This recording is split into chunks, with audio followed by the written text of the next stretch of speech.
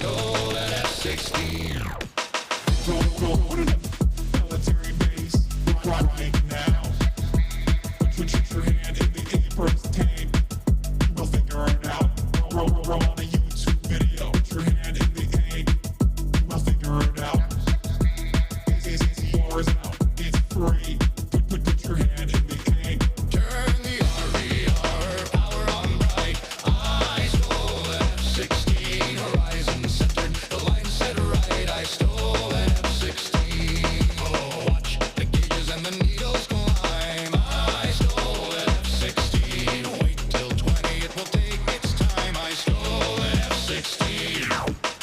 Put your hand in the RE. Grab whatever rifle you can. Put your hand in the EPSTEIN. We'll figure it out. Roll on a YouTube video. Put your hand in the ink. We'll figure it out. It's yours now. It's free. Put your hand in the ink. Throttle back down to idle mark. I stole an F-16. Jet breathes deep with a rumbling spark. I stole an F-16. Unlock the gate and push it free. I stole an F-16. The bird comes alive with a roar of glee. I stole an F-16. Turn the RER power on bright. I stole an F-16. Horizon centered. The line set right. I stole an F-16. Oh, watch the gauges and the needles climb. I stole an F-16. Wait till 20. It will take its time. I stole an F-16. Put your hand in the RE. Grab whatever rifle you can. Put your hand in the EPSTEIN. We'll figure it out. Roll on a YouTube video. Put your hand in the ink. We'll figure it out. It's yours now. It's free. Put your hand in the ink. Turn the RER power on bright. I stole an What's going on, everybody? I hope everyone's having a fantastic evening, afternoon, pre-noon, no matter where you are in the world. I'm Hasan Piker, and this is the HasanAbi broadcast coming to you live from sunny California, Los Angeles, folks. We're live and alive, and I hope all the boys, girls, and MBs are having a fantastic one, because today's a beautiful day. Today's a wonderful day. Today is a very special day. Do I look cozy? Yeah, it's because I'm tired. I just I passed out. I got back home and I passed out immediately, and then I just woke up and I did a business meeting, a team meeting. So the vibes will be immaculate for the day, hopefully. But you know, I'm a bit tired. I'm gonna go through the phases and wake up, but I was awake at 5 a.m. so I could fly here.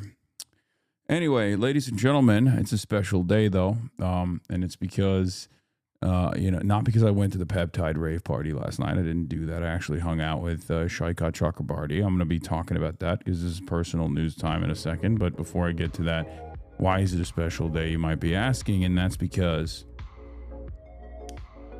I'm back on my soundboard. Is that why? Is it because it's Easter? Is that the reason why it's a special day? Is it because of Easter? No, it's not. It's not. Even though that is one of the reasons, but I think we all know what the main reason is for why this is a special day, ladies and gentlemen. I think we all know what I'm about to say. It's a special day because it's always a special day this day of the week. That's right. It's freaking Friday. We finally here, right? Well, it's Friday. Ladies and gentlemen, boys, girls, and MBs, it's freaking Friday. It's Friday. You already know what's up. It's Mufasa Friday. You know what's going on.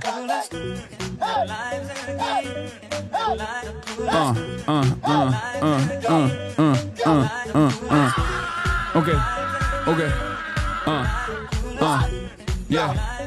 It's Friday. It's freaky ass Friday. You already know. Your parents, your fathers, your forefathers, your grandfathers, they fought long and hard for the labor movement so they could so that your ungrateful ass can have a weekend. So it's Good Friday, and it's the goodest of Fridays.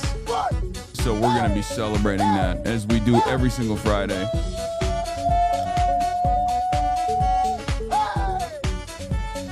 Oof. You already know what's up. Okay, so the medical and psychological effects of Mufasa Friday have to be studied. How does he lift our moose so effectively? It's because it's a recognition of fighter jet down Friday. It's true. Was your team meeting this morning by chance an interview for FBI director? Yes, I am the new director of the FBI. I'm going to be the new director of the FBI. It's true. It's going to happen. Yeah, fighter jet Friday. You already know what's up. You already know what it is. Decoy, thank you for the 5 gifted. I'm live. I'm alive. There's a lot to talk about, but before I do that, 71 degrees and sunny here on stolen Tongva land, which is where I'm tuning to you live from. Okay. And yeah, there's so much to talk about, but as far as personal news goes, my chud ass loser life, my big chungus life, you already know I didn't do nothing except I ended the broadcast yesterday after the University of San Francisco Law School talks that I gave. And then after that, I hung out with Shoykot Chakrabarty. And we went to a couple different spots, local places that he wanted to film at. And we hung out and he wined and dined me. Okay. I'll tell you what, he wined and dined my ass. And it was incredible. We went to a Palestinian restaurant called Beit Rima. And oh my freaking Lord, dude. Beit Rima. Oof. If y'all have not been, oh my God, bro. Oh my God, brother. It is so good. Beit Rima, it was so freaking good. I had everything, bro. I had everything. It was spectacular. Spectacular. Can't fucking recommend it enough. Okay? Can't recommend it enough.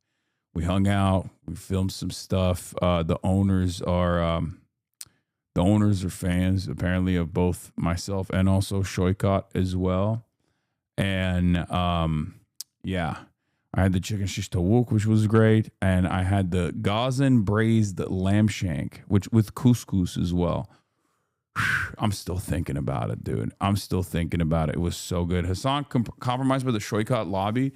Yeah, bro, he fucking did it. He did that thing. But I've been a fan, as you guys know, I've been a fan of Shoykot, and I've been promoting him pretty heavily, in spite of the fact that there's a lot of people on San Francisco left that are understandably a little bit worried about him. And the only reason why I say understandably worried about him is because I had the same concerns when I first heard that he was running. I knew of him. I knew of what he had done in the past, but I was still a little bit, I was still a little bit worried, given that he's, centimillionaire tech guy. What's this about, right? HasanAbi Theo Von Law? What is this?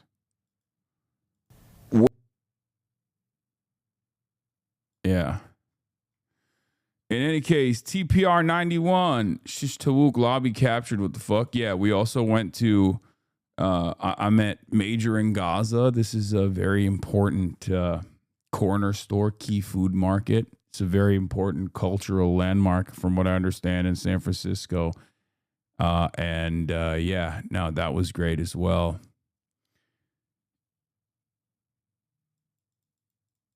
What is this? Can you speak on your thoughts about that student question about the October 7 rapes? Can you elaborate on how that person was coming off? No, it's classic. There's always one. There's always one.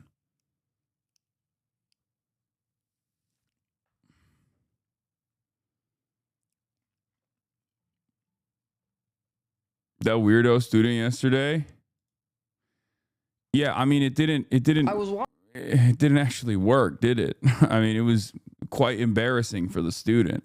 So, and he kind of understood that it was embarrassing. He got like super red, and it was it's one of those things where like in your head, I think in your head and on the internet, you have an idea of like how things are gonna go, but then in person it doesn't go that way. Like it's just, it doesn't work that way. This has happened already. This has already happened. This happened at Cambridge too. I don't mind it. Right? Because I think people personally have this notion that like a real world interaction is going to take place in the same way that you envisioned it in your mind, or the same way that you assumed it would happen on the internet. Because you can't strip a conversation of its nuance when the person can actively respond. Yeah. But yeah. There was something in their voice, trauma, anger. They were 100% caught reframing the argument. Yeah, it is what it is, you know. I don't think it was a memorable moment at all.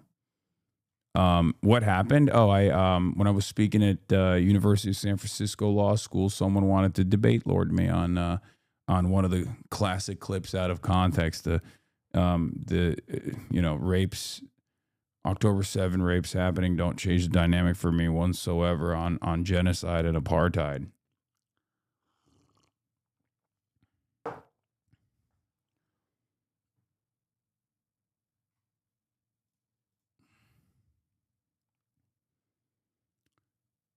Pete Kegsbreath has declared the Rice's whale is a national security threat to U.S. oil needs. Only 50 are left on our planet, and they live in the Gulf of Mexico. Sorry for caps. The news just broke. I have no idea what you're talking about. But yeah, it was great. It was great overall. I had a great time. I don't personally appreciate how much I feel like schools are being annoying with their restrictions.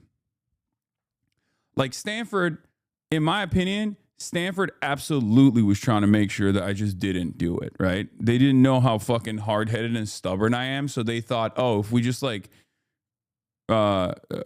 take away the mess hall, like take away the amphitheater or whatever, like the big area that he was going to do his speech at, like maybe he'll just not show up. And I was like, fuck that. I'm still showing up, you know? So Tim Miller being hot and defending you, what a fun time. Yeah, I saw. It's very funny that Tim Miller has a much better understanding of like exactly the dynamic that's shaping in the broader electorate, and had to be like, I'm putting my fucking foot down.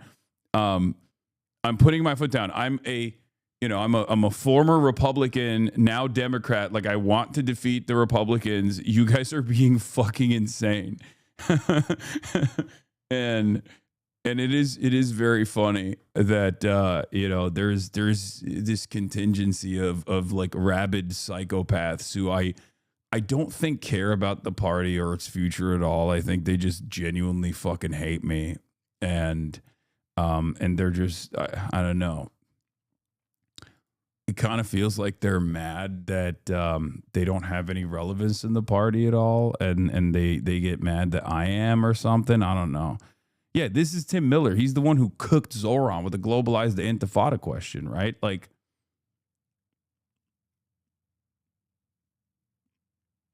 but yeah.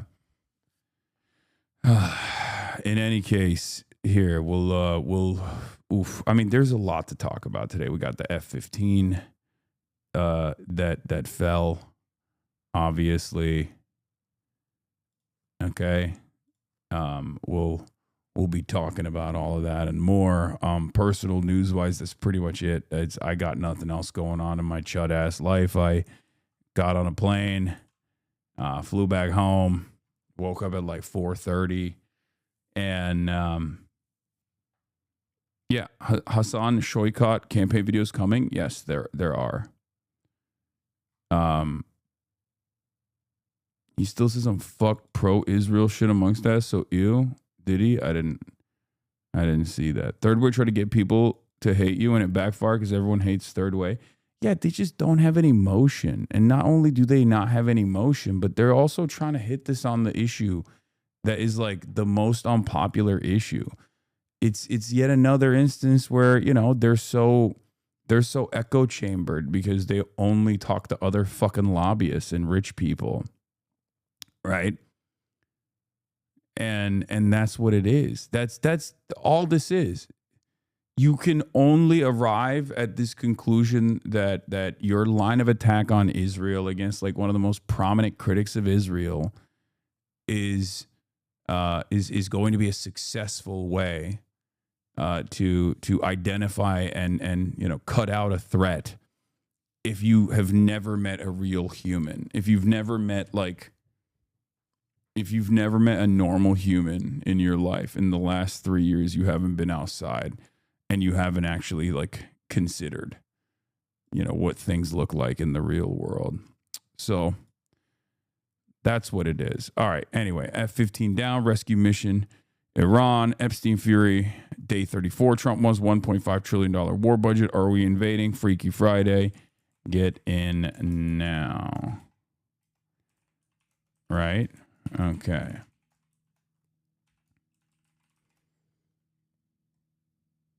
Zeteo released the 28-minute Prof. Jang. Oh, not my Jang. Not my Professor Jang. They released it? Nice. We can now finally watch it. It's no longer paywalled. I'm very excited about that. Army chief fired as well. Yeah.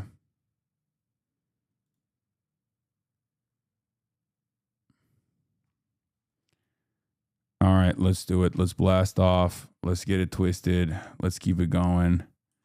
By the way, don't worry, you didn't come up at Passover Seder last night. I didn't have to defend you. I guess you just don't have motion like that.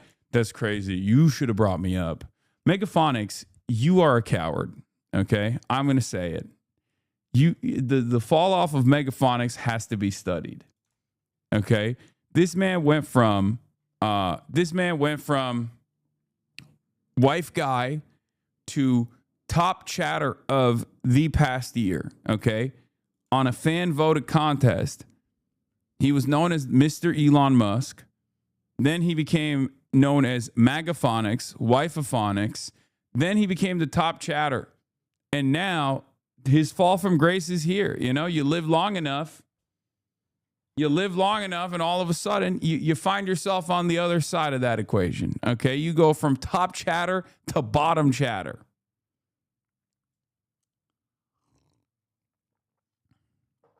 Went from libophonics, magaphonics to now, I don't even know what he would be.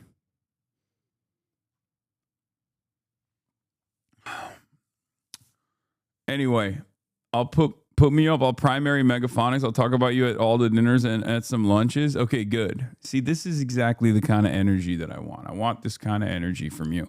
Okay, I want the kind of energy where you broach the subject at all the seders. Maybe when you go religious gatherings, family gatherings in general, you're just like, hey guys, we got to talk about this. Okay.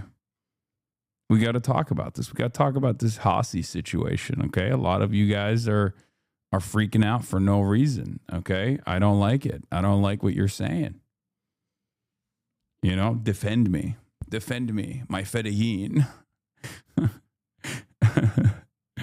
I'm going to bring you up at church when Jesus comes back on Sunday. Okay. In a room full of Israel supporters that would somehow make me the least normal person in the room.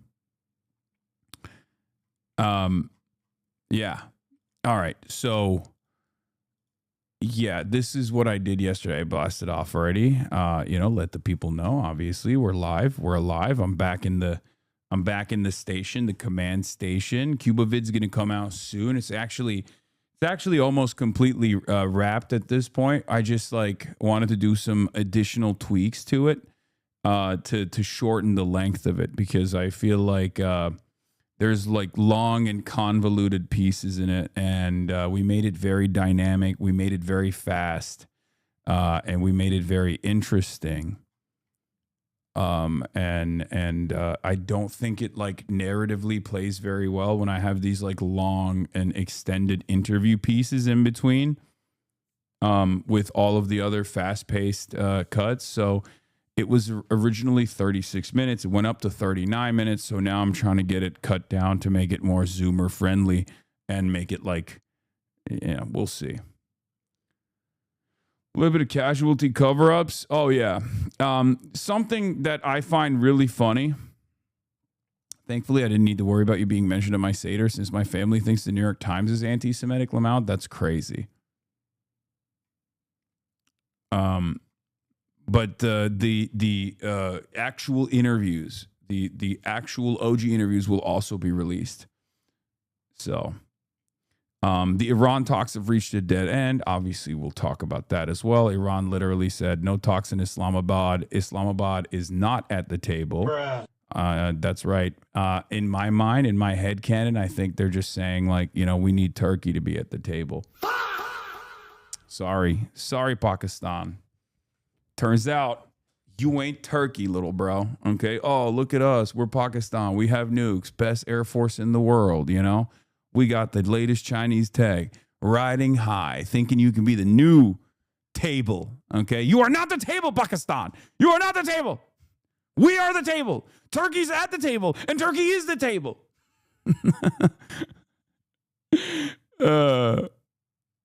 But, of course, today and forever, Pakistan's Zindabad. All right.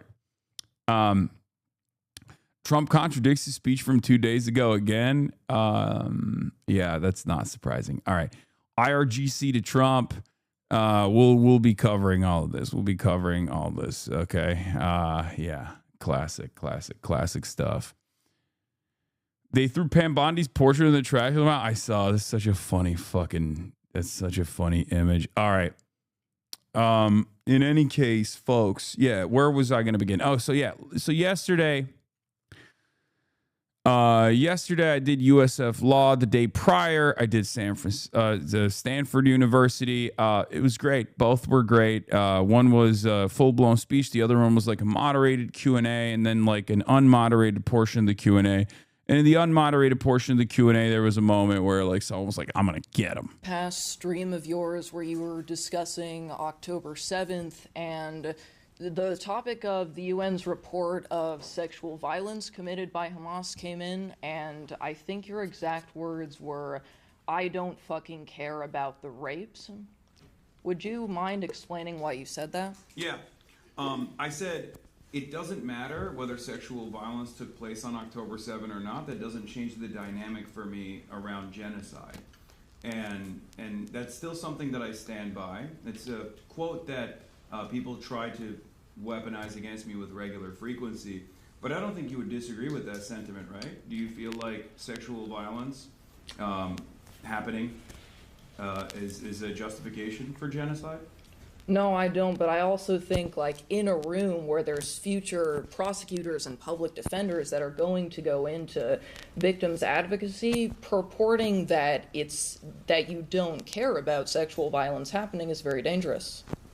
Okay, but now that you understand the context of it, you understand what I was saying, right? Because there was a person who was actually claiming that that there was no evidence for sexual violence taking place at all, and the argument in the much broader context was me saying whether or not sexual violence has taken place does not change the dynamic of, or does not justify genocide taking place. I think that's a fairly reasonable critique, right? How do you dismiss accounts of kerosene and... All right, and then the rest of it is just like the full context of it. I guess they put the full context of it in this video, but let me see what else. Part of this problem that many people can't contend with, like... Or, I don't know, do you think Israel committed a genocide? Maybe you have an issue with that as well. So victims are collateral damage in pursuit of the greater good. Do you think Israel committed a genocide? If you don't mind me asking? Well, why aren't you staying on topic on the question that I This asked is the you? topic. You asked me a question. I'm asking you so we can have a normal conversation. Do you think Israel committed a genocide? I do, and I also Okay, think great. that minimizing rape is wrong. Do you think that the sexual violence taking place on October 7 would justify Israel's a genocide, or do you think genocide is unjustifiable? I think it's not a dichotomy. Okay. So where do we go from here? So we're in agreement. I thank you for your explanation. I just wanted to know why you said that. That was such a bad faith argument from this person. They didn't even seem to want to establish what the dichotomy was in this case. You also aren't minimizing rape. Yeah, exactly. But it doesn't matter because it's just, I mean, this is the next generation of lawyers coming from USF law. I don't know.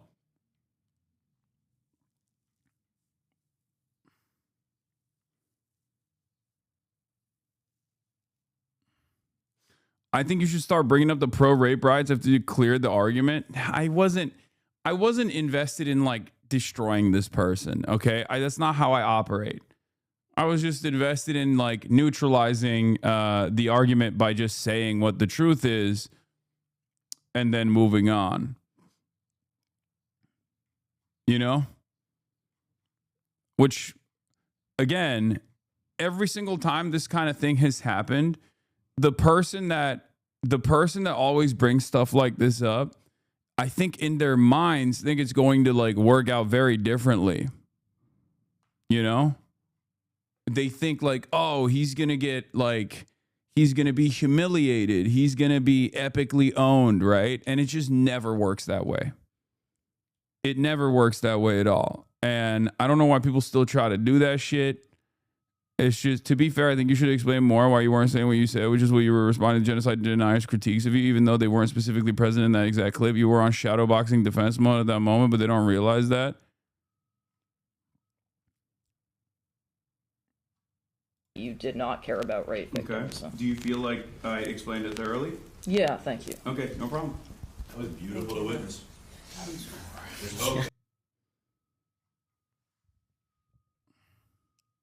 I mean, they agreed with me at the end of it, you know? Yeah, no, the lawyers were also very woke. I mean, it was mostly fans in the room. It was great. Yeah, he turned red by the end of it.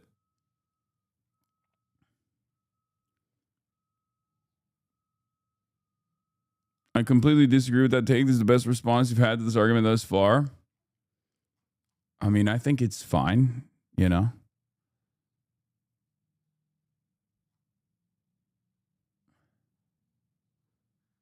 To some degree, you push other people away from your movement when you choose to be cruel beyond just making your point.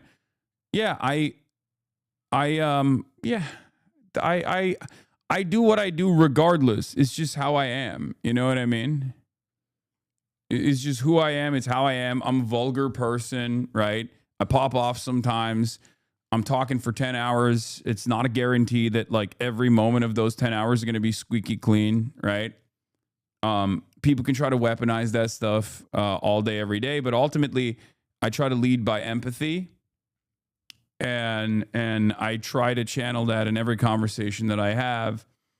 And a lot of people will try to engage in these sorts of bad faith critiques, but ultimately, you know, I am who I am, right? I think people will either recognize what I'm trying to do and appreciate and understand and can come to the table charitably. Did the person stick around for the group photo? No, they did not.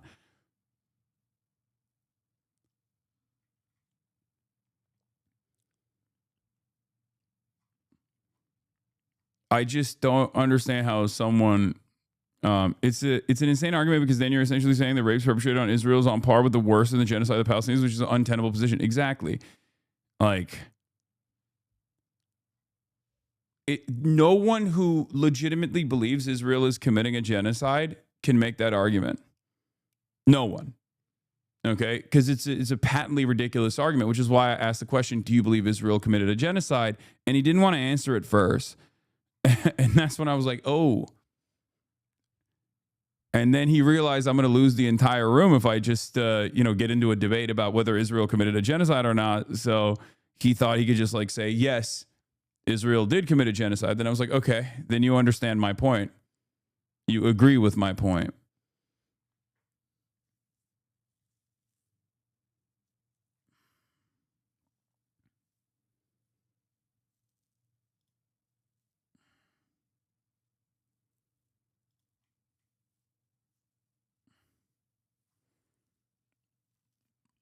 Yeah.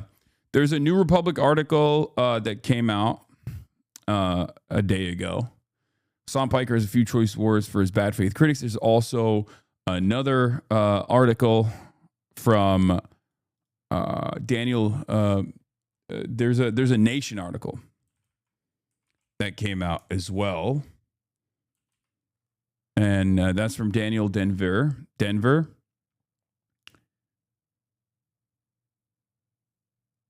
Wait, what? A second Air Force combat plane crashed in the Persian Gulf region on Friday. The lone pilot was rescued. Wait, what the hell? Wait, this is another. Wait, what?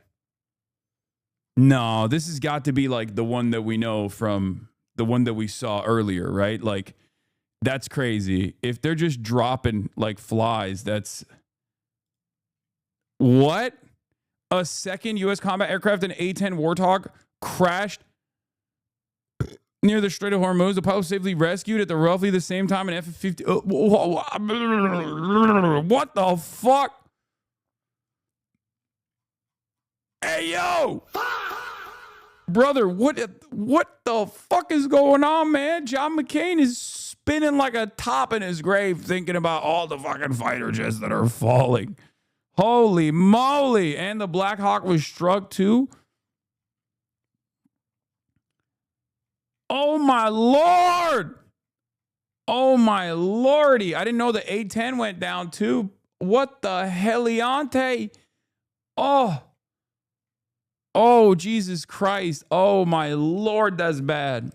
That's unbelievable, dude. Unfreaking believable. An Iranian capture of U.S. pilots could be a turning point in the war with Iran. God damn, dude. It is, what a day. What a time to be fucking alive, dude. Holy shit. Sorry for the off-topicness, but I've been thinking about China. I'm wondering why you think a China-led world order would be good, or would it just be better than what it is now, which would be very likely to be true, to be honest. I can see the argument. Okay, man, I just, look. Western domination around the globe has been very beneficial in comparison to the rest of the world for people living in the imperial core. That much is true, okay? Yes. But it's been disastrous for everyone else living in the periphery that has to basically sit around and operate like wage slaves for American empire, for Western empire, and have all their natural resources be extracted, and have foreign capital refuse to actually evenly develop these countries. It's been horrible. I mean, look at what we're doing to Iran right now.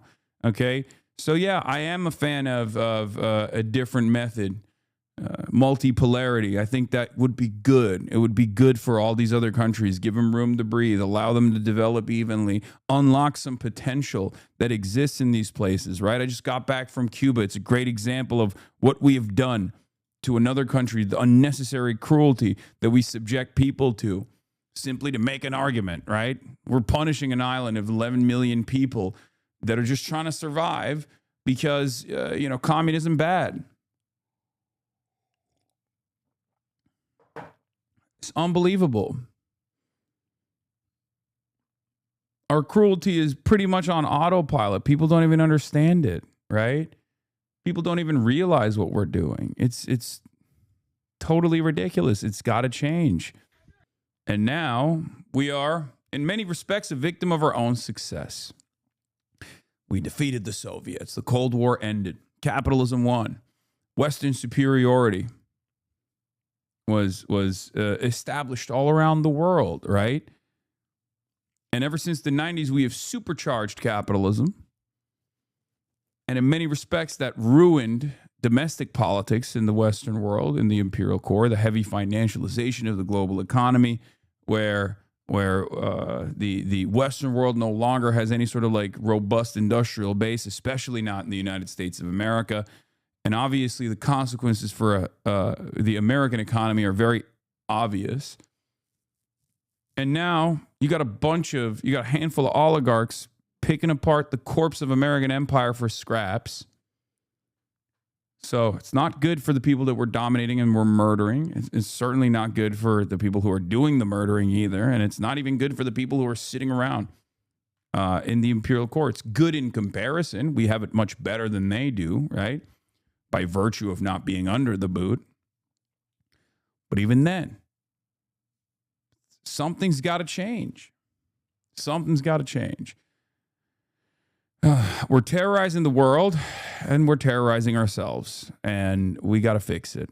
So that's my attitude on multipolarity. That's my attitude on America receiving a little bit of a bloody nose here, maybe a black eye here from Iran or from any of these forces, really, so that we're forced to retreat. We're forced to recalculate exactly how far we can expand empire, and maybe, hopefully, change some things at the domestic home front, change some things for the better, you know? And let me tell you, our nose has been thoroughly bloodied, especially in the past couple of weeks, right?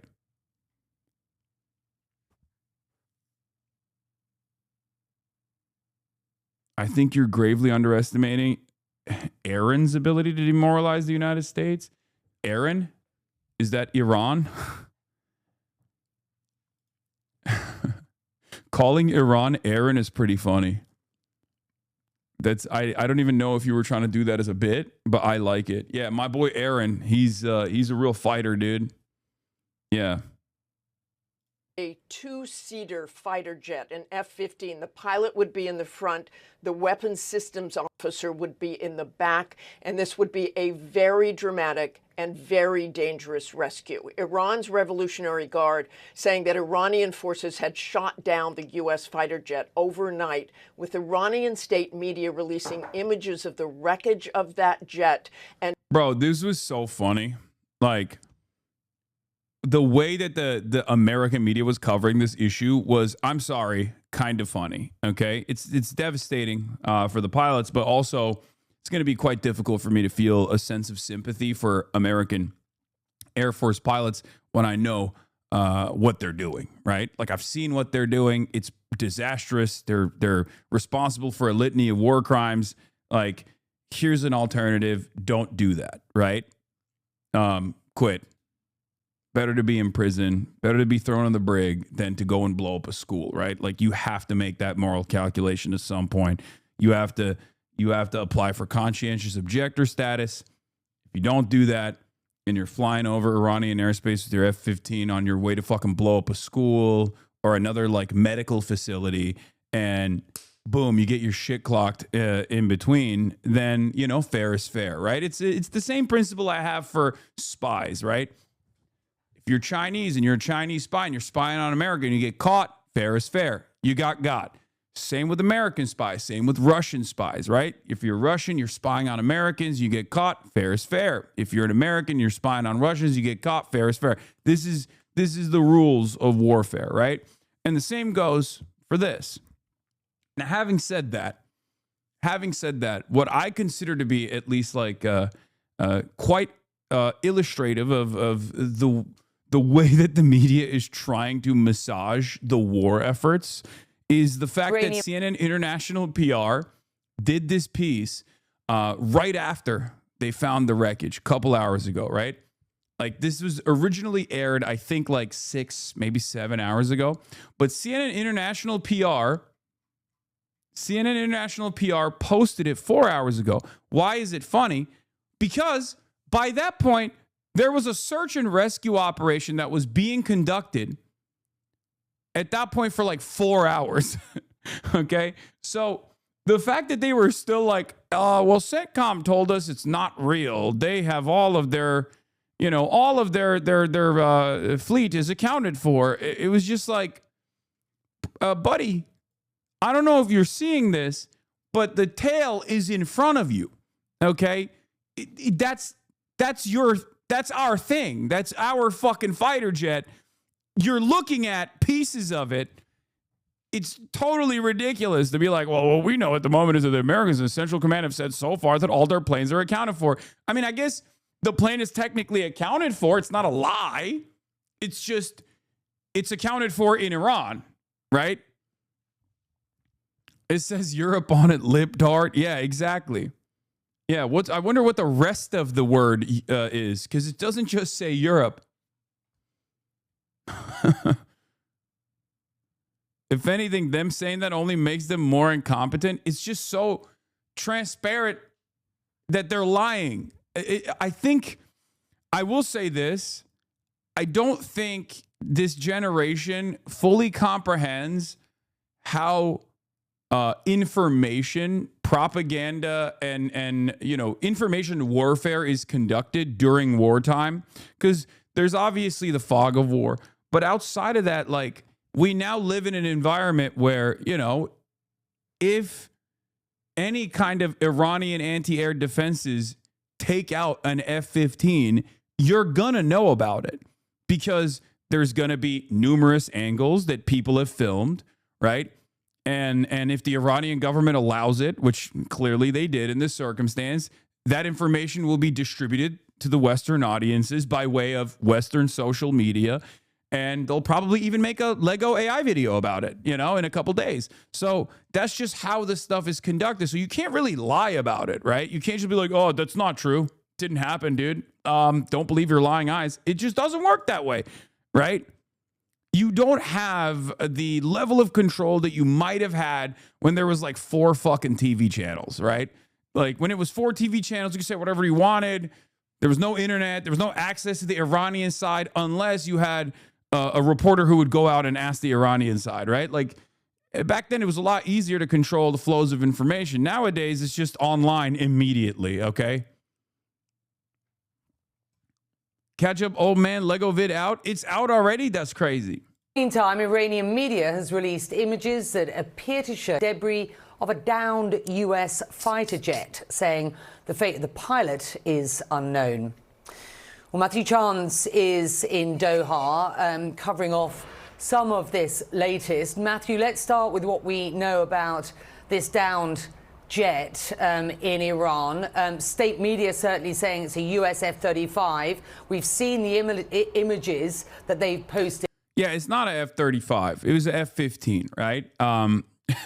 Which, again, I thought they were using the F-35s. Why are they not using the F-35s? I wonder. Because that's another question, right? We have a whole fleet of F-35s that we paid $2 trillion for the R&D on.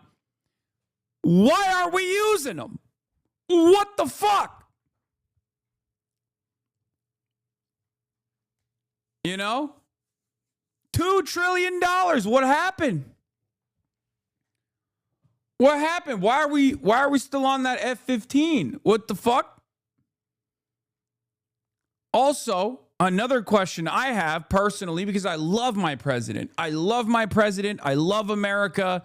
And I believe my president, my big, beautiful, bold, brave president. And he keeps telling me we've achieved total victory over Iran. Like air superiority has been established. We're blowing up all the schools for fun now. You know what I mean? We're blowing up bridges and the electrical grid is being threatened. We're now doing flex mode shit, right? Because we established air superiority. So from my perspective, it's just like kind of shocking when I hear stuff like this, because this is not what happens when you have established air superiority. And it's rather strange. I almost feel like my president is fucking lying to me. And if that was the case, everything that I know about the world would be wrong, and I don't know what I would do with myself, because I love my president. I love Donald Trump. I love MAGA, right? And I believe everything he says. And these past 34 days have been rather confusing, because on the one hand, I'm like, yeah, we won. Every time he says we won, I go, yeah, we won.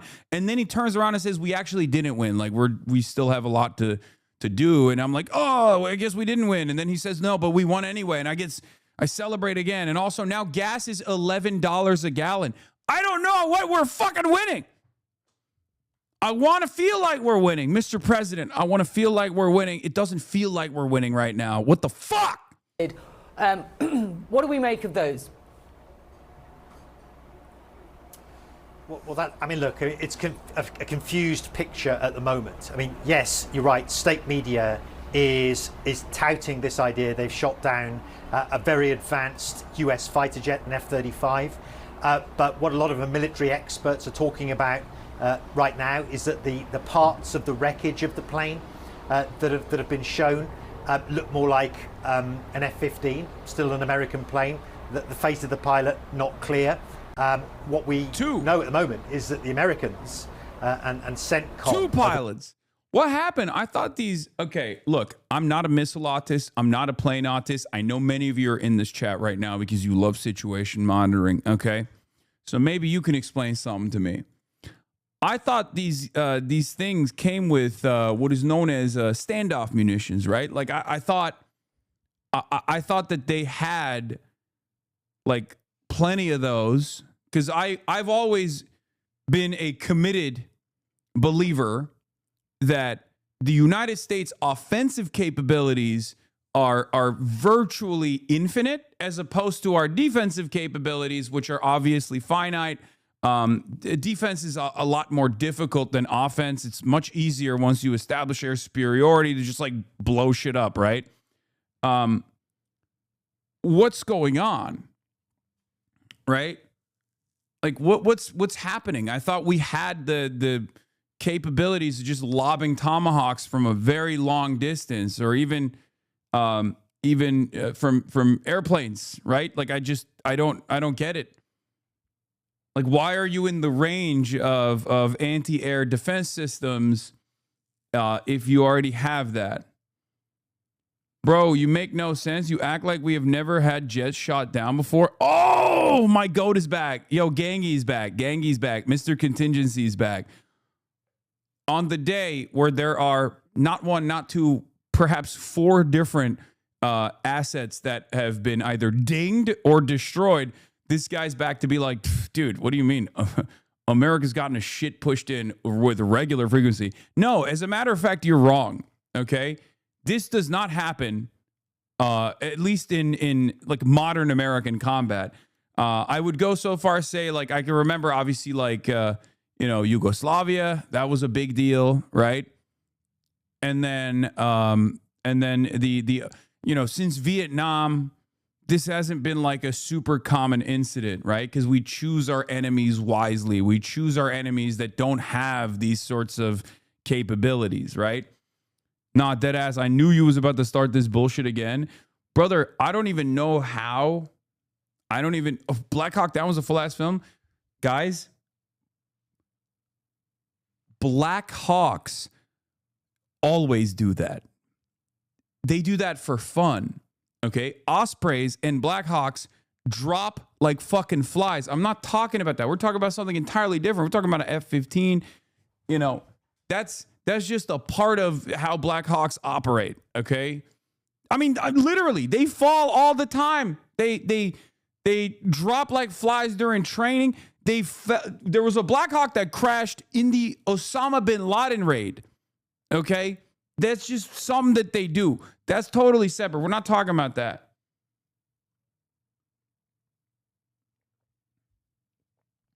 But Russia loses a lot of jets, but you say Russia is winning, Law? Buddy,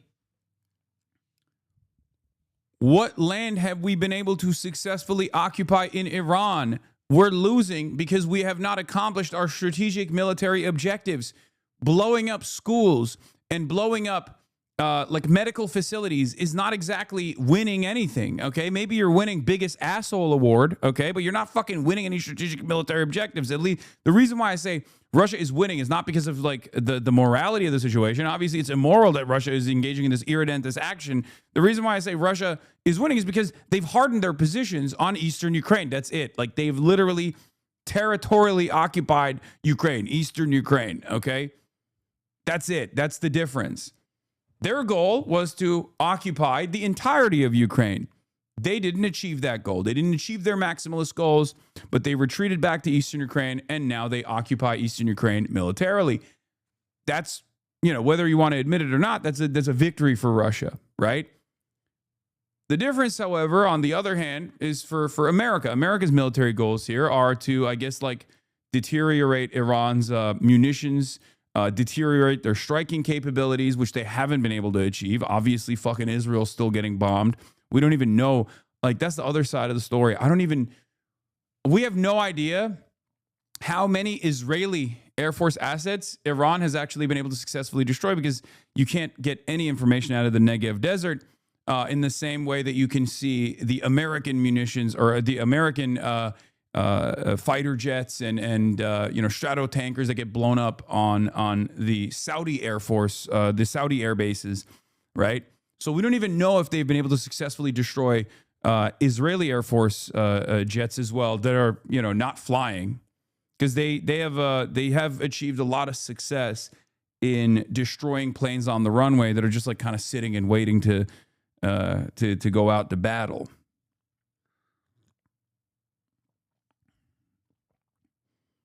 But in any case, it's worth noting that Russia is currently not winning. They're currently bleeding more troops than they are replenishing, and having a large portion of their oil production disabled by Ukrainian drones, Hasan.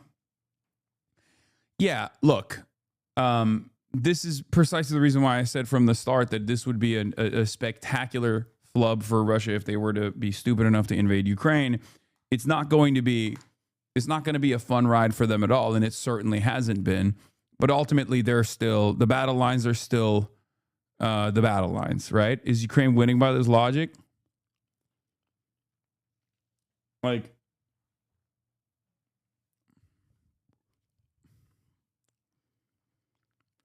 anyway, let's get back to America. People that have been speaking about this Central Command, they've said so far that all of their planes are accounted for, and that, you know, the Iranian military authorities often make claims like this. And so, you know, details, as I say, very sketchy at the moment, but, you know, those images are very compelling, and we're hopefully going to get a bit more light shed on this in the hours, perhaps even in the minutes ahead, Ben. I will say one of the most shocking aspects of this, though, because I was monitoring the situation quite a bit, one of the most shocking aspects of this was the fact that they were able to do a search and rescue mission, right? And it was a crazy one. It was you know, flying super low. You have aerial refueler flying super low alongside two helicopters. There's images of that all over Iranian social media. They were like posting it because it was close enough that they could see it, right? And this is before we get to the A-10, right? The reason why I'm bringing this up is because obviously they were flying so low. It's a very dangerous mission, right? If you've watched Top Gun, you know if you fly that low, you're avoiding the radar, you're avoiding some of the anti-air defense systems, but obviously there's a litany of other dangers that come along with a search and recovery, search and rescue mission such as that. But here it is. There's some videos of it. I want to show it to you. But what was shocking to me, at the very least, was that they just don't have enough man pads, I guess. Because, like, how do you not mobilize? Iran is massive. Iran's a massive country. But, like, how do you not mobilize in specific quadrants, just like, you know, mobile units with man pads immediately to the area, especially as you're in the process of, like, conducting your own search mission to figure out where these incredibly high-profile prisoners of war will be. Right? But yeah, it's unbelievable. Flying low and slow, very dangerous. Yeah. Now, this is obviously very dangerous for I mean, this is dangerous because you can be targeted with like conventional weapons at that point, right? Like small arms and shit, especially depending on how close you get to the ground. But then, I mean, this is at this point, flying like this, I feel like it's just, all it takes is like one man pad, right? Like, holy shit, that's a tight formation. They're refueling, chatter. Of course, it's a tight formation.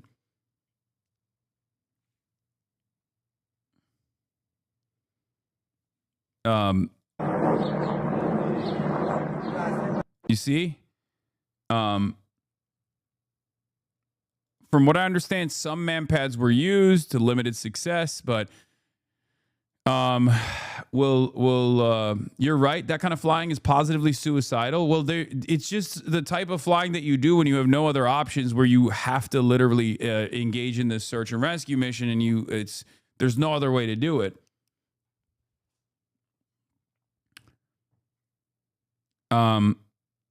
So I think another Top Gun movie could unironically single-handedly restore a lot of Americans' fence-sitters' faith in America's force projection capabilities. Yeah, but what I didn't understand is why the pilots didn't, as soon as they ejected from the F-15, why didn't they go to the nearest Iranian airbase and take over an F-14 and then fly out with it? Because, like, that's what you're supposed to do in that situation, right? Like, that's what I've learned you're supposed to do. I thought that was like standard operating protocol. You eject, you get shot out of the air, you eject, you go to the nearest Iranian airbase, and you take over an F-14 fighter jet, and you fly out with the F-14 fighter jet, right? Because like they have the F-14s, the Iranians do. So you steal that, and then you fly out. That's what you're supposed to do. At least that's what, Tom Cruise taught me is what you're supposed to do. But I guess Israel destroyed all their F-14s, so they can't really do that anymore. Yeah, you pull an F-35 out of inventory. Yeah. Changing to an F-14 is faster than reloading. Yeah. All jets accounted for as they replace the F-15 with an F-14. Yeah, it's just one step below, right? But yeah, it's been interesting watching.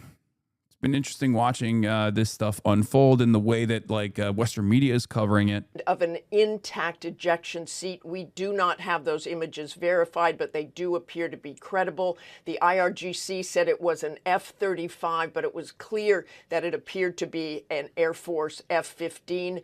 U.S. pilots are trained in what is called SEER. If they're shot down or have to eject over enemy territory. SEER stands for survive, evade, resist, and escape. They, of course, know that the Iranians are looking for them. In fact, Iran put out a message to shoot the pilots if they were found, and a reward was being offered later, they said, if they are found alive. This comes after President Trump claimed in his speech on Wednesday that the Iranians have no anti-aircraft equipment. Their radar, he said, is 100% annihilated.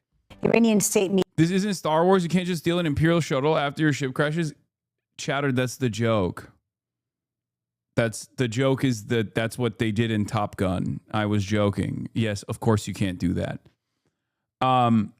So what's interesting about this situation, of course, is that it kind of disparaged a lot of the original propaganda, the initial propaganda that all Iranians are actually welcoming us as liberators.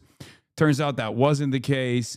I've seen hundreds of videos of Iranian farmers dusting off their bolt action rifles to take pot shots at these Black Hawk helicopters that were engaging in the search and rescue mission.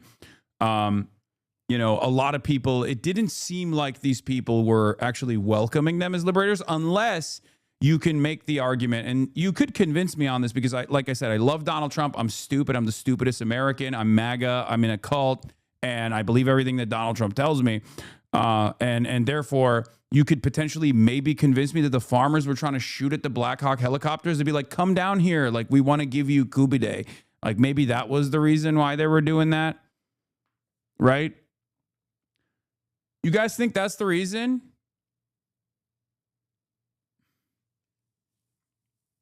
Maybe they were like, come down, come enjoy our Kubi Day. Maybe that's what they were doing when they were shooting at the helicopters, engaging in a search and rescue operation. They just had no other way to communicate, so they were just shooting at it, right? They were welcoming bullets, welcoming the Americans as liberators, right? You're telling me the Iranian people didn't side with the U.S. after they killed 160 little schoolgirls? Who would have thought? Yeah.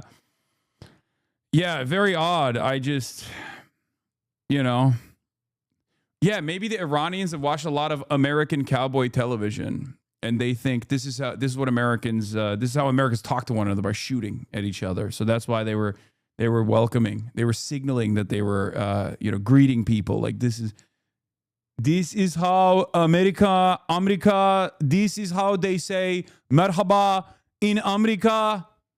Like maybe that was what was going on, you think? I don't know. Anyway, Yes, a U.S. fighter jet has been shot down over Iran's airspace. U.S. media are reporting this hour that one crew member has been rescued.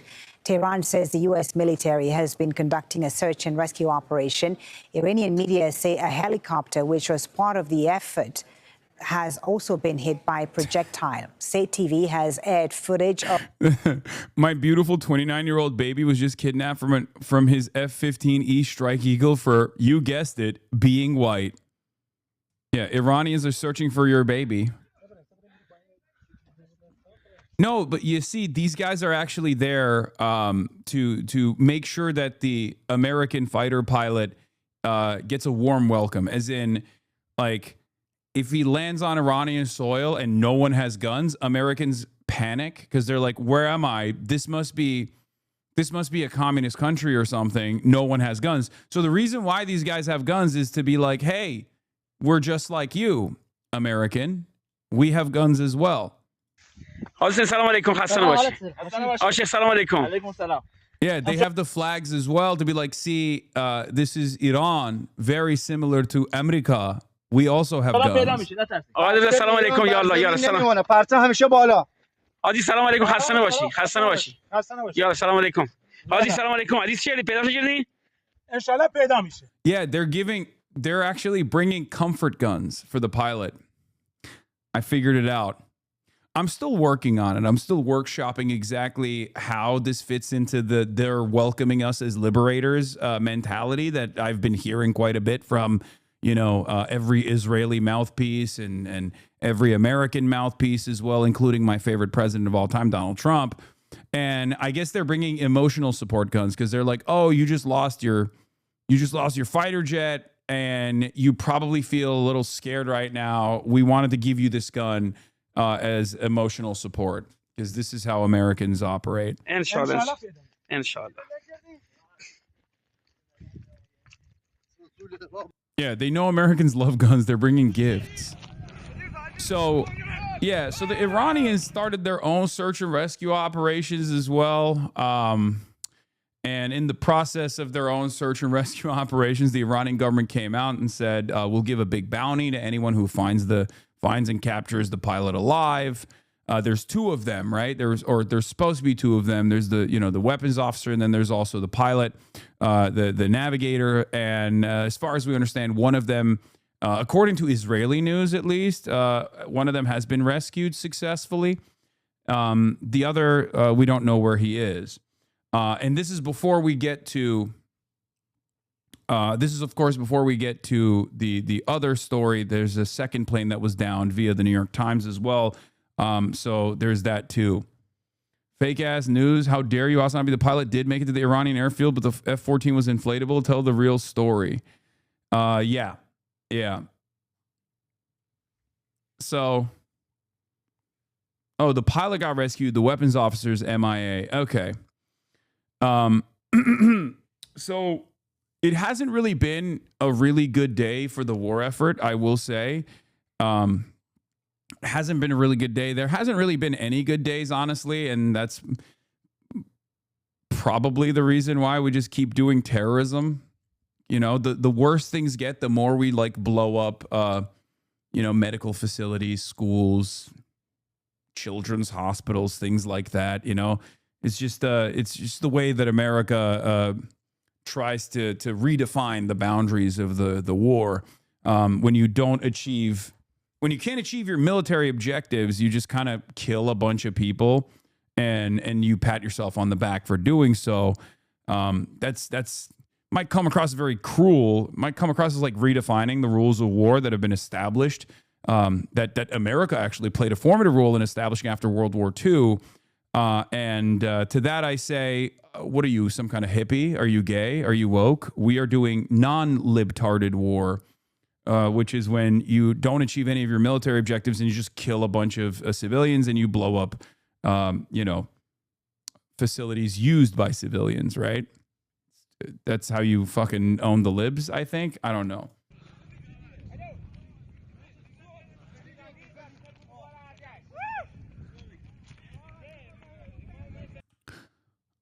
But yeah, it kind of feels like we're not winning hearts and minds here, which is putting me in a unique predicament as someone who loves the president and someone who loves war. I love war. I love death and destruction. And this has been a strange couple of days. So, yeah, we will achieve no strategic objectives, and in the process, we'll just do a lot of death and destruction. It's fucking fantastic. It's wreckage of a downed U.S. aircraft. The video, as you can see there, appears to show metal and debris in the back of a truck. Let's bring in Kimberly Halkett, our White House correspondent in Washington, D.C. So, Kimberly, U.S. media reporting that at least one crew member has been rescued. What more are we hearing? Yeah, well, we're awaiting official statement from the U.S. Central Command, and we expect one is forthcoming. In the interim, what I can tell you is a lot of confusion in the last hour or so with regard to what is accurate and what's being reported. Of course, Iranian state media releasing videos of a search and rescue mission being conducted by the U.S. military, showing video of multiple, at least 2 Black Hawk helicopters, as well as a C-130 flying very low over central and southwest Iran in a search and rescue operation. The question becoming, are there 2 pilots or one that has been the subject of the search? And it does appear now that at least one pilot, it is being reported, has been recovered, but again, unconfirmed reports. What this suggests with one pilot, that it would be an F-35, but there has been more reporting to suggest also that there is a search for 2 pilots, which would mean this is then an F-15 that has been down. So a little bit of confusion regarding the aircraft and the number of pilots, and that is why we are awaiting the CENTCOM public press release in order to confirm some of these details. What we do know, however, though, is that the U.S. President Donald Trump has been briefed about this. Could this be a false flag justifying Easter invasion? Buddy, you're out of your dang mind. Okay? No. They're not trying to literally show their ass to the rest of the world. This is a fucking huge flub. We already amassed a number of troops in the region. If you want to fucking invade, you just invade. Trump has said it already. He doesn't need a fucking false flag. It's already over. Trump is not responsive to public pressure at all. It doesn't matter at all. This is probably the dumbest false flag that you could possibly conduct. There's just no, you don't do this. They're not just pretending to take significant L's here, okay? Significant L's that undermine the argument that they presented for the past 30 fucking days, which is, we're doing great. We're doing great. We've destroyed all of their anti-air systems. We have full air superiority. We've destroyed all of their missile launchers as well. Their missile launching capabilities have been diminished. That's a lie. All of that is a lie. And this proves that all of that is a lie. Like, I don't think this is how you would do a false flag at all. Incident, and is following it very closely. And so we are also awaiting a statement from the White House. But in the interim, what we can tell you definitively is that this video does conclusively show that the claim made by the U.S. president that Iran's air defenses and air capabilities had been destroyed is not true, given the fact that Iran is claiming that it has shot down U.S. military aircraft. Kimberly Halkett at the White House, thank you for that update. Let's check in with Ali Hashim now in Tehran. Ali, what are the Iranians saying about this downed jet? Well, officially, the only lines we are hearing is that the military and people are looking for the pilots or the pilot, because the narrative here in Iran is that this was an F-35 jet. Now, the Americans are saying it's an F-15 with 2 pilots. So this is over here the issue. Now, with respect to reactions, we are seeing the Iranian Speaker of Parliament, Mohammad Bakr Ghalibaf, character and personality, very influential these days, and his name is being repeated a lot. He says in a tweet on X, after defeating Iran 37 times in a row, this brilliant no-strategy war they started has now been downgraded from regime change to, hey, can anyone find out our pilots, please? So this is the first official reaction. At the end, there's something very crucial here. This is not the first time the Iranians are saying they're attacking or hitting American or Israeli fighter jets. It started on the 19th of March when they said they struck an F-35. Then from the American side, there was a report on an incident that took place with this plane and that the pilot was in stable condition. Later on, we heard about F-15. Hasan, do you think it's important to mention that Iran has no internet for over a month? So most of the things you see is what the Iranian government wants you to see. Not saying there was internet. You're going to see Iranians cheering for the bombs or anything like that. Yeah, I did mention that. But once again, Samira, welcome back, by the way. Welcome back to doing the same thing that you do every single time. I mentioned that in the beginning of the story, as a matter of fact. Maybe you weren't here. Maybe you didn't hear me say that. But that was quite literally the first thing that I mentioned when I talked about how unique it is that there are so many reports or so many social media posts coming from the ground about these low-flying these low-flying aircraft on Iranian soil, given the fact that Iran has been in an effective internet blackout. You know, bro, I need to correct you on one thing, though. I did.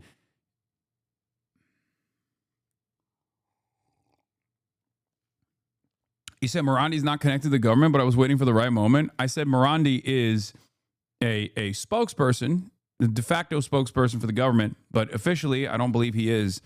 I mean, his father, I think, was like a surgeon for Ayatollah Ali Khamenei, right? But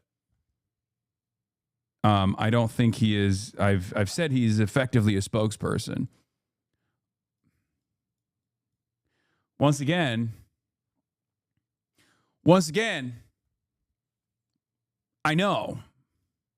Let's continue. 16, and now we're hearing about the F-35.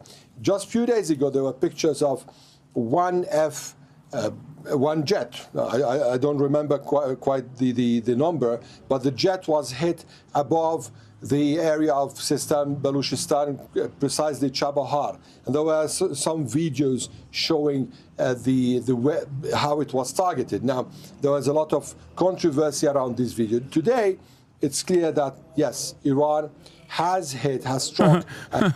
Why is it every time I tune in, you're defending the violent bullies? First Hamas, then the Houthis, then Cuba, now Iran. If only, hear me out, if only there was a significantly more violent force that was dominating every single one of these non-state actors and also state actors. If only. Just think for a moment. Just think, who's on the opposing side in these incidents? Is it within your capacity to recognize that perhaps maybe we are the bullies, the violent bullies? Landing on Iran is deadly, costly, yes, but it's like a D-Day to liberate them. You're a fucking idiot. Okay, whatever, dude. To liberate them. Bro is operating on 2003 talking points in 2026, bro. I swear to God. Amazing. Amazing. 23 years of liberation, and he's still like, well, what if we're just like doing a D-Day style liberation campaign? Like, what if I'm a fucking idiot who was comatose for the past 23 years, just woke up from a coma, and the only thing I learned about was when America did World War II? What then? What now, libtard? What do you have to say to that? An American jet, And the IRGC said a few days ago that they've developed, after the 12 days war, they've developed a new system of anti-aircraft missiles. What's this system? Is it carried on the shoulder? Is it a system? No one knows. Okay, Ali, thank you for that update. Ali Hashem in Tehran there for us. Hi, I'm Diana Macedo. We're coming back on the air with new details on a U.S. fighter jet shot down by Iran. A U.S. official confirms to ABC News one of the crew members has been rescued. Let's get right to Chief Global Affairs anchor Martha Raddatz. Martha, what do we know so far? We know that. So the other one, MIA for the time being.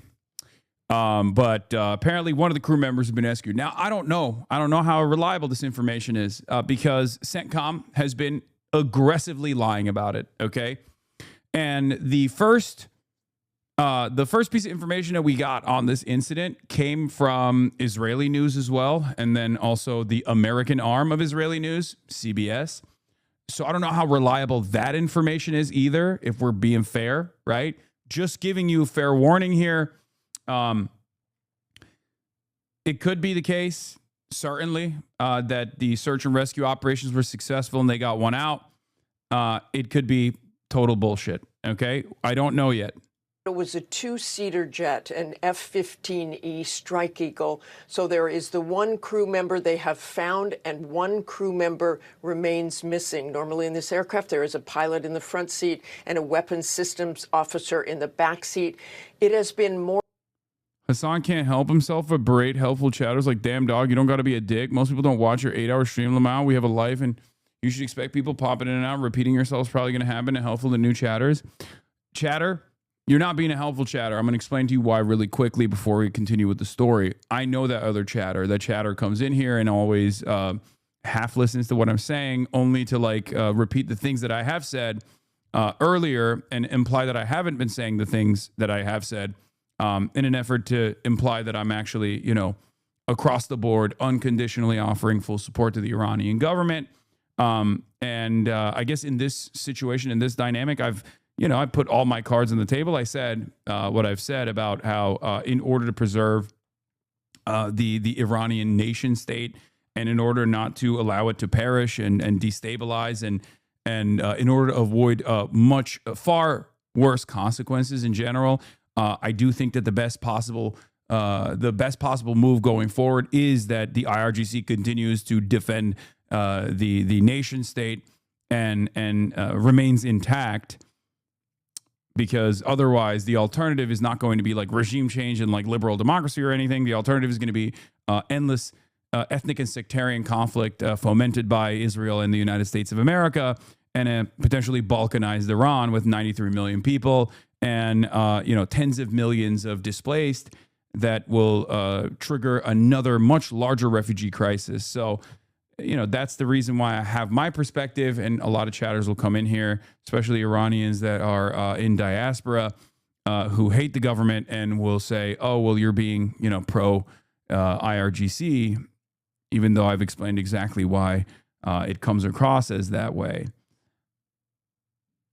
I know you know this stuff, but choose to take the phony neolib neocon route of making this about West versus East oil or even colonialism. I don't even know you want to be associated with types like Nick Fuentes, but he's right on that front. They already call you an anti-Semite with regular frequency. You might as well be truthful, knowing they will deploy that classic attack. Truthful? Why would I fucking lean into idiotic Jewish hypnosis style conspiracies or organized Jewry or whatever the fuck you believe in just because people are calling me an anti-Semite? This only works if you genuinely think that I'm secretly an anti-Semite and I'm hiding it so that I have plausible deniability. You need to get that out of your mind. At this point, there is no reason to hide if you're anti-Semitic, if you're worried about anything, because a lot of people actually are. A lot of people have become that way. So if you're hearing something from me, just know that it's because it's something that I sincerely believe.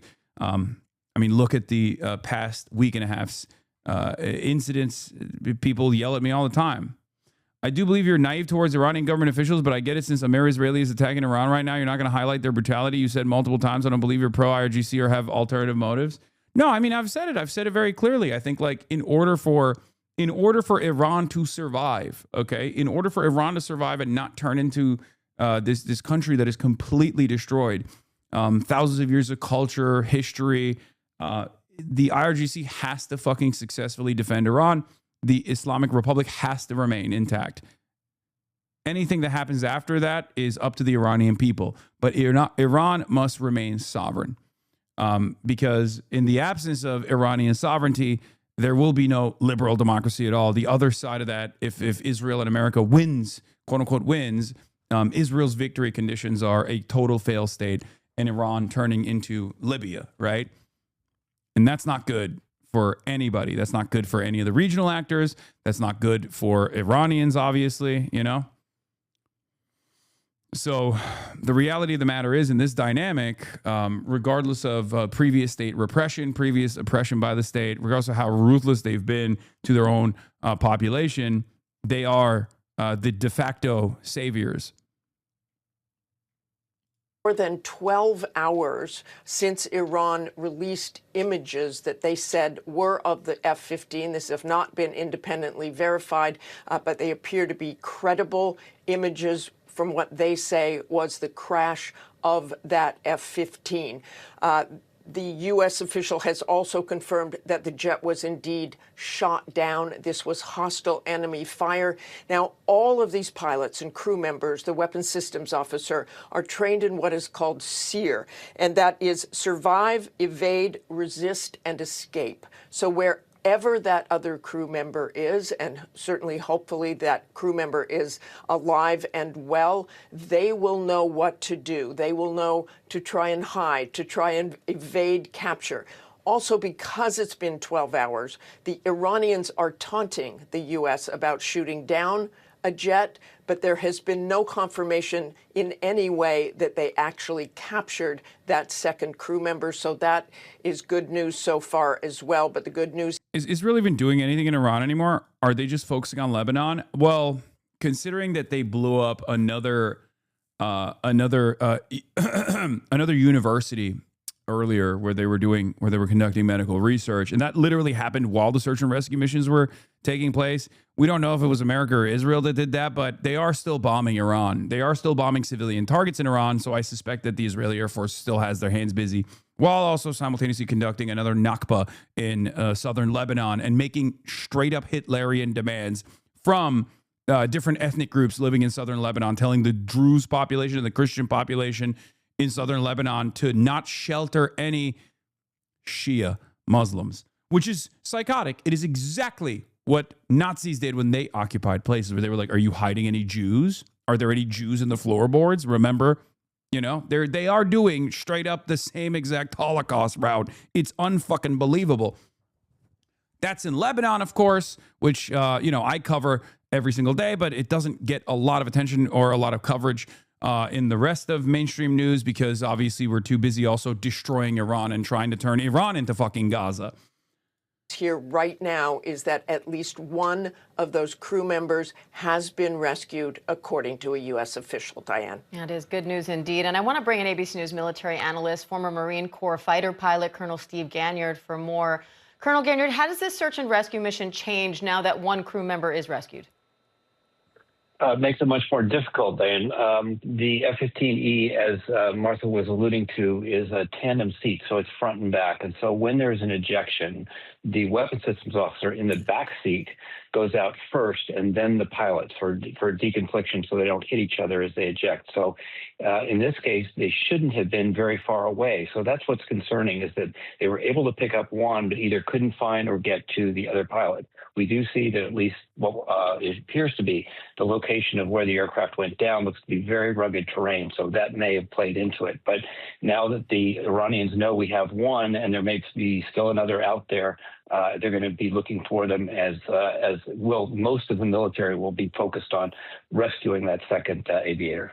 And let's go to ABC's Selena Wang at the White House. Selena, just 2 days ago, the president said Iran had no air defense capabilities. So what does this mean for the administration now that Iran has shown it can still shoot down a U.S. fighter jet?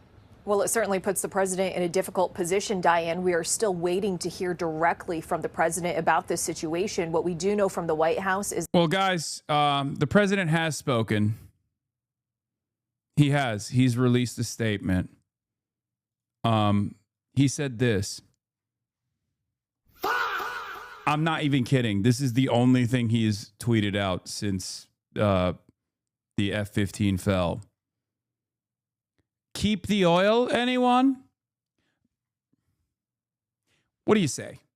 I mean, what can you say? What does this even fucking mean?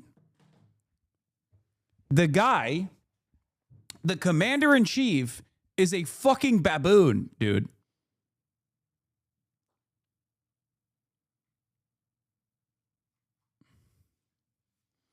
Just 2 days ago, we don't need the oil. Let someone else take care of it. And now he's saying, I guess, keep the oil, anyone?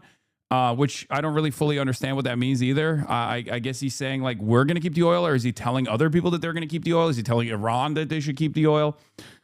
I don't know. And by the way, there's a lot more, there are a lot more aerial assets that have been dinged. Maybe some of them actually even fell as well. I'm going to get to that in a second. We're still talking about the F-15 and the recovery process, but two of the helicopters that were a part of the search and rescue operation were hit. Apparently the crew is safe, so that's another moment of Operation Epic Fail. Another epic victory for Operation Epic Fail. 2 U.S. rescue helicopters were hit by Iranian fire during F-15 search jet today. All crew safe. Source NBC. Once again, we don't even know how reliable this information is, but also, as far as I understand, another A-10 Warthog was hit as well. But that pilot, even though I think they downed the A-10, that pilot is safe. He was immediately rescued. I think he was able to make it out of Iranian airspace at least. So yeah, that was over the Strait of Hormuz. And I mean, the summary so far, the incidents is 1 F-15E fighter jet was shot down. 1 pilot was rescued. The search for the other, the weapons specialist, is still ongoing. And U.S. Air Force A-10 Warthog crashed in the Persian Gulf. The pilot was rescued. Cause unknown. Black Hawk helicopters were hit while conducting the search and rescue for the F-15E jet, and the crew is safe. So, that's, I mean, it's not looking too great. I will be honest. It's not, I want to believe. I want to believe in my mind, in my heart, and my soul that my president, my big, beautiful president, and drunk rapist Pete Hegseth are not lying to me. But it's becoming increasingly clear that they are maybe lying to me, right? Also, the United States apparently put forth a 48-hour ceasefire, and Iran rejected that proposal, which is also rather odd. Why would you demand a 48-hour ceasefire if you're winning and you're winning big? That doesn't make a lot of sense either, which Iran said no to regardless. That's weird. That's a weird thing. It kind of doesn't, it kind of doesn't align with the whole, victory parade thing that we were going with. But also, I will say this: it turns out the downing of the 2 U.S. jets won't affect, or the downing of the U.S.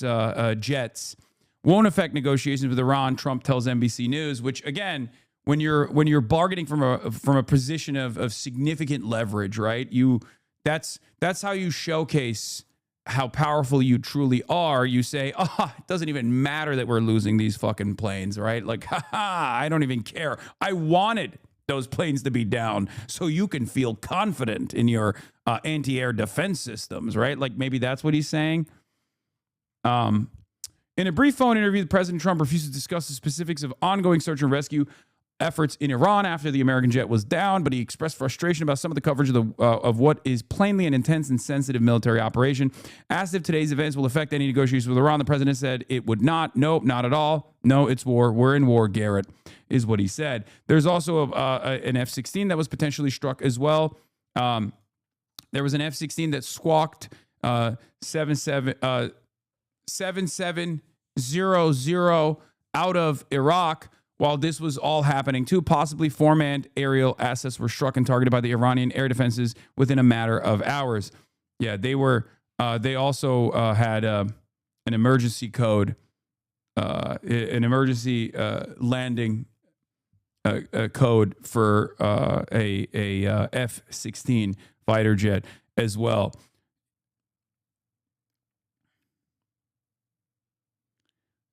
There was a strato tanker too. Jesus fucking. Okay, well, there are more aerial assets that have been struck than I can even keep up with at this point, which is usually what's happening when you're winning the war. Okay, I'm gonna need more Lego videos to fully grasp the situation.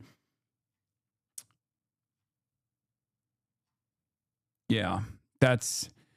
Let's just say the American Air Force is not having a fucking good day, okay? To say the least.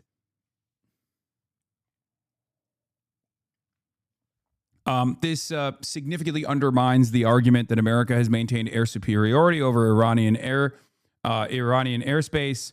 And not only that, but also, how the fuck are they going to do a landing mission in Isfahan?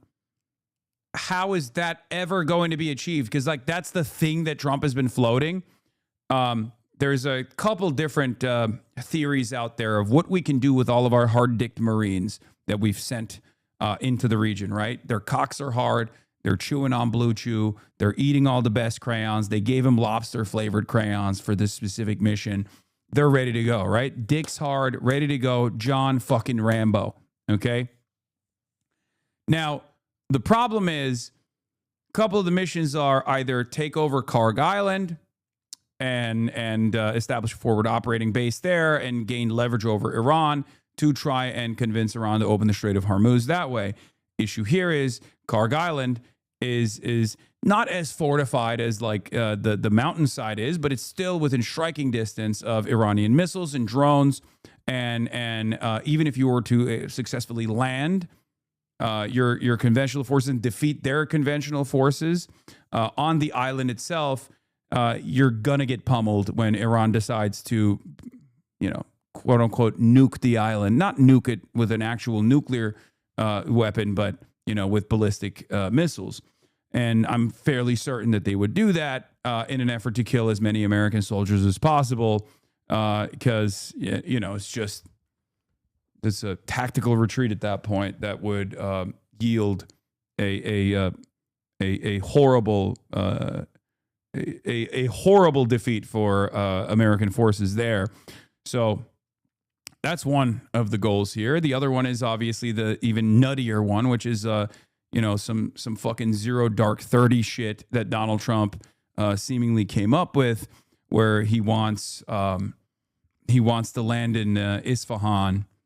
Deep inside of Iranian airspace, going over the mountains and land in the Isfahan nuclear facility and excavate, create a runway, and excavate, like drop special tools specifically so they can dig down into the facility and take out all of the what we suspect is the enriched uranium that is inside of this facility, which, by the way, we don't even know if they're there.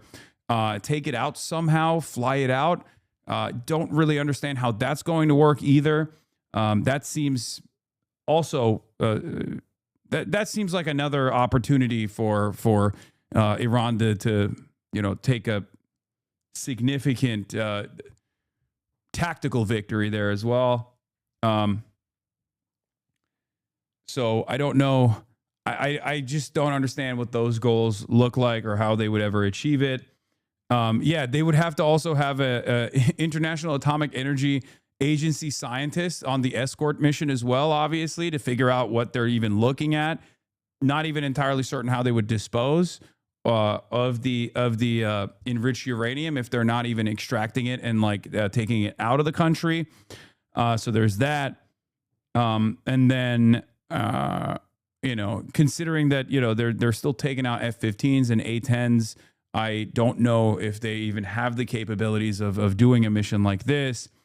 And then I guess there's the other islands that are near the Strait of Hormuz, but all of which requires landing on Iranian soil, landing on the coastline at the very least, and also clearing out all of the launchers that are in these cave structures, deeply embedded and hidden inside of these complex tunnel systems that exist on both sides of the mountains.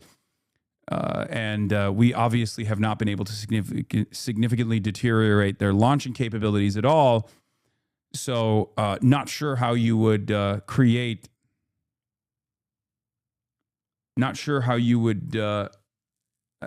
any sort of air superiority in that region, like guarantee air superiority in that region. Iranians, on the other hand, are obviously demanding that Americans do this. They are excited at the prospect of being invaded. I don't know if they're posturing. I don't know if they're just simply they're just simply saying that they're excited at this prospect, or if they actually are. But you know, they just keep saying, "Come closer, and who knows? Who knows if that will be the case? Bro, I had a patient at work today tell me Ukraine opened the strait. That's crazy because there were Ukrainian drone specialists that flew into the UAE and immediately, I think, got shot by Iranian drones. So I don't think that's working out well for the poor Ukrainians that, again, have nothing to do with this and are just being sent there by Zelensky to be like, I'm playing a role here as well. And then they just get fucking... they just get destroyed.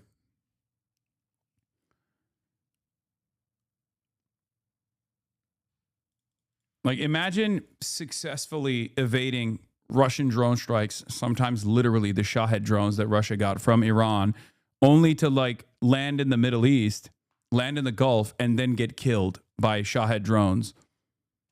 But this time in the Gulf, and you didn't even have to be there. You could have just been defending your fucking country from foreign invaders. But Zelensky was like, well, we got to do this for Israel, big dog. You know? We got to make ourselves more useful for American empire. It's insane.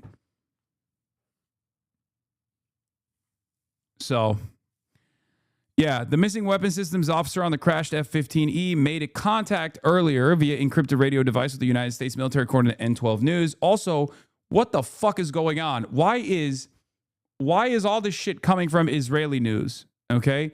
Why are we only learning about what's going on the ground from Israeli news? Every single piece of information that's come out has come out from Israeli news, for the record. It's always like N12. Ahmed Segal confirms one pilot was rescued. I'm like, the fuck?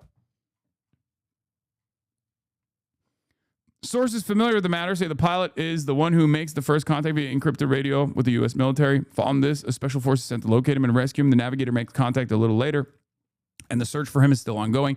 A senior Israeli official said that Israel is assisted and is still assisting the search, both with intelligence and by canceling several strikes it had planned to carry out in these areas that were canceled so as not to endanger the crew members and not to hinder their search. Oh, thank you, Israel, for not killing our fucking pilots. Israel was like, we really wanted to blow up every part of Iran, including the part of Iran where the downed jet is, but I guess we'll have to scale back. Thank you, Israel. Can everybody say "Am Israel High"? Can we thank Israel real quick? You know, they're not implementing the Hannibal protocol for our pilots as well.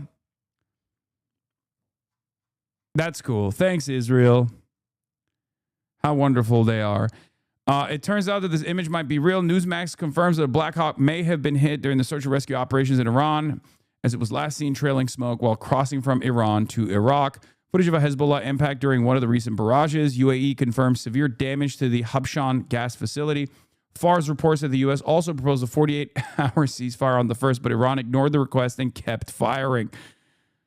Oh, the IRGC has downed an A-10 in addition to the downing of the F-15 and the hit on the Black Hawk today. And also there's another F-16 that had to do an emergency landing as well. So things are going great. We're winning. We're winning bigly. Every time you think of the gas price at the pump, just remember that it's for the most honorable cause of all. You're just paying an additional tax. It's called the Israel tax, okay?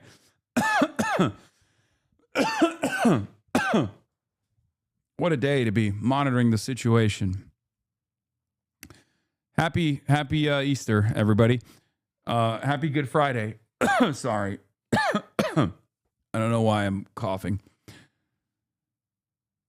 This is from New York Times. A second Air Force combat plane crashed in the Persian Gulf region on Friday. Lone pilot was safely rescued, according to two U.S. officials who spoke on condition of anonymity to discuss operational matters. That was the A-10 Warthog attack plane that went down near the Strait of Hormuz about the same time that the Air Force F-15E was shot down over Iran. In that incident, one crew member was rescued, and search and rescue operators are looking for a second airman. Officials provided scant details about the A-10 crash, including how and where it happened. You think China has started helping?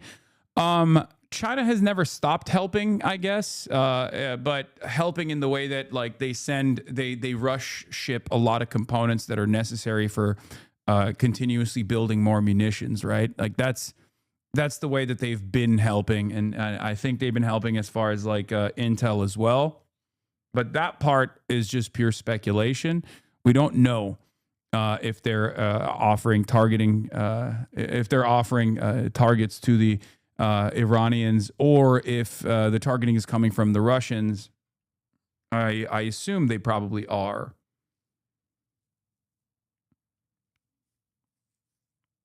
Wait, Trump came out with another statement? Oh my, wait, no, that's an earlier one. That's from 5 a.m. this morning. Donald Trump, with a little more time, we can easily open the Hormuz Strait, take the oil, and make a fortune. It would be a gusher for the world. President Donald J. Trump. Okay. That's cool, man.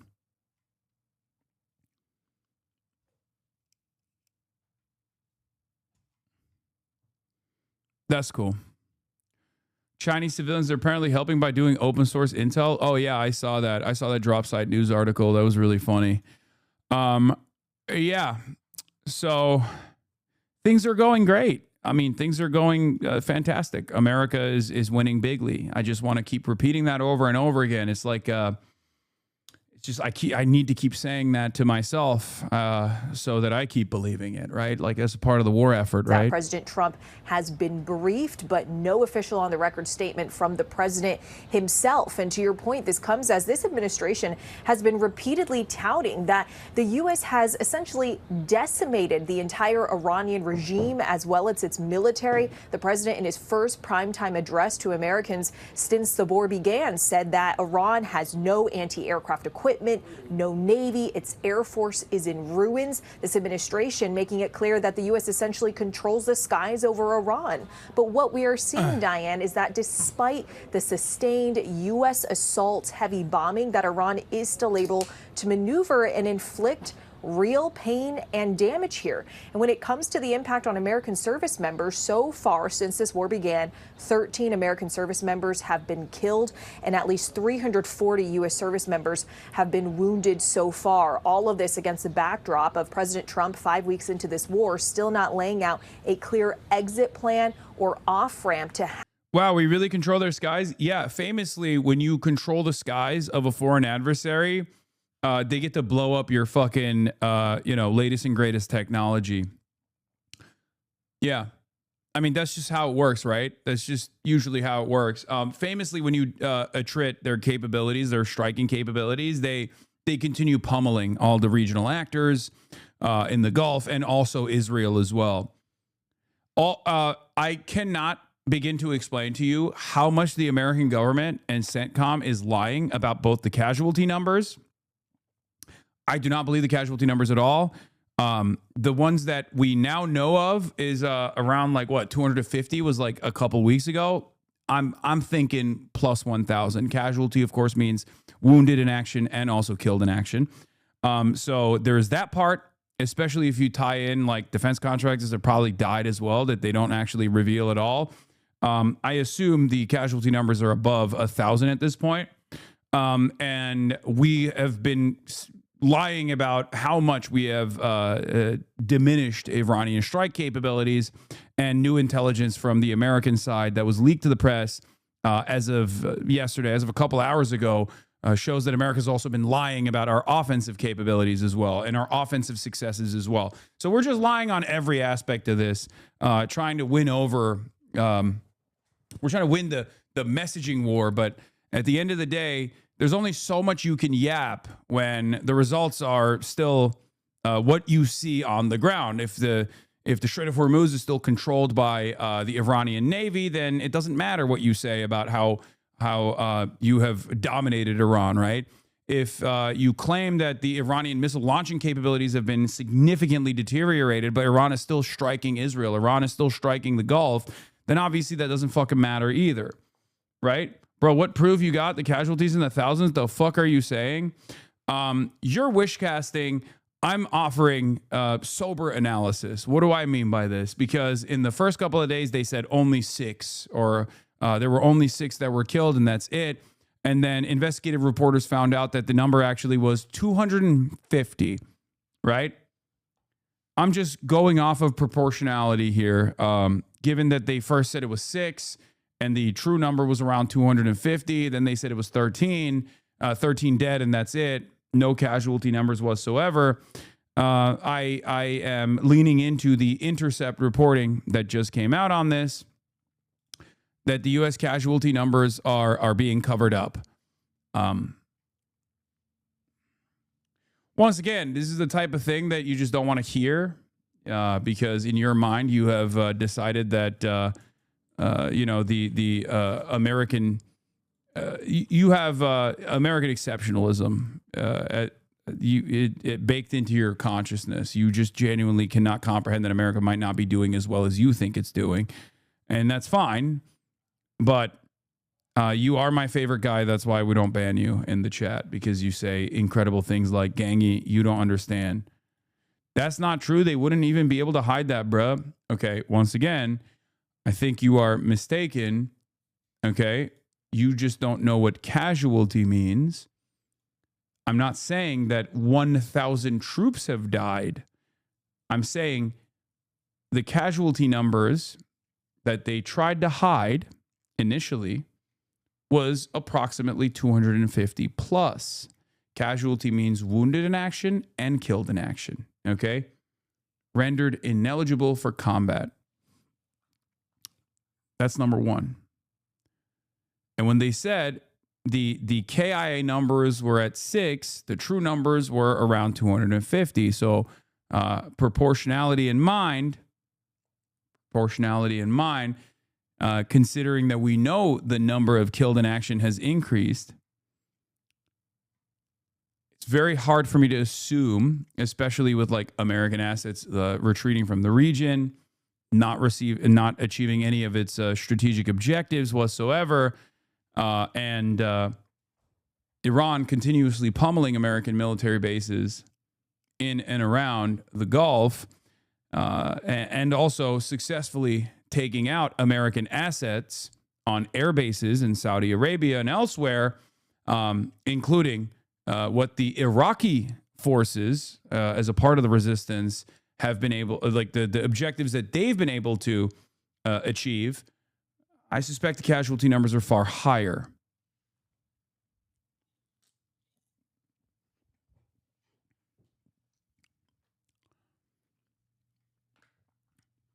The Pentagon has sent outdated statements on the number of most of the places they hit were evacuated. Yeah, no, totally. The Pentagon has sent outdated statements on the number of U.S. troops killed or wounded during the Iran war, resulting in undercounts. Almost 750 troops have been wounded or killed in the Middle East since October 2023. An analysis by the Intercept is found, but the Pentagon won't acknowledge it. That's since October 2023. Okay?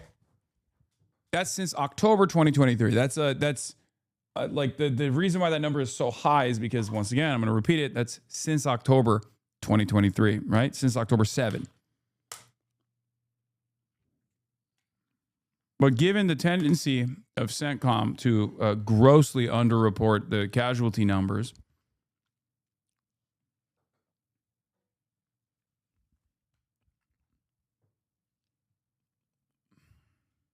it's reasonable to assume that it's no longer at 250, which is now the official number that we know because of investigative reporting. U.S. Central Command, or CENTCOM, which oversees military operations in the Middle East, appears to be engaged in what a defense official called a casualty cover-up, offering the Intercept lowball and outdated figures and failing to provide clarifications on military deaths or injuries. At least 15 U.S. troops were wounded Friday in an Iranian attack on a Saudi airbase that hosts American troops, according to 2 government officials that spoke with the Intercept. Hundreds of U.S. personnel have been killed or injured in the region since the U.S. launched a war on Iran just over a month ago. President Donald Trump, who wore a blue suit, red tie, and a ball cap to the dignified transfer of the first Americans killed in the war, said casualties were inevitable. When you have conflicts like this, you always have death, he said afterward. I met the parents, and they were unbelievable people.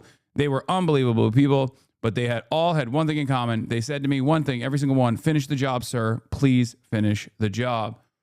Maybe Trump misunderstood the parents. Maybe the parents were like, please finish the job. Like, bring the troops back home, please. Please stop sending our children to die for Israel. That's kind of fucked up. And Trump was like, oh, they're saying they want more. They want more dead troops.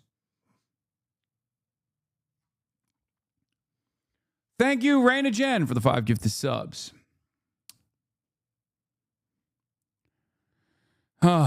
So yeah, this is part of the reason why I suspect that the true casualty numbers are far higher, because of the American government's tendency to underreport, because they don't want more domestic pressure, right?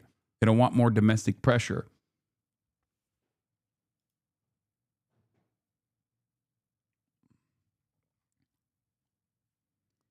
There's more updates on the recovery, the search and rescue mission. The American pilot of an F-15E Strike Eagle that was rescued after his plane was down over southern Iran earlier today was recovered by 2 U.S. military helicopters. During the operation, the helicopter carrying the recovered pilot was hit by small arms fire, wounding crew members on board the helicopter. The helicopter landed safely. All service members are receiving initial medical treatment and will be transported for further medical care, 2 U.S. officials told CBS News. You know, the people that were welcoming them as liberators were, I guess, shooting at them, but the wires got crossed. They were, those were welcoming bullets at the helicopter from the Iranians that were like, please come down, save us. We're welcoming you as liberators. We just want to show you how much we love America, right? Anyway, this weekend may be a critical window for Trump, says Sina Tusi. Today is Good Friday. U.S. stock markets are closed, and many major markets across Europe and parts of Asia are also shut for the long holiday weekend, with some remaining closed into Monday. If Trump chooses to escalate tonight or tomorrow, especially through a ground invasion, there will be less immediate market feedback and fewer real-time economic constraints on decision-making. The gamble may be that by the time markets reopen, the situation on the ground has already shifted, significantly reducing the risk of an immediate market crash and leaving markets to react to a new reality rather than shape events. Recent U.S. military activity also points in such an escalatory direction. The targeting of bridges, transit nodes, and along with strikes on broader Iranian military infrastructure such as bases and weapons stockpiles not directly involved in this conflict so far, suggest efforts to disrupt logistics and shape a battlefield on the ground. Reports of the deployment of close air support assets further indicate preparation for operations that would be aimed at constraining ground force movement and complicating Iranian counterattacks because, as you may or may not have found out or can comprehend, you don't have to be a missile autist or a plane autist to understand A-10s are only deployed if you are now interested in sending troops into Iranian territory, because A-10s can operate with direct line of sight. You can't use Tomahawk missiles if your troops are far too close to the Iranian troops, right? All the standoff munitions that you could use when there's no troops on the ground, you no longer can use. You need close air support. That's what that's what A-10s provide. All of this is an indication that America is moving in the direction of boots on the ground military warfare. Trump may also think his potential fortunes point in this direction. Backing down would carry costs, while escalation with this window offers a chance to shape both the battlefield and the narrative before the full economic consequences register. Framing developments around a symbolic moment like Easter may also help him present escalation as success and personal strength rather than perpetuating an open-ended and uncertain conflict. But he'll be walking into the escalation trap, ultimately making the war harder to exit, raising the costs for everyone.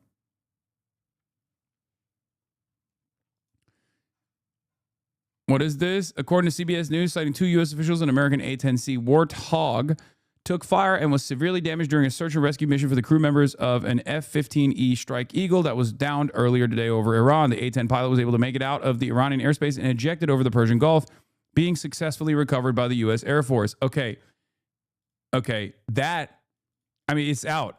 Like, it's over. They took it down. It's official.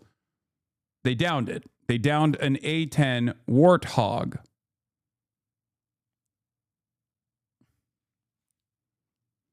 One of my old homies, an officer in the Air Force JTAC, they conduct air-to-ground targeting from the ground. He went social media silent.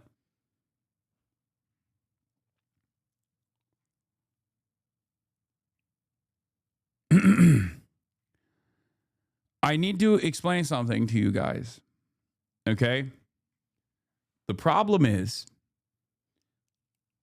America, for like the last 40 years or even longer than that, has not fought against the military that has the capabilities of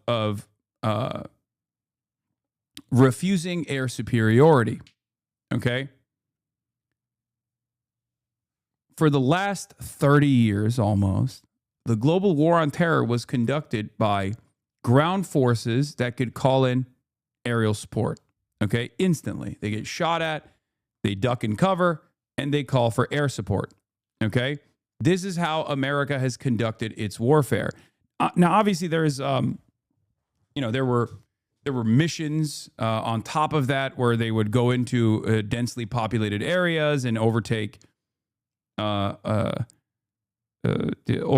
cities and whatnot, right? Like there's that too. But most of the time, Americans would get pot shots from afar, figure out exactly where the enemy positions were, and then call in for air support. This is a very different situation because because of the competency of the military that we're trying to destroy and dominate, and because of the fact that they still have denial capabilities, okay? Like they can still clearly take out our aerial assets. That's new, okay? These aren't just a bunch of dudes that are using stingrays that were left over from the USSR invasion of Afghanistan. These are reliable, like this. These are guys that are mobilizing, or stingers. Sorry. These are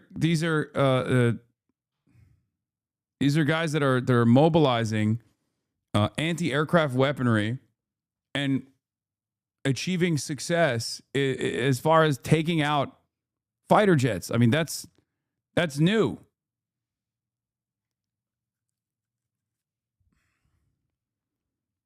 It's a very different type of war.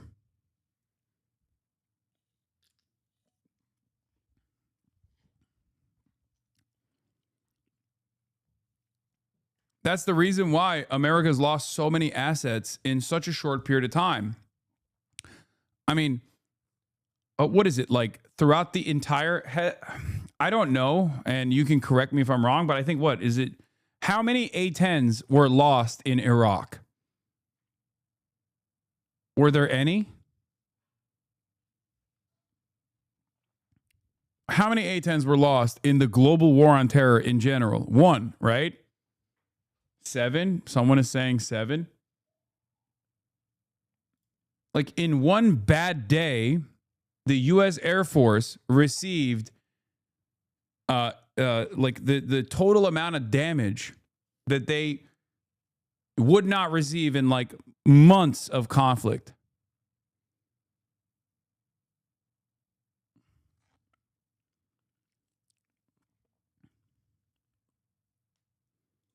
Fixed wing losses in Iraq.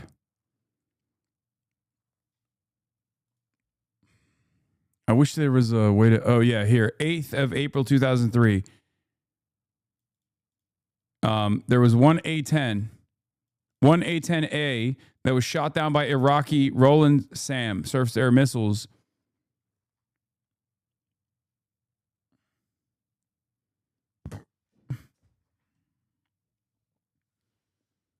I mean, there's obviously a financial cost to all of this, especially the Strato tankers and especially the AWACS too, like the aerial surveillance planes that Iraq took out. I mean, not Iraq. Iran took out 2 of them.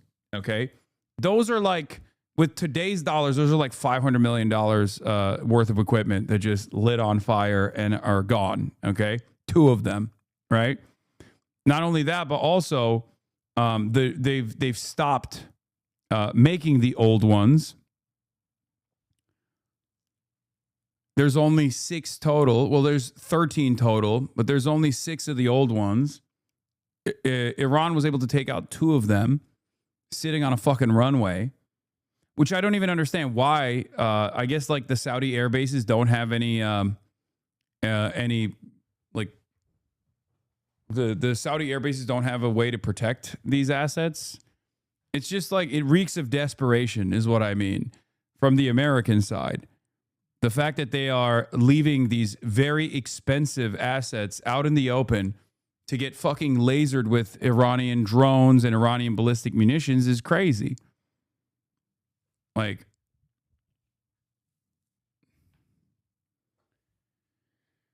yeah, the E-3 planes cost $540 million each. Exactly.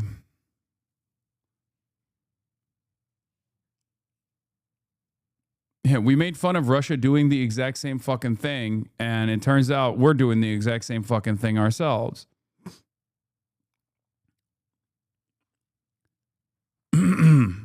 But yeah, F-15, here, this is another summarization of today's bad day for the U.S. Air Force. Today's reported incidents: F-15E, 48th Fighter Wing, shot down in southwestern Iran, pilot rescued.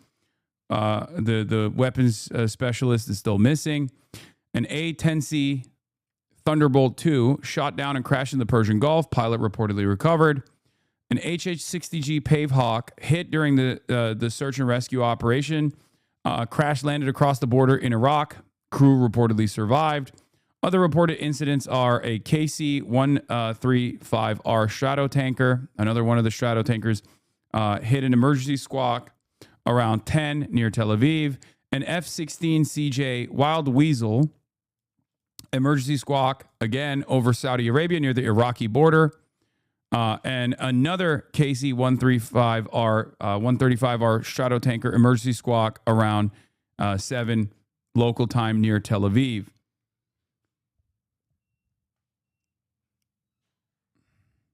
So all of this happened in the last like 12 hours or so.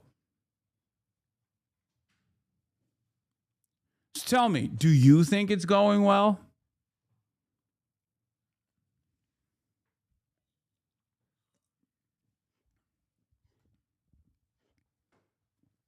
Because this is different than sitting, than hitting stationary assets sitting on the runway. That's stupid for a different reason. That's expensive, right? But that's just a stationary asset. That is getting hit with ballistic missiles. That means that like Iran has targeting capabilities and better surveillance than we previously thought. They're getting hit with drones. They're getting hit with missiles. These are getting hit in action. That means that Iran still has the capabilities of launching anti-air defenses.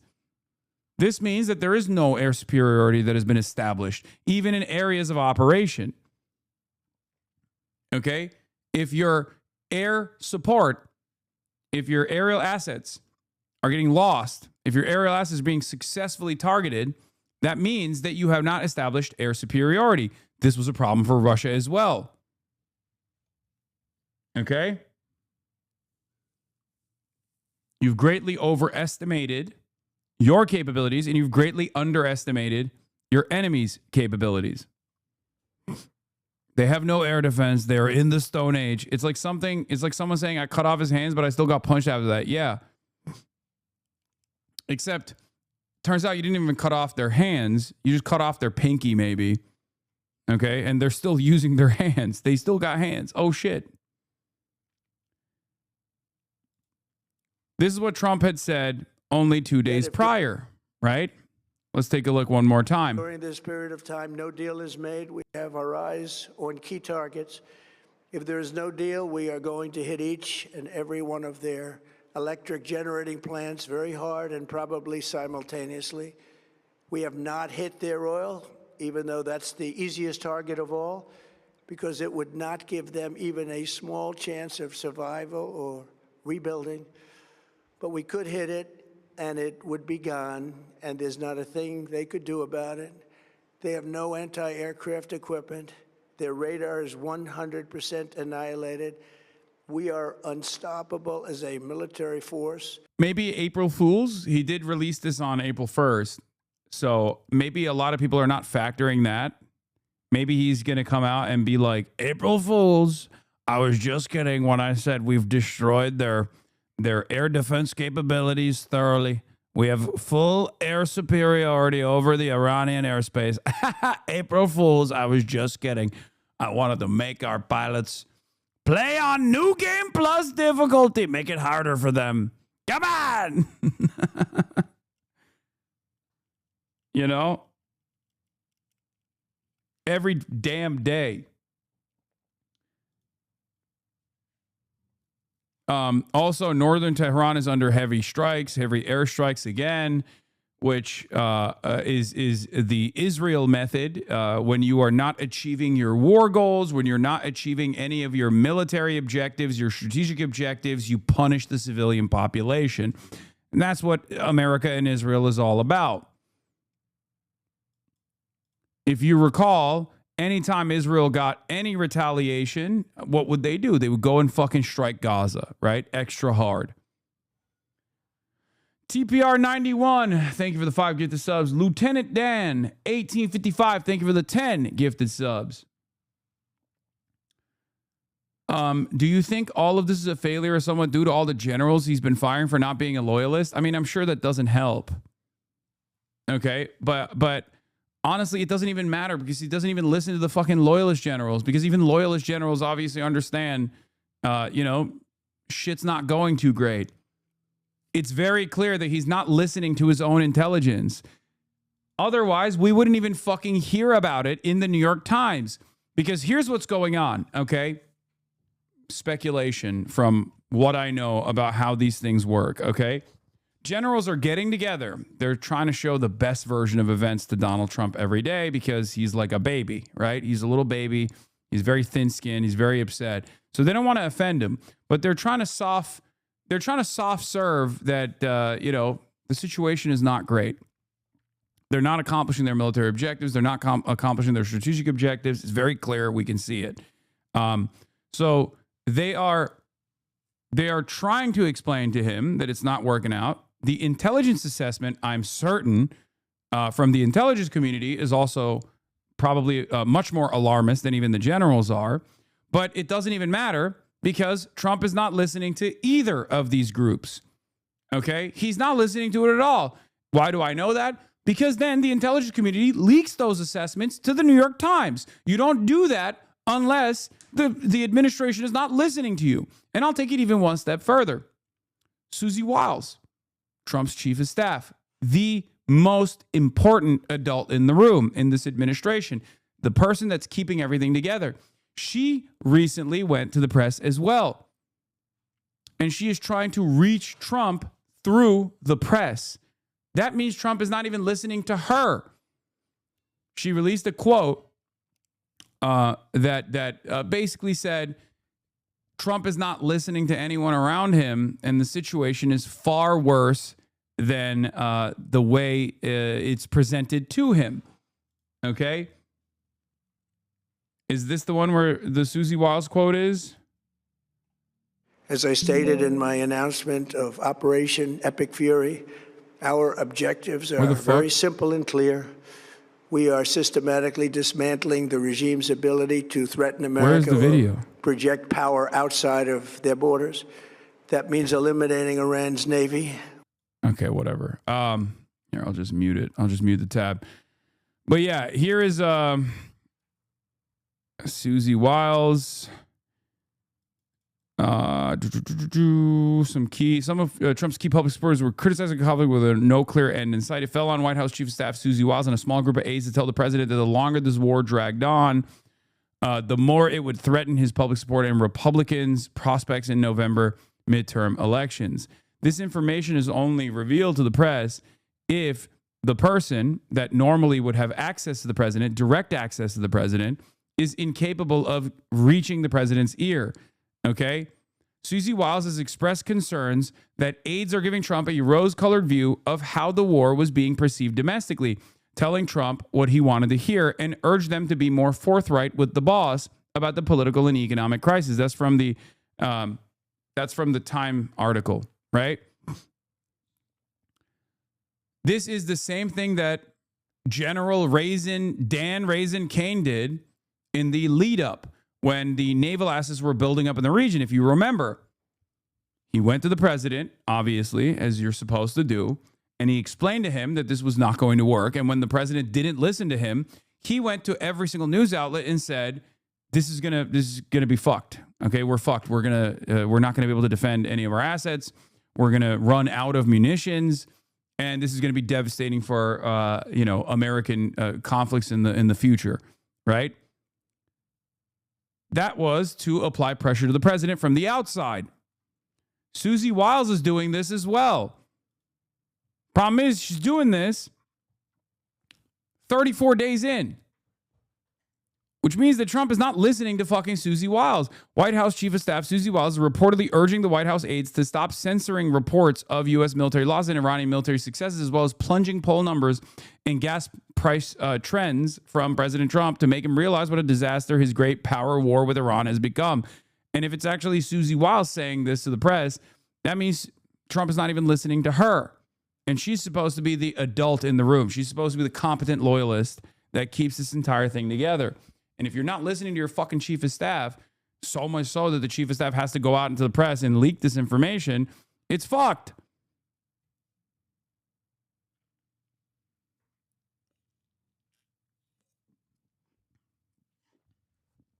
It's not a good sign. It's a very bad sign.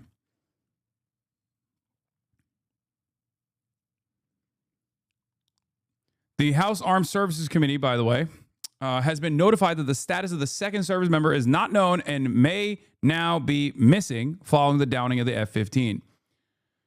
That's not great either. Seems as though the second F-15, the weapons officer, the weapons specialist is fucked and is missing in action officially. And considering how much ground resistance they got from even small arms fire in the helicopter search and rescue mission that they did, it's going to be increasingly more difficult for them to conduct a proper search and rescue mission now, especially when you have ground forces, you have civilians all around, armed civilians that are running around looking for the guy.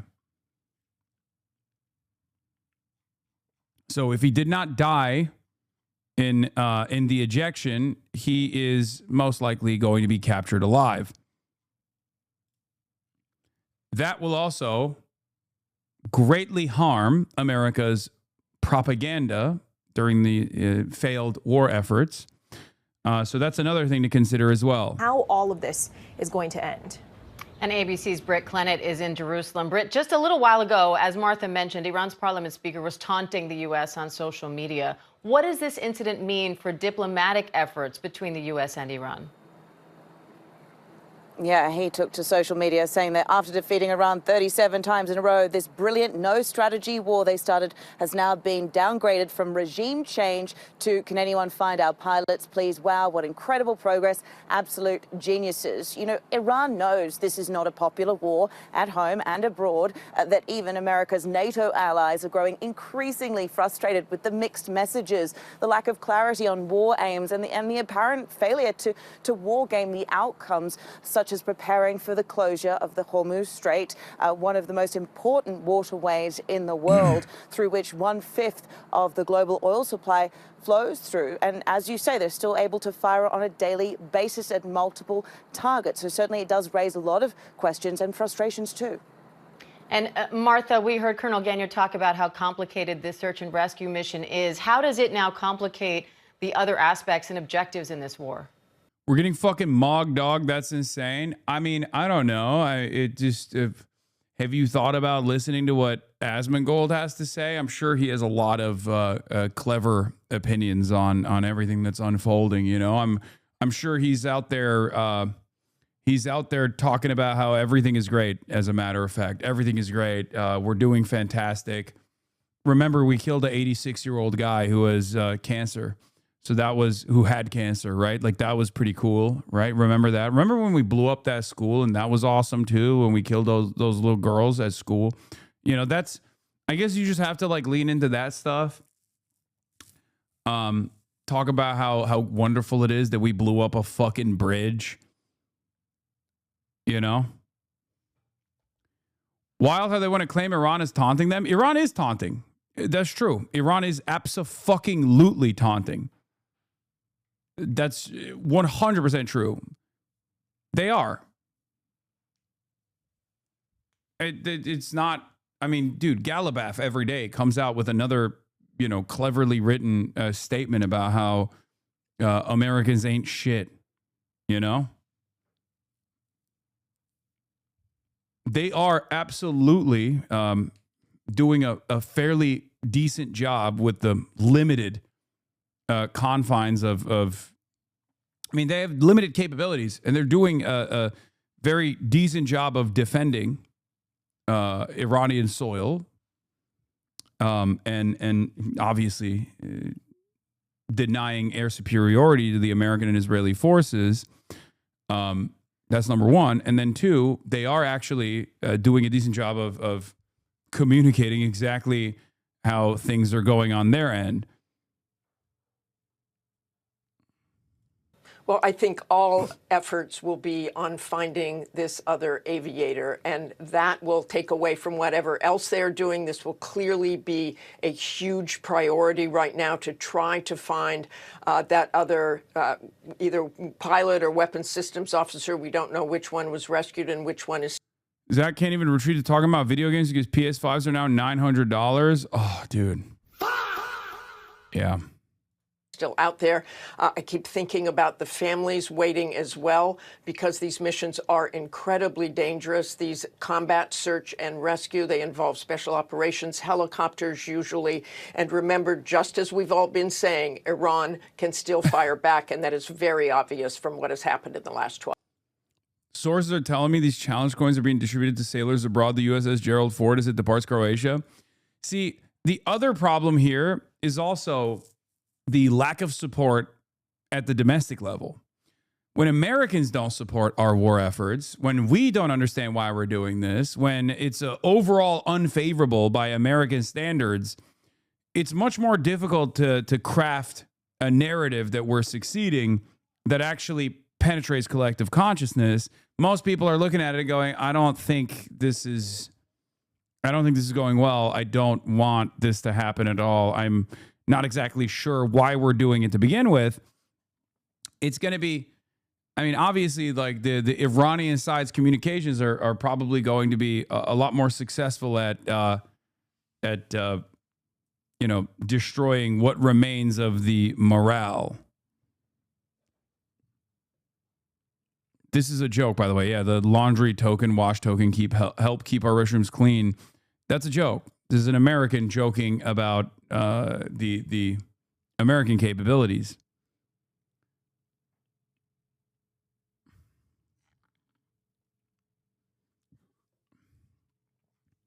So, yeah. 12 hours. All right, Martha, Britt, Steve, Selena, thank you again. We are hearing one of the crew members from a U.S. fighter pilot shot down, U.S. fighter jet shot down over Iran. One crew member has been rescued, the other still not found. We are going to continue monitoring this, and we will return to your regular programming now. Coverage continues on ABC News Live and abcnews.com,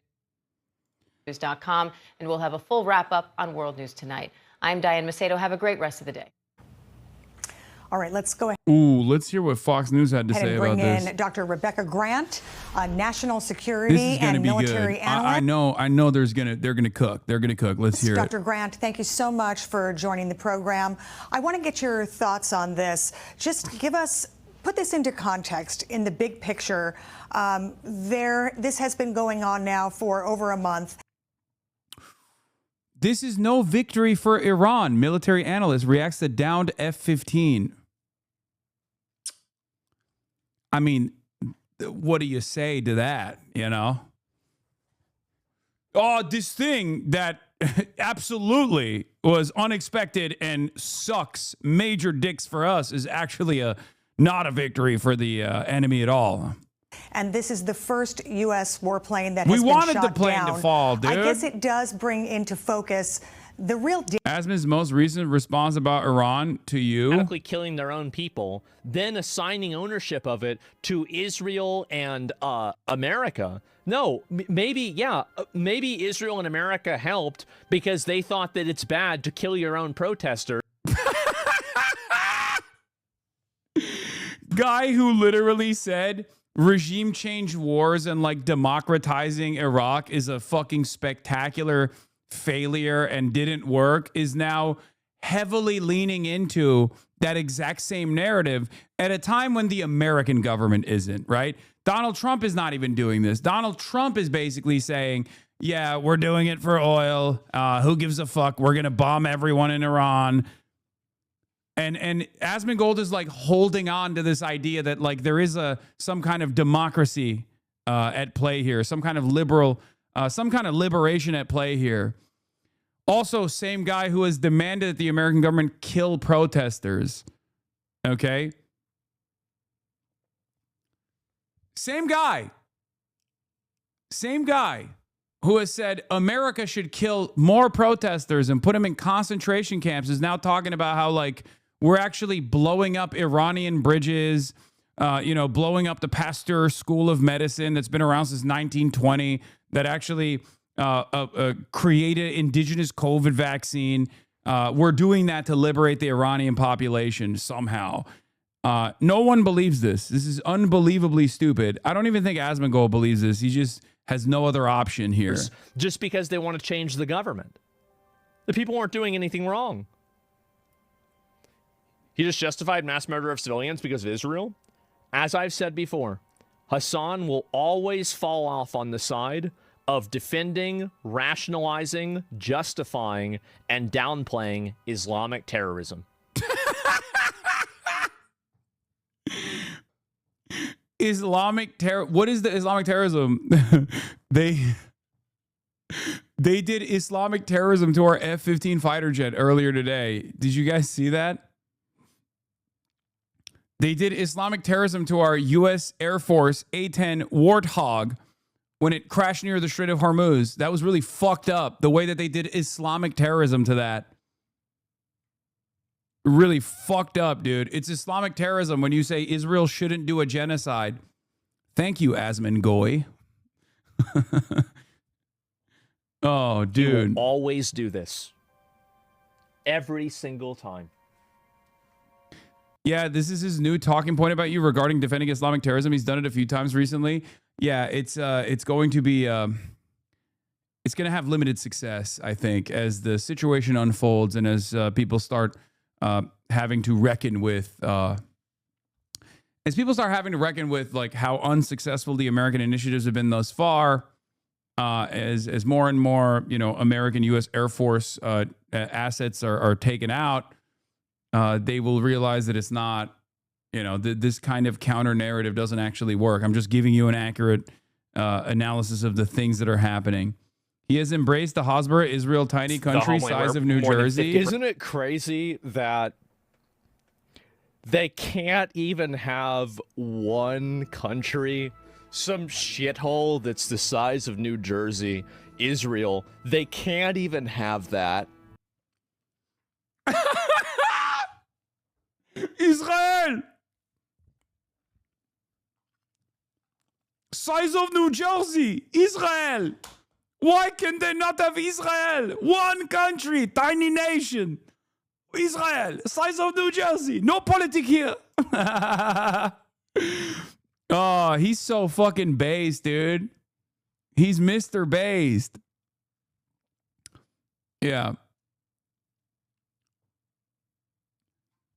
I do appreciate Asmongold's cattle-ass fucking fan base going from Holocaust denial and anti-Semitism to so quickly snapping back to defending Israel with talking points that were destroyed pretty much in the eyes of the collective all the way back in, like, I don't know, December of 2023. Like, saying Israel's a tiny nation, why can't they have Israel, is a talking point that doesn't even work in like 2024, let alone 2026. My man is mainlining Hasbara at this point. Awesome. It must be so embarrassing to be a Mold Man fan.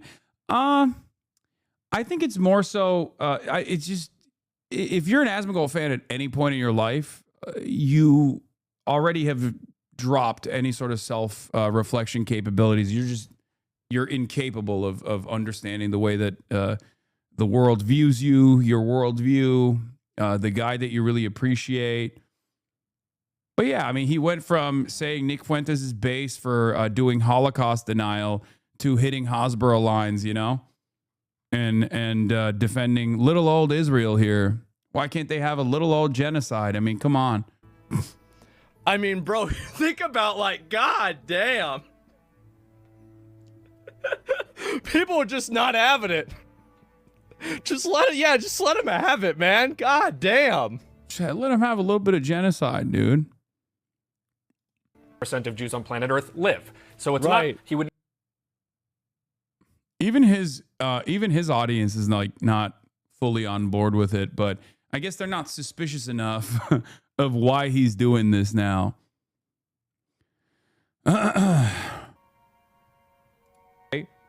But they did not kill 40,000 people in 2 days. Like, you're unbelievably dense. It was 3 days, idiot.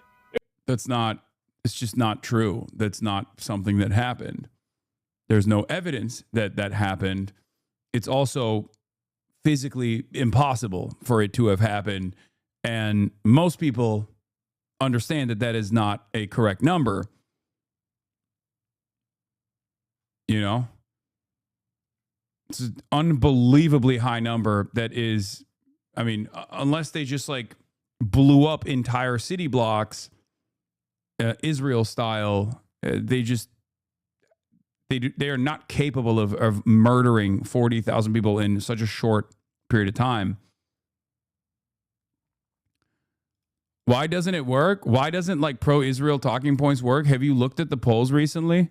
I mean, this is something that I repeat pretty much every day at this point. It's become my mantra, but this is the most popular Israel will ever be in the United States. Today is the most popular Israel will ever be in the United States going forward. Tomorrow, Israel will be less popular than it is today.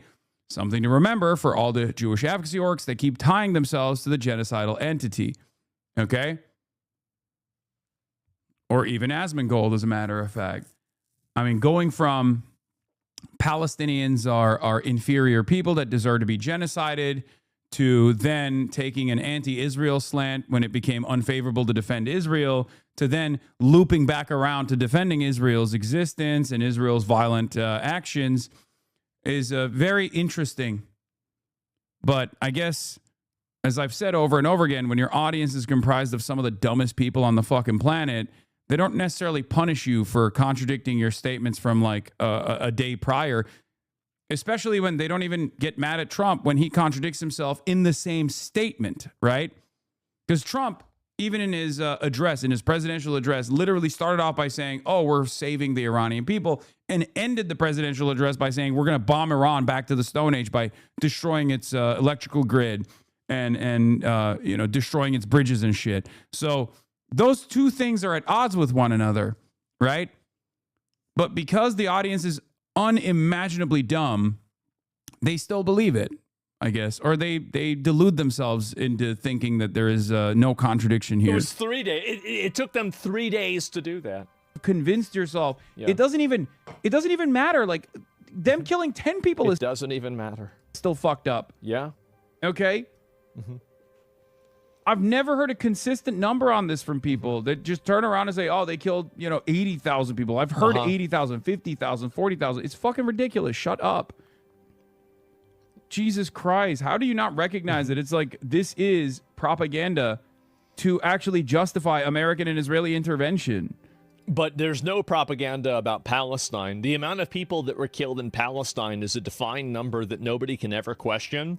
But whenever Iran intentionally takes off the internet, they shut down the entire internet. They bus in Iraqi militia force. I'm gonna be honest. If this is the best Israel has as far as Hasbara, it's cooked. They're so done. Like, Israel's strongest Hasbara weapon now is a guy who doesn't fucking shower and is a Holocaust denier. What are we doing? What the fuck are we doing, you know? An inconsistent worm that has no fucking moral compass whatsoever, that will literally say unimaginably heinous anti-Semitic shit one day, and then the next day he'll turn around and be like, the next day he'll turn around and just like straight up repeat verbatim Israeli talking points.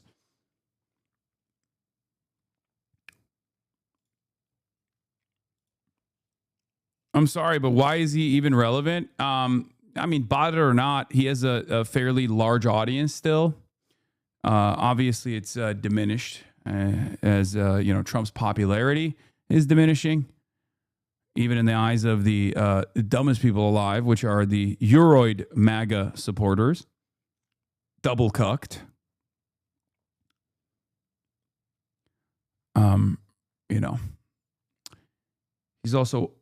He loves talking shit about me, but hates the prospect of talking to me.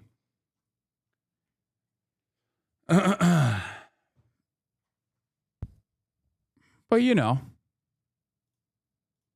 times are changing.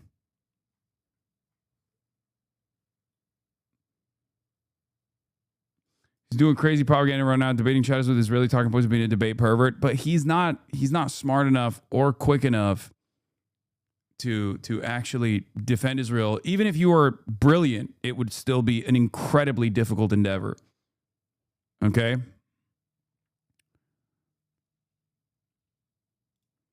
Oh! Trump won't say what the U.S. will do if missing pilot in Iran is harmed. We hope that's not going to happen.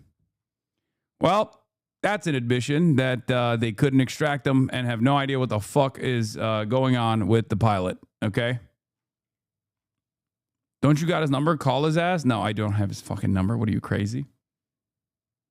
Every argument he makes is literally him just fighting against his own lack of knowledge. For example, he tries to bring up the Gaza numbers. Obviously, no idea. 1, what the number is. 2, that it's been the official number for almost 2 years now because the devastation is so immense. 3, doesn't understand that the CIA, the American State Department, and the Israeli government utilizes the Hamas health ministry numbers. Those numbers have actually been checked, and they are almost always a significant undercount due to the fact that the healthcare infrastructure has been completely devastated or destroyed by Israel. And yet, even the 75,000 number is a severe undercount, yet it's obviously the number that Israel also abides by. Yo, I'm the pilot. I'm all good. Is low-key chill here? Nice, dude. You get the Cuba Day special or what?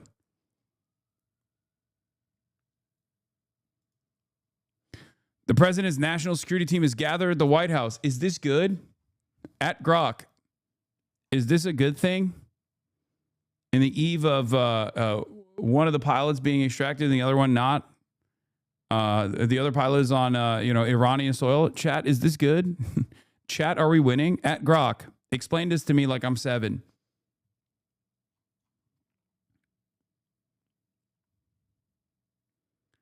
What are you aviation experts saying about all these planes down? The ones I know are freaking out.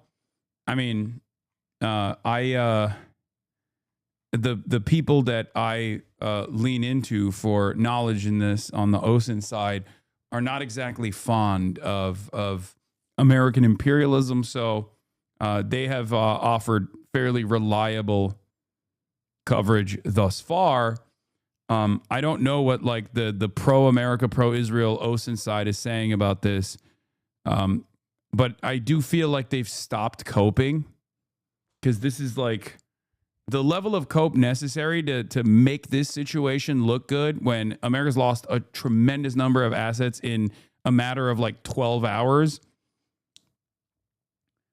It's Very difficult. But let's see what the cope is. Danger of this mission, doesn't it? Yes, it does. And this is an active combat zone. But Anita, I've got to say, this is no victory for Iran.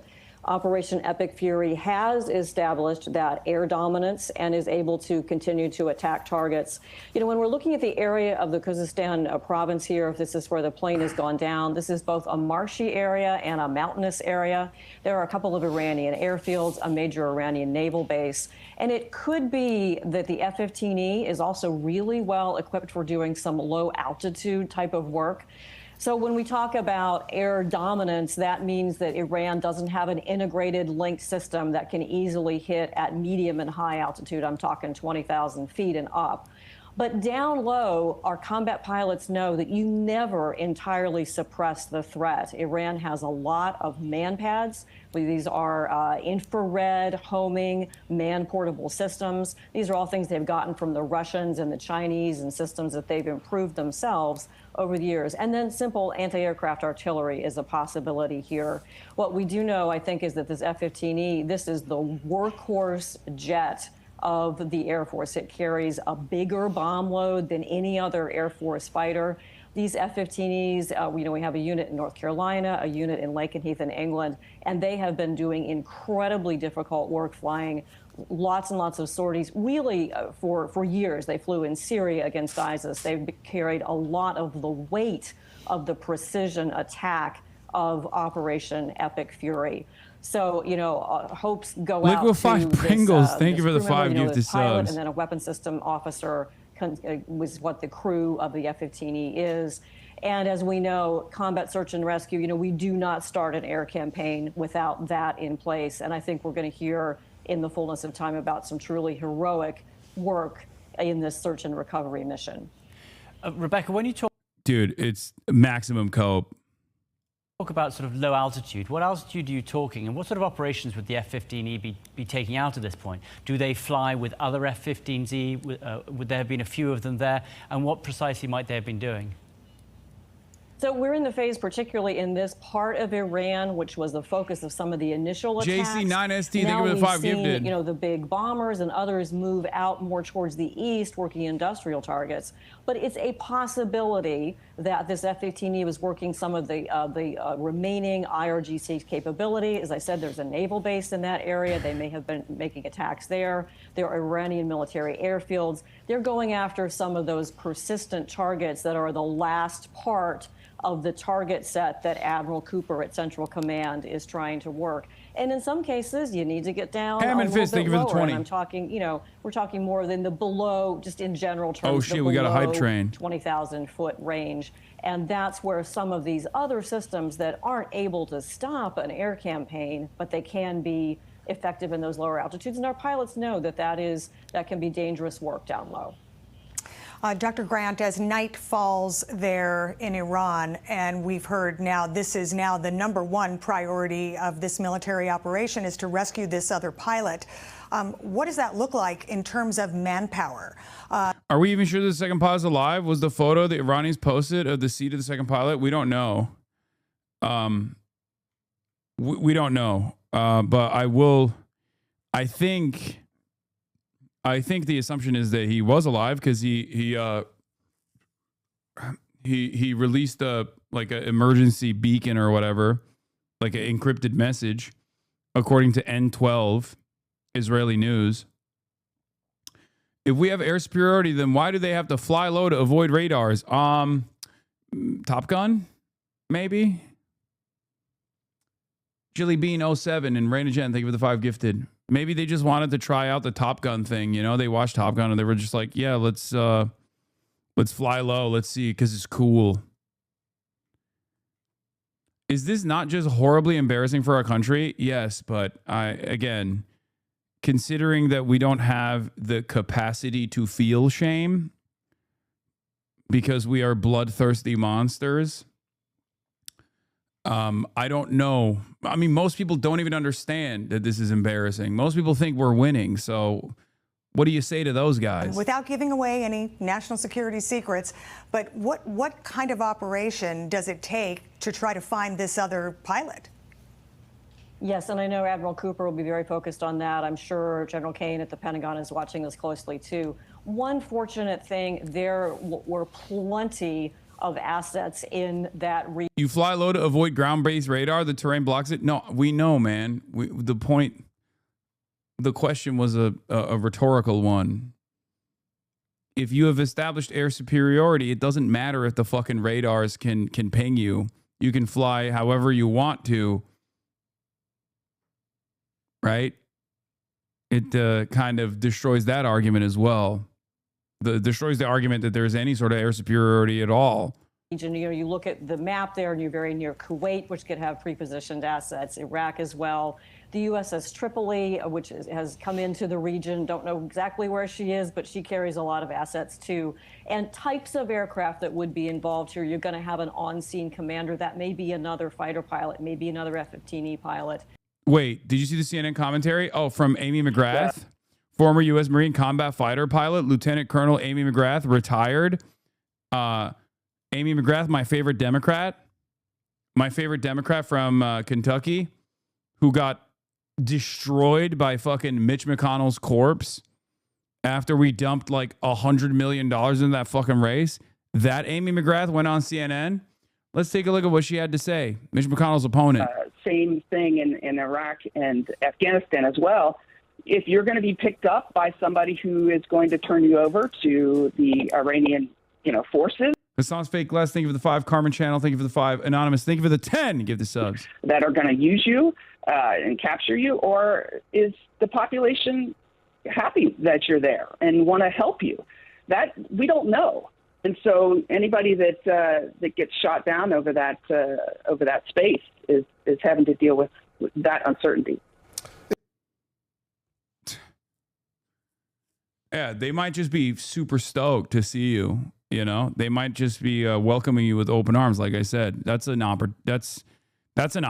Why are you being so nihilistic about this? It's just why are you being so pessimistic? Why just stop?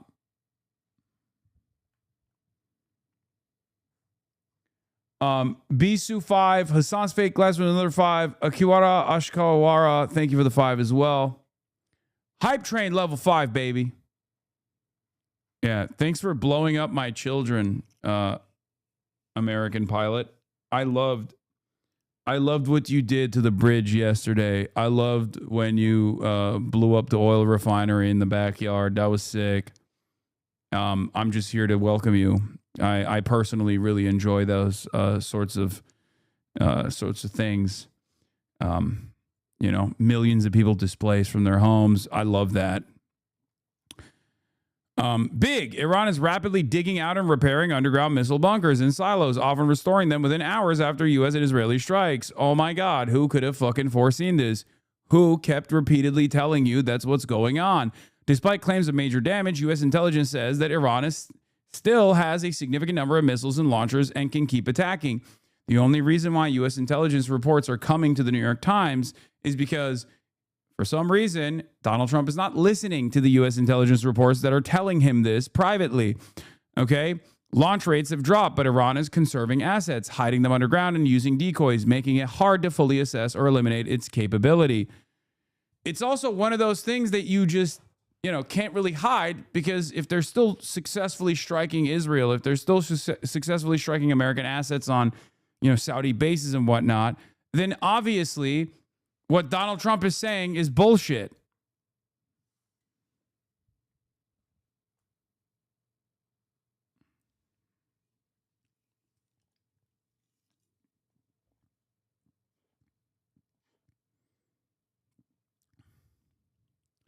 Launch rates have dropped, but hit rates have increased. Yes.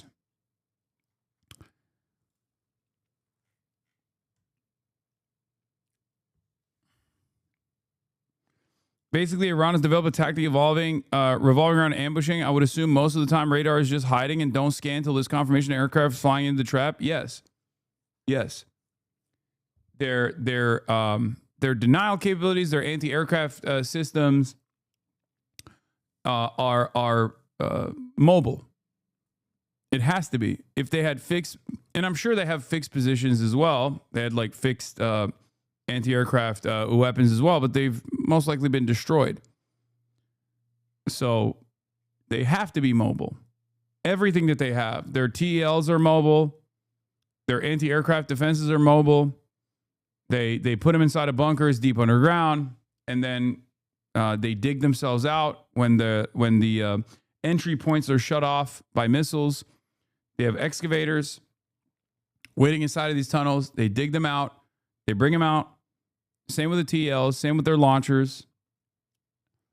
And, they're still capable of doing damage. Mike Burns the Throne. Lana Chirster Salon. And JL Chapa, thank you for the 5 gifted subs. X Quigley, thank you for the 5 gifted subs. And Ralia, thank you for the 10 gifted subs.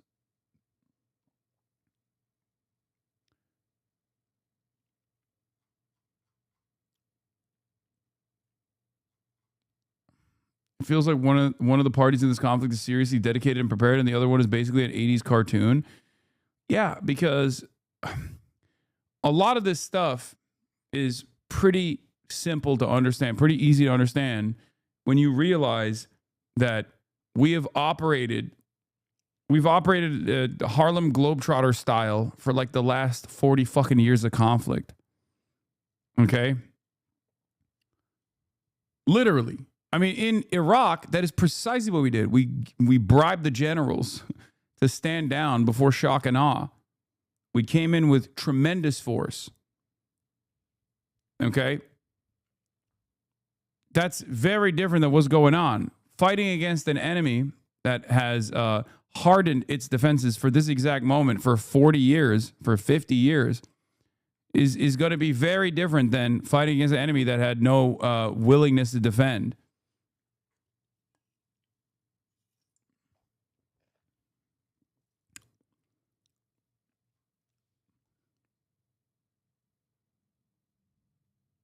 What is this? Official Lockheed Martin. Why do you lie? Don't talk about stuff you know nothing about. Like, I'm literally in the chat if you have questions. Also, where should I deposit the 10K I owe you? Yeah, Lockheed Martin, the best in the business, okay? And then your rescue assets could be your big MH-53 helicopters, the Air Force Special Ops CV-22. That is a tilt rotor that flies level like a plane, can also land like a helicopter, faster, ruggedized to go in and do that pickup. But I'm telling you, tankers as well, a lot of airborne command and control, every airman in the region trying to participate and help. Wow. Dr. Rebecca Grant, thank you so much. You always provide us with a wealth of information. Thank you so much, and enjoy the rest of the holiday weekend. Spectacular Thanks, code Dr. Grant, and from stick Fox with us News. for more coverage of this. Spectacular code from Fox News. Enemy fire during rescue of one F-15E crew member, Fox News learns. Good afternoon, everybody. I'm Trace Gallagher in for Martha McCallum. Breaking right now on the story, an intense search now underway for the second crew member of an F-15E fighter jet downed over Iran. One pilot rescued. We are told President Trump is getting briefings. Iranian state media showing pictures of what it claims is debris from the jet. Yes, I did explain to people, now the hype train is almost about to die at 46 seconds, that the Piker Broadcasting Service is sponsored by you, the people, for you, the people. If you like the show and want to support it, please give subscriptions or subscribe on your own for $6 a month or for free with a Twitch Prime by connecting your Amazon Prime account to your Twitch account, where you get one free Prime subscription a month. Piker Broadcasting Service, PBS, for you, the people, by you, the people. Piker Broadcasting Service, for tomorrow's news today. Throwing bagels at the wall, thank you for the 20 gifted. We are Snarlins Kirk, thank you for the 10 gifted. Mortaculous, thank you for the 10.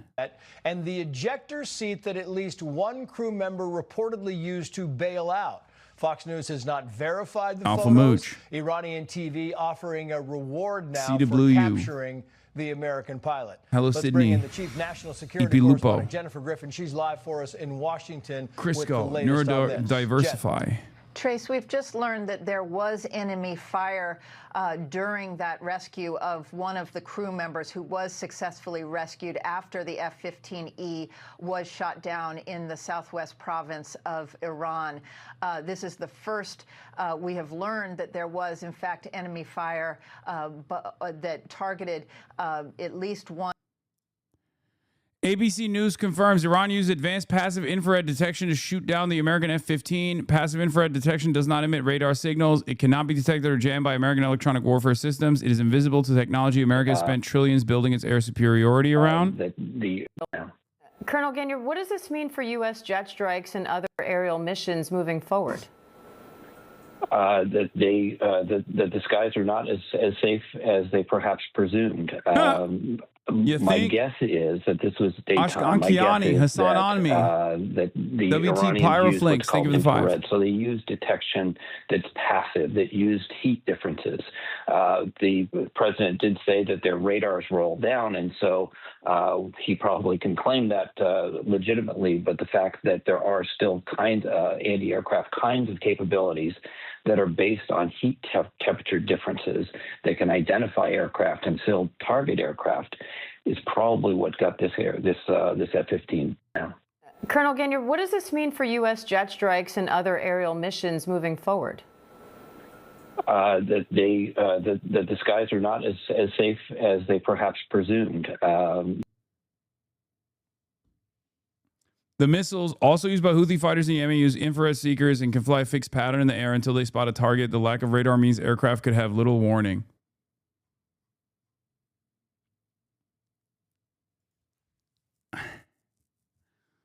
Yeah.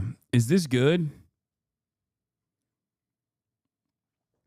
Did this ever happen during Iraq and Afghanistan? Even if it did, 2 in 1 day? No, I don't think so. In the entire conflict in Iraq, they took out 1 A-10. That's it. Like 1.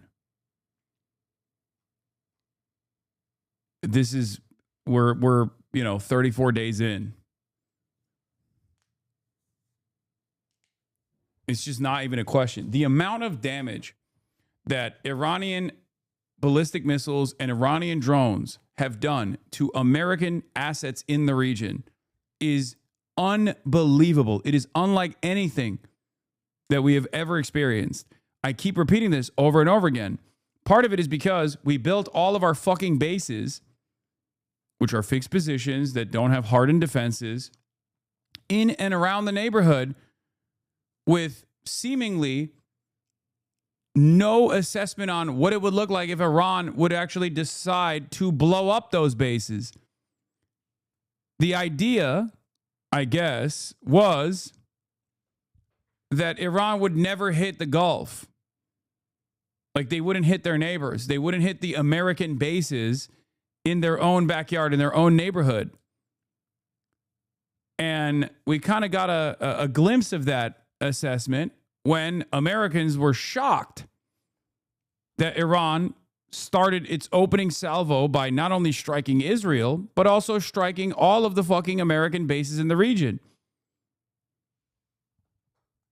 They were literally like, what are you doing? That's so stupid.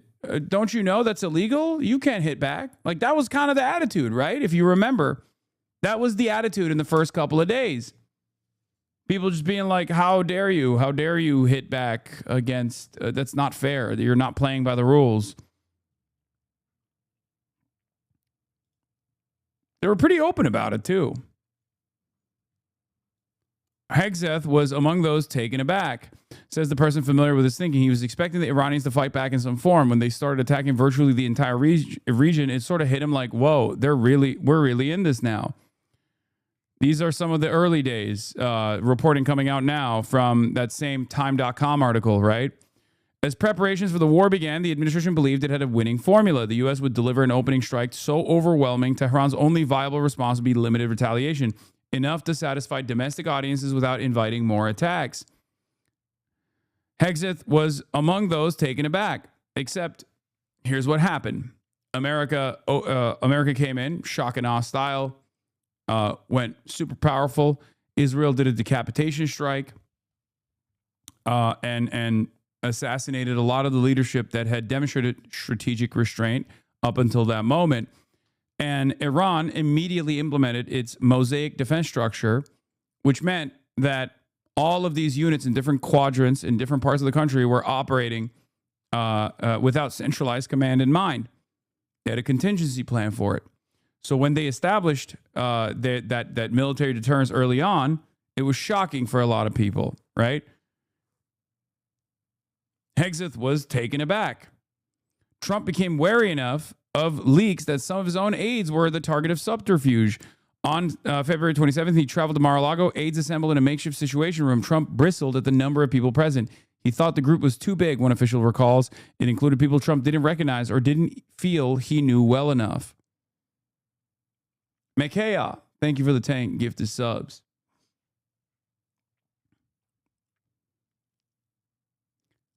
One of the, I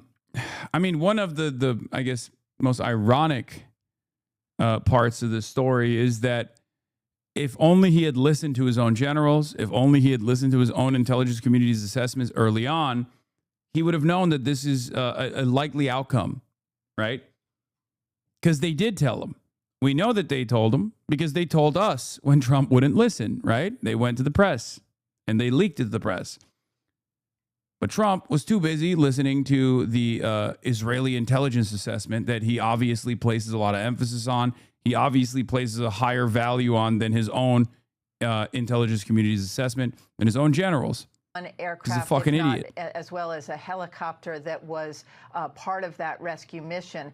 Though it would be incorrect to say, however, that another plane or helicopter was brought down during that rescue mission. That is not accurate. So what we have learned in the meantime, since we first started reporting this hours ago, is that the F-15E was flying late at night, Thursday night. It was dark out. It was late night Eastern time when it was shot down. It was still dark in Iran at the time. It was early morning hours, but still dark when those pilots did have to eject. One of the crew members was rescued and is undergoing treatment right now. The U.S. military was responsible for that rescue. We've seen visuals of special operations helicopters, Pavehawks that were being refueled over that area. Once it was light out, we understand, were part of the search and rescue for the missing crew member as well as the one that was rescued. Trace? And very quickly, Jen, just the timeline here. So you're saying that this happened Thursday night U.S. time, meaning that this missing pilot has been missing for the better part of maybe 12, 14 hours. Is that a fair assessment, Jen? I would say longer than that. If it was late night, our time, we're coming up on, I would say, maybe 15 hours missing. But again, it was early hours in Iran. Iran is 7.5 hours ahead of us Eastern Standard Time. And so it went down in the dark, but we did see visuals of a daytime search and rescue as they were continuing to look for the missing crew member. Trace. Jennifer Griffin, we'll get back to you as the news warrants on this. Jennifer, thank you. Let's bring in retired A10 footage released. Wait, really? Actually? Please send. Sources tell CNN one of two crew members have been rescued after a U.S. fighter jet was shot down over Iran. Images of the wreckage shared by Iranian state media match that of a U.S. F-15, including this ejection seat that appears to be damaged. Let's take a closer look now with Colonel Cedric. Wait, isn't this from Wait a minute. This happened yesterday as well. And it was a different one.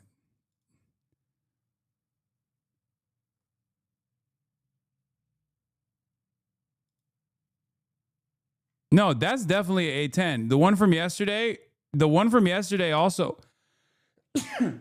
Oh, shit.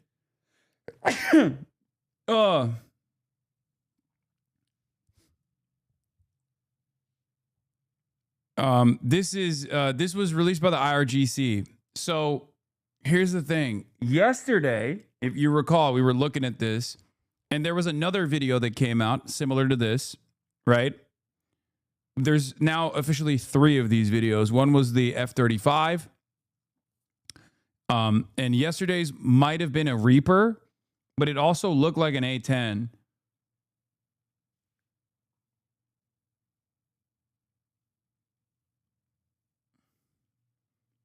This is the one from yesterday? Yeah.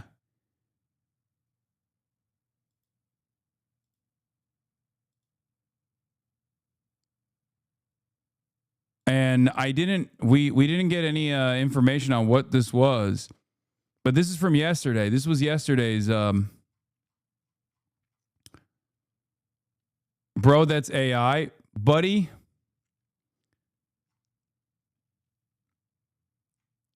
Doesn't the A-10 also have flares? You're saying they deployed flares. So does the A-10. So did the A-10, but it still got shot. It deployed the flares after it got shot.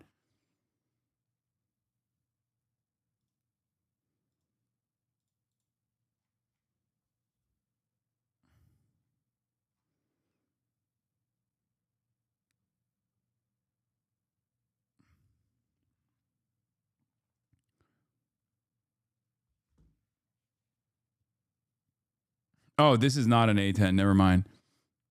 All fighters have flares and chaff, but those countermeasures are not foolproof. What is this? I don't know if you know this before. News reporters like CNN Brazil, France 24 have been reporting this for over 10 hours now because IRGC made an announcement already, but for some reason American news didn't report on IRGC's allegations, so something is fishy as fuck. No. American news have already caught up.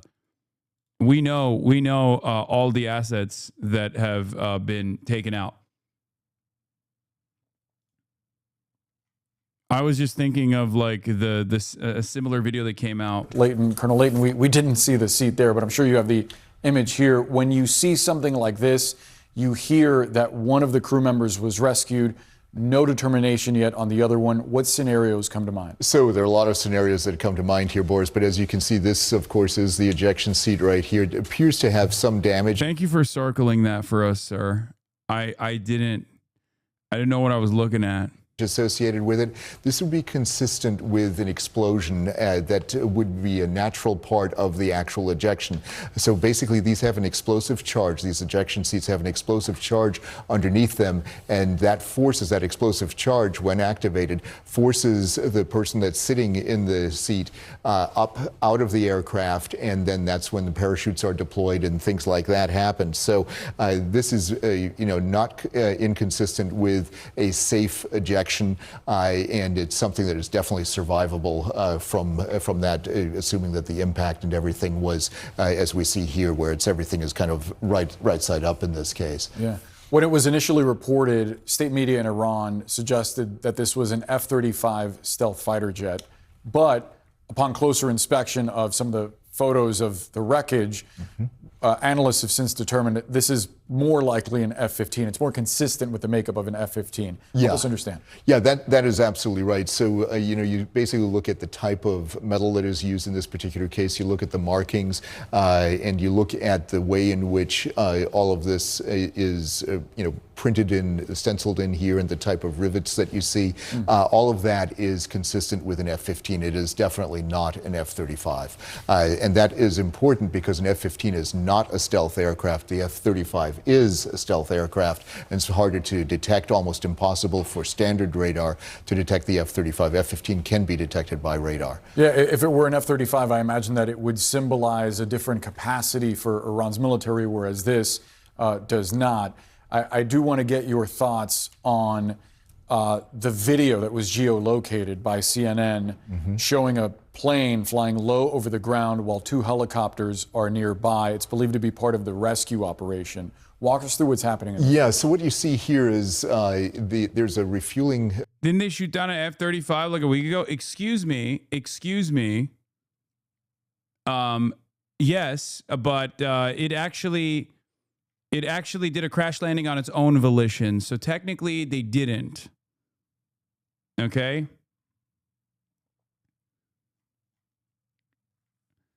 I mean, there's a reason why they're not sending F-35s any longer.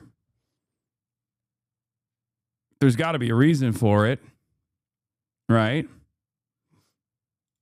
Yeah, this was the Chinese video that was pretty crazy. Chinese video by Lao Ho Talks World is going viral online, breaking down how Iran could target the F-35 Lightning II using existing equipment by simplifying the problem step by step. Yeah, the F-35 last week actually had a laundry fire incident. That's what happened. Yeah. So,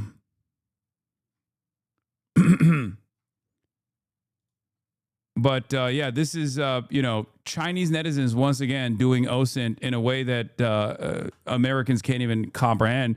Speaker argues that air combat isn't realistic given Iran's aging fleet, including decades-old Grumman F-14 Tomcats, and instead focus on ground-based air defense.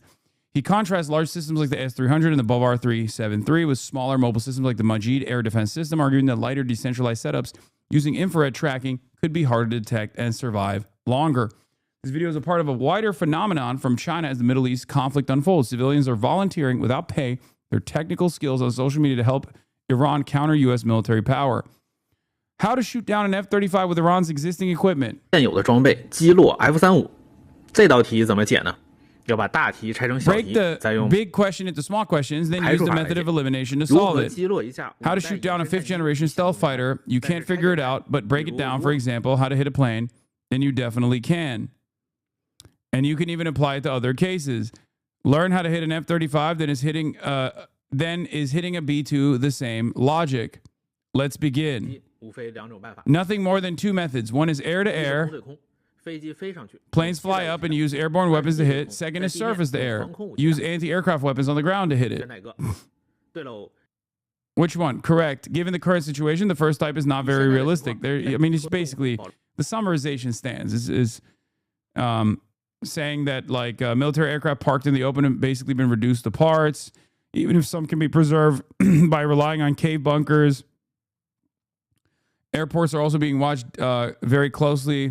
Even if they can fly, the technical gap is simply too large because the F-14 gets gapped by America and Israel's existing equipment. After all, Iran's only active air superiority fighter is still the Pahlavi dynasty-era acquired F-14s. The airframe age is at least 48 years old and cannot have original period maintenance. Just can't help. So only go surface to air. Also, two options. One is using barrel weapons like anti-aircraft guns. Two is using missiles. How to choose. Currently, there's no evidence showing Iran is equipped with integrated fire control radar and optical electronic systems modernized with self-propellant anti-aircraft guns. F-35 also dares not to go low altitude. So you still have to use the missiles. But what kind of air defense system is needed to use the missiles? One is long range. The other one is short range. Long-range air defense systems such as the S-300 introduced from the Big Goose, Russia, and the independently developed Bavar 373. The sizes are all very large. Missile launch units, fire control radars, control cabins, etc. are separate. Need multiple vehicles to form a complete system. Deployment time is wrong. Target is obvious. Need multiple vehicles to form a complete system. Running around is a grand process. Under the condition of air superiority disadvantage, survival capability is very limited. These are expensive pieces of equipment, as I've described to you. They're not as mobile, and I mean, they're not fixed positions, but they are easier to target if you have loitering surveillance, like if there's Israeli, Hermes or the Reaper drones loitering around, constantly surveilling the scene. You don't want to lose these big guys, okay? Iran experienced the previous few rounds of conflict and also suffered quite a lot, started developing towards the direction of miniaturization and also distribution. Just a few months before this round of conflict, Majid short-range air defense systems began to enter service in large numbers. It adopts a light off-road vehicle chassis, and the entire system is very simple. They basically fucking put they put these surface-to-air missile systems on the back of these K trucks. Very easy to replace, very easy to replicate, very easy to repair. Okay? Because remember, Iran has tremendous industrial capabilities. Like they have a domestic manufacturing of vehicles. They can utilize that. Instantly to with spare parts to rebuild the same TELs as well as well as their anti-air defense systems. 2 people can drive it and run, complete launch, reload, and other related operations. So the way it works is, and this is exactly how they, this is exactly what they utilize for their. Hold on one second. This is exactly what they utilize for their. Hold on. One moment. Okay. Sorry, I have to do something. This is how they utilize their launchers as well, right? They dig themselves out of the caves, the tunnel systems. They come out, they launch, they surveil the area, see if there's any like drones or whatever. They come out, they launch, they leave the car, okay? And in the next like 10 to 15 minutes, if there's no strikes on the car, they come back, retrieve it, bring it back into the cave system. Okay? That's how it works. This is part of the reason why the IRGC's like forces have not diminished as well, because a lot of people were making a big deal about like how the IRGC missile launchers are being destroyed. They're killing all these fucking people at the moment of the missile launch, and that's not the case at all. They come out, they launch, they leave the car, they leave the car right after they launch quickly, and then they wait out for like 10 to 15 minutes, because remember, Iran is fucking massive, okay? Iran's massive.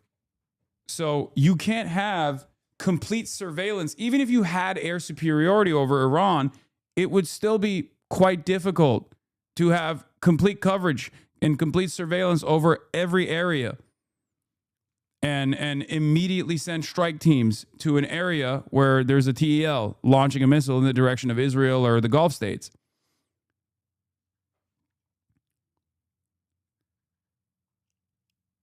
And in the first week or so, I think Israel and America had a lot more success, even with the mobility that Iran has with their striking capabilities. They had a lot more success. And obviously, they don't have infinite ammo. They don't have infinite fuel.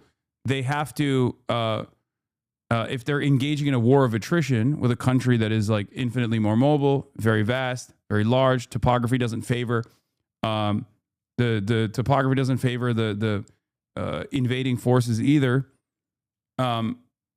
Eventually, you're going to start rationing your capabilities. So basically, they've realized all they need to do is just like dump the, dump the car, wait it out, retrieve the car, or, it's a lost asset. Who cares? Loaded with passive infrared guided short-range missile systems, maximum effective range is 8 kilometers, not equipped with radar. Instead, uses an optoelectronic system to track and lock air targets. Previously, there were friends. Wait, what is this? Previously, there were friends who always said that stealth fighter isn't stealthy either. My eyes can see it. Because its stealth is targeted at radar stealth, but optoelectronic systems, as long as they can see, they can hit, and optoelectronic searching will not trigger the enemy plane's RWR warning, very suitable for guerrilla warfare. Actual combat effects are also... What is this? Actual combat effects are also very good. 2 years ago, the Houthi forces used captured air-to-air missiles and civilian-grade optoelectronic equipment bought online. Wonder where they got them. Hard assembled, some even wilder improvised air defense systems found punching F-15s. Kicking Apaches was no problem. In this conflict, America's Reaper drones, Israel's Hermes and Haran drones have been poked down at least 20 units. The vast majority are battle results achieved by the Majid.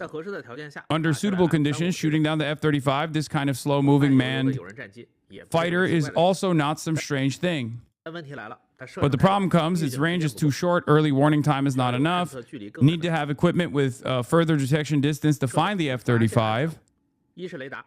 One is radar legends say through mysterious forces obtained. One is radar systems mysteriously obtained, like the YLC-8B, and the ZY-27A, mysteriously obtained by Iran. Who knows where they got those radar systems from? Such anti-stealth early warning radars, that is impossible. There is no such thing at all. And self-developed Alborz 1 and Mirage 4, etc. Long-range radars and anti-stealth capability is limited. Quantity is still small. Estimates they are no longer there. Estimate they are no longer there. What to do? Using optoelectronic detection is perhaps the best way. Go find some cheap, mature civilian equipment and distribute it to the front line. For example, optoelectronic sensors possessing infrared mode. In the world security, industrial, maritime, and other civilian fields, it is already quite universal, very easy to find, very easy to get. Of course, if you can find military-grade ones, even better.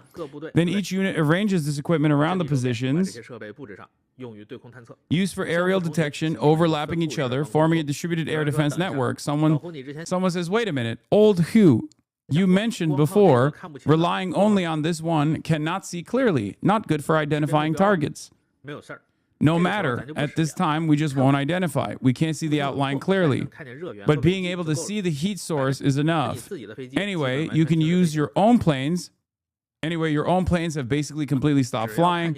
As long as you can see an aircraft, then it is a hostile target. True. He didn't say it was mysteriously obtained, but it's using a mysterious technology. Oh. After mastering the enemy situation this way, drive the small pickup truck to a suitable position, wait to enter range, then blow it up. Of course, this line of thought still needs meticulous planning and command. Also must have enough patience and a certain amount of luck. But might as well give it a try. Since they've come, just don't let them go back. The problem with an 8-kilometer range is that it's only 26,400 feet. US fly at 35,000 or higher. So even if you were standing directly under the plane, you couldn't reach it. The reason we are seeing the RGC shooting more aircraft down is that they are lower flying aircraft that are more vulnerable. TLDR, IR missiles are used to shoot down missiles since radar systems are easier counted. This guy didn't really tell them anything new. The systems he's showing are Iranian. No, that's what his analysis was. He's saying utilizing the existing technology that Iran has and its capabilities that it has, there's still an opportunity to be able to strike at an F-35 using infrared technology rather than radars, which, I mean, the F-35s are supposed to be radar invisible regardless. That was the point. And what he is explaining is something that most analysts suspect is what we are doing already. As of now, wait a minute. As of now, Trump is not flying to Mar-a-Lago or golfing over the weekend. Oh, shit, brother. No, that's his number one favorite activity, bro. This guy has been golfing through it all this entire time. Is he going to be all right? The White House has called the lid, meaning we don't expect the president to appear on camera for the rest of the day. He had no open press events today and has not yet publicly commented on reports of a U.S. fighter jet being shot down in Iran. A senior administration official tells me the president has been working in the Oval Office or the Oval Dining Room throughout the day, receiving updates. They added that the president's national security team is also around. As of now, Trump is remaining in Washington for the weekend instead of traveling to Florida.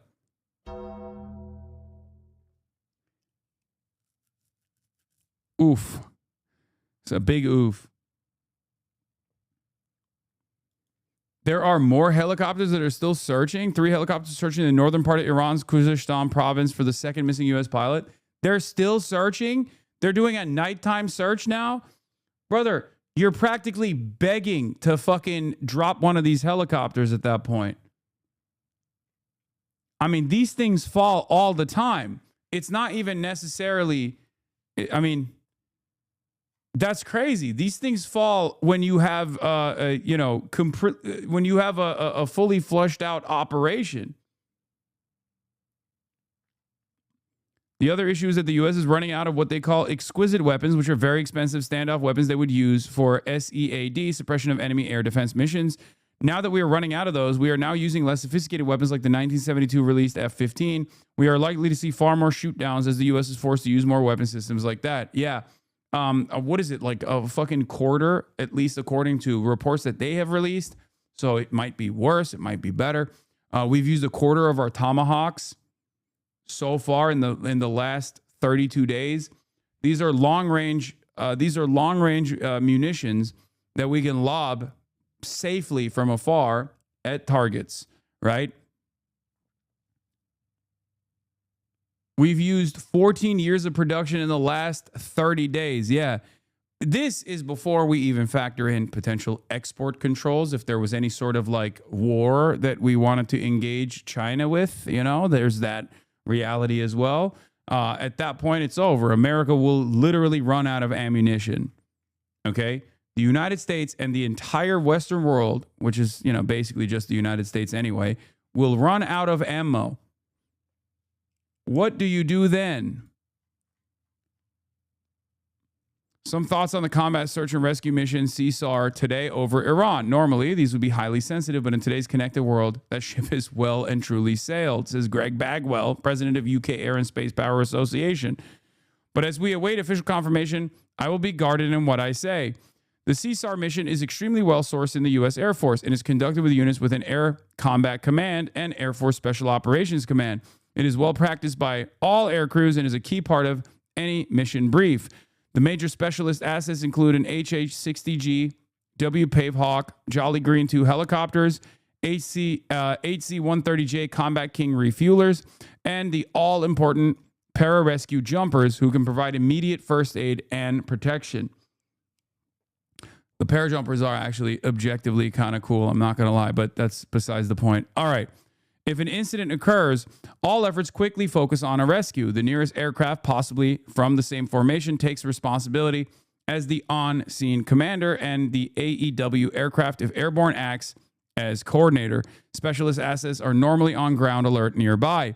Time is of the essence, and the downed aircraft need to stay, the air crew need to stay hidden, but get a location to the rescuers as soon as possible. Then the helos can move out, as they are the time-critical element due to their slower speed. The OSC helps locate the air crew and provides any overhead protection necessary. They can be replaced by more specialist aircraft. It appears that A-10s may have been used in this case. They provide lots of firepower, and their slow speed and tight turning circle makes them ideal. Once located, the helos will direct the air crew to a pickup area or to fly to their location if they cannot move. Obviously, there are potential risks to the rescuers, and this will be weighed up in prosecuting the mission. Once successful, the package then heads to safety. It appears that Bish. Hold on one second. I got to look at something real quick. Okay. It appears that the Iranians initially claimed the F-35 was intercepted, but wreckage immediately identified an F-15E. It's worth noting that this would have helped Iran, who might have been looking for a single air crew, so careful all you OSINT types. Although Iran claims to have shot it down, it's just possible that it had a catastrophic failure and the crew had to eject for different reasons. Also, a dual ejection could mean crews being significant distances apart and unable to join up to be rescued together. We still don't know the fate of the second air crew, with one having been extracted, and I won't speculate further here. Okay? Yeah, we'll do the Mehdi Hasan, Professor Jang later, once we're done monitoring the situation, because I'm actually very excited to see this Mehdi Hasan conversation. Okay? Which, by the way, the search missions are still ongoing, apparently. They still have helicopters flying around northern Iran trying to find this remaining air crew. It's surprising how much effort and risk is expected in recovering just one or two air crew, but the political leverage of a captured one is always in the minds of commanders. It's an incredibly brave role that is required quite rarely, but when it is literally a lifesaver. Now, what's funny about this, of course, is that at least we still haven't reached the Israeli method, okay? Because the reality is, what would happen if this was an Israeli pilot is they would just deploy as many standoff weapons as possible into the area to try to kill the guy. Okay, a process known as the Hannibal protocol, the Hannibal doctrine. America still doesn't do that. They obviously will go to great lengths to ensure that Iran doesn't get this massive fucking victory over America. And instead of killing the pilot by figuring out exactly where the pilot is and just like dumping a fuckload of munitions, they're still trying to rescue them. So far, that might change, is all I'm saying, considering how much we have applied Israeli doctrine, Israeli military doctrine thus far with our targeting. Who knows?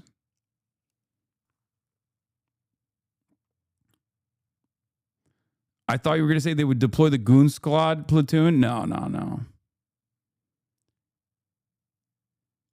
Kiriko on the Chris Hedges broadcast before HasanAbi broadcast mogged. I mean, this will be a spectacular conversation. I have tremendous respect for Chris Hedges. He's brilliant. He is, again, one of the most vindicated voices in American politics, alongside Mersheimer, Jeffrey Sachs, and many others. I mean, these guys are my goats, right? As you know. So I am honored to have ever even encountered Chris Hedges and have been able to interview him.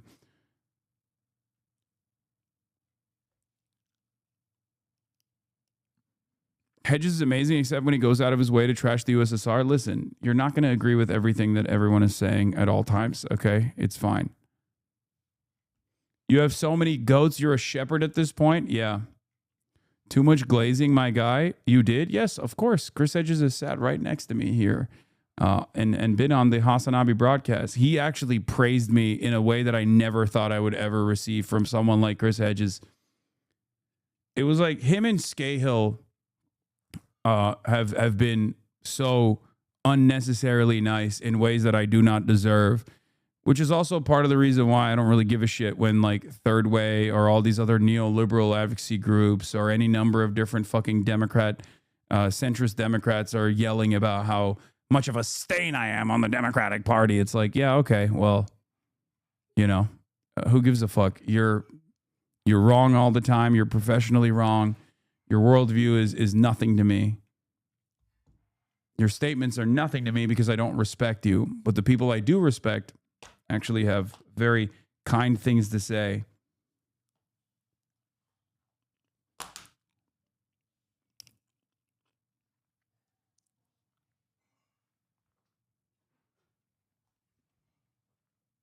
Anyway.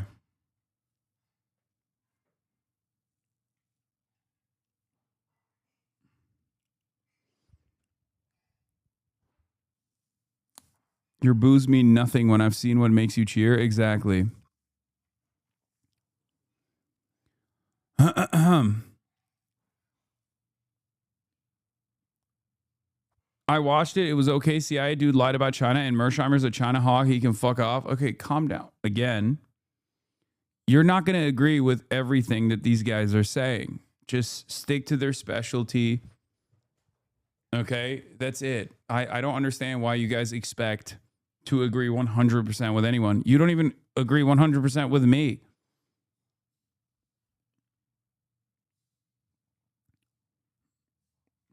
Actually, that's not true. I think a lot of you do 100% agree with me. And then it's unexpected when there's any friction whatsoever and you lose your minds a little bit. Yeah, same with Finkelstein, right? Anyway, let's continue. Multiple strikes tonight against military and infrastructure targets in the western Iranian city Abadan. Located Abadan Island is the delta of the Shat al-Arab, only miles from Iran's border with Iraq.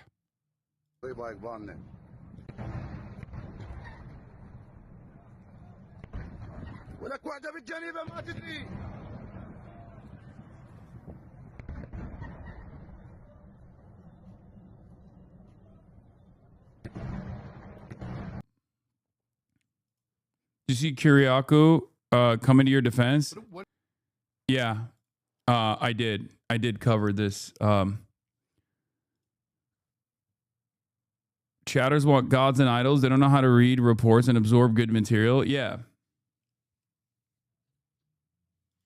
When propaganda meets reality, Iran's got missiles. So much for they're running out of missiles from the Financial Times. UAE records highest number of Iranian attacks since early March. The United Arab Emirates Defense Ministry has recorded its highest daily number of Iranian attacks since March 8th, 47 drones, 18 ballistic missiles, and 4 cruise missiles in the past 24 hours. This is why I kept repeating over and over again that you can't out yap actual missiles striking targets, okay? It's kind of like with inflation, right? Donald Trump can come out and be like, we're going to make it illegal to even think trans thoughts or whatever the fuck he says, right? He's like, we're going to make it so that if you watch Mrs. Doubtfire, you're going to prison, okay? But at the end of the day, if your wallet is hurting, people are still going to notice that, okay? It might work a little bit initially, okay? It might work for a second. Some of the fucking dumbasses might be like, hell yeah, we're fucking dunking on trans people. Let's go. But like, what's going to happen next week when he tries to roll out a new package, right? Eventually, you're going to start realizing that gas is fucking $6 a gallon, okay? It's over at that point. No amount of culture war misdirections are going to make you forget how expensive it is to travel to and from work. Abadan is of very strategic importance. It's located in the province of Khuzestan, where Arab Iranians live, and it was once the province that Iraq first invaded during the war. It's the state where 80% of Iranian oil production occurs. Yeah. I mean, I think all of this is gearing up for a land invasion. That's what I think. Right? I suspect that all of this is gearing up for a land invasion. Like they're trying, like even the fact that they're hitting not missile depots now, but like armories means that they want to diminish Iran's conventional capabilities, right? Its conventional forces and their capabilities of mounting a significant defense. Even the bridges are probably for that purpose as well. So I think like the targets that they're striking obviously are still civilian targets too, because, you know, they're fucking assholes. Let's be real. And they want to make it as costly as possible, as painful as possible. But increasingly, they're hitting targets that make it seem like they're gearing up for a land invasion, and they're trying to set it up. Ironically, of course, the aspect of the ground invasion that is most significant from the Iranian side will still be the drone launchers, and they can't hit those at all. Like they can't, as far as we understand, according to the intelligence assessment. The new intelligence assessment, they have not been able to successfully diminish their drone production facilities or even their existing drones, right? And if you can't do that, you're fucked. All of your ground forces are going to be lasered with Shahed drones over and over again. So even if they try to take out their armories, their munitions depots and things like that, Iran still is going to have tremendous capabilities of defense. I thought they would invade next week, but invading on Easter would be anti-Christ max, so I think Trump might do it. Trump is so lucky that the markets are closed right now for Good Friday. Yeah. No Israeli troops, only American? Yeah, of course. What do you think? I mean, Israel does not have the capabilities of sending ground forces to Iran. Are you fucking kidding me? They would just get in the way of the American troops anyway. They can only, like when we say the Israeli occupying force can only kill children, like unarmed children, that's not a joke. That's just reality. They literally do not have the capabilities. They don't have the training. They don't have the know-how. They don't understand the terrain. At least the American forces are like trained on this terrain specifically and have more real combat training as opposed to what the reservists do in Israel, which is just stand in a fucking fixed guard post and berate and belittle and sometimes literally rape Palestinian civilians. Okay? That's all they know. The fuck is that technical expertise going to do for them when they're stuck in a fucking mountainside getting lasered by Iranian drones and missiles? And they openly admit this too, by the way. They openly admit it. When was the last time Israel fought a war against an actual army? Never. Israel's never fought a war against an actual army. All of the instances where they fought against like conventional forces and not just like paramilitary groups have come in the aftermath of Israel destroying the standing militaries like air capabilities, for example. They always do a first strike, a tactical preemptive strike, and then they try to justify it by claiming that a strike was imminent, and that's why we had to do it. That's what they did with the Egyptian Air Force, for example. Yeah. So I guess that's the last time if you want to think of like a real standing military. It's not exactly great for their modern capabilities.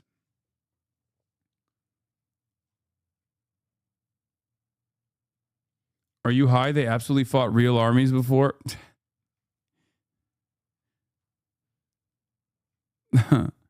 Anyway. Yeah, it's just children. That's what they're most efficient at, murdering children. And even then, for the record, even when they're murdering children, okay, they still do it in the dumbest ways possible. Like, they still do it in the most evil, if there's not a non-evil way of murdering children, but like, they still do it in the most cowardly way possible, where their child murder spree starts with aerial bombing campaigns that reduce most places in the rubble, okay? And then they rolled their fucking armored tanks with no infantry cover, which is something you're not supposed to do, right? That's precisely the reason why even Hamas and Palestinian Islamic Jihad and their paramilitary forces are capable of coming up to the ass cheeks of a goddamn Merkava tank and just dump an IED off the open lid of the fucking tank and turn the tank into a tinfoil death trap. Okay? And their Merkava tanks already have trophy systems as well, which again, even Hamas, the Al-Qassam brigades have been able to successfully penetrate in spite of the trophy system by doing 2 RPG rocket fires simultaneously. So while the trophy system on the Merkava tank is focused on one of the rocket-propelled grenades coming its way, the other one ends up hitting it successfully. So all of their defenses still amount to nothing if you have enough grit, right?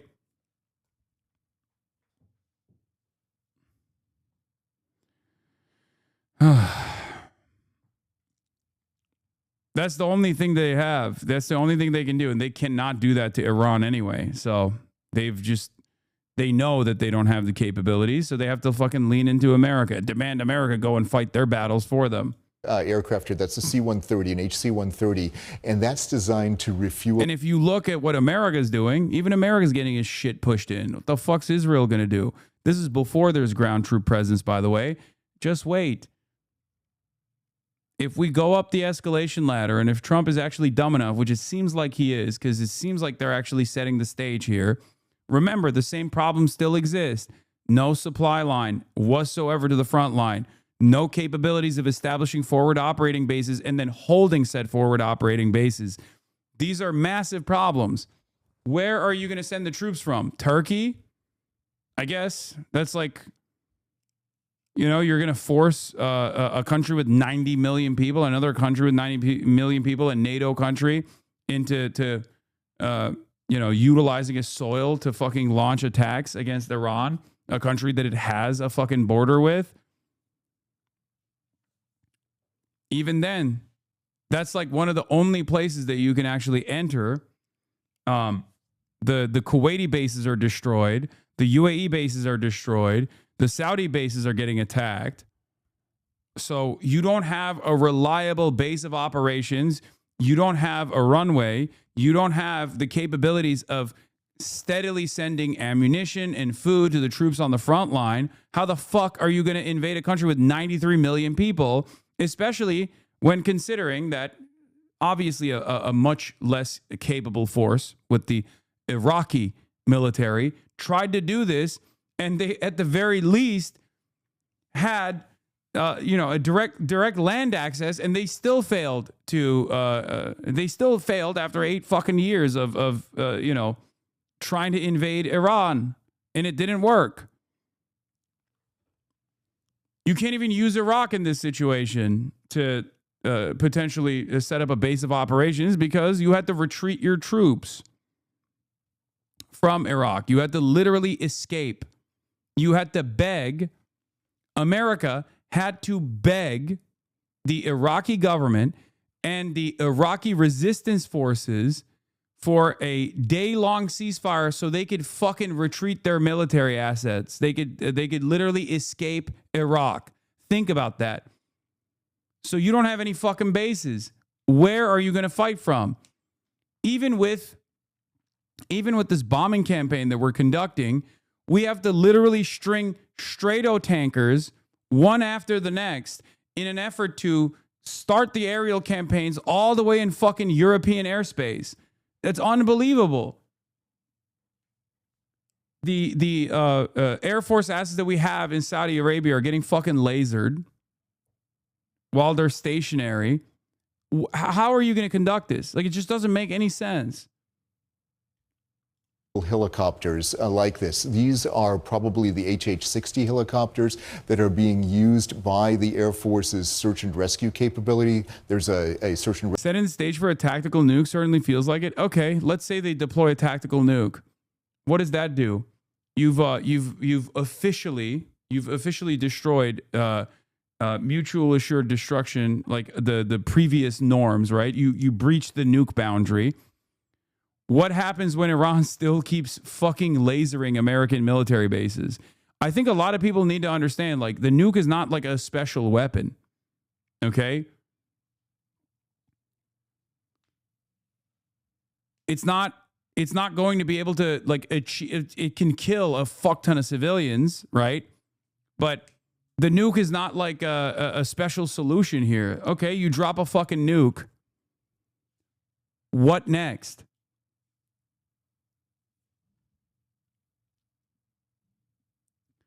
I think a lot of you have to also understand that even if America or Israel dropped a nuke, there is still a very high likelihood that Iran, through its Mosaic system, continues bombing Israel and the Gulf and will most likely destroy all oil and gas production in the Gulf if that were to take place.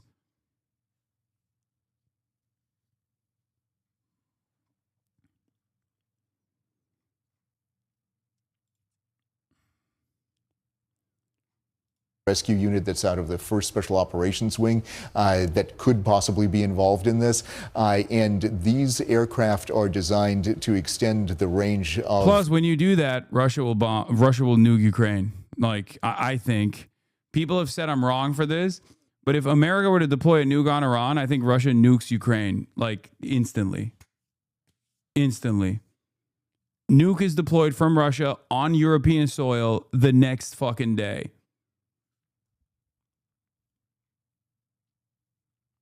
The helicopters so they can go further into the area that we have here. So when you look at the area that you see here, this is in southwestern Iran called Khuzestan province.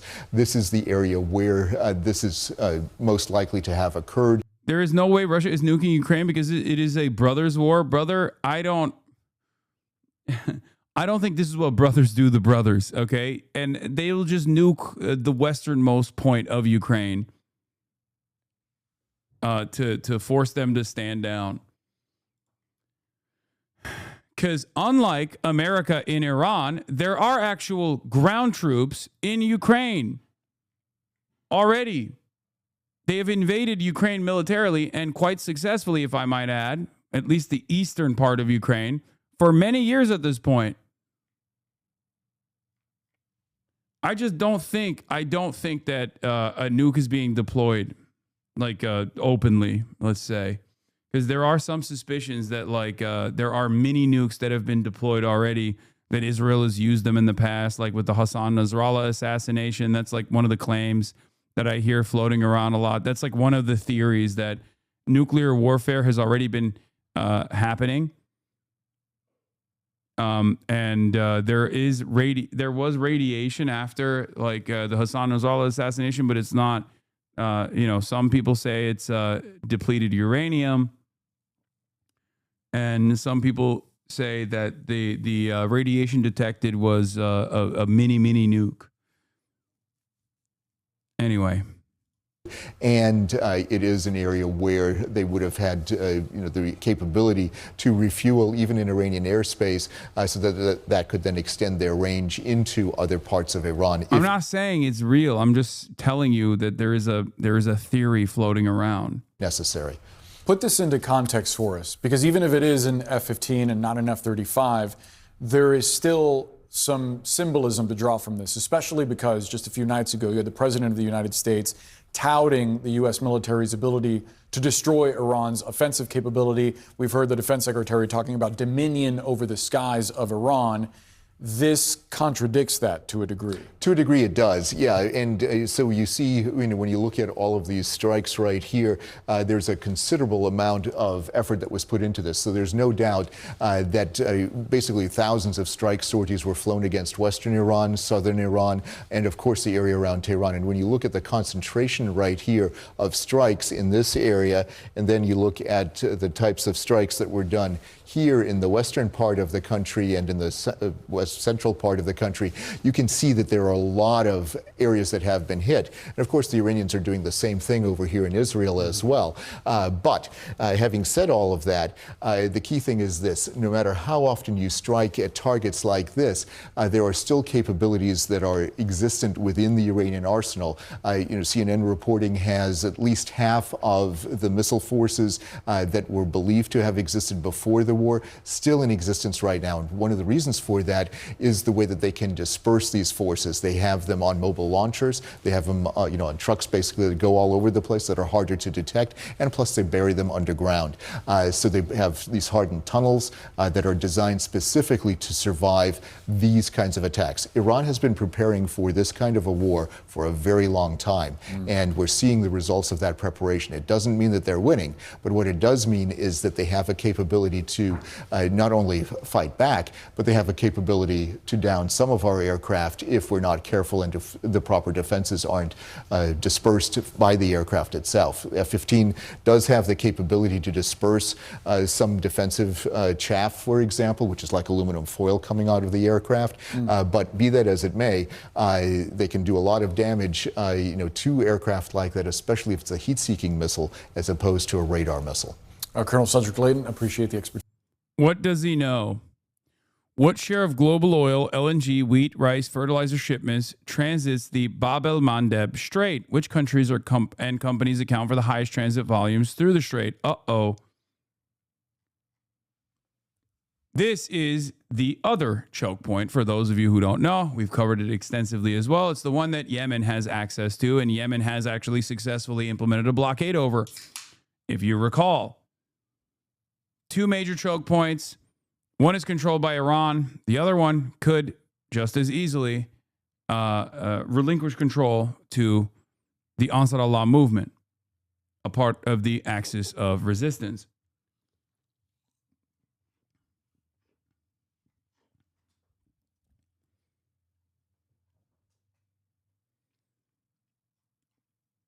So, some to consider, some to think about.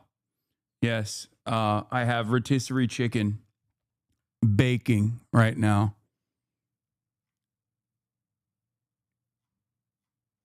Why are you heating up Kaya like a pastry? She's my rotisserie chicken.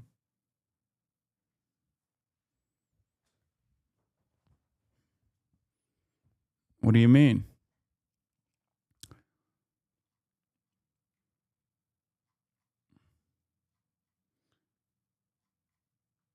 Allah coming for that Bab baby. It's crazy how Galibaf was out of the picture for us, and somehow he seems like a mastermind. Makes you wonder how many capable Iranis are working in the shadows. I mean, they are a very competent government. Let's be real, you know? This is another one of those issues that I have actually often brought up with Hasan Nasrallah, for example. If you recall, what did I used to always say? One of the famous quotes that people always use against me to be like, oh, you're glazing Hasan Nasrallah. You're glazing a terrorist. Why? Because I said, don't look at the optics. You Americans see a guy wearing a turban, wearing traditional garb with a big beard, and you just assume that he's a barbarian. That's not the case. These are very well-read, very competent, very intelligent people, and also very successful in terms of their tactics as well. You know? And it's very stupid to undermine them. And yet, every step of the way, America has done so, both with Iran, and Israel has done so with Hezbollah as well. It's just pure white supremacist hubris. It's pure white supremacist arrogance.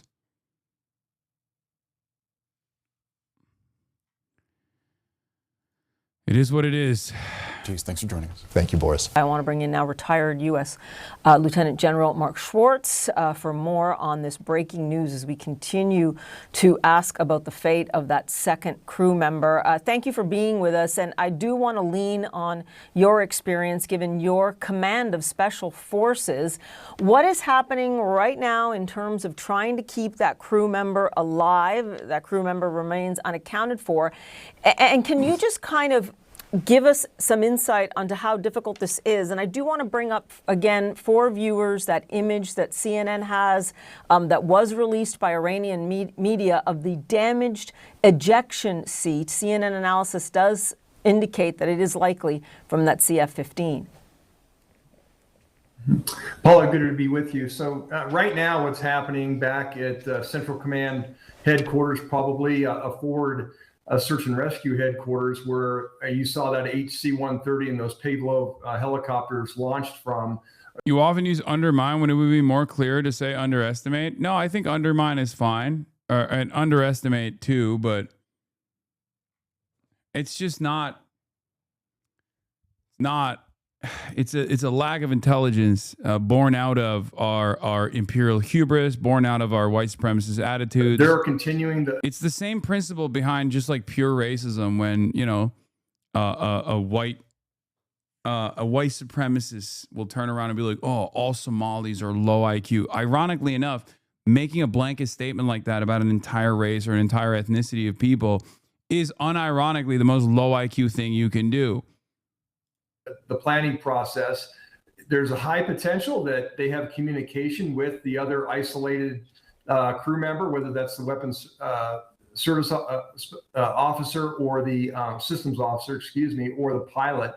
You know, darkness is the friend of the isolated person and frankly, the friend of the U.S. forces trying to recover this individual right now. So planning is ongoing right now. If they do have communications with them, they're setting up you know, an opportunity to retrieve him and recover him back into U.S. custody, if you will. And if they don't have communications with them, they're using every intelligence resource. One interesting thing is that literally every Iranian over the age of 60 in the government has had frontline experience in war. They prepare for this exact contingency of American intervention for the past 47 years. Exactly. Every single person that is in the command structure was like a child soldier. Even Syed Mohammed Morandi, who is a professor, right? He's a college professor. He's like basically a de facto spokesperson that goes in Western media quite a bit to defend the Iranian government. Like, he's an American-born U.S. citizen, okay, from Virginia.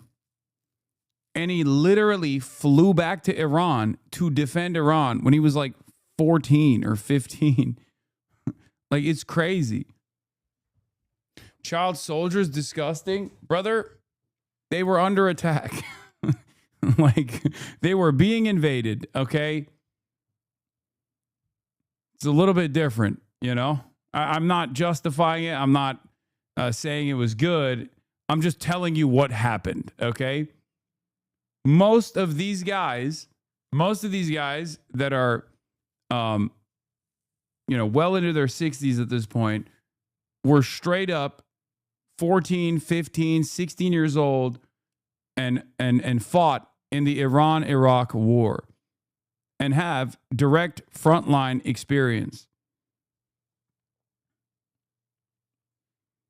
And then the younger IRGC forces, the younger forces that are still in the military, they also have battle experience.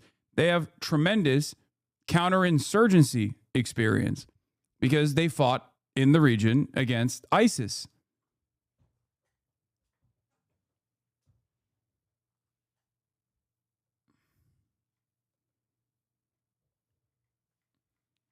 So it's a decently equipped and very well experienced military force that they have available, to include, satellite imagery, overhead, probably unmanned collection capability to assist in locating him. And then lastly, what I would say is they've certainly started the very quick debrief of the pilot or weapons systems officer that they have successfully recovered to, understand, hey, did you see two shoots? When you were. Every few years, the United States has the opportunity to learn that an army of disinterested, burger-addicted slobs cannot defeat an opponent that actually cares about what they're fighting for. And every time the U.S. chooses to ignore that lesson. Yeah. This is an Iranian nomad wielding his only ancestral hunting rifle who has successfully shot down 5 Lucas drones in an act of vengeance, declaring through tears, "This is retribution for the blood of the daughters of Minab, revenge for the martyrs of the noble Shajareh Tayyibah against America." I mean, it's like, look at that, bro. He's using a fucking hunting rifle.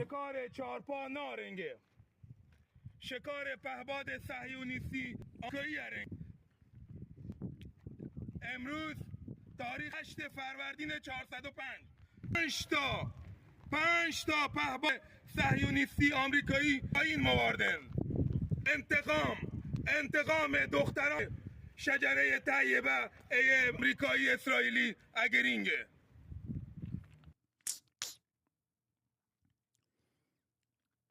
Is a blend of religious and patriotic fervor what Hegseth is ironically LARPing as? In some ways, yes.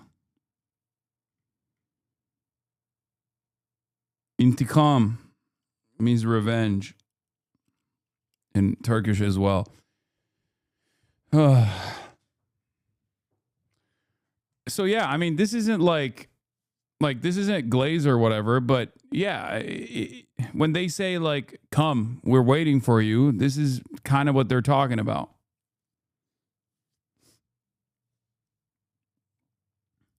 It's also why I thought it was funny when people were like, "They're going to welcome us as liberators again." Rejected, and like, if there's one country where you will definitely not be welcomed as fucking liberators, it's definitely Iran, a country that exists as a sovereign state specifically because they had a successful revolution against American intervention and an American-backed puppet, a Western-backed puppet. You have an idea in proximity, from a cardinal direction of where that other parachute landed relative to where you were at. So all that information is being brought together to, again, facilitate a successful recovery. Well, that certainly gives us some great insight. And against my apparently zero knowledge of what happens, you actually say that nighttime, the fact that it's nightfall now in Iran, might be a good thing. I do want to ask you, and it is a difficult thing for service members who have, that are wondering about their family members right now. There's survival training here, right? They are trained for being in enemy territory. What does that involve? It is exceptional training. So every crew member, regardless of military service and special operations forces, go through what's called SEER Level C, which is the highest level of training. And that's survival and evasion, the most important part of where we're at right now with this isolated crew member. And then there's also resistance and escape. So in the event you become captured by enemy forces, they teach you how to deal with that captivity, and also ways in which you could potentially escape captivity. But as part of all that training, a lot of technical training in terms of how to properly communicate, and then the actions that you should be taking in the event, you, in this case, you had to eject and now you're in enemy territory. Typically what they train you for is obviously find a place with good cover and concealment initially. So move away from. It's just also kind of funny because like someone in the chat also brought it up, but like think about the panic that is set in for extracting one pilot. One pilot. What do you think happens when there is a full-blown ground invasion? Okay? The IRGC has already commanded, the IRGC has already revealed that they are interested in taking prisoners of war. Now, will they be able to do that? I don't know. I don't know what their capabilities are. I don't know what their, I don't know how successful they will be. But what do you think that does to the American confidence? What do you think that does to American force projection capabilities, right? It's not great.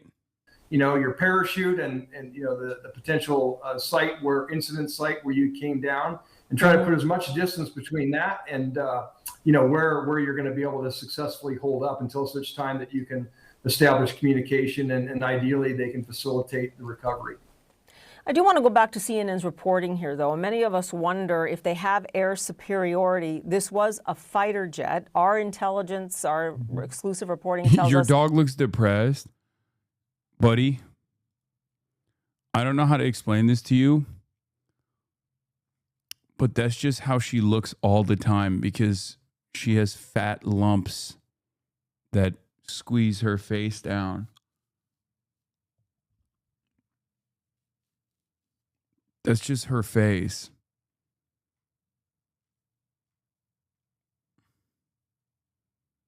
I hate that there's a war and you won't watch the Good Liars video on the Medbed Hotel. I didn't even know that there was a video on the Medbed Hotel, my favorite. That again, Iran retains significant capability. When you put all of that together, can you let us in on what you think may have happened here in terms of how this jet was shot down? Well, from the wreckage, and I'm no, wreckage expert, but it's hard to tell what brought the aircraft down. Obviously, when it hit, it, broke up in many pieces. It could have been anything from a surface-to-air missile fired by Iran, or it could have potentially been, some type of mechanical malfunction that caused the aircraft to go down. But remember, air superiority does not mean that there is no threat. That just means that we have the ability to predominantly fly over at mitigated risk over enemy territory. But superiority does not mean that there is no threat out there. And as has been reported, Iran still retains both air defense capability, certainly ballistic missile and drone capability. We see that playing out every day since this conflict started. Okay, Jerome, we'll leave it there for now. We'll continue to touch base with you as we continue to follow this breaking story. Really appreciate your insights. It's important to remember that during President Trump's primetime now. Tasnim is reporting another shoot down just now. Another fighter jet has been found in the country, which is probably an F-16 or an F-35. There's no way. What? No, we can't. I can't tell what it is from this. What the fuck?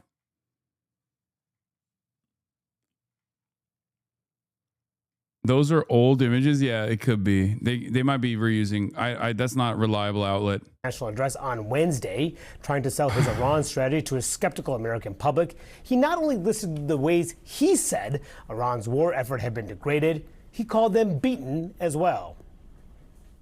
Tonight, Iran's Navy is gone. Their Air Force is in ruins. Their leaders, most of them, terrorist regime they led, are now dead.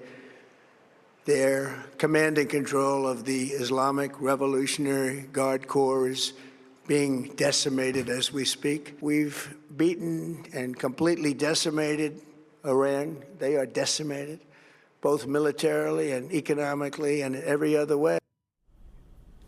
I have an excellent group of reporters at the table with me, including Jasmine Wright, who covers the White House for Notice. Look, the president has a penchant, shall we say, of, to put it mildly, exaggerating from time to time. But now this is life and death. This is the war. This is military. Is the president completely overstating the case about how bad it is for Iran right now? Well, I think that these things happen. What are all your the sources time, telling you? Hopefully, you know, they'll find the second service member. But saying Iran's Navy is gone is like saying U.S. soccer team is gone, bro. It was never a thing. No, because it's still also not true. Like, it's not even true because they're still getting tankers through with what remains of the Iranian Navy. The Iranian Navy is not like a normal Navy. Like they lasered a bunch of jet skis and shit. They have a couple assets that are, you know, what you would assume is like, that looks like their own version of a destroyer. They have some catamarans, right? But most of their gear that they use, like the go-fast boats that they have, that they use to deploy old school mines, or the ones that have, not dissimilar to the fucking K trucks that they have with their missile systems attached to it, are they're inside of tunnel systems. So the real Iranian Navy that exists is still very much in operation.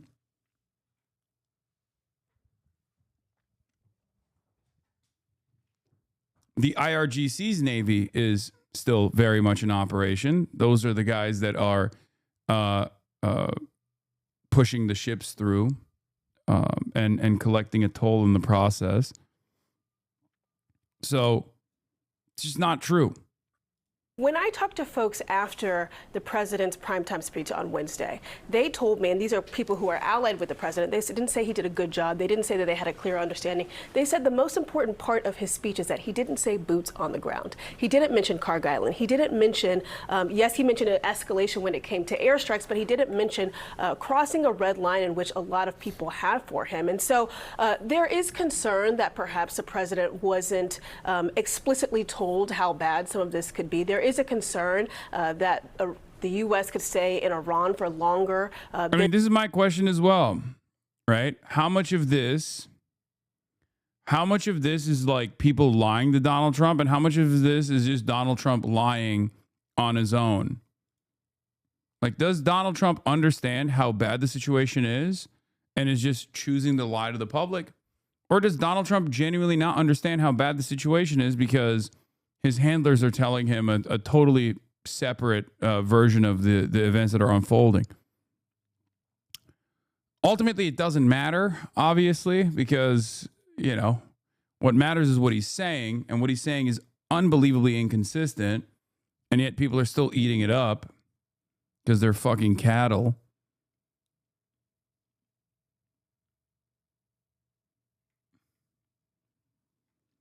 The U.S. A-10 that crashed today was providing close air support. Yeah, we already covered it. Yeah.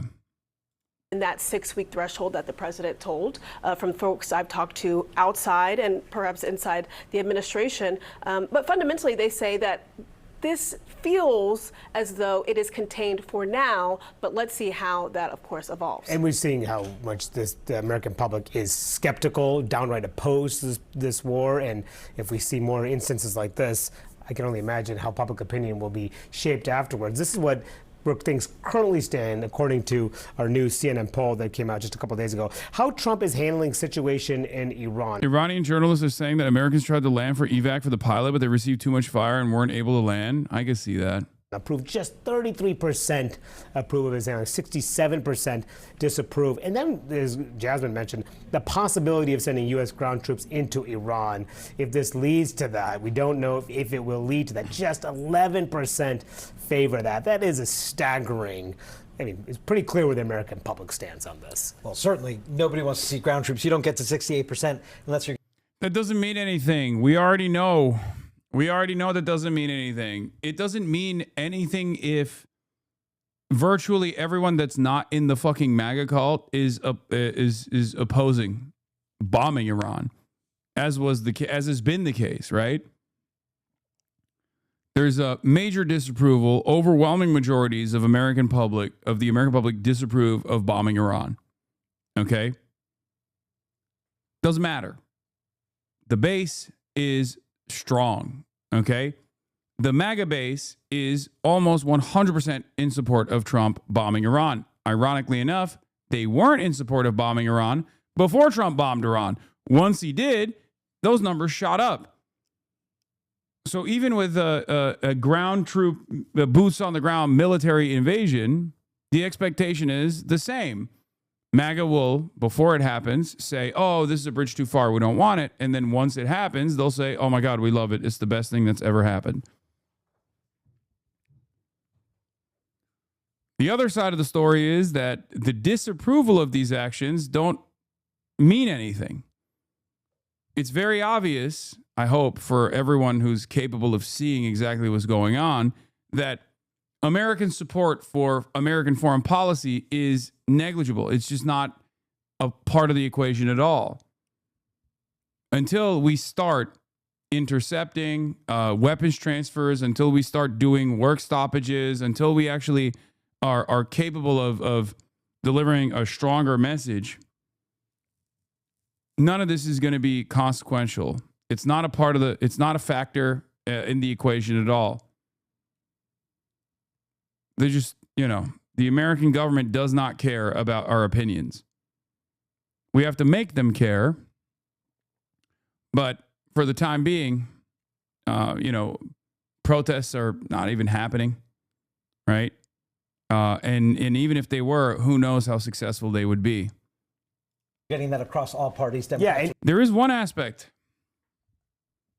that would be meaningful, by the way, and that is the legislative body.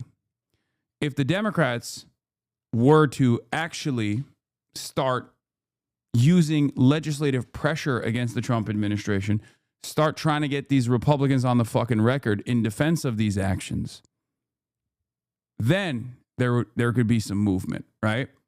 That would also expand on the public pressure as well. But the Democrats are not interested in doing that at all. That's it. And I think a big part of the reason why they're not interested in doing anything at all is because this is a win-win for them. It's a win, first and foremost, because they're also super pro-Israel, super Israel first. And this is, something that Israel has desired for many, many decades. And Trump is finally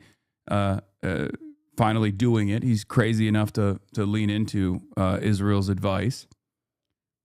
So they like that. And they doubly like it because it's Trump that will inevitably be held responsible for it.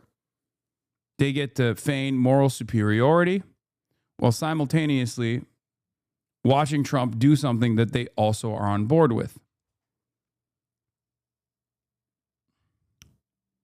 That's it. And just to add to that, to your point, Republicans, to look at 23%, just 23% of Republicans favor sending in U.S. ground troops. So obviously, ground troops will cross a sort of political line for Trump that'll be very difficult for him to come back from. But, the war can be unpopular. The country can, as our poll shows, cannot have a clear path. Do not believe that President Trump has a clear path on how to get out of this. And yet, there can still be a lot of military success at damaging Iran's capabilities. Now, our reporting here at CNN obviously shows that doesn't mean damaging it 100%. They're obviously, even though he's suggesting that. But clearly that's not the case. Look at today's events. I mean, it is not the case, nor is it the case in any war that I can think of where 100% completely annihilating any possible threat or capability from the enemy. That's not reality, and we're seeing that play out today, that's not reality. That doesn't diminish in any way the unbelievable military success that Trump and Hegseth like to tout, and rightfully so. It just doesn't simplify, though, the complicated nature that the U.S. is not the only one with a vote here on how this plays out. Yeah, and look, why not? I mean, Trump is Trump. We know how he talks. But why not do what David is suggesting here? Give a more nuanced picture to the American public about how complicated this is. Yes, the American military operation so far has been successful in this way, in this way, in this way. But we have enormous challenges on X, on Y, and Z. And there are lots of challenges ahead. Level with the American public and tell American voters what to expect. Why can't he do that? I mean, you answered the question. Trump is Trump. He's not a nuanced guy. But would He's that never help been him a with, nuanced guy. you know, so many Americans oppose it? Probably because a lot of people just don't believe what he's saying, perhaps. No, they're wildly skeptical, to say the least. And I go back to David's point. There can be enormous military successes, and still an incident like this. There have been thousands of sorties by American and Israeli pilots. Yeah, it's been enormously successful in degrading the enemy's capabilities of educating schoolgirls. Enormously successful in degrading the enemy's capabilities of using civilian infrastructure like bridges. Degrading the enemy's capabilities of having access to clean running water because now it's toxic because we rained oil on it.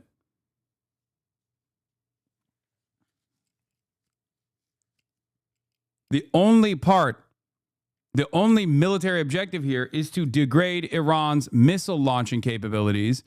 And we know that that hasn't happened, okay? Or at least hasn't happened to a fucking significant degree. So who gives a shit?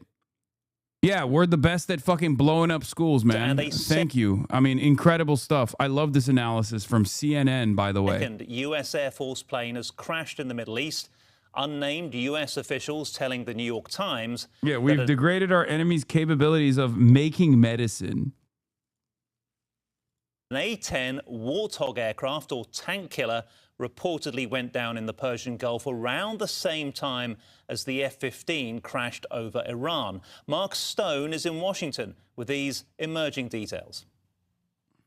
Yeah, this is a report from a U.S. official talking to the New York Times. Think about it. We're blowing up jet skis. They're blowing up an A-10 Warthog. Okay.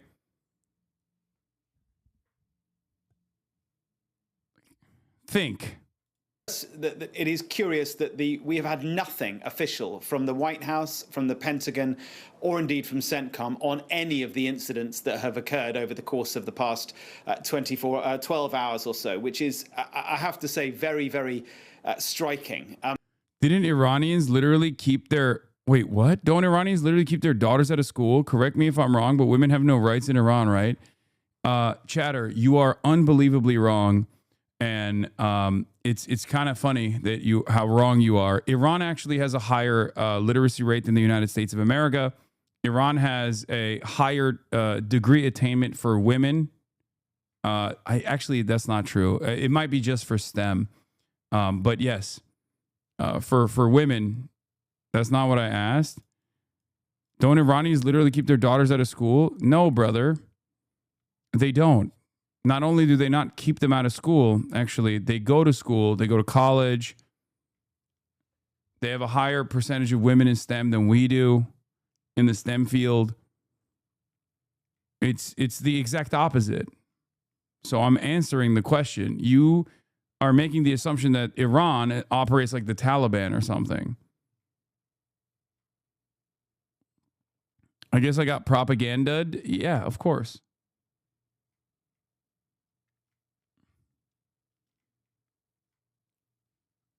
The best take on this is from the one Iranian guy. It's people mistake Iran for operating in a similar way to the Taliban, where they don't want women to be educated. That's not the case. The Iranian government wants women to be educated. Okay, they just want them to wear a hijab. They want the hijabis to be making the missile systems. They have these arbitrary restrictions. And they're ridiculous, and it actually causes quite a lot of friction in regular Iranian society, and there's tremendous pushback towards it. And not only is there tremendous pushback, but it actually creates a national security problem for the IRGC, for the Iranian government in general. But the idea that they're not, like, they're doing woke Sharia, okay? That's the best way to put it. They unironically are doing woke Sharia.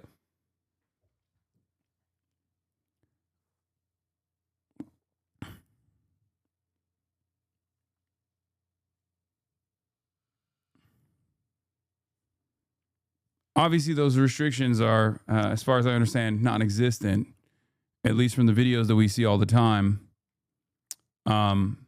But, you know, yeah, they're doing woke 3.0. The most recent incident that you're referring to here, reported by the New York Times, involves an A-10 tank buster. This is a very old plane with a single crew member, a pilot only, that was brought into this conflict by the US military as an attempt to deal with the problem on the Strait of Hormuz. The tank buster is the A-10 is a much slower aircraft than for example, an F-15 that also crashed today. It is an aircraft that is very good, by definition of its name, at taking out tanks. That's what it used to be able to do.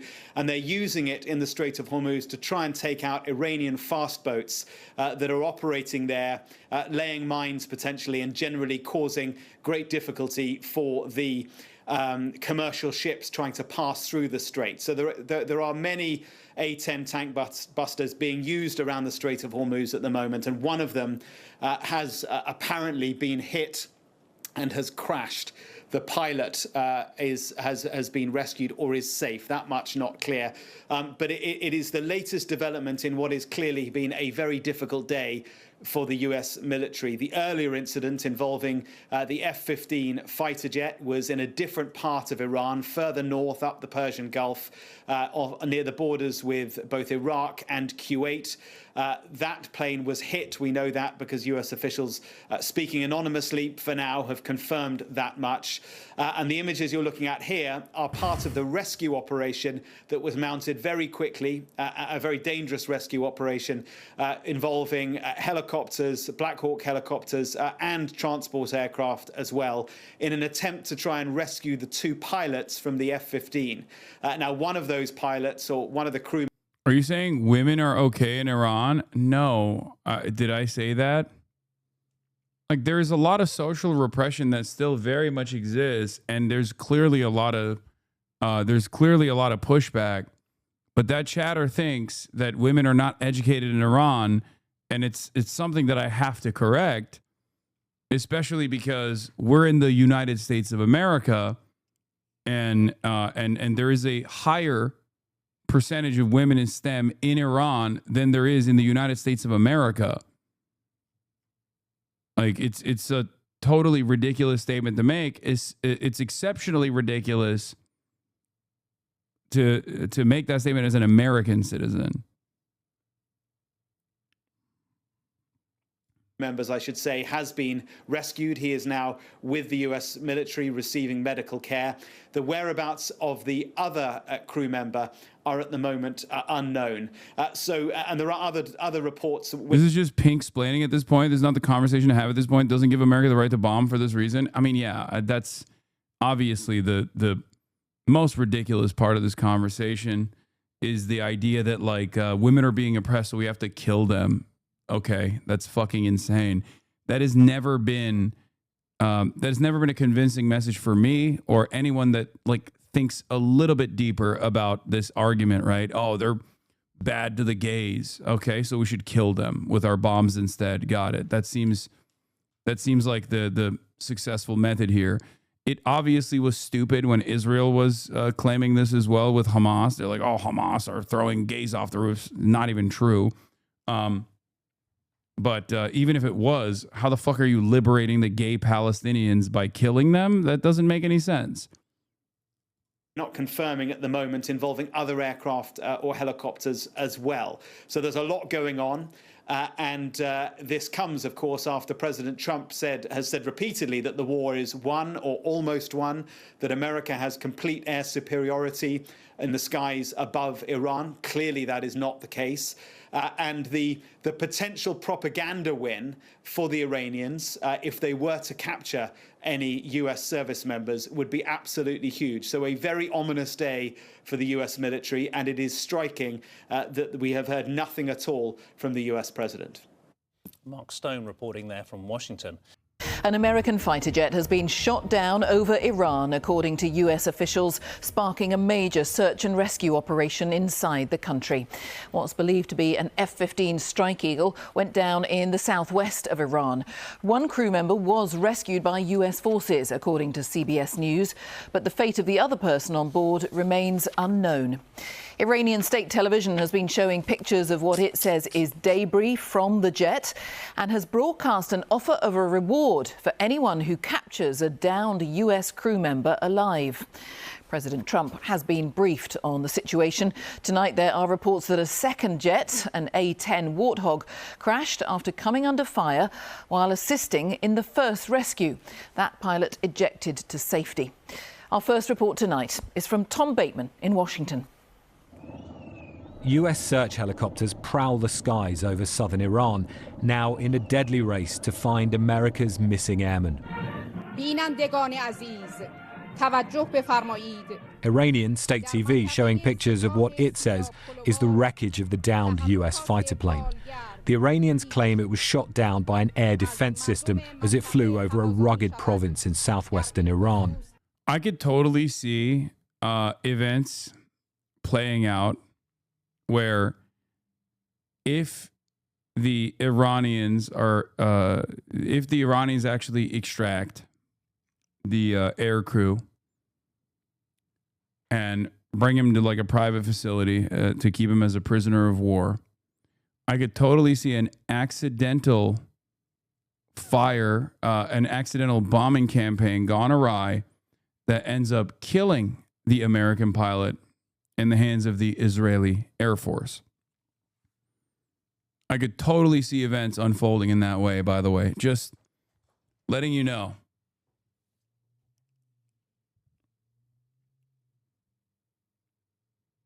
Israel still has, surveillance capabilities inside of Iran. They figure out exactly where the pilot is kept, and they still apply the Hannibal doctrine to the American pilot. Pictures on social media purport to show one of the two ejector seats. These images are as yet unverified, but appear to be consistent with parts of an F-15 fighter jet. US officials say they launched a combat rescue mission under fire, finding one of the F-15 crew, its pilot. But the recovery helicopter was hit by gunfire, injuring crew members. These pictures appear to show men in a field opening fire on American Pavehawk helicopters used in search operations. We verified this footage was filmed today. Another plane involved was also hit, an A-10 Warthog like this. Its pilot ejected over the Gulf and was rescued. Meanwhile, Iranian government messages have been broadcast calling on residents to join a hunt for the pilots, offering a bounty for their capture. This is the F-15E Strike Eagle, one of America's most advanced fighter planes. It's used for bombing raids and to shoot down drones. Behind the pilot is a weapons systems officer. Shown here at RAF Lakenheath in Suffolk, Iran's military claims the downed plane was from the Lakenheath squadron, but the BBC has not confirmed this. This former F-15 pilot says the missing crew member will have been equipped for survival. Once they're on the ground there, what's going to be going through their minds? First thing is, how do I get myself away from where it is that I am? And then how do I make contact with friendly forces to get myself? Yeah, the Iranian National State Television channel did a broadcast where they said that there was a bounty for whichever civilian finds the pilot or the weapons officer and delivers the pilot alive to the police or the military. Back into friendly hands. The White House says President Trump has been briefed. He said nothing publicly about the rescue operation, posting only on social media. There was also an Iranian football star who said he would give his medals that he's won over his career to whoever actually finds the pilot. About Iran, keep the oil, anyone? US Central Command yesterday released pictures of what it called its undeniable progress, saying Iran's air defense systems had been largely destroyed. Also, I guess Iranian media Tasnim News has posted the new photos. Those were real. Urgent exclusive. Iran likely shot down another American Zionist fighter jet tonight. Evidence received by Tasnim News Agency indicates that Iran may have shot down another American Zionist enemy fighter jet. Images of the remaining parts of the aircraft obtained by a Tasnim reporter show this. Tasnim's military correspondent says, given that only one engine exhaust is visible in the image, it could be speculated that this is possibly a fighter jet that was an F-16 or F-35, although the stronger guess is that it's an F-16. A few hours ago, several fighter jets flew over some cities in the country, including Tehran, when they were surprised by heavy defensive fire from the armed forces. Some of these fighters attempted to escape the defenses by dropping flares, but evidence suggests that one of these fighters was probably shot down. This has not yet been officially confirmed. I mean, I guess they haven't officially confirmed it yet.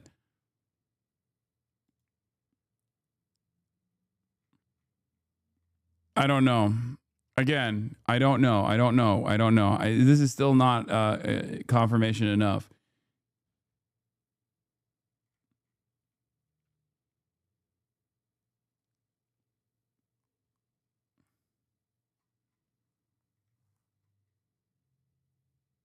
So we don't know. Information about a U.S. landing attempt near Yasuj city in Kokhiliye and Boyar Ahmad province, western Iran, aimed at searching for the pilots. The forces are still searching in a difficult mission made harder by the geography and the presence of Iranian forces.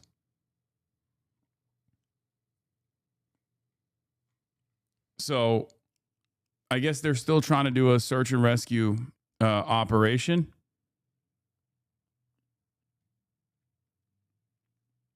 But it seems not to be going too well.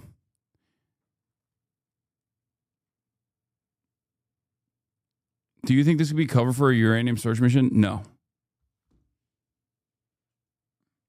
I mean, I don't know. I don't think that is a real thing. First of all, the area that you're talking about is far away, and there would be so much activity.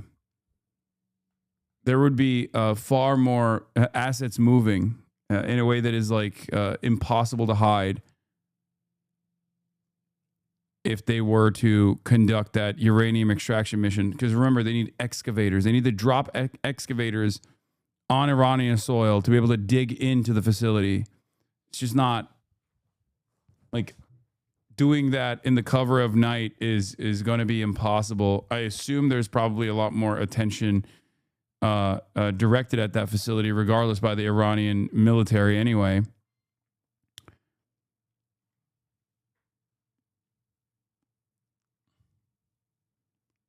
So I just don't see that happening. Its claims to have free reign over Iran's skies will ring hollow, with the first known loss of a manned US aircraft there since the start of the war, and a perilous... I mean, chatters, think about it this way. It's now been like, what, 12 hours? Almost 12 hours to try and conduct a successful search and rescue operation on Iranian soil for 2 pilots. Okay? More than 12 hours. It's been like 16. 16 hours. They've been able to successfully retrieve one of the 2 pilots. Think about how difficult that is.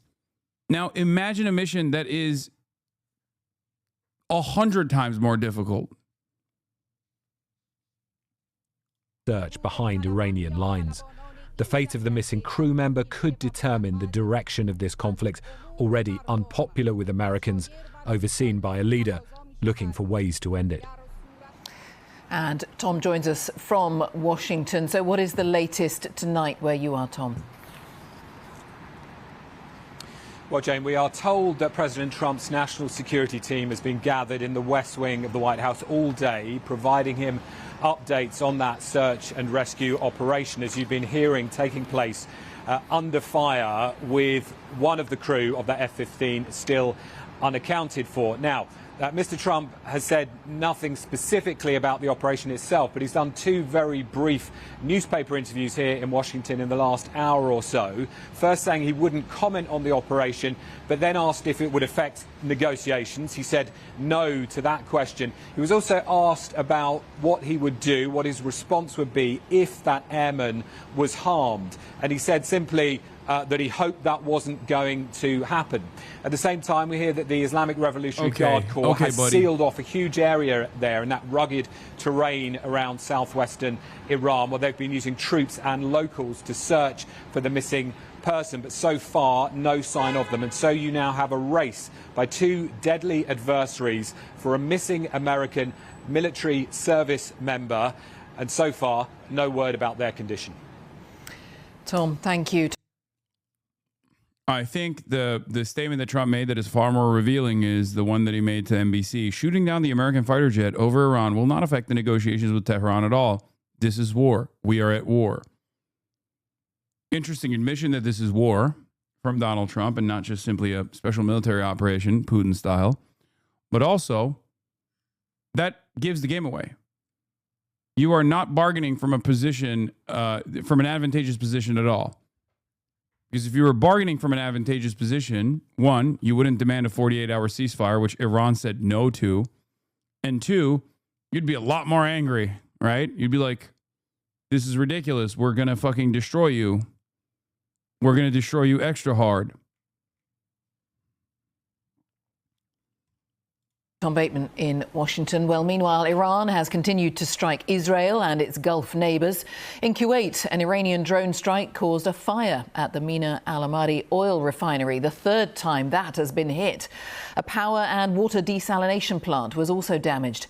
Israel's military said it had carried out more than 70 strikes in western and central Iran. In the capital, Tehran, a university science research facility was struck. Well, our correspondent Lorna Gordon is... Maybe Iran already found them and they're just drawing out search and rescue missions. If that was the case, they would already be getting kills. If they were trying to lead, the search and rescue missions into an ambush, you would already know about it. You would hear about it because they would have already successfully pulled off the ambush missions. Following events from Dubai in the United Arab Emirates, Lorna, yet more strikes across the Gulf.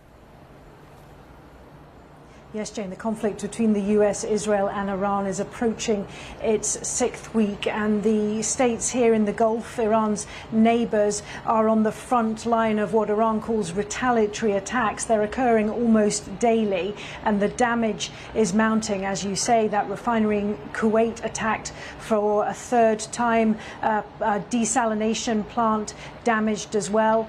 In Abu Dhabi, what's described as significant damage has occurred to the natural gas processing facility there. One person died as well when falling debris started fires at the plant. It's also emerged today that one of the biggest aluminium complexes in the world, which is in Abu Dhabi, could take up to 12 months to restart after it was damaged last month in an attack.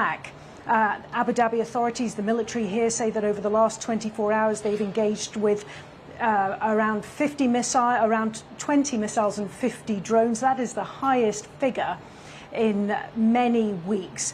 These attacks keep coming, and they keep coming daily. It's day 35 of the Iran war. We're on the ground in Jerusalem. Let's take you through what's been happening across the region today. US officials have confirmed that Iran has shot down a US fighter jet and that one of its 2 crew members has been rescued. The search is ongoing for the other. It's Good Friday and Jerusalem's old city is empty after Christian leaders were asked to cancel the traditional procession for safety reasons. The Israeli military's banned gatherings of more than 50 people in case of mass casualties in the event of missile strikes. Elsewhere in Israel, in the coastal city of Haifa, vehicles were engulfed in flames after an Iranian strike containing cluster munitions. A 79-year-old man is in hospital with light injuries after being hit by debris.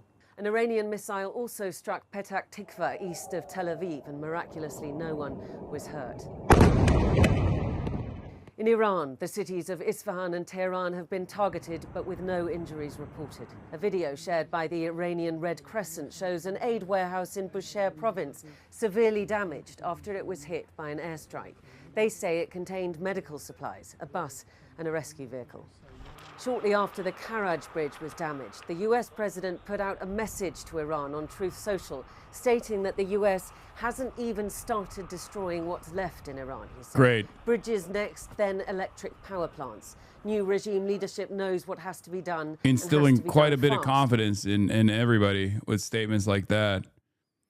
Iran fired 2 waves of missiles towards the south, first towards Beersheba and Dimona, then towards Arad and the Dead Sea. At least one confirmed impact. Channel 12 initial reported damage to the building in the Negev. MDA teams have gone out to search the scene. Remember, Negev is where the Israeli airbase is, and there's not a lot of information on obviously confirmed strikes. You can barely confirm impacts if you can at all. And we certainly do not know what they're actually striking or how successful those strikes have been because Israel has military sensors. Hadashot Bezman announces a new security incident with no details. Hezbollah announced a raid on an occupation army position that took place 2 hours ago. They confirmed casualties. Earlier, Iran military spokesman outlined waves 92 and 91 of Operation True Promise 4. Iran's armed forces spokesman detailed the operations targeting U.S. and Israeli assets across the region, carried out late Thursday and early Friday. Said joint strikes hit joint strikes with Yemen hit western Tel Aviv and Eilat with long-range missiles. Claimed ballistic missile struck a hidden U.S. pilot site in the UAE, causing significant casualties. Said Amazon and Oracle-linked infrastructure was targeted. Claimed Khorramshahr missiles with multiple warheads hit 50-plus sites in Tel Aviv. Ramat David Air Base near Haifa also struck. Claimed U.S. amphibious vessels and long-range THAAD radar in Bahrain were destroyed. Said Iranian forces struck U.S. positions in Jordan, Camp Arifjan in Kuwait, and Bahrain's largest aluminum factory. Claimed a fighter jet was down near Keshem Island, sinking into the depths of the Persian Gulf. Claimed a U.S. fighter jet was down near over central Iran, which was confirmed.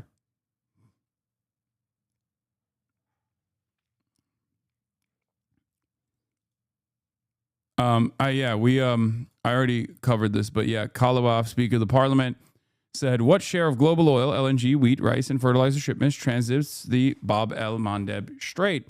Which countries and companies account for the highest transit volumes to the strait? This is him signaling, Speaker of the Parliament, the Islamic Republic of Iran's parliament, signaling that the Yemenis, the Ansar Allah movement, might be getting more active and potentially lean into a closure of the Red Sea as well.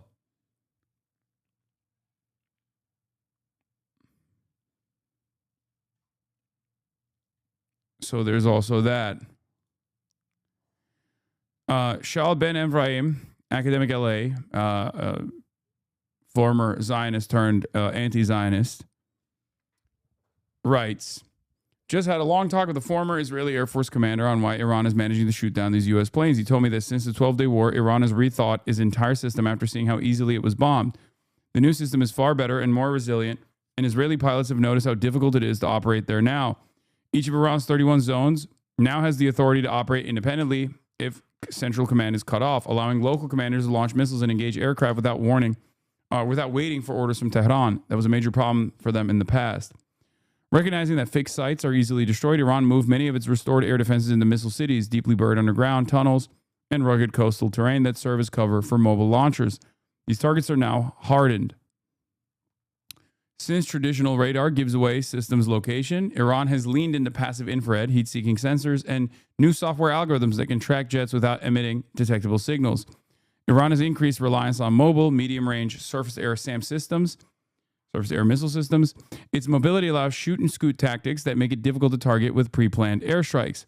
Iran has moved away from Russian missiles to its own Bavar 373, which appears to be superior to the S-300 and possibly to the S-400 too. Recent upgrades include increased autonomy for launchers, allowing them to operate even if centralized command centers are destroyed.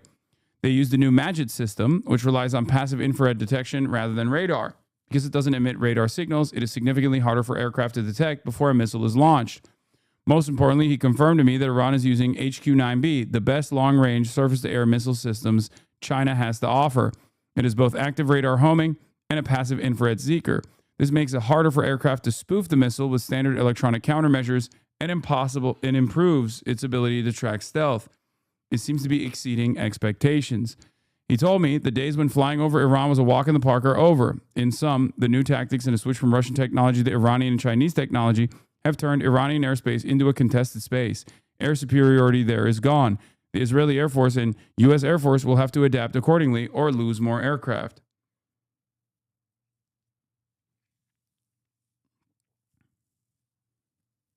Russian tech is so shit, Lamau. Don't even get me fucking started, okay?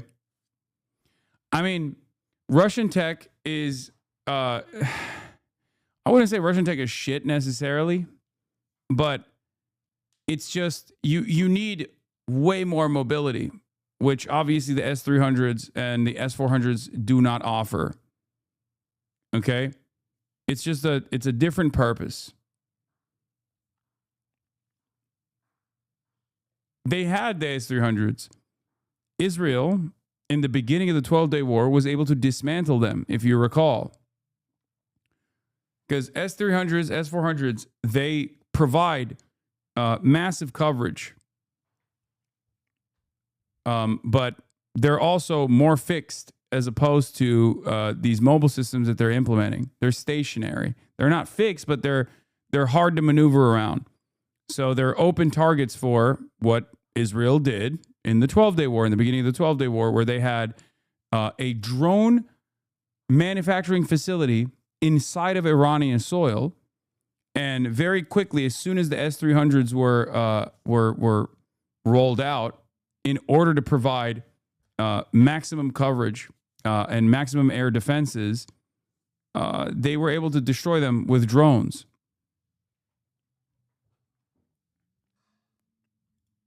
They did that before the opening salvo, and then shortly thereafter, when their anti-air systems were diminished by surprise, okay, Israeli Air Force was able to come in and blow up the rest of them. Initial documentation of the impact site. It appears to be a secure facility in the industrial zone. You're on Fox News again? What the fuck? It is pretty funny that while this is happening, Fox News is covering me as though I'm the most significant thing to talk about. Like, it's pretty funny. But winners and losers of the week. What is this? Fox News just mentioned you, lol. I missed it. Can you give me the... you know, you can cheer for whoever you want in the Final Four. You got to... They put Dr. Jihad. Someone send me the rewindable Fox News video that's like a restreaming, rebroadcasting on YouTube so we can actually see what they said. Dr. Jihad? Dr. Jihad. Dems and Republicans are uniparty and shit like this that makes it obvious? Yeah.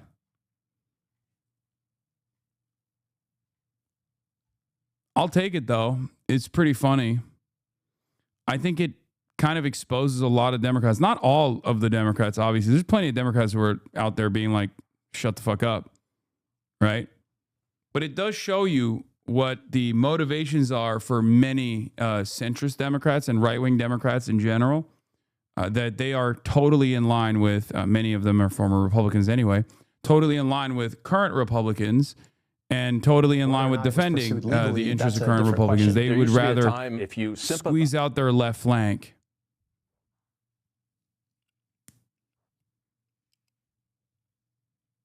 One message to your ops today. Centrists are mad today. Yeah, that's true. True. They called you anti-Semitic and it didn't work. Now you're evil and a fake Democrat. Yeah. This is fucking prime time in the Midwest and Fox News decides to shit on you on the old TV dinner eating morons on the Corn Belt. Yeah.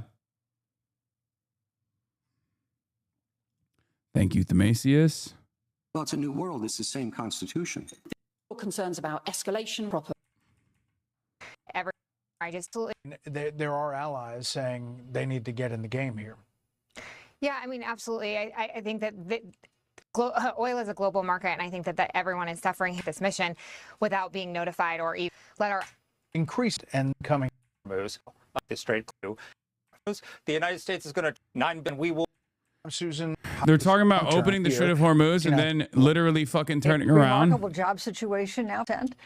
In Clocking in. We'll get to finish watching basketball marchers are all the Democrats who think that they need to buddy up with Hasan Piker, who's a misogynist, anti-Semitic person. The Democrats do not need a 10th. You're on Fox News, lady. A misogynistic anti-Semitic person. You're on Fox News. You're on Fox News. What are you saying? What is this woke shit? That big for him to be in it. All right, Mark. Winner then loser. Oh, that's it. That was the only mention. Okay, that's funny.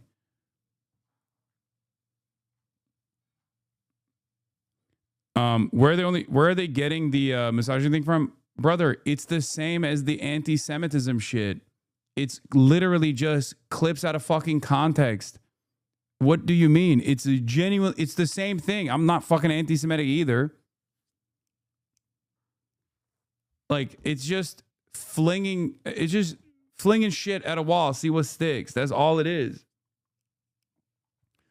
It's especially funny to do this though on Fox News. It adds insult to injury. It's like more ironic, in my opinion. What is this? Internet celebrity spotted at San Francisco corner store. Wait, what the fuck?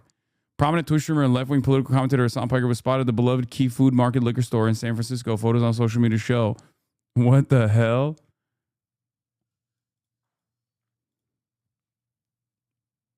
That's pretty funny.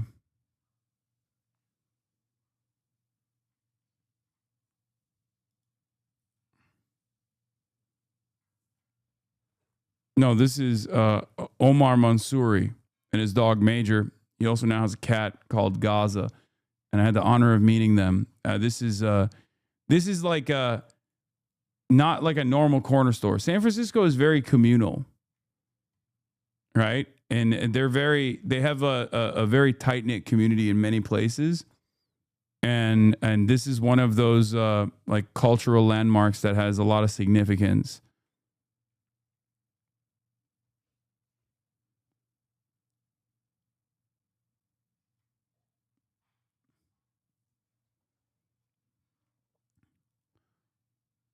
But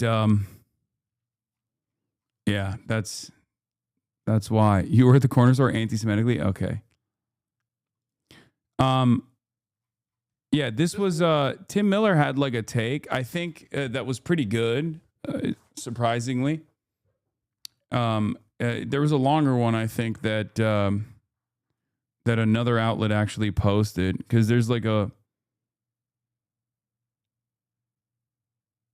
where is it? There's like a,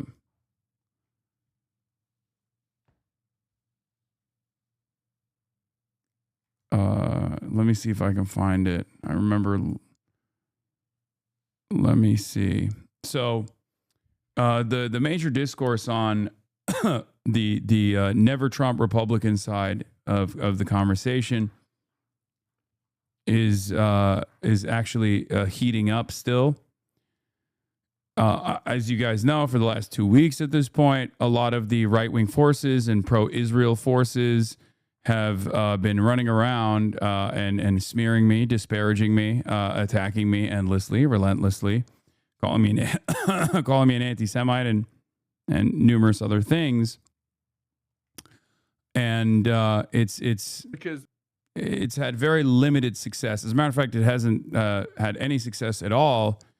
All it has done is made people on that side of the equation more insane and more hysterical, while also simultaneously,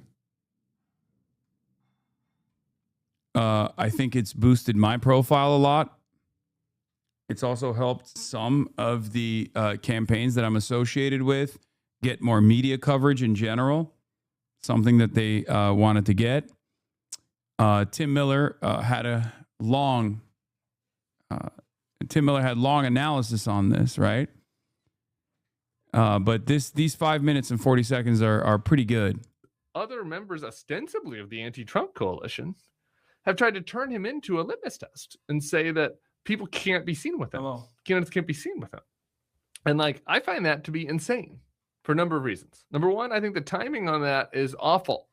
Okay.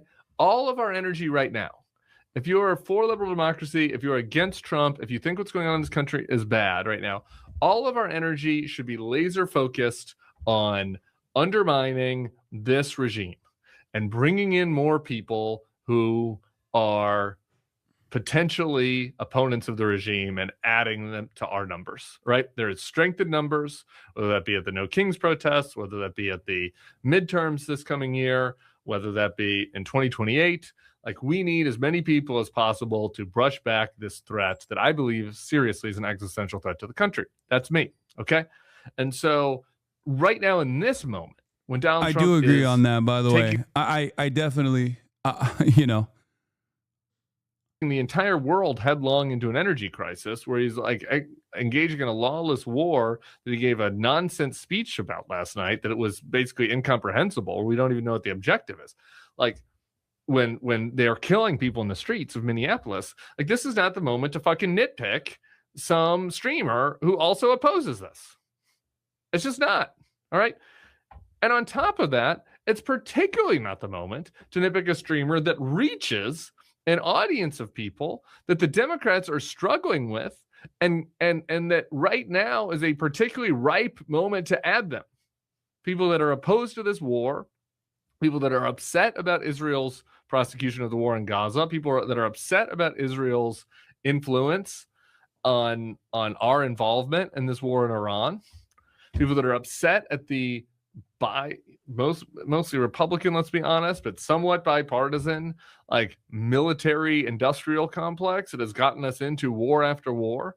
Like, there are a lot of people out there that are against that. I'm about to play you some videos of some of them who were for Trump, who are, and some of those are right-wing people, but some of those are far-left people who got hoodwinked. We can be honest. They got hoodwinked by Jill Stein and by a bunch of far-left streamers and a bunch of people that convinced them that Kamala was going to get us into a war when really Trump was. We all saw that clearly. We can pat ourselves on the back. But right now...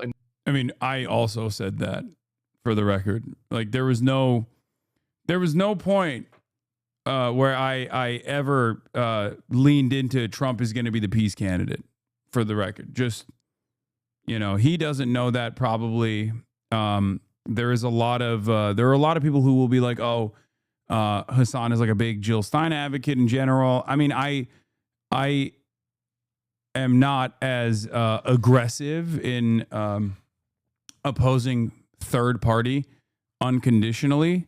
I'm not one of those guys at all. I'm a firm and committed believer that you have to earn people's votes, right? Those votes are not a given. The Democrats need to earn those votes.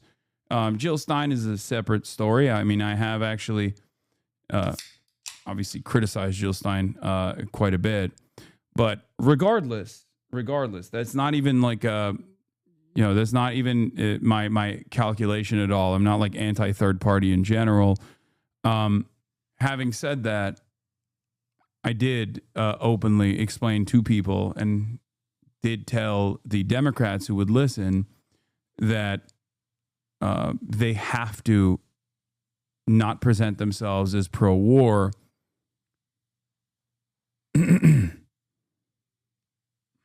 this moment, when we're in this war, when people are feeling economic pain, this needs to be the moment to say, come on in to everybody, particularly people that are ranging from skeptical to hostile of this war and of actions in the Middle East. This needs a moment for that. And Hasan talks to some of those people. So to pick this moment, a month into the war. I mean, this is basically an admission, not of defeat necessarily, but an admission of like how much the discourse has changed.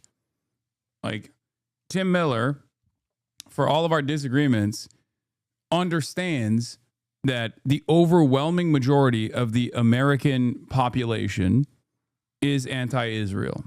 Okay? He understands that there is no way to win those people back with a pro-Israel message. Okay? And he recognizes that I'm being used as like a beacon to tell everybody 2024 style that this kind of rhetoric is unacceptable.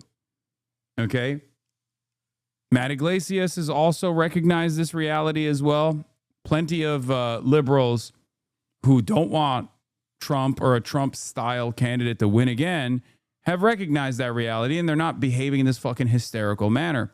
However, there are a lot of people, I wouldn't say they're sizable. This is not a sizable force at all, but there's a lot of them on Twitter and a lot of them with at least like some kind of influence within the ranks of the Democratic Party in the consultant side, in the lobbying arm, that think that as long as they yell a lot, they yell at candidates, they can try to get candidates, they can scare candidates into disassociating with someone like myself and also the base of support that I represent.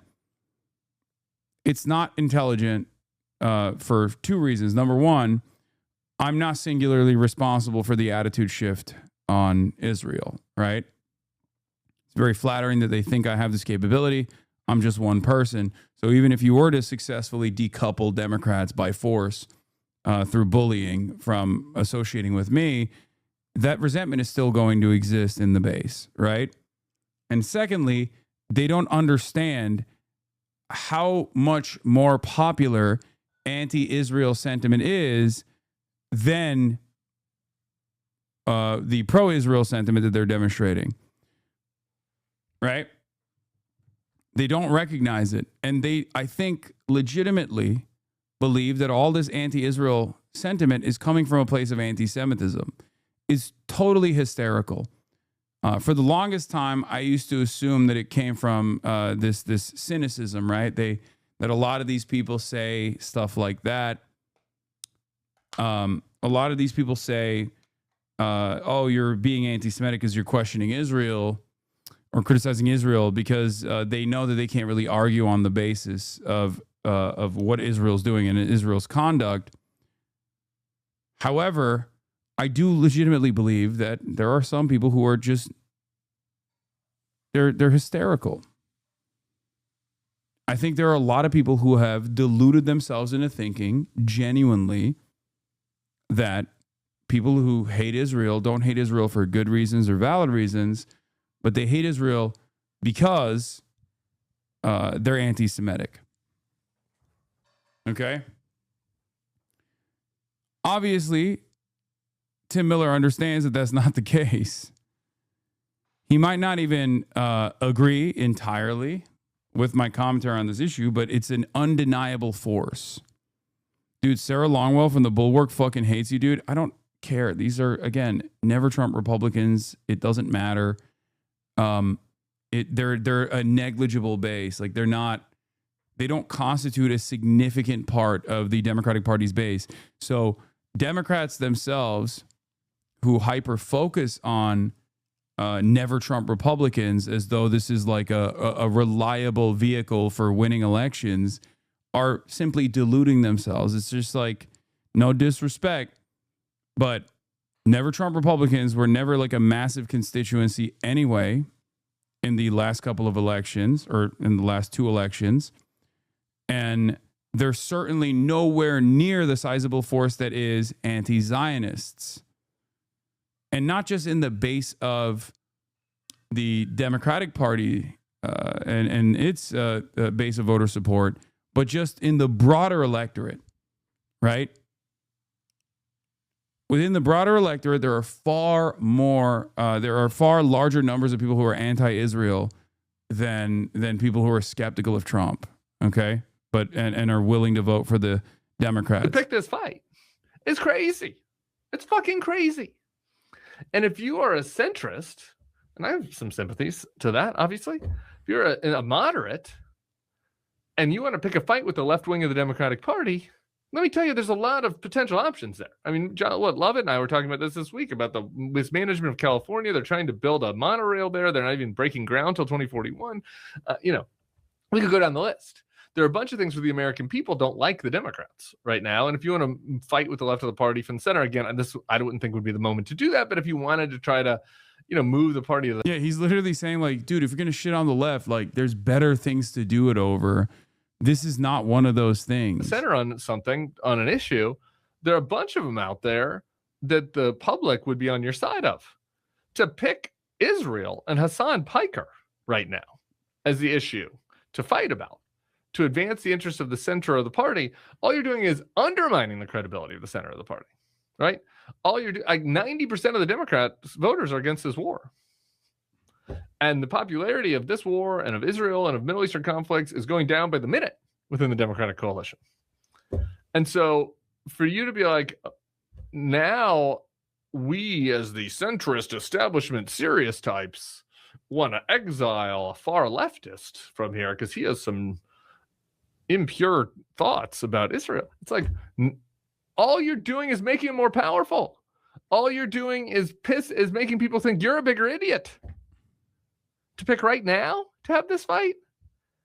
And it is truly, it's like madness. Like the entire country is moving the other direction. We can just be honest. It's moving Hasan's direction on the question of Israel. And you're like, we're going to pick a fight with him on that? Right now? When Bibi and Trump are careening the world economy, they got us in this war they don't know how to get out of? They're doing war crimes, bombing schools, girls' schools. What are you doing? What are you doing? I don't get it. We did this already 5 years ago where a bunch of liberals were like, you can't go on Joe Rogan. He had some bad opinions. I was just like, we can't do this shit again. Okay? You can't do this shit again. This is stupid. If you personally don't like Hasan Piker, that's fine. Me and Hasan disagree on a bunch of stuff. We're going to argue about a bunch of stuff. A bunch of Sex Pastiny fans are on suicide watch after this video, I suspect.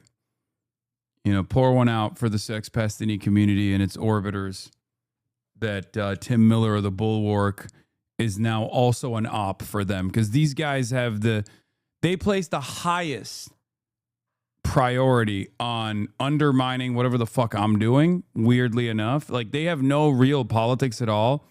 Politics is just like a secondary patina that they slap on, a coat of paint that they slap on to their true resentment, right? It's very interesting to watch them operate.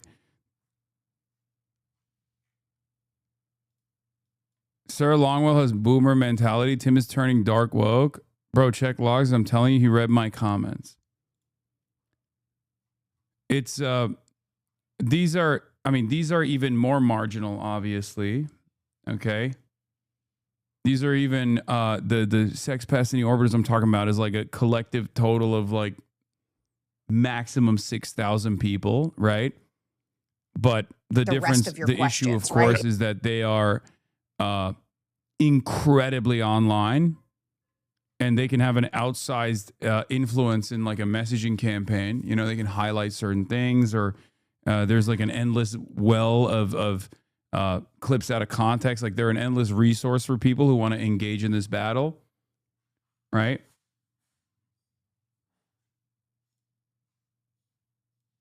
Luffy loves lo-fi. I support Israel and I'm against terrorism. Both can be true. Yeah. Wait, what? I support Israel and I'm against terrorism. Like, as in you're saying, like, Israel's doing terrorism? I don't understand how you can support Israel and be against terrorism. Israel is a terrorist state.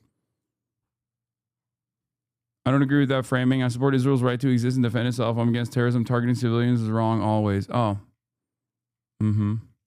It's incoherent, then, your position. There is no entity in the region that has targeted civilians with a higher frequency than the state of Israel. And also now the United States of America. It just doesn't even exist. And yes, that even includes the IRGC. But yeah, as I was trying to say, this is an admission of the reality. The reality that Israel is indefensible and that basically, I think this is Tim Miller basically telling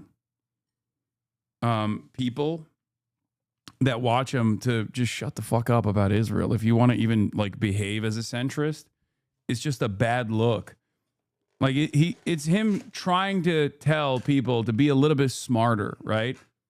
Like he's saying like, look, we have disagreements. At the end of the day, as long as you want to like unseat Donald Trump, which I clearly do, you can't be fucking, you're not going to win favors with anybody by openly defending the state of Israel when its unpopularity is only going to skyrocket further. Right? Like most people are going to hear what you're saying, and it doesn't even matter. Even if you have a valid critique, they're going to hear what you're saying. And they're going to go, yeah, fuck that. Fuck Israel and fuck you. Right? That's the argument he's presenting here. Over the next coming years, the rest of our life, as long as we're streaming, we'll be arguing about various things, and that's fine. People can agree with me sometimes, him sometimes. Maybe some people agree with me all the time, him all the time. That's fine. But like, what is the utility of trying to shun him and his audience right now? If you're in the pro-democracy coalition, it's moronic. Timmy's being super pragmatic and he's getting roasted for it.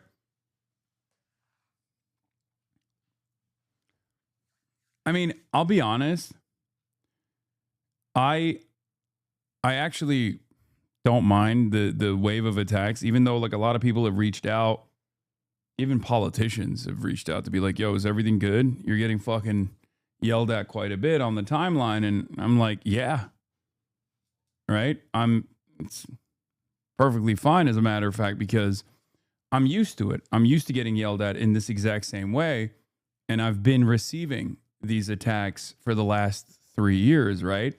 I've been receiving these attacks for even longer than that, but like certainly this specific line of attack on the issue of Israel for the last 3 years. And when I was tanking it in the immediate aftermath of October 7, it was a very different dynamic, right?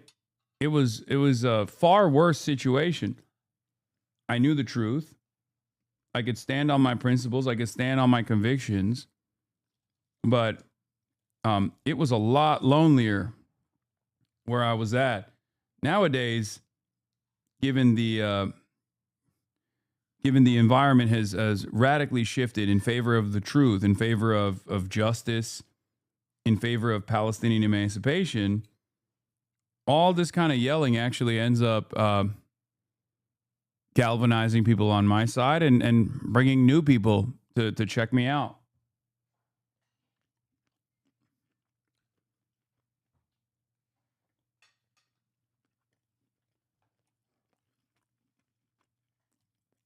Yeah, I saw Army veteran threaten to kill Zoe. We'll look at that.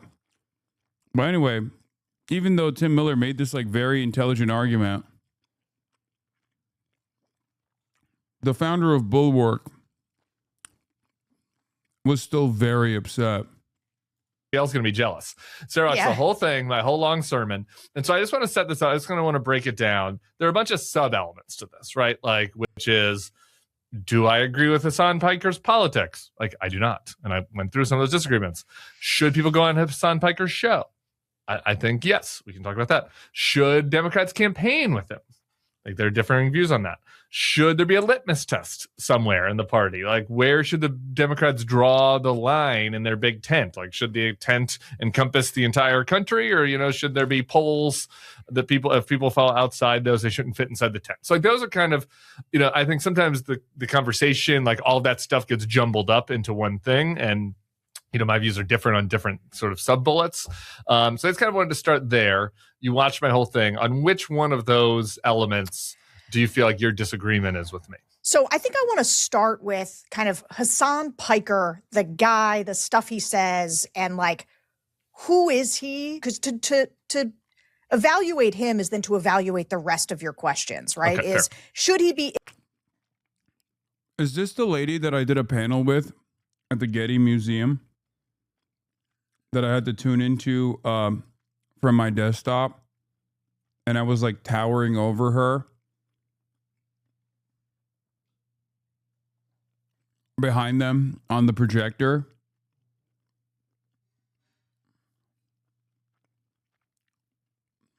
where I brought up the fact that her outlet is run by neocon war criminals, albeit those who have had a change of heart. I'm just trying to establish, like, if this is a person who knows me and has carried resentment for that reason, or if it's just like a random person that out of nowhere joined in on the fuck Hasan fray.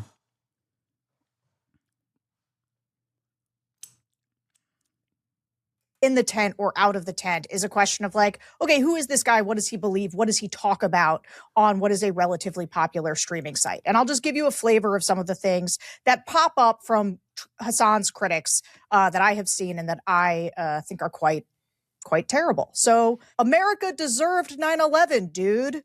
On China, he says, we hyper-focus on the social repression or the civil liberties, or not even civil liberties necessarily, but free speech and things like that. But in terms of good governance, there's a lot we can learn from the way they perform out there. At least they get results.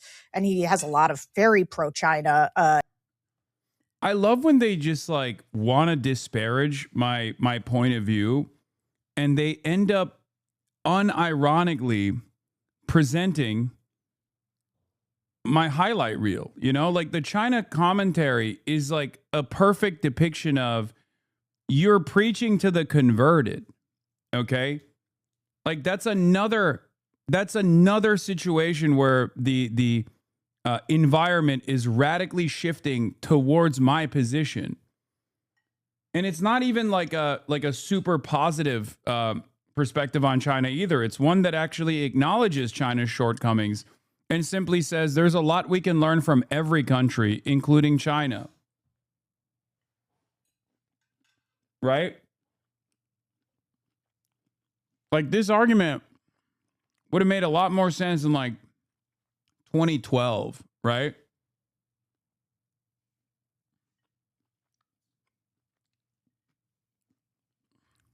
Takes. There's one that he says was a little bit taken out of context, but he says, doesn't matter if the fucking rapes happened on October 7th. That doesn't change the dynamic for me even this much. So that's the other part of this problem that many people can't contend with. Like the Palestinian resistance is not perfect. They're not like so good. Why can you never admit when you're wrong? It's up to you to tell me what's wrong about the statement.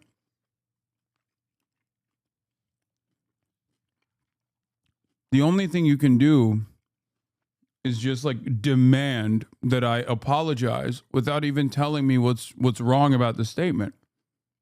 Right?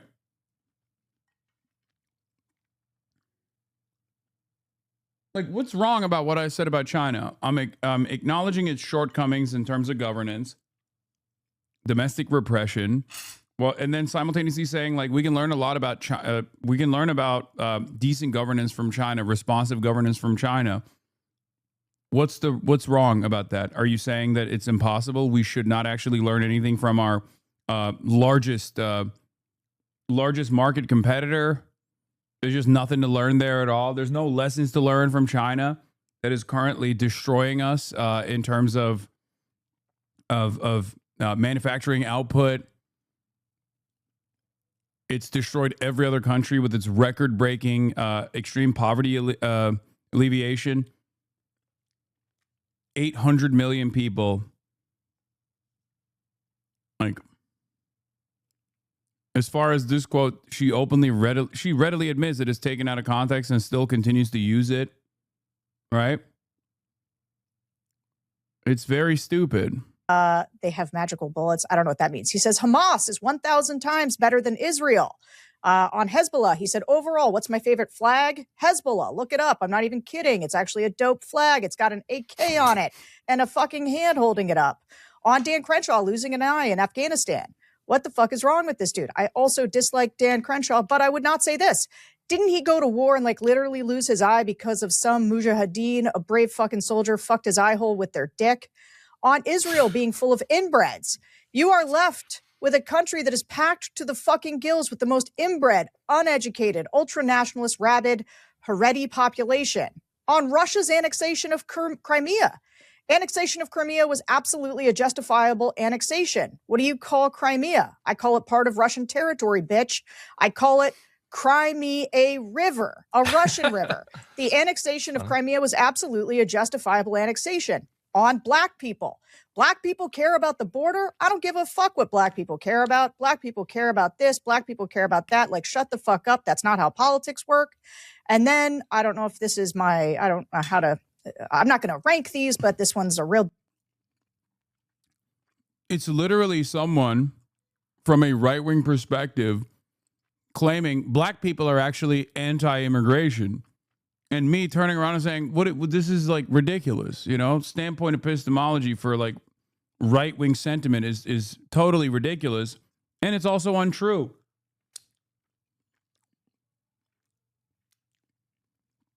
It's so funny that like every single thing that she's brought up is like, I mean, I have a fucking library of clippers that have clipped shit out of context for decades. It doesn't matter. You know what I mean? Doozy. Date rape is better if it happens to rich women. If you have these fucking millionaire, billionaire wasp fails. That's not true. She's lying.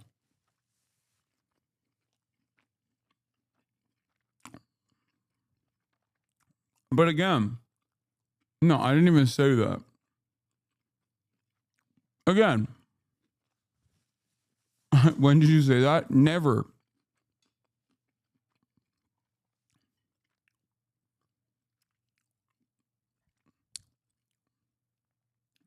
There's a university, when reacting to a university that was celebrating removing Title IX restrictions, I said, listen,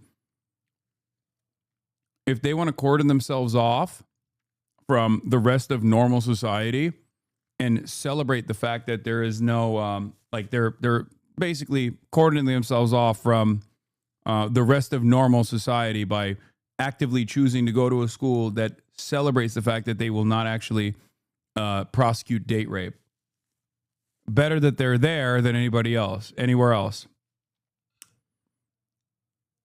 Does that sound like me saying date rape is better if it happens to rich women or white women or whatever the fuck she said? It's totally made up. Sons, at least taking them out of other colleges so they can only do date rape to other billionaire, millionaire failed daughters is in some respects, you know, from a utilitarian perspective, of course, a little bit better. Okay, Piker told off a listener who condemned the massacre on October 7th, a bloodthirsty, violent pig dog suck my dick.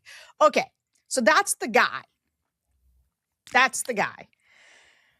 I do not think any Democrat should look to include him in their coalition.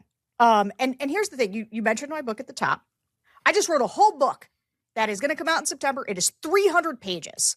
It's called How to Eat an Elephant One Voter at a Time. It is 300 pages about how you build a winning coalition. There's not a single paragraph that recommends cozying up to people like Hasan Piker. I talk a lot about big tents. I talk a lot about a pro-democracy coalition. But here's the thing. Hasan Piker doesn't actually belong in the pro-democracy coalition. He's an illiberal guy. He's a China-Russia sympathizer who hates women, hates Israel. Like, he's all the toxic things. And I think, and I was listening to you last night, and I was like, my biggest problem with it, because I agree with you in some places, my biggest problem with it is I felt like you were soft selling who this guy is. Like, at one point, I think you called it like impure thoughts or something. Well, this is one of my defenses of Piker, which is also a defense of myself, is that if you're streaming 8 hours a day, like, I feel like the critics that sometimes like look at an 8-word snippet of something somebody says, I'm like, you fucking talk for 8 hours a day. I just talked for 1 hour a day last night, and I rewatched that video and saw impure thoughts, and that's not what I was trying to say. I was trying to say that, you just talk for a long time, and yeah, but and you don't you don't accidentally say America deserved 9/11. No. He had some very bad takes in there too. He has some really bad ones for sure. Can I push back on this idea though? They're not takes. Like, this guy has a worldview that I think is anathema to liberal democracy. It's not that we just disagree with his politics. I think it's really funny that a person who only, like, as of 4 or 5 years ago decided to vote for Democrats, and even then it's like conditional, is now offering unsolicited advice to the Democratic Party about who to lean into that represents large chunks of their base by basically rehashing the Washington Free Beacon's article, which is weird, from Chuck Ross. Just a beautiful compilation of taking everything out of context. And if you can understand this for Israel, as many people have the capacity to understand, where if you're anti-Zionist, if you're anti-Israel, they'll say you're anti-Semitic. They'll find something to make that argument stick. The same goes for all of the other perspectives that they're mentioning, right? Even down to, and I'm glad I explained the lie that she told about me being like in support of date rape as long as it's like for rich women or some shit. It's fucking ridiculous.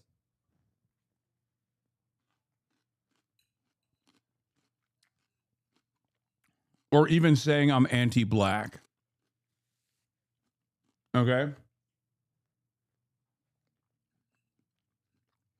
Like, the Washington Free Beacon and Fox News hosts running around being like, he's anti-black, and then having that be channeled by a random lady who spent most of her life being a registered Republican is pretty funny. Right? These are the opposite viewpoints that I represent.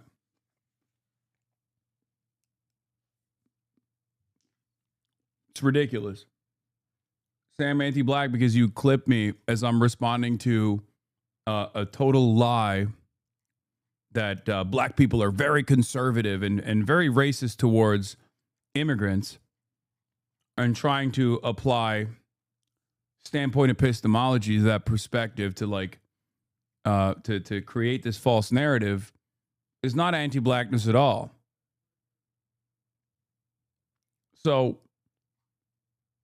if you can understand how these guys operate in the exact same way for Israel, you can apply it to everything else. Because they are doing it for everything else. What matters most is your capacity to engage critically with what I'm saying. Listen to my words. It's free. You don't even have to subscribe to the HasanAbi broadcast, to the Piker Broadcasting Service. I don't run ads at all. I'm live and endlessly accessible for 8 hours a day minimum. You can make up your own mind. You're an adult.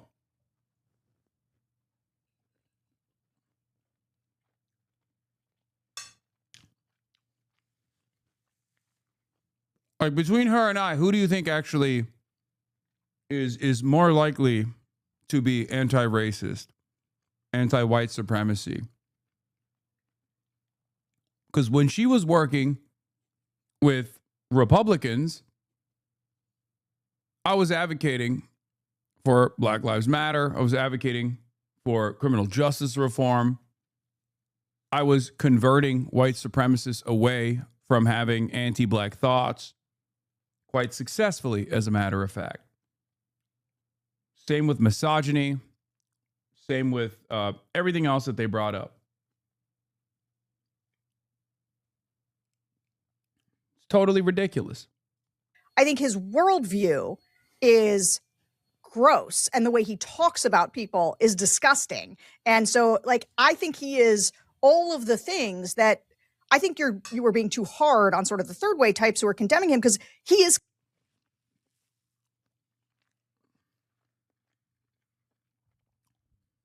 At the end of the day, the real problem that is being presented here is Israel. Okay? That's it.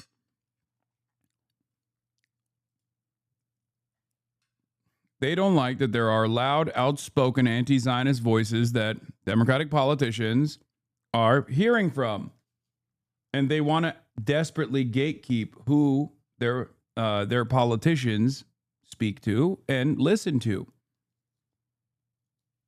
They're actively trying to turn someone like myself into a toxic person within the party. And what they fail to comprehend is I want Republicans to lose. Okay. So my advice to Democrats is not coming from a sinister place where I'm like, yeah, if I give advice to Democrats, then they'll end up losing to the Republicans. My advice to the Democrats is channeled through a shit ton of the base, right? The only thing that is correct about this assessment is that I am vulgar. Okay, I'm a vulgar person. But that's just who I am. I'm a vulgar person, and I think that's still infinitely better than being a civil war criminal, right?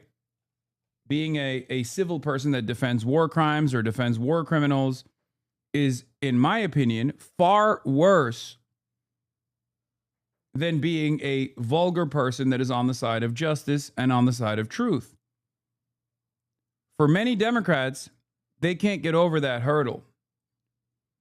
They fall prey, they fall victim to civility arguments all the fucking time. I don't think you're supposed to be civil, especially with racists. You're not supposed to be civil with fascists. Who gives a fuck? And they're not civil either.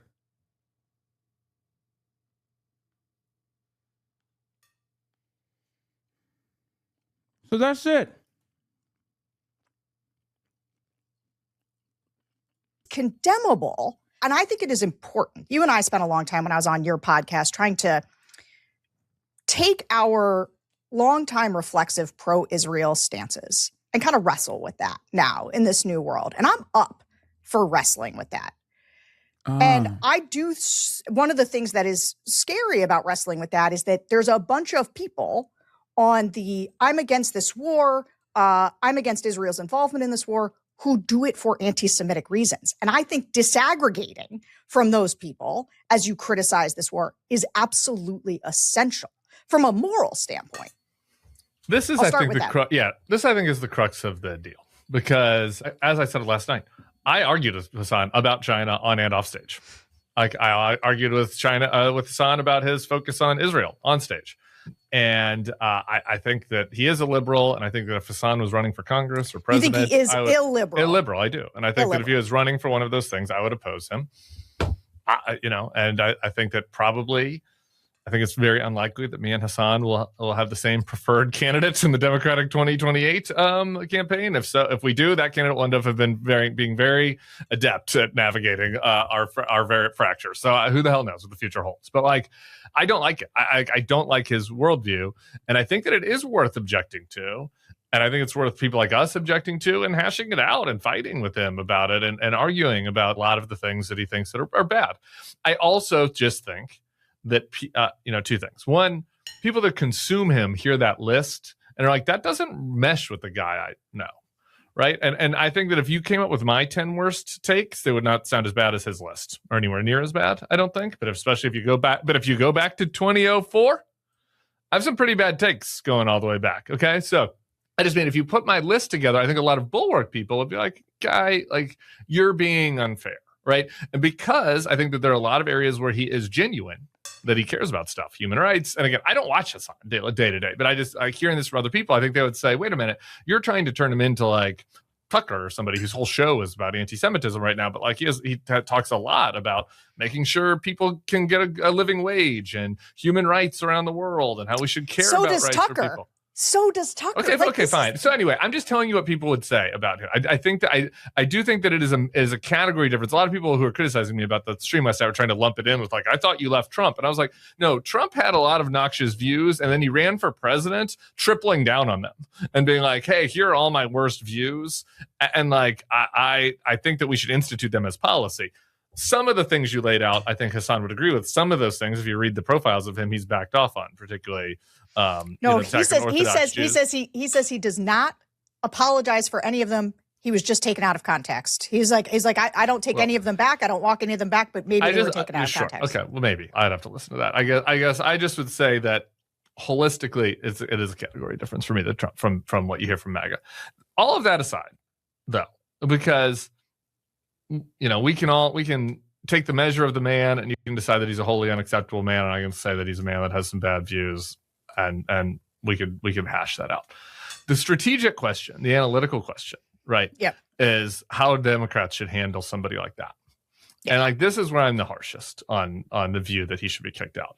And I'm particularly harsh, and I said this last night, and this relates to your point about Israel, about like picking this fight with him right now, like at this moment today, April 3rd of 2026. Because right now we are embroiled in a catastrophic war that the Secretary of State said we did because Israel got us into it.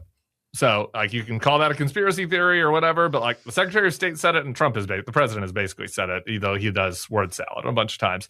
And I just think that any fair analyst could look at it and say, well, obviously, like, this war is more in Israel's acute interest than ours. Like, that's just a statement of fact, right? So, like, we're in this war with our partner Israel right now on the heels of their behavior in Gaza, however you want to describe that, whether it's genocide or ethnic cleansing or war crimes or just more killing than was necessary, like anywhere on that continuum. Like, this comes after that. Now we've partnered with them for a war in Iran that is going to create massive damage globally to people's lives. Like, people are going to be materially harmed by this war. They already are. And there are a lot of people out there in this country right now who are really mad about that. And they're about to get really madder in the coming months. And I think a lot of them look at they blame Trump, but they also look at the Democratic Party and be like, you guys have been on this too. Joe Biden was in there when Israel was doing the Gaza thing. The Democrats have been, part of this bipartisan establishment that got us into these stupid wars forever.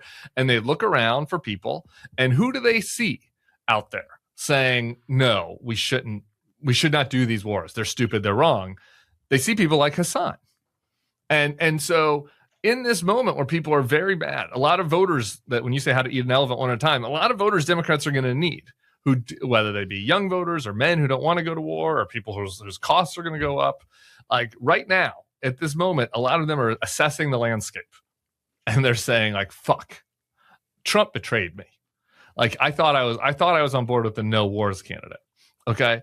And they're gettable right now. I get as ripe as they have ever been to be gotten by the Democratic Party.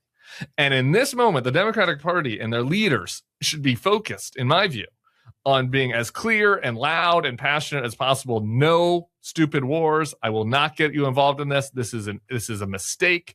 To the extent that Israel is involved, the fact that our relationship is closely tied to them is a mistake. And if we ever get back in power, we will not betray you. We hear you. We see this. And instead, you hear a lot of Democratic leaders being like, well, we should kick this guy out. That's what he's known for. Like, if he's known for anything, it's being anti this stuff. And it's like, what? We're picking this fight with him now?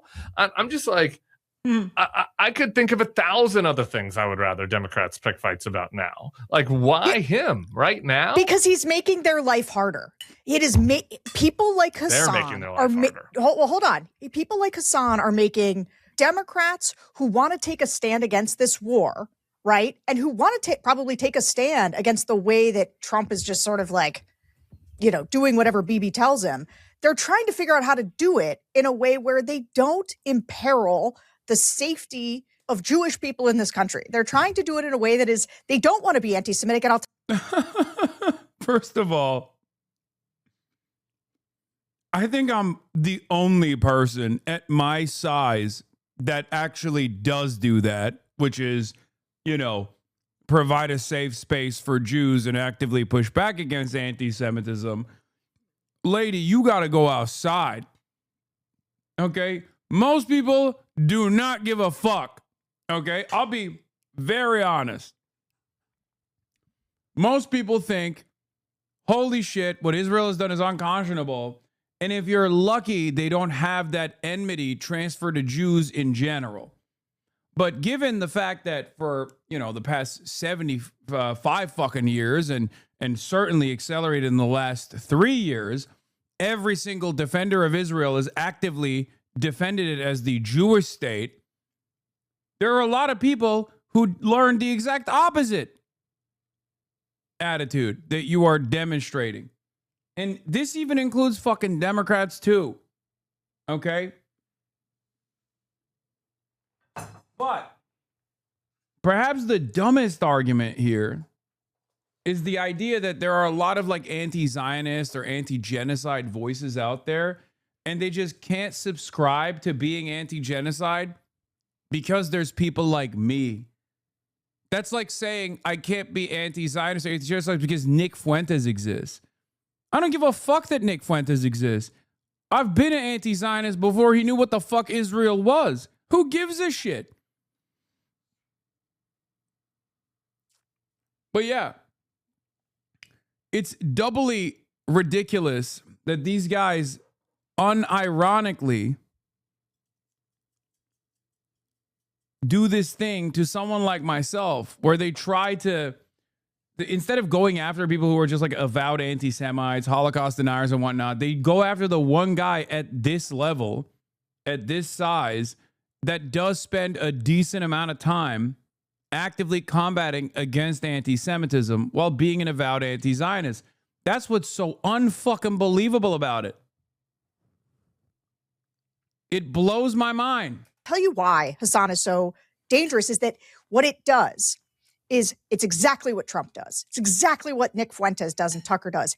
It takes maybe legitimate rage about something, and then it gives them an enemy to put it on. It gives them an out group to blame for it. And I think you have to be so careful with that so that you're not doing that, which starts with condemning the people who hold the same position as you for reasons that are bad, for reasons that are hostile to Jews. Here's where I disagree. Totally disagree. It starts with condemning the fucking war and condemning Israel and condemning Bibi and condemning Trump and being passionate and clear about it. Because then what happens? Then, if you have the credibility then with the voters who were anti-war voters, who were unhappy about the way that they see the bipartisan establishment, and they thought Trump was going to be their savior from this, that there was this some blob in D.C., and no matter which party is in charge, we all get into stupid wars. They thought Trump was their way out of this. And now they're like, Trump's doing the same shit that all the other ones did that we said we didn't want it. He's doing it worse. And so now if the Democrats go to those people and go on those shows, they should be on those shows. Democrats should be begging Joe Rogan or Theo or whoever to have them on right now. They should be on Manosphere shows being like, I told you, this was stupid. I didn't want to do this. This war is dumb. Our relationship with Israel is too tight. We should be reevaluating it. We should not be getting dog walked into this war. By the way, MBS also sucks, right? Like you can do that in a way that's not anti-Semitic because it's what has happened. Like it's happened. And so if they did that and then in 5 months, they're like, you know what? Okay, look at this though. Like you guys, we cannot, be shoulder to shoulder with somebody as this viewer or that viewer. We have to like then you have the credibility. Why is there a 5-month gap? Why can't it be in the same breath? Because no one believes that you're anti-Israel. Everyone knows that you're not. Because on the basis of like what your gripe is, while you're simultaneously coming after perhaps one of the highest profile anti-Zionists in American media, of course, people are not going to trust you on being the gatekeeper of how to criticize Israel. They're going to trust me. You have no credibility. I've been doing this for fucking 12 years. While you were working with neocons, I was yelling about neocons. And you still don't have that credibility because I don't even know what her like full perspective is, right? I don't know what her full perspective on Israel is. But if you're going to claim that Israel is like the Jewish state, if you're going to keep saying that, if you're going to tie Judaism to Israel, then you obviously are unaware of how unimaginably unpopular Israel is, for good reasons, for the record. That's number one. And number two, you are completely oblivious to what that conflation does, what that conflation teaches people. Okay, that conflation teaches people the trope of dual loyalty. Okay, it teaches people that all Jews give a shit about is Israel and defending Israel. That's all they care about, which is not even the fucking truth. And it becomes increasingly harder for someone like myself to make that argument. All right. But I don't think she understands. I think it should, because here's the point. I do agree with you that nature abhors a vacuum, right? Like part of what is happening is that there is a desperate anger over this war from a lot of people that feel betrayed by Donald Trump, that don't want any more foreign wars in the Middle East. And like, we're almost, it's not about Israel. Like for some, there's also, that's not even true. I'm sorry. Republicans are entirely on board. Like, what are we talking about? If your goal is to still create this like false notion that there's never Trump Republicans out there, you're so lost, right? At a certain point, you have to realize like the lane that you occupy is not a real vehicle for change. Okay? There is no never Trump Republican. Like it doesn't, as it stands, it doesn't exist. MAGA is Republicanism. Donald Trump is the Republican Party, and the base loves it. And the base doesn't just love it. The base is actually a cult at this point. Like they don't even like Trump because of what he does. They like Trump because Trump's doing it, and they love Trump.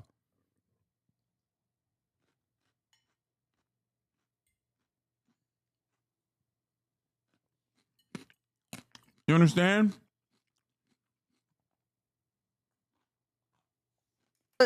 For some people, it is about Israel. For some people, it is about anti-Semitism. Those are different. And then there's just a lot. I think the vast majority of people are just mad we're doing this again. And so like Democrats should be condemning it. They should be outspoken. They should be the one to try to gain a following by talking about this. But I think in doing so, they should separate themselves from people like Hasan. I don't think you have to wrap your arms around him. I don't think, he has credibility and they don't on this though. And so they should go get credibility themselves. They don't need to borrow it from him. I'm not telling you. I'm not saying they should borrow for it. I never said. Again, here's the disagreement. I never said I think Democrats should campaign with him. I disagree with that. I don't think they should go on his show. I think you don't think they should go on his show. Hasan's? No. Oh my God, that we could not disagree more. Oh my God, the people that watch Hasan's show are not terrible. The regular people. A lot of people watch. There's no reason for Tim Miller to concede that I'm a terrible person here. I get that like he's trying to make the best argument possible here, but like it is quite difficult that the established premise is just completely faulty from her end. I don't expect people to just like comb through every single clip out of context, but you know, it is pretty crazy that like what they quote unquote have on me is already incredibly stupid, and it's so obviously cynical that like most people see that and they go, come on man, here we go again, another guy who hates Israel being called an anti-Semite, and like a million different other smears, right? We've seen this happen over and over again, so it's like people have developed a tremendous tolerance, a tremendous resistance to this kind of like shit smearing operation. But the reality is like Tim Miller's also right on the tactical grounds as well. Watch this video, watch the Hasan show.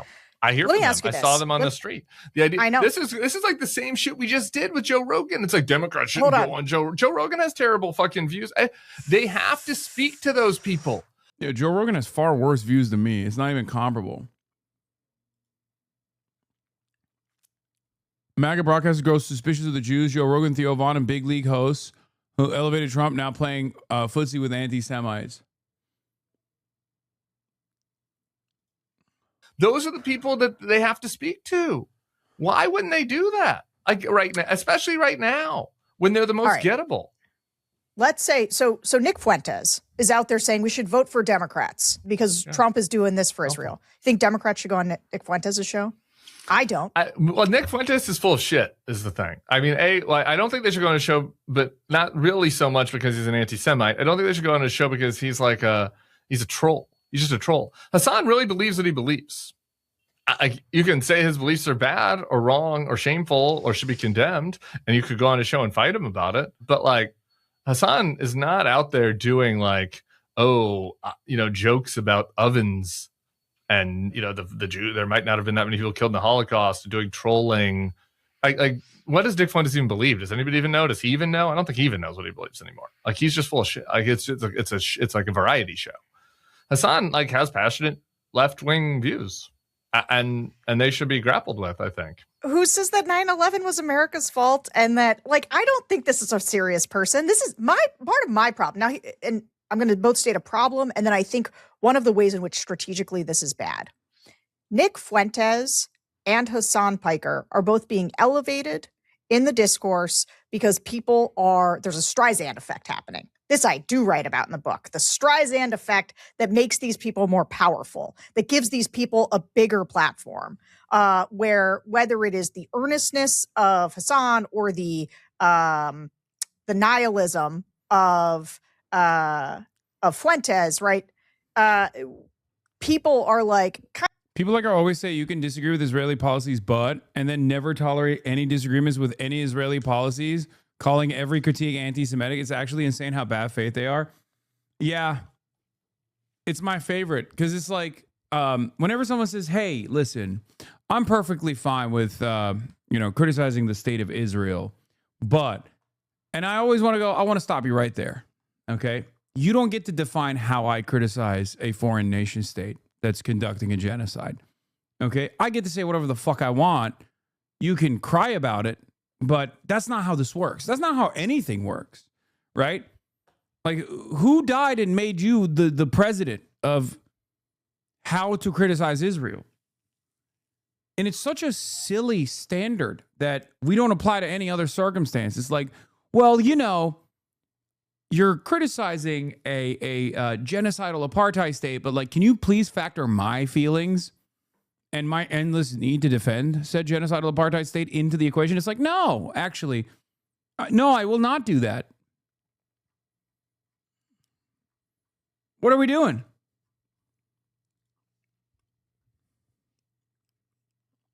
What are we even fucking doing here? How ridiculous.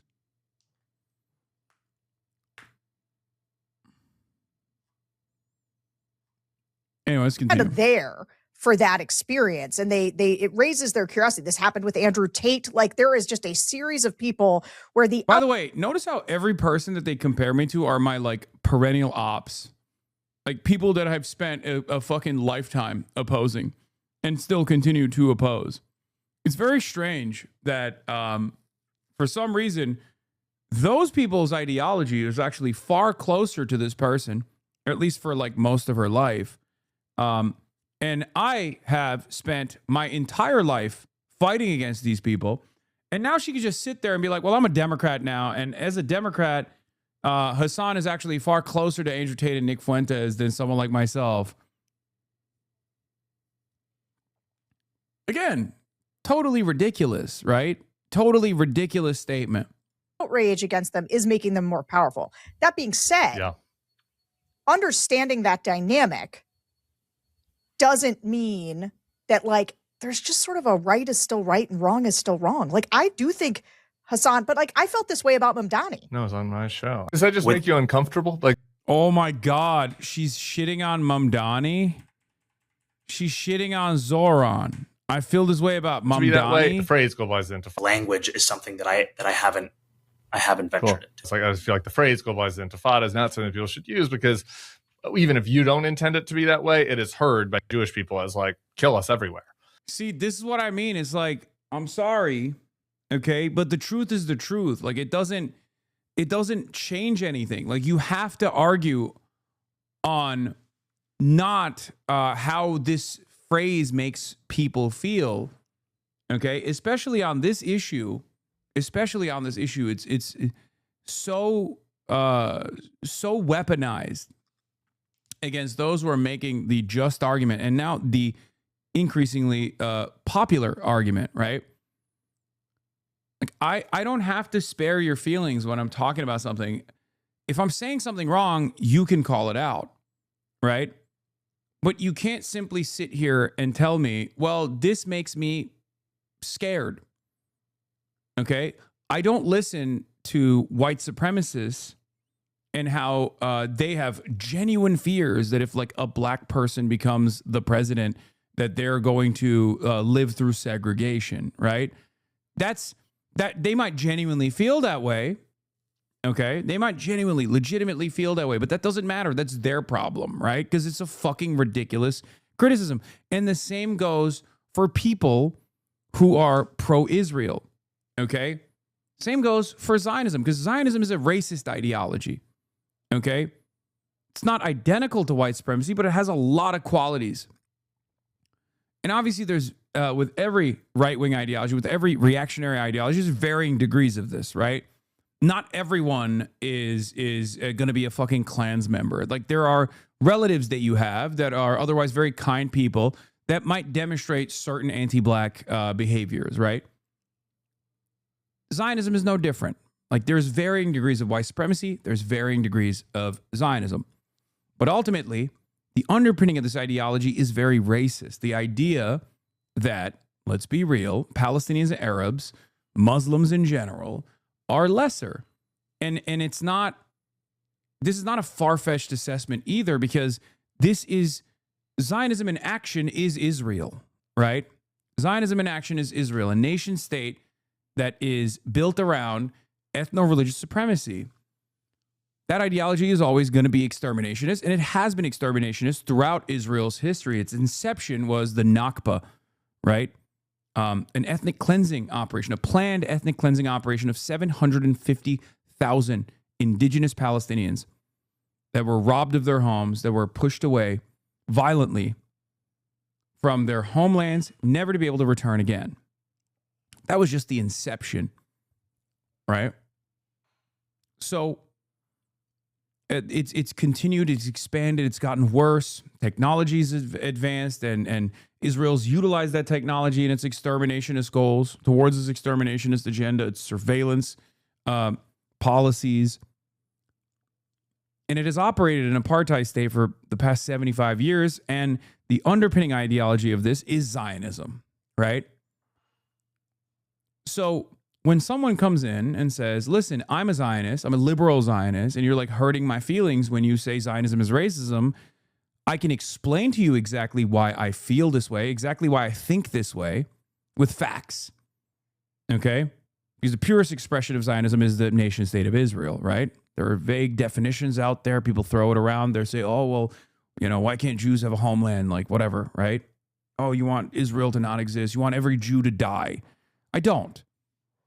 Okay? I don't want any Jew to die. It's fucking ridiculous.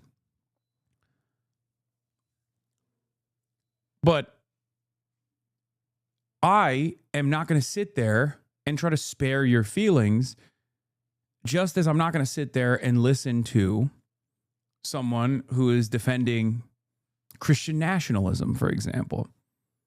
So the very same resistance that I have to the dangerous, toxic, repulsive ideology of Nick Fuentes is the exact same principled stance I have towards people who are Zionists, who are defenders of Israel.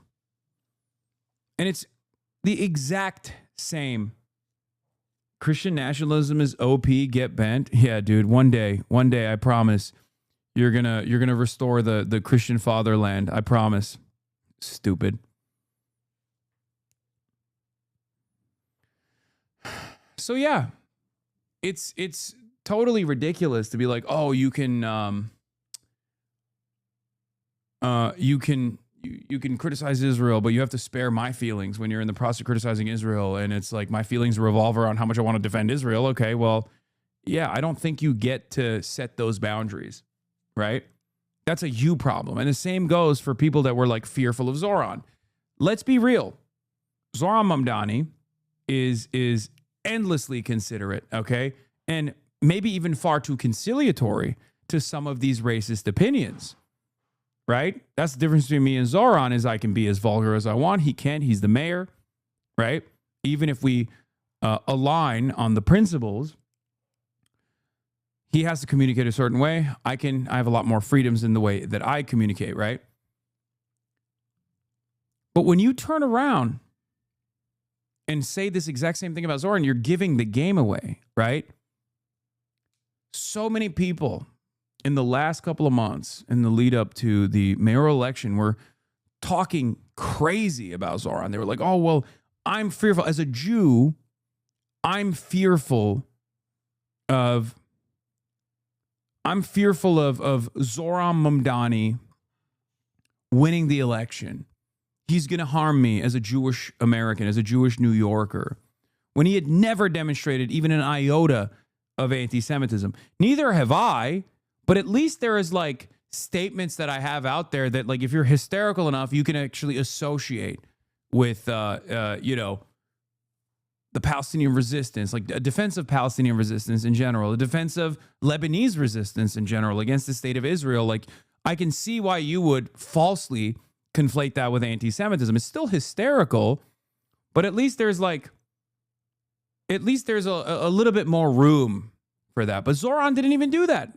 He never did. He was too fearful to do so, right? So at that point, it's very obvious. It's like yelling at Miss Rachel and calling Miss Rachel an anti-Semite. At that point, you're giving the game away. Like, it's your racism. And I don't think we have to literally abide by your Islamophobic standards. If you're running around like a headless chicken claiming that, you know, every Muslim anti-Zionist is actually out to get you and they're all terrorists and they're all going to do anti-Semitic hate crimes to you, that's a you problem. Right? That's not a me problem. How am I supposed to live in this environment where you just automatically assume that I'm a danger to you? That's your problem. And it's no different than a white supremacist or a Christian nationalist claiming that, like, a black American elected is going to be an ever-present danger to their way of existence. Right? It's totally ridiculous, and it's flat out racist. However, many people also have that shared Islamophobic perspective, so they don't even fucking see it. Okay? They don't see it. They don't understand it because they also are like a little bit worried. They also think every Muslim is secretly maybe going to be an ever-present threat to America. They might do 9/11 any moment, right? Like, there is that unfortunate normalized attitude. It's a very racist attitude. It's bigoted. It's ridiculous. It's hysterical. But unfortunately, it's the norm. Right? And I know it's the norm because people, and I've talked about this before, with permissible bigotry, right? Like what the majority find to be permissible as far as like a demonstration of bigotry and what goes beyond it.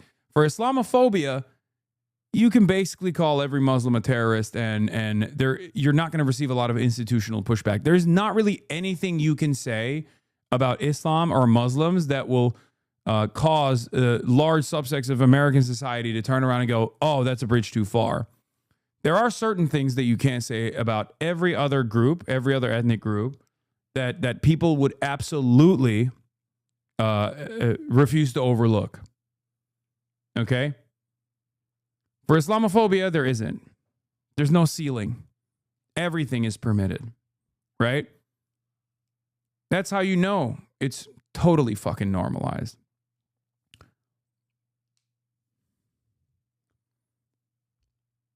So it's very frustrating to have to constantly act as though I need to be on the back foot, on the defensive about my worldview, when in fact the real reason why she's yelling at me and not the I've had it ladies, for example, who share the same exact sentiment and sometimes even engage in similar vulgarities to myself. The reason why they're not spending a good deal of time talking about the I've had it ladies is because they're not Muslim.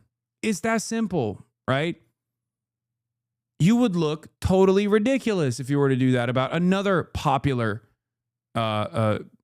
leftist content creator, a podcast. If you were to demand that no one go on the I've Had It podcast, people would look at you and go, you're out of your fucking mind. Or Emma Vigeland, for example, Majority Report.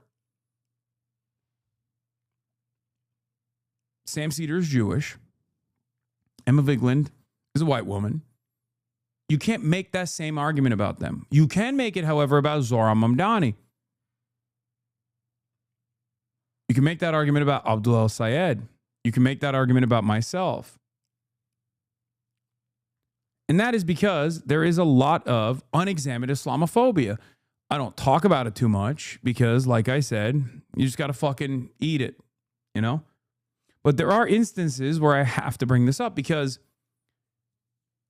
it's totally allowed to be as like you're totally allowed to be as racially charged against someone like myself when you're talking about these issues, and then also falsely claim that I am demonstrating that same like ethnic or religious bigotry myself. It's not the case. There's two people in this conversation, if I were talking to her, between her and I, and there's only one person that is actually demonstrating bigotry. It's not me. It's her. But that bigotry is seen as invisible bigotry because large subsects of American society also have that same exact resentment. And so that should be condemned. And then I asked him if he would condemn anyone on the show. But like, I think trying not to elevate these people in the discourse, or us being clear that they are malign actors. Like we can wrestle with what they say. And actually, I want to say something. I'm glad that she's also, yelling about Zoran as well, because Zoran is a much more popular and much better known figure than myself now at this point. And he's a beloved figure in the Democratic Party. And he is actually exactly the type of person that we should be running, right? Everywhere.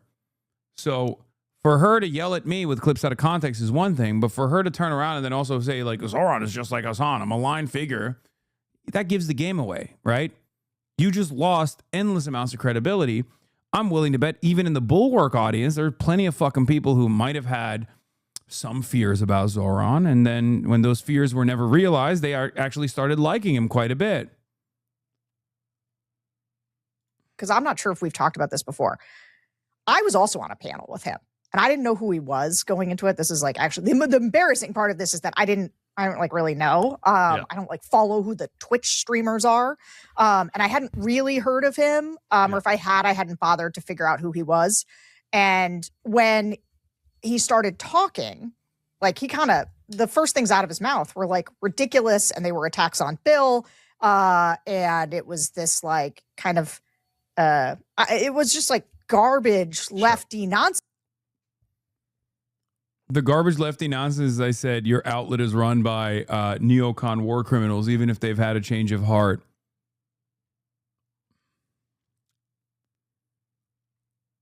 Yeah, Bill Crystal, who is a woke warrior now. That is true.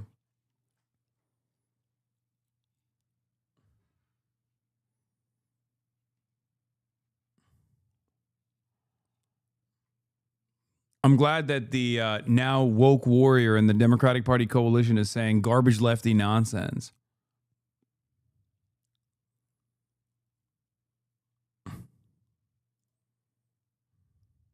What was the fallout? Well, not the fallout. What was the kind of reaction to? What the fuck? Oh.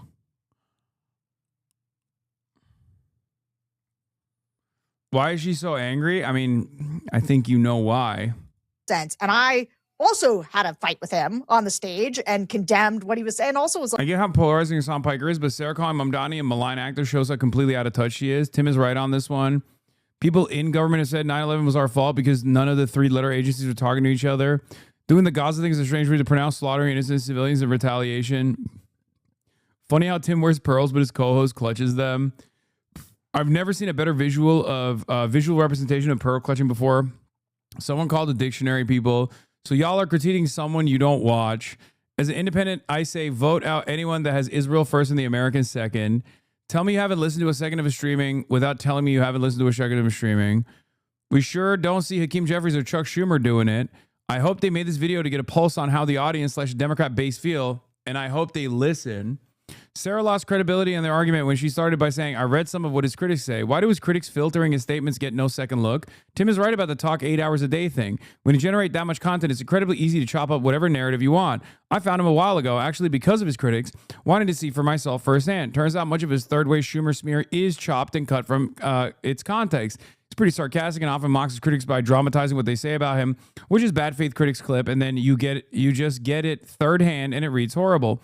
He even has videos showing exactly how they do this to him. It's shocking how many of us just don't go to the source on controversial takes, myself included, and instead react and formulate a hard opinion based on borrowed criticism. But I get it. A lot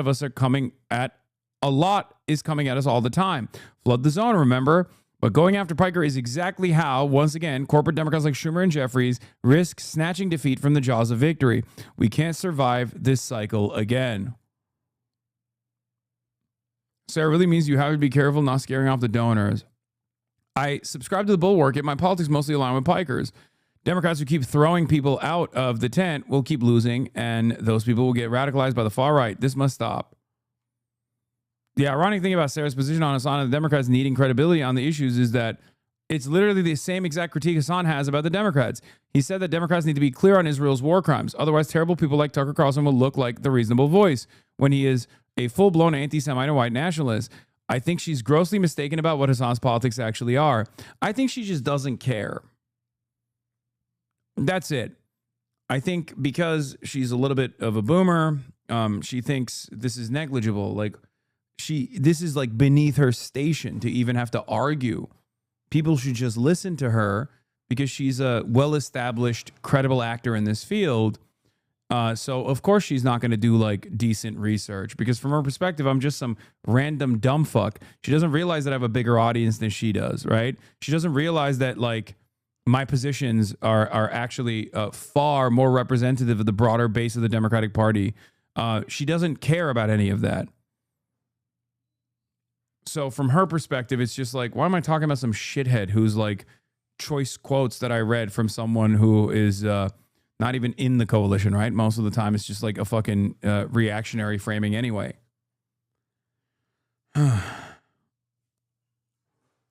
Holy cow. The Bulwark platform's William Crystal, cheerleader for the killing, maiming, and displacement of hundreds of thousands of Iraqis, but Sarah is so revolted by the thought of having a conversation with Hasan Piker. Oh, where is my fainting couch?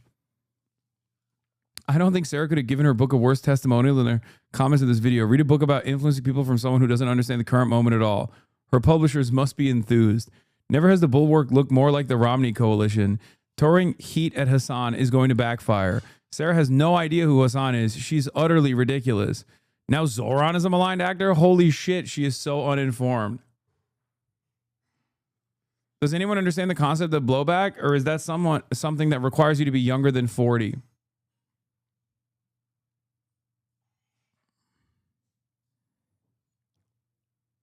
Damn, there's not a single comment that's like, hell yeah, Sarah, you cooked on this. That's crazy. This is their platform. Sarah's strategy is just move right, keep moving right. Please, God, I just want a Republican Party that doesn't have Trump in it. Move right, move right, move right. So I'm not sure how useful the political advice coming from her would be. Oh my God.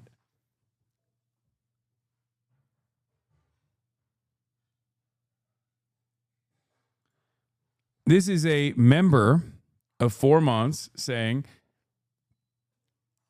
based on what I've seen, which is not everything, Sarah always says she's open to reevaluating America's relationship with Israel, but then she never actually does it. I think she's doing the centrist thing of closing her eyes and ears and hoping Israel goes back to what she thought it was. Nick Fuentes has never been for anti-corruption, working class, universal human rights. Hasan is smart, consistent, and 9/11 was a reaction to a shitty prior foreign policy. Fuentes and Piker cannot be compared. New Dem leadership now. It's like, this guy's worthless. Sarah was wrong about Kamala's campaign approach, wrong about Zoran, and now she's wrong about Hasan. I don't find him to be remotely interesting as a thinker, and I get that he's got a big audience, but just because these guys have big audiences doesn't mean they're all created equal. Again, I think this is why I know you the 5 months thing and right is always right. And I think that people in the commentary space that want to criticize him should, and I understand that right is always right. In my argument for engaging with him last night, I said it was like, even this week he attacked Scott Wiener, state senator out of California, for visiting Israel after October 7th, and I was like, that's a crazy thing to attack somebody over. That's an insane thing. I don't think so. And I did privately defend that. I was like, I would do the same if someone went to apartheid South Africa, you know? I'd do the same if someone went to Nazi Germany. I would do the same if someone went to apartheid South Africa. I think it's totally warranted. To attack somebody over, and that's wrong, and I find it repugnant, actually. But we could disagree about that. Here's my problem, though, is why it matters all in the context of Israel. You're saying that, especially because like Scott Wiener didn't just go to Israel. He went to Israel and hung out with the president, okay, amidst a genocide. Like it's not even like this is so far. Like that will be brought up in this upcoming race, right? I hope. If someone is smart, they will bring that up in this upcoming race. Whether, I mean, it probably won't be Connie Chan. It'll most likely be Shoykot, right? But like, he didn't just go to Israel. He hung out with the fucking president. And he wrote this. It's edited now. I don't know what else he said, but last week I co-led a legislative delegation to Israel with both Jewish and non-Jewish legislators and several community organizations during this devastating time of war and violence. We met with a variety of leaders, including President Herzog, members of the Knesset from different parties, Palestinian journalists from East Jerusalem, families of Jewish and Arab Israelis held hostage by Hamas, Bedouin leaders in the Negev, who also have family in Gaza, women who work with and support survivors of sexual violence. We also bore witness by visiting Kfar Aza, one of the kibbutzim Hamas attacked. Hamas massacred and raped, kidnapped numerous residents there. We also visited the Nova Music Festival site. I was also able to pray and reflect on the Western Wall, one of the holiest sites in Judaism. Both Israelis and Palestinians are losing this war, all this stuff. Yeah, Cam Kasky went to Israel. Well, he went to Palestine, but he went through Israel to go to Palestine. You don't see me complaining about that. You know what I mean?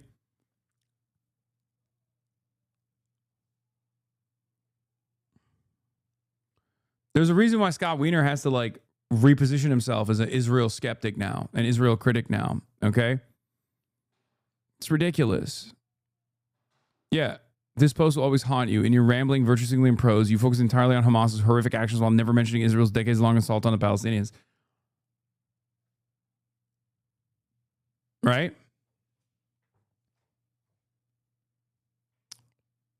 Like, that's entirely different. Like, doing a propaganda mission to Israel amidst its genocide, amidst its continued apartheid is crazy.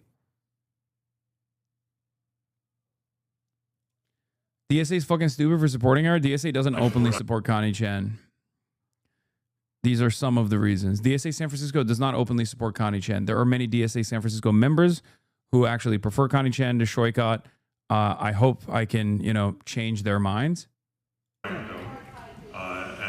But yeah, the question was defensive versus offensive weapons to Israel. Let's take a look. This is what Scott Wiener said. Shoykot says Israel doesn't distinguish between money for offensive and defensive weapons, so neither should we. I support Iron Dome, and I think there is to me, there's a clear distinction. We should not be funding Israel's military at all, offensive or defensive weapons. We have a moral obligation to stop this genocide. The only way we do this is by breaking the Israel lobby's hold on our government. There should be no military aid to Israel. There should be no offensive military weapons funding to Israeli government. I support Iron Dome. Yeah.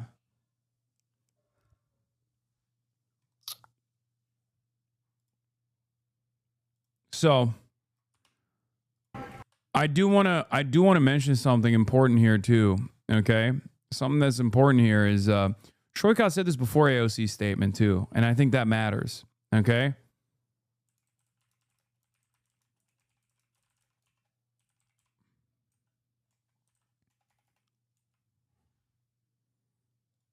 Shoykot made this statement before AOC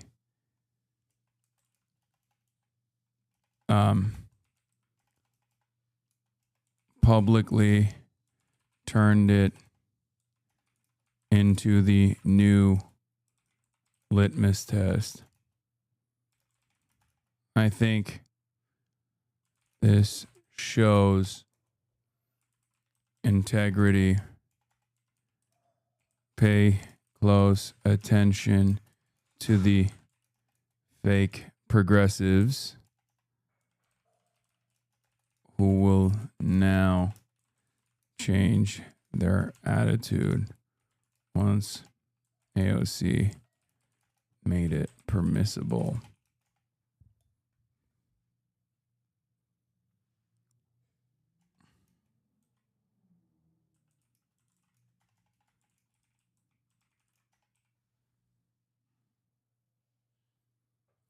In January, Wiener couldn't even commit to acknowledge that it was a genocide. Exactly. Do you think it's a bad sign for 2028 that AOC is not leading on this issue? Yes, I do.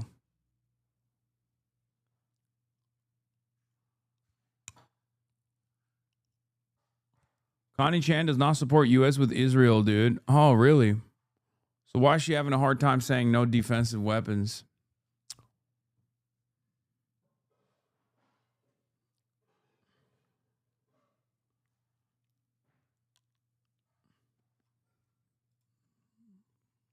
It's interesting. I mean, saying that in this community, maybe you can say that like to the MSNBC audience. They'll believe it. This community, not so much.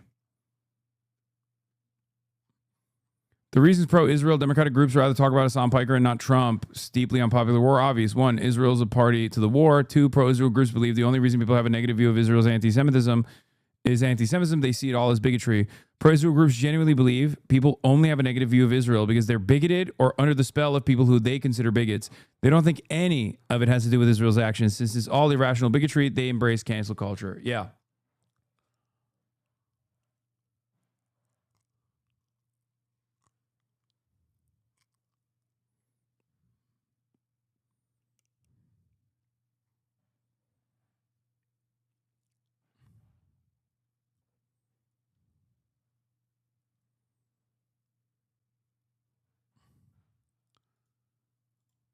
These guys are being elevated by the Streisand effect. And I think that is part of it. It is true. And I think that, again, and I think that's why this is counterproductive to have this fight right now for pro-Israel Democrats or centrist Democrats or whatever, any of those groups, because I think right now he's being elevated quite a bit.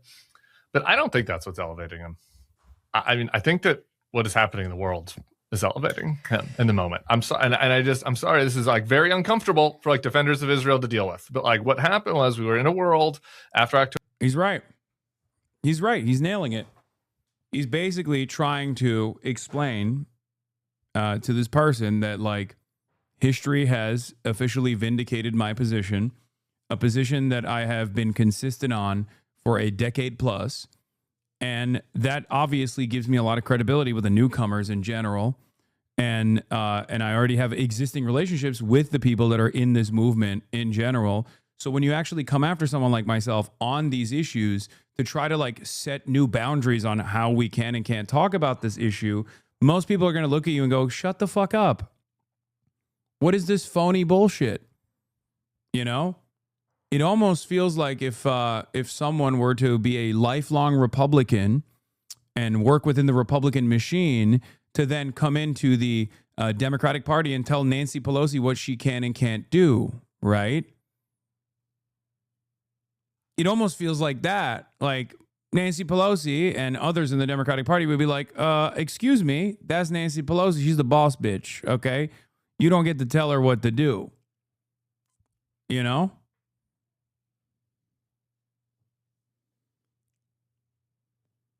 October 7th, where there were a lot of people that were too soon for my taste out there attacking Israel for what they're doing in Gaza and how they're prosecuting the war, and they're doing so in ways that talked explicitly clearly about that. Anti-Semitic. Okay, well there are times that they're clearly anti-Semitic, but there are also times where they were talking about things that other people weren't talking about in the news, like the amount of death and destruction that was happening to the Palestinians in Gaza. And they were talking about... Yeah, like Tim is actually much smarter on this. Like as Mike from PA was saying, he was telling ladies, stop being dumb and hide your sensuous power level because doing this shit right now makes you look unhinged. Yeah. Yeah, no, he's aware. He's like, listen, your position on Israel aside, like you should never say that out loud. It's literally what Matt Iglesias was also trying to tell the Democrats that listened to him, where he was like, guys, we want neoliberalism. We're going to fucking fail to achieve those goals if you keep talking about Israel this way. Just give up on Israel. It's over. It's done, right? Read the fucking room. That passionately, and maybe they're passionately and earnestly anti-Semitic, okay, but they were talking about this topic passionately, talking about how Israel is a malign influence on the world, and that they have too much, and that they have too much influence in American politics. We're giving them too much aid. That AIPAC is too involved in these campaigns. And if you came and listened to my show a year ago, Like anytime this topic come up, I was on the opposite side. I was saying, you're overstating. It's kind of anti-Semitic how you're blaming AIPAC for everything. You're overstating AIPAC's influence, and all of their critiques of Israel has just done everything that they said. Like AIPAC now is the key player in Democratic primaries and internecine primaries. They are the group that is putting the most money in. That's not a Jewish conspiracy theory. That's just what's happening. I talked to them. Yeah.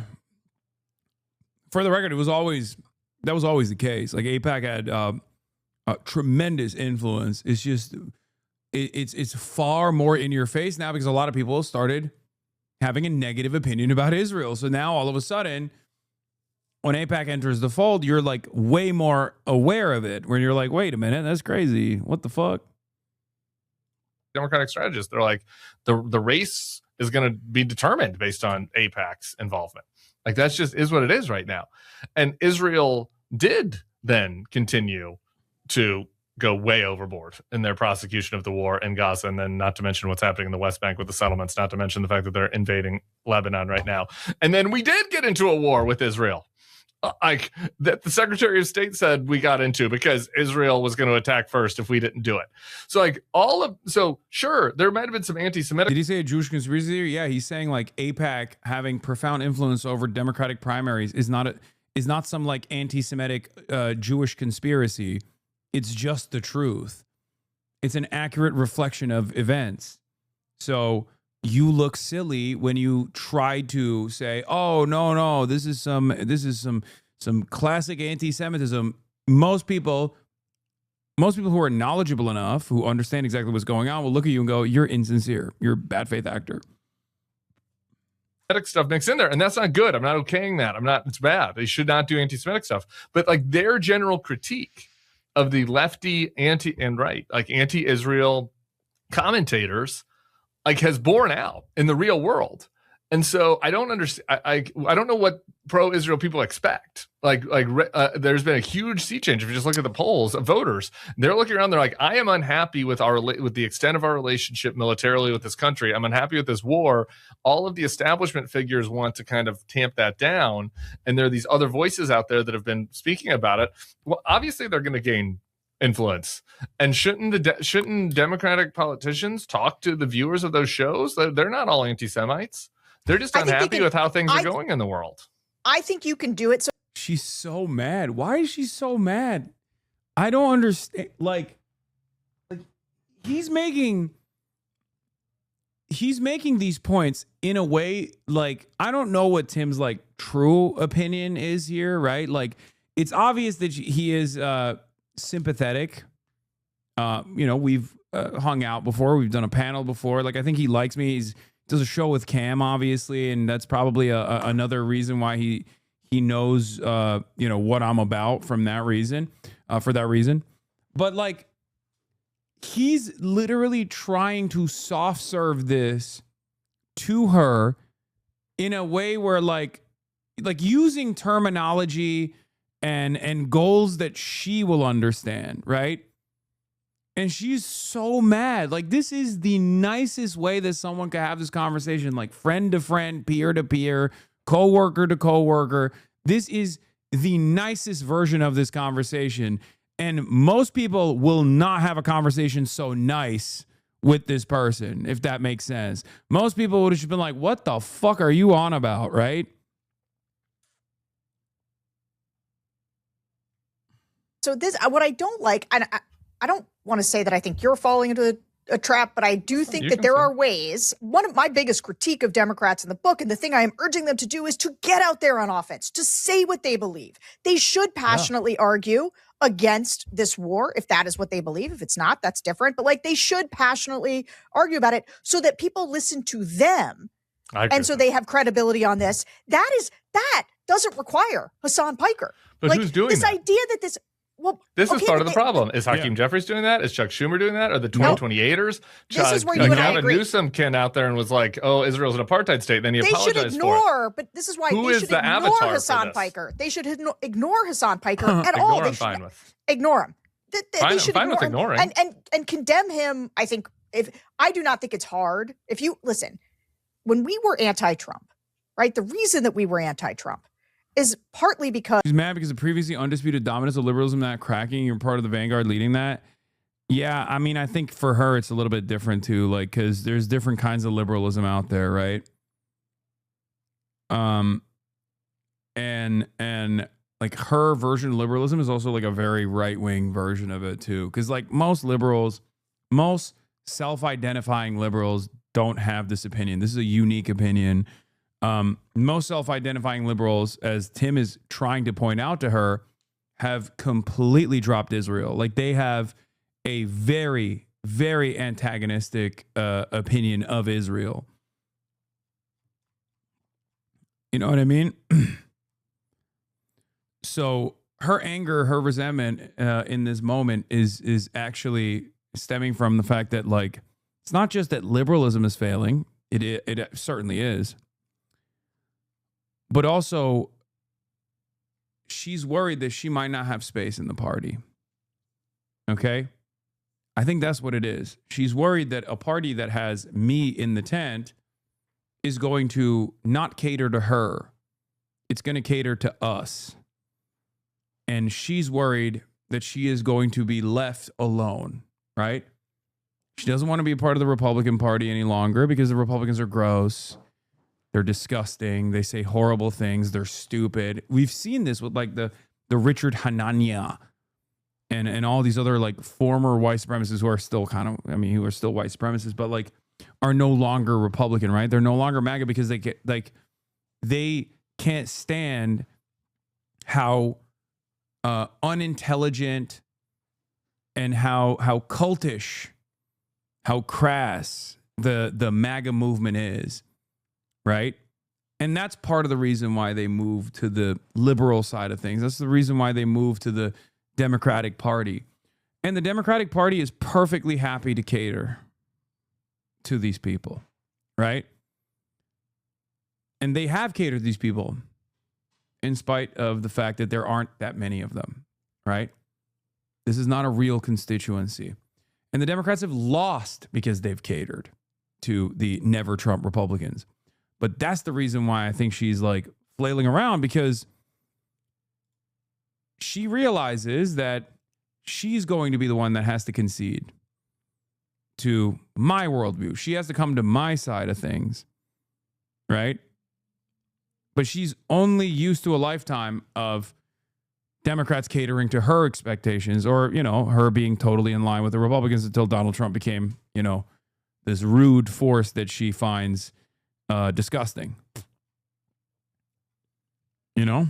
Because he like loved to be in lockstep with all the grossest people who had gross opinions. It's like the very fine people on both sides. It's the way he checks in with Tucker. And the right would argue this. Why is J.D. Vance cozying up to them? Why do we condemn them? We condemn J.D. Vance for cozying up to bad people for electoral reasons. And that, I think, is... Yeah, that's the problem. I'm not a bad person.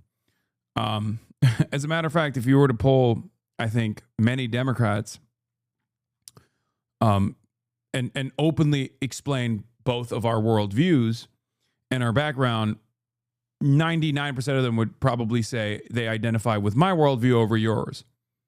That's the problem. You think I'm a bad person, but most Democrats would rather have someone like myself represent their interests, and I do represent their interests, right? Versus someone like yourself.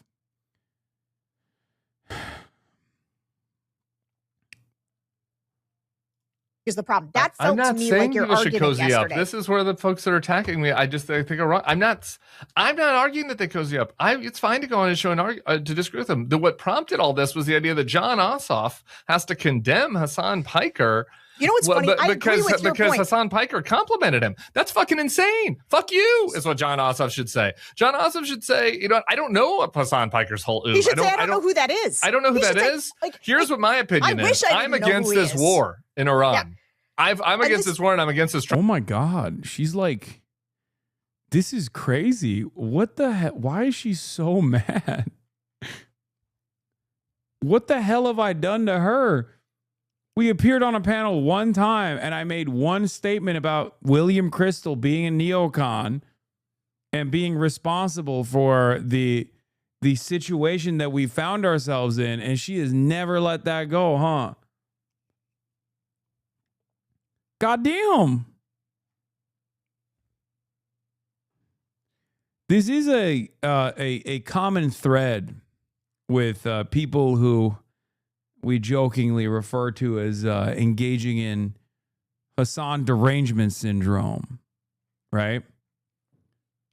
Unfortunately, when someone decides they don't like me, they can't just have like a normal level of disgust, or not even disgust necessarily, but like a normal level of critique. They go far beyond. And I think for most people, maybe they also see that passion and think, okay, maybe this guy's bad. I trust this person. I trust this person's worldview. So I'm going to trust their take and I'm going to hate him just the same. But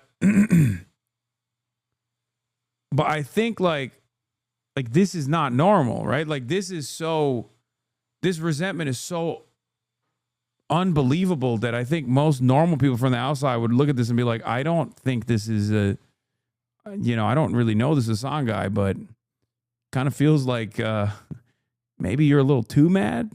Trump administration that's killing people in the streets, and that's what I care about. And you want me to talk about some streamer? Eat shit. That's what I think John Ossoff should say. And I was on your side. I was on your side on that point. It was the rest of it. It was last night. It was last night listening to it being that I do not think, though, for electoral reasons, they need to embrace Hasan. That is different. Did I say embrace? I never said embrace. I said talk to his audience.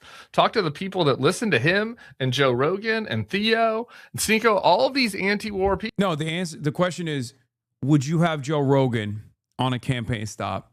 Would you advocate for any politician that has the opportunity to have Joe Rogan on a campaign stop? Would you say no to that? I think we both know the answer to that question, don't we? They would fucking absolutely get on board with that. Not only is she totally on board with talking to Joe Rogan and is a lot more open-minded about literally talking to a guy who endorsed Donald Trump and played a formative role in Donald Trump winning, right? It just shows where her standards are. Okay? She likes Joe Rogan. She is more comfortable with Joe Rogan than someone like myself. Maybe it's part Islamophobia. Maybe it's part because I am antagonistic to her worldview as opposed to Joe Rogan, who is like at the end of the day still a capitalist, right? Like, and is right-wing on many issues. That's what it is. People that, there's some anti-Semites there. I hear that. But guess you what? can do that without, guess what? without Anti-Semites voted for Barack Obama. Anti-Semites voted for George Bush. Gay haters. But you don't have to court them. Homophobes. You don't have to court them. Well, no, but you have to have a message. Yeah, the voters. You have to have a message for the people that listen to the shows because of the anti-Semitism. Like you have to have a message for people that listen to the shows. It's like, oh, let's make sure that the people in McLean, Virginia, with that go to the parties in DC aren't mad. It's like, who cares what those people think? Talk to the real Americans that are flocking to these shows that are upset about what is happening in the world. Have a message for them. Talk to them. Go on those platforms to talk to them. And if the host says anti-Semitic stuff, say no. I don't fucking believe that. I don't believe the Jews were behind Charlie Kirk's murder. I don't believe the Jews control the weather. I don't believe that the Jews, there's a lot of, okay, whatever. I don't believe that we deserve 9/11. You can say all that on those platforms, but also say to people that, you know what I'm mad about? I'm not mad about some streamer and something he said 3 years ago. Like, what I'm mad about is this war that we're in right now. And I think that there are a lot of people out there that feel like the Democratic leaders are totally out of touch with their anger right now. And I think that this is just this kind of fight just exacerbates that. I agree with that particular point about it exacerbating it. And so, I think that we should separate the idea of Democrats should be going hard against this war. They do need to be more aggressive. They do need to speak to a wider audience. I do not think they need to do that with Hasan Piker, and I think that they should be very clear to separate from the anti-Semites as they do it, because otherwise what you are doing is ginning up anti-Semitism. And I understand. And last night here's the part of the problem. We're going to do this. I'm just going to say it. I don't support anti-Semitism. I think there's a lot of anti-Semitism out there. I think that a lot of the people who are pro-Israel and pro this war weaponize this, though. And it's like, well, it's too anti-Semitic. If I would have said a month ago, but I think Hasan is Israel is weaponizing social media to try to brainwash people, you would have said that was anti-Semitic. A lot of big Israel defenders would have said that was anti-Semitic. Well, then Bibi went out and said that he wants to do that with TikTok. He sees TikTok as a weapon. Okay, if you would have said that Israel's going to drag America into a war that we have nothing to do with, based on their influence over our political lead. I think it's really funny that she just keeps saying like, no, but I think he's anti-Semitic. I think he's anti-Semitic. It's pretty crazy. I'm not. I stand on this. At my level, at my size, I might be one of the only remaining commentators, again, at my size, right? I might be one of the only remaining commentators that actively talks about the dangers of anti-Semitism. I can't think of a single other anti-Israel commentator that does that. Like, seriously. A professional political commentator that is anti-Israel and still spends a great deal of time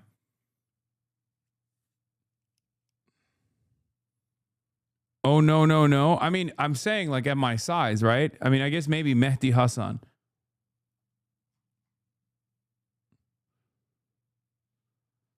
Right?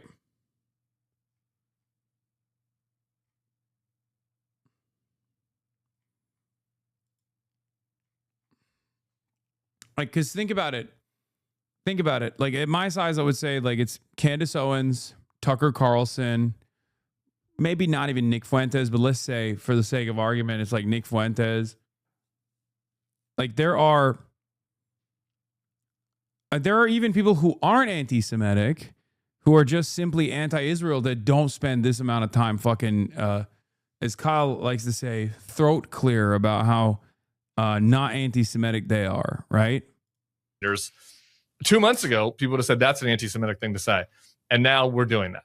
And so I'm with you. I'm not for anti-Semitism. What happened in Michigan is a tragedy. People should be clear-eyed. But also this notion that like that there's a lot of folks out there that are trying to police the rhetoric around this because they don't want Israel to be criticized in the full view of their actions.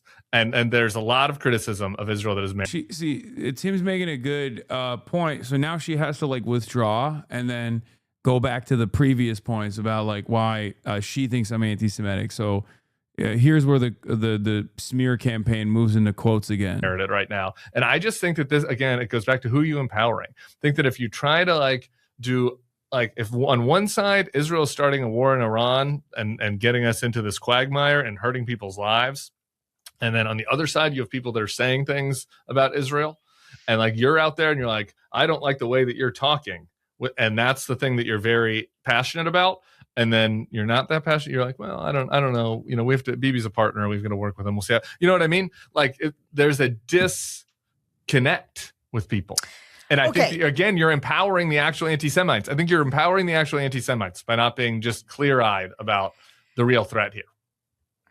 How is this different? This is one of the sort of the main thing. And this is tough, but I'm going to put it out. Funny how it seems so easy to defend you with logical points where she seems like the illogical one. Yeah. Out there. How is it different?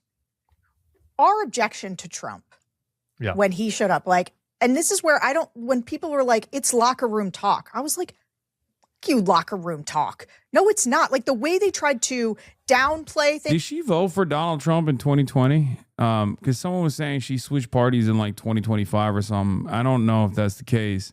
That would be unbelievable. It's like also comparing me to Donald Trump is unbelievable, man. It's so crazy. Like I oppose everything he stands for. What are we doing? Is going against her personal bias against you?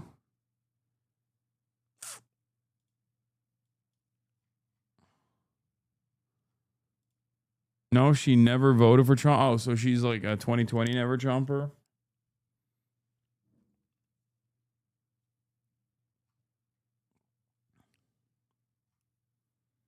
Ain't no way she switched parties. We're watching a Republican.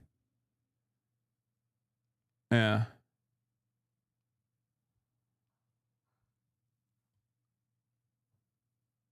Libs giving up. Yeah. That's the other side of it. Will Staken says, fascinating reaction from Bulwark Online paid YouTube subscribers to this debate over Hasan Piker. Most comments are defending Piker.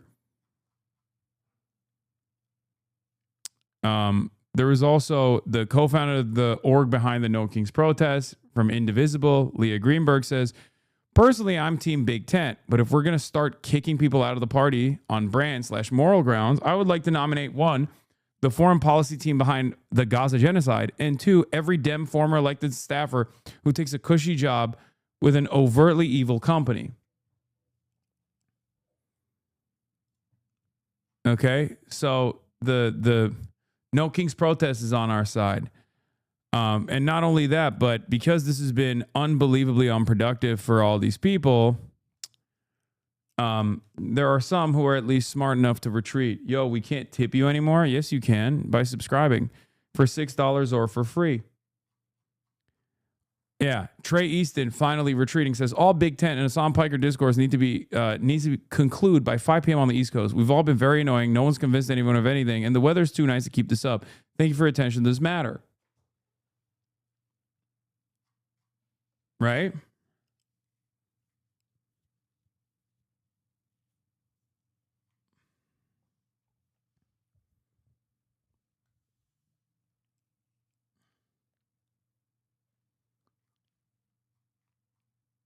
That's it.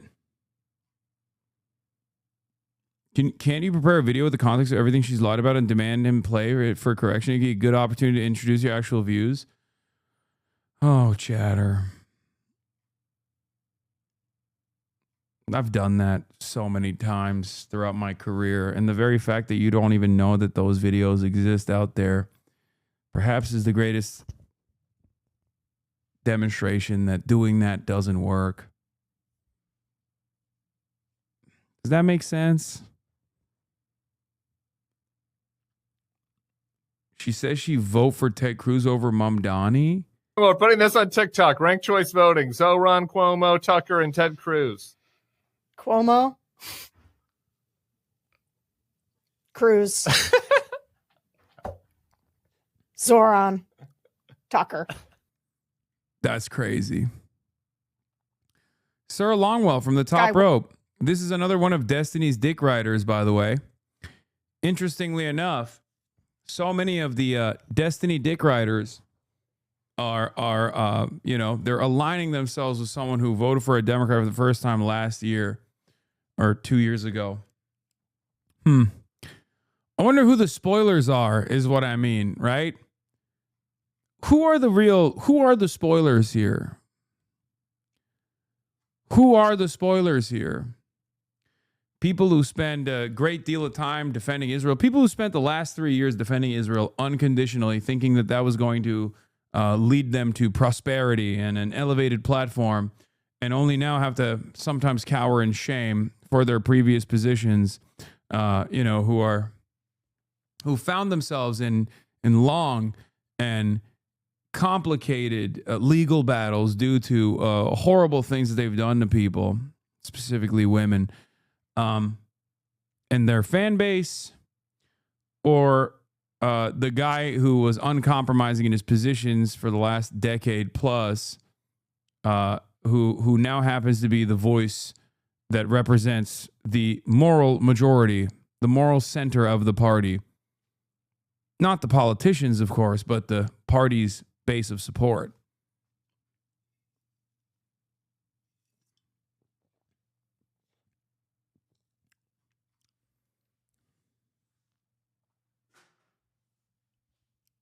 Very strange. At a certain point, these guys, the Sex Pestiny fans,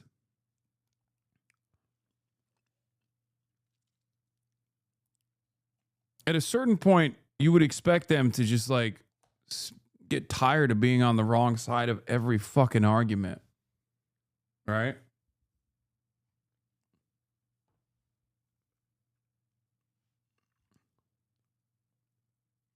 Very strange. It's got to be a fetish at this point. Like consistently being on the wrong side and being on what they previously assumed was the popular position on every issue.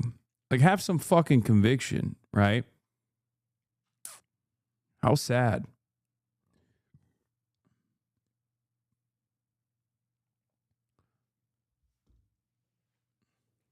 Anyway. Yeah. It's insane that she would rather vote for Andrew Groper Cuomo rather than Zoran and still has the gall to say that she thinks your locker room talk is disqualifying. At a certain point, you'd expect, no, Hasan, we've been saying this for 6 years now. It'd be too humiliating for them. I don't think that's the case.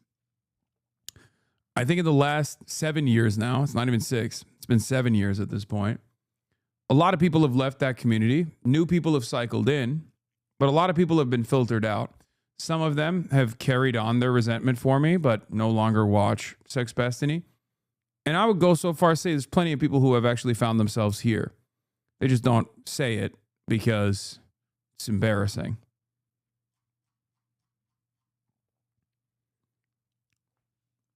Because the numbers don't add up.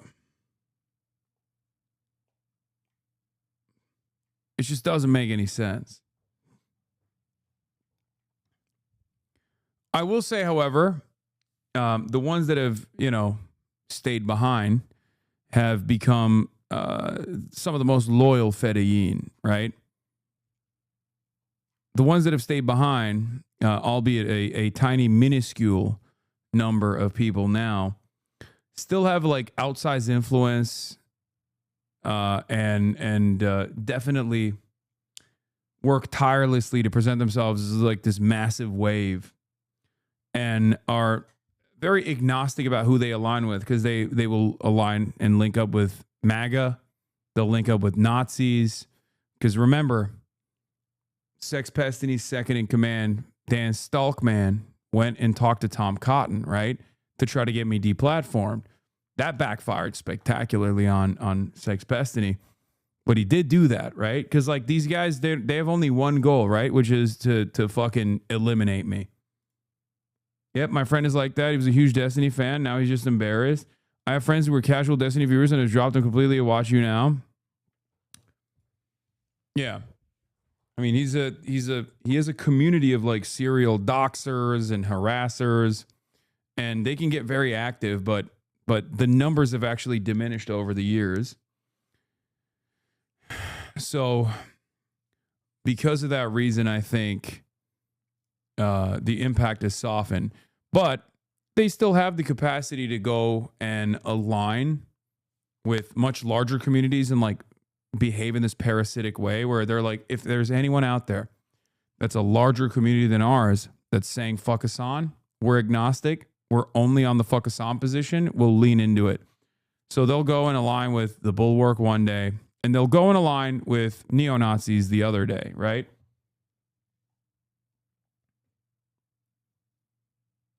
Two ex-Republicans debating whether Dems should embrace Hasan. There's a large contingent of ex-Republicans on cable news who are seen as representing the Democrats. Why are Dems okay with these people representing them, but hesitant to include the left? I think we know why.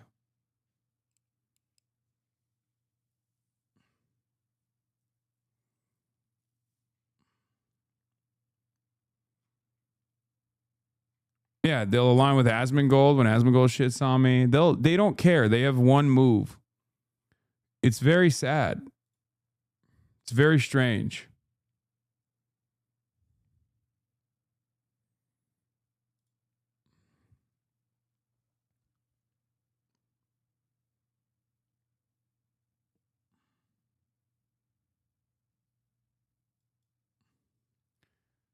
I'll admit that for the longest time I stayed away from content because I was associated with Destiny. I hated the way he spoke and how fucking aggressive and pissed off he always was. And I thought you were similar in that capacity. And I finally watched your content. I was like, oh, this guy's actually pretty chill, unlike Destiny whatsoever. Yeah, there's that element too, which is also very annoying, unfortunately.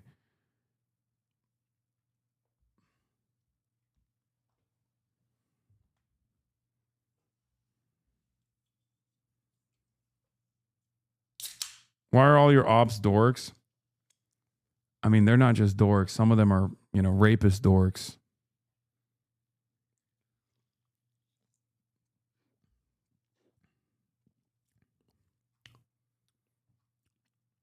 What is this? This will certainly do a number on their approval. Surely this will improve their approval. Republicans genuinely think you're cattle designed to suffer for their glory. Yeah. Isn't this guy that flipped parties, by the way? Am I crazy? I covered this yesterday, but is this the guy that fucking used to be a right-wing Democrat and then became a right-wing Republican? Fantastic stuff. There's a lesson to be learned there, but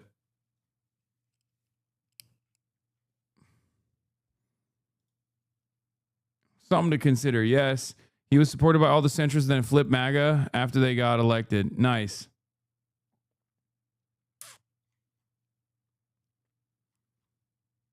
All right. To you going on, how did it affect your? Effie Phillips Staley talking about the impact that this community had on our campaign. Campaign or not affect your campaign? Because if it did, if it's true that nobody actually watches his program, then, well, first of all, you wouldn't be here and we wouldn't be talking about it. Right. So, but second of all, then it would be no effect. What was the effect? The effect was there were two sides of it. The first was the immediate and frankly, I think, surprising response by the chairs of the Democratic committees of New York, 17th District.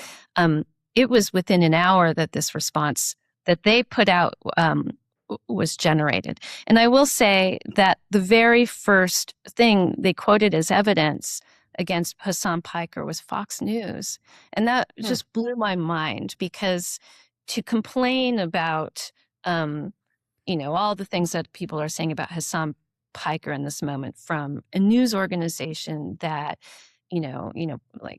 has advanced some of the most hateful rhetoric about immigrants, about Hispanics, about Muslims, about Jews, without any way of, without looking at that critically in relation to what they were saying to me, which is to say that they were flamed. They were flamed, like ratioed is the word that me as Gen X has just burned. And I don't know that they actually expected that. I don't know that they expected so many people to see their statement as evidence of bias within the Democratic Party, as evidence of the kind of attacks that we're seeing right now from third wave. And that further disenfranchises people. So the effect has been thousands of new followers, so many comments, a major uptick in contributions, and people saying to me what they often say to me, because I've been very transparent about my position on Israel and Palestine, like, keep going, like, don't stop, like, you are saying the things that people want to hear. And what I hope in the end, because I'm a Democrat, I'm a progressive Democrat, is that the party learns the lesson, right? That our job is to listen to the public, hear what they're saying, represent the positions through a moral lens. And when I say a moral lens, that means we have to fight anti-Semitism, which is on the rise. We have to fight Islamophobia, which is on the rise. My goodness, that when you think about the kind of violence that's happening in our country with ICE, the kinds of discrimination, the bias, all these things, like, these are the things that we have to fight. And frankly, when people reach out to me and they say, keep going, this is what they're saying. And the party needs to hear it. They seem to be very far from it at this point right now. It's only $200 away from reaching the 10K goal. Let's go. Which is very baffling. Yeah, and it seems like the big thing from the 2024 election was that, or the modicum was, we need a bigger tent for the Democratic Party. We need to bring in young people or what have you. And I just wanted to pull up this article from the Bulwark where they interviewed Jonathan Cohen, who's the founder of Third Way. And he says, if people are really arguing that the price of winning is becoming like a bigoted misogynist like Hasan Piker, then I'll take not winning. So it seems the Third Way position. That was the worst thing that they could have said, by the way. That was awesome.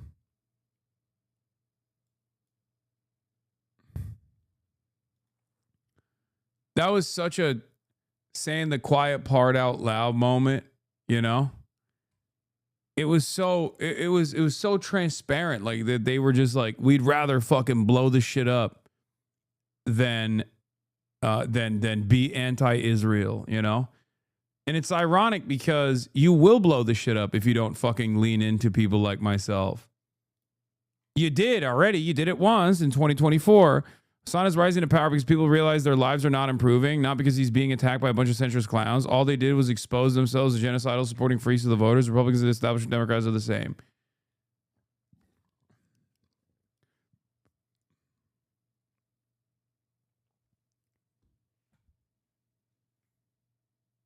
$10K reached. Let's go. Nice. You might be the most misunderstood boy on the internet. I'm not misunderstood. I'm like a misunderstanding implies that it's like sincere, right? I'm being professionally smeared. I'm being professionally misunderstood by people who either don't care about what my actual opinions are, or by people who do know what my actual positions are but seek to misrepresent. I'm being professionally slandered for a very good reason. BDBD chatter sending love to your Stanford speech. Already reached 70K views. Hell yeah. Hasan, you have huge potential on Chinese social media. Even live streaming is still possible with proper adjustments. You just need tailored management for your official accounts. I could do a much better job than those generic agencies. You get real motion in China. Just give me a shot. Weld this outfit on. It fits too well. If not the revolution, it will still be good for the American people to unite and push for changes in the Constitution. These are the people who truly want America to be stronger and better. So handsome, such aura and knowledge. This time, there's no global communist movement, no external aid. We can only rely on ourselves. If more people come to agree with his ideas in the future, could he also enter politics and run for president, representing the Democratic Party? Oh, it's because I was wearing the Mao fit. That's why I'm getting glazed on BDBD. Because I was wearing the Zhongshan suit. Looking more and more like Che Guevara. Without breaking free from vote politics, the root of the problem can never be solved. With this fold ratio plus body proportion, it's hard not to say it's handsome. But he has a fiery heart. The road ahead is rough, but the fate is unknown. Wishing you all the best. The American system only produces bad guys, villains, and ogres. Good people are either forced to become villains or get eliminated. Hasan really has the courage. This guy's really fierce. Let's go. If nobody got me, the Bilibili Chinese netizens got me. Hell yes. Zohran is doing a major rally with Claire next Sunday. Mamdani set to hold a rally in Queens to mark 100 days in office in New York 7 and in Claire Valdez's assembly district.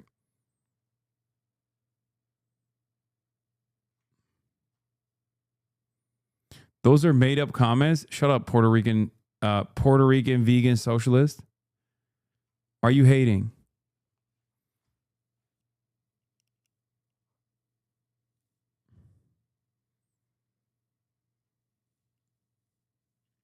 One more helicopter destroyed in Bahrain again. Reported aftermath of an Iranian drone strike that hit the U.S. Army CH-47 Chinook at Camp Buehring in Kuwait. God damn.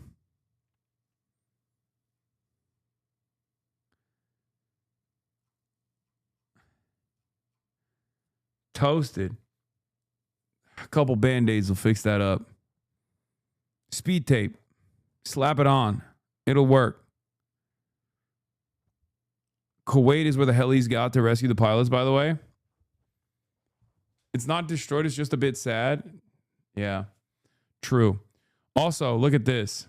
I wore that in Syria. I killed a lot of fucking Muslims. I hope you're not Muslim. Oh, no. Because I'll kill you too. You served, sir? If you're Muslim, you got a problem. None of us are Muslim. No. Me and my brother here, born in Texas, Muslims. No. That duck. Cool. You know, just proving the point that I was making earlier, right? Twitch streamer Zoil gets pressed by an army veteran who thought he was Muslim. I wore the scarf in Syria. Kill a lot of Muslims. You better not be one or I'll kill you too, he says. It's ironic because, like, when I responded to someone that said those exact same statements, there was a lot of anger.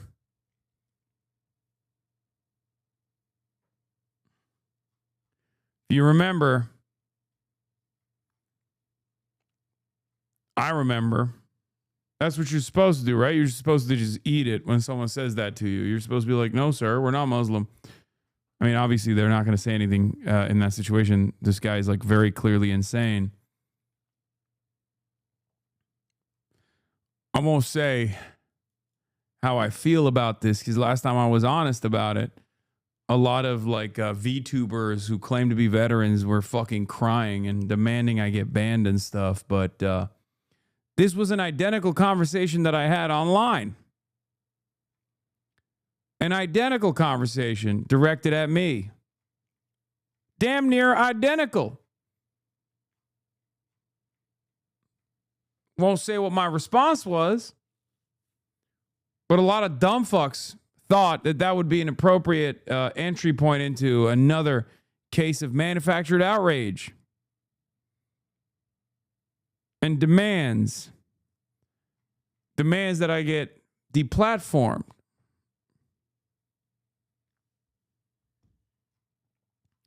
Interesting.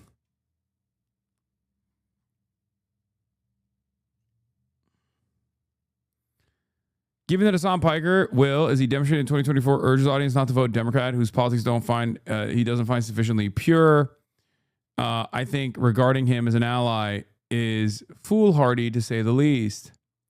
Now apply this logic to every Democrat who refused to endorse Mamdani. Yeah.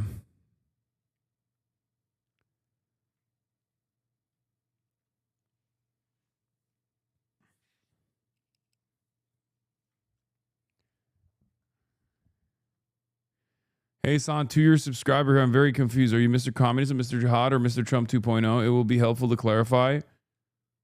The recent media has been telling me different things. I'm all of it, dude.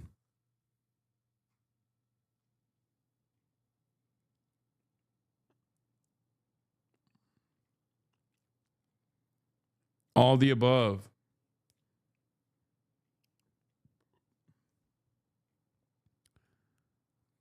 This person, Shannon Watts, Hasan Piker says war for a third-party candidate if Democratic nominees Gavin Newsom. Remember that Parker's not a Democrat, but a millionaire who makes money by fomenting political discord. You're right. Democrats should stay away from the anti-Israel position, and that's how they'll win. Hasan has campaigned for and promoted over 20 different Democrats since the beginning of 2026. You, on the other hand, said you'd vote for Jeffrey Epstein if he ran as a Democrat. This is in response to Hutch. He thinks the Democratic Party is the second most evil institution in the world. He genuinely hates 99% of elected Democrats. Refusing to go on a stream is not what canceling means. He's toxic. Why would any mainstream Dem in a competitive seat be seen cozying up to him, lol?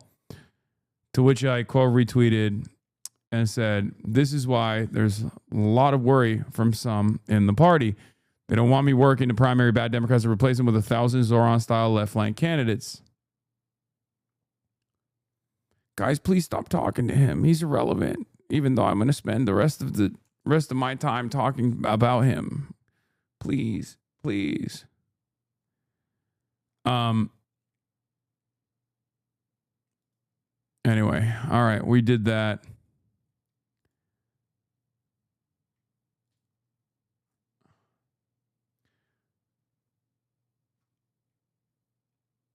Is there a Mehdi thing we're going to watch? Yes.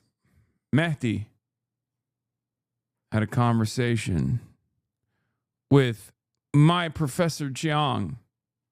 Called you China's Nostradamus. You had 3 famous predictions in 2024 that Trump would get elected, that he would start a war with Iran, and that he would lose a war with Iran. Iran clearly has the strategic advantage. I think the next step in the escalation ladder is that Trump will send in ground forces. Nikki Haley was key to your prediction about Iran. You said Trump would pick her as his running mate, but he didn't pick her. I think that the problem with education is that it focuses too much on facts, too much on rigor, and not enough on imagination. Too much on facts. Do you hear yourself? Does China control what you say now? Your critics might say they're using you as a propagandist. It is possible I'm a useful idiot.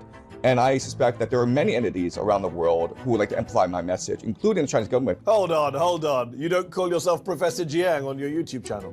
I do now, but when I first started out, if you go way back to my early lectures... It doesn't matter when you first started out. You do call yourself Professor Jiang and you're not a professor. What is your big prediction now for 2026? We'll see what happens. We can test it out at the end of the year.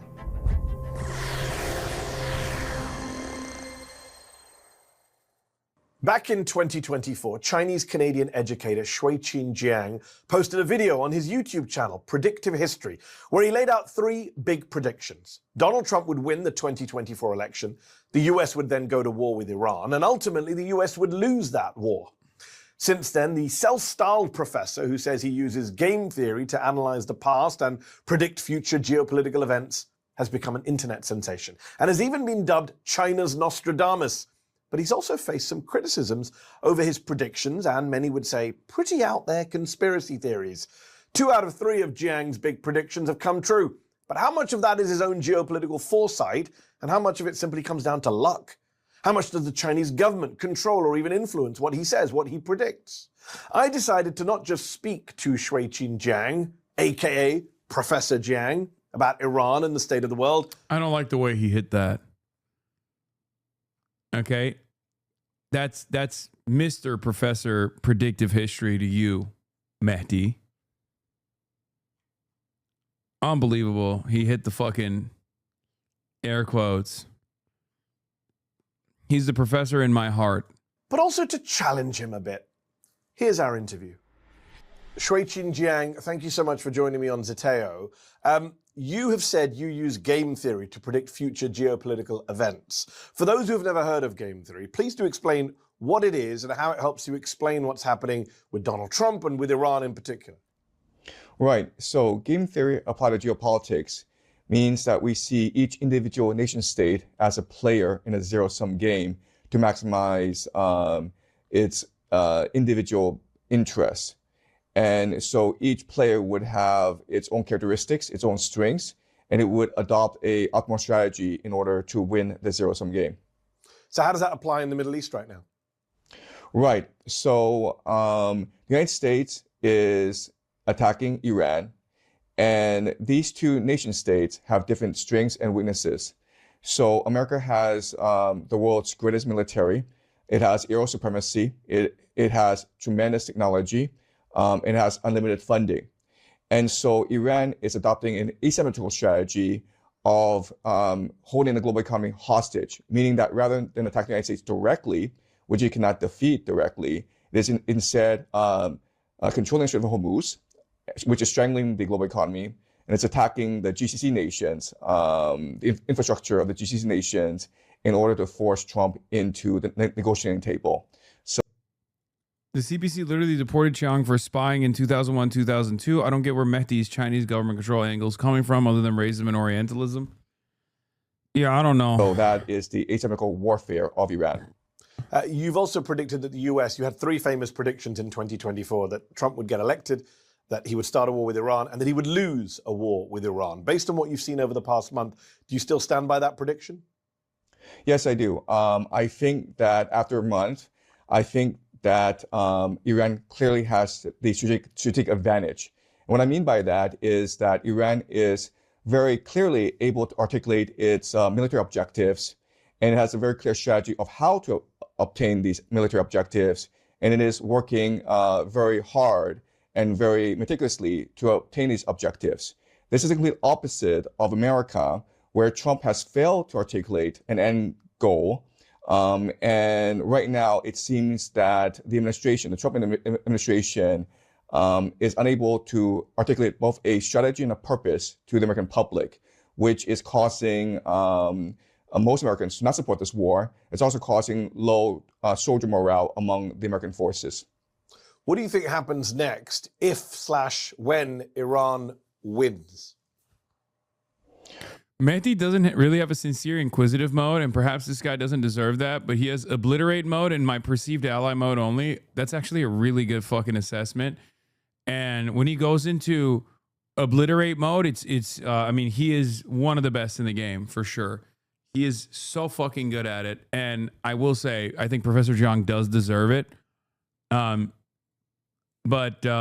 But yeah, you're right. There are a lot of instances, like there's certain positions that Mehdi has as an anti-communist, right? Like he is just straight up an anti-communist. I don't know if he's like an anti-socialist as well, because he does align a lot, but he is definitely anti-communist. So like whenever American foreign adversaries are brought up, he does the thing that he does the thing that like I like to call like the blanket like neutral moral values without factoring in to his consideration imperialism and its impact, right? Like Western born instability and what countries might do in response towards that kind of Western backed and Western born instability, right? Who cares about that? He's solid on every subject. I mean, I like Mehdi Hasan. What are you talking about? I love Mehdi. I hung out with him. I talked to him quite frequently. I'm just giving you an honest assessment. He is perhaps the best debater, and he's not like a debate pervert about it either. Zateo is a fantastic operation. I was just telling you that like something that I've noticed with the way that he operates, like when it comes to all of the states, like state actors that are outside of the American security umbrella, he has almost the same smoke that he has for like America and Israel. And I feel like sometimes it's like not as warranted, if that makes sense.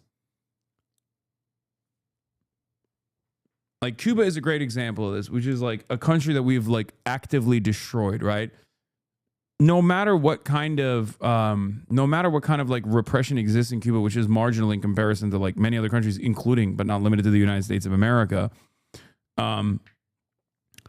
like applying to Cuba the same standards that you would apply to like the United States of America, or even China, because like China is a little bit more appropriate because it's a totally sovereign nation state that is a behemoth of a country now, you know, and can stand on its own 2 feet, regardless of like how aggressively America might want to destabilize it.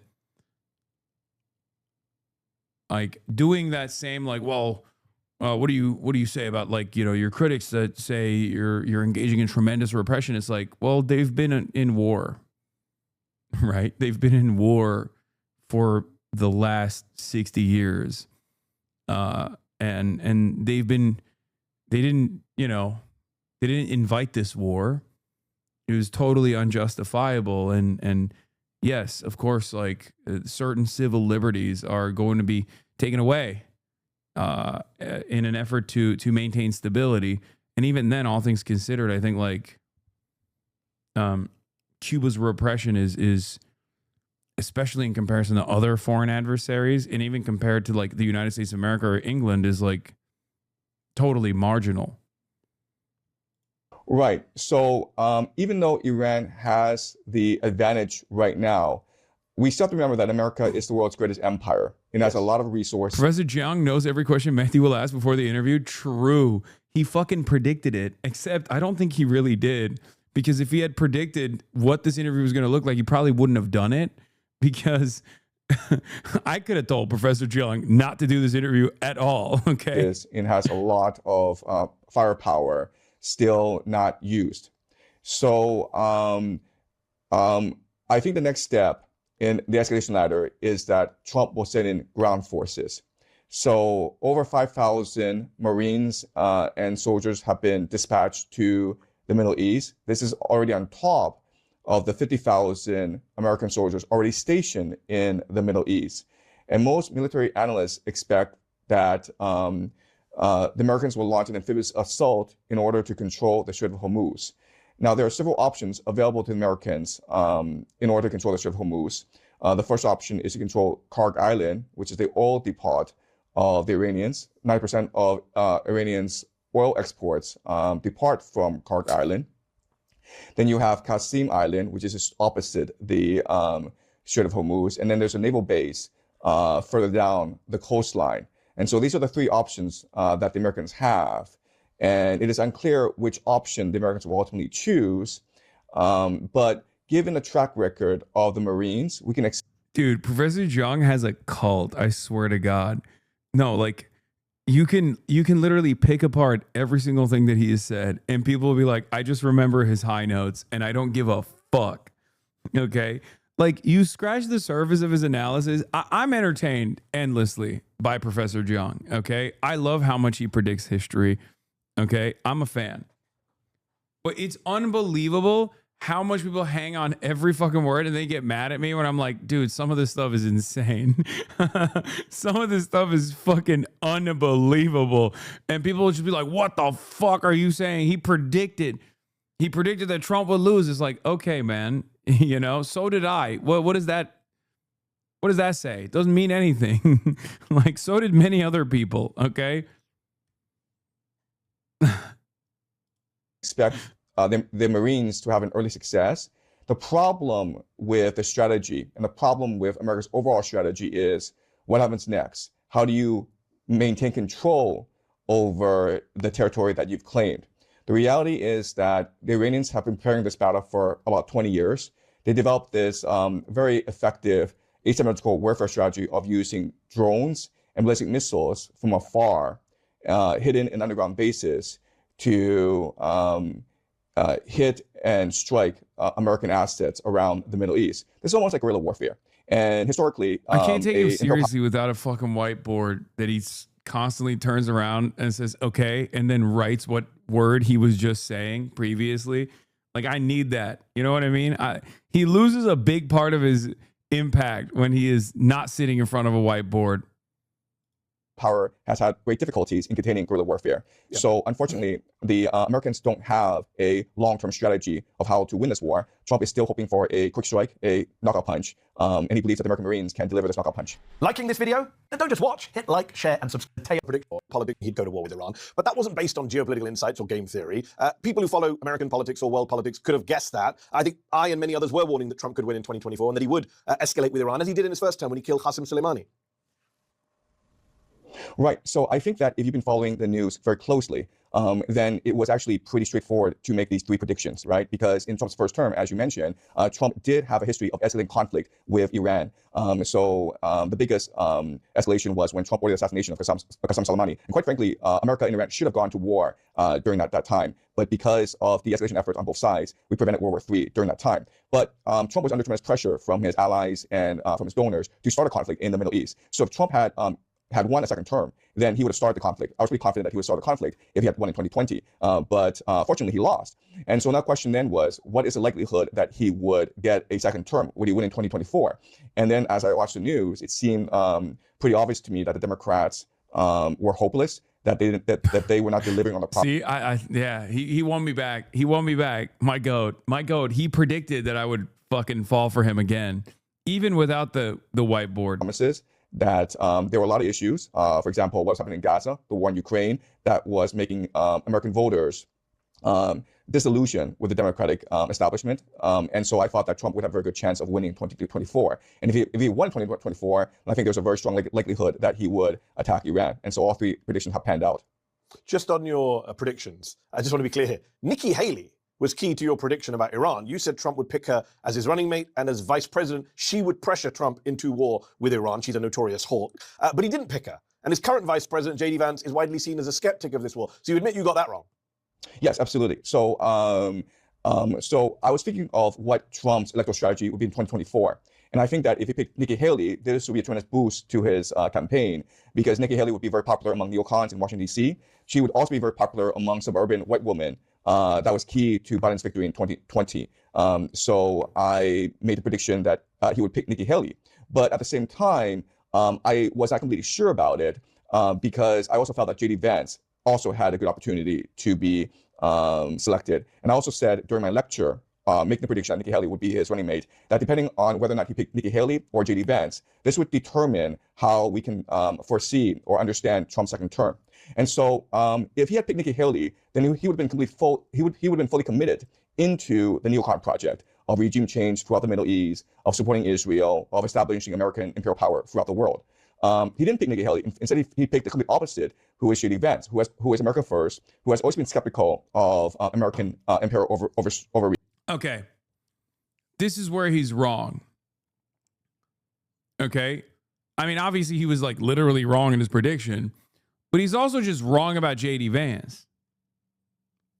And the reason why I say that is because he's just totally off base. JD Vance is not a real human. Like, he doesn't have true convictions. He's just a chameleon, right?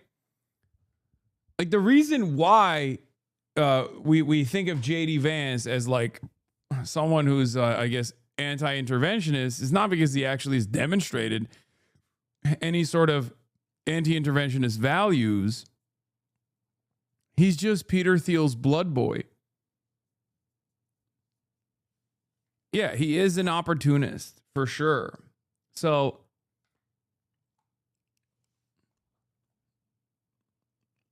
Professor Jang had his class read Hillbilly Elegy.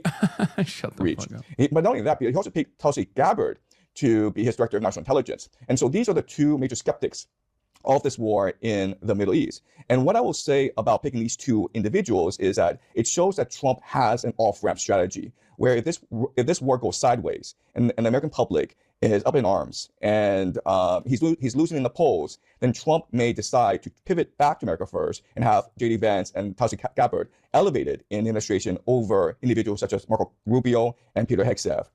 So that, yeah. I suspect he will blame Pete Hegseth if all of this goes sideways, as it is. The funny thing about Jang is that he doesn't even try to defend himself when confronted. When Sneeko asked him how he uses game theory, he literally said, well, I don't really. When Mehdi says he's being used, Jang will just say, yeah, I could just be an idiot. It's so funny. He's not even committed to the act. He's just vibing it all out. I think Professor Jang, in a weird way, is taking advantage of like Orientalist attitudes, where they just think he's like a mysterious Chinese professor who is wise well beyond his years. Like, I think Americans they hear the accent, they see the whiteboard, and they're just like, wow, like this guy's a sage.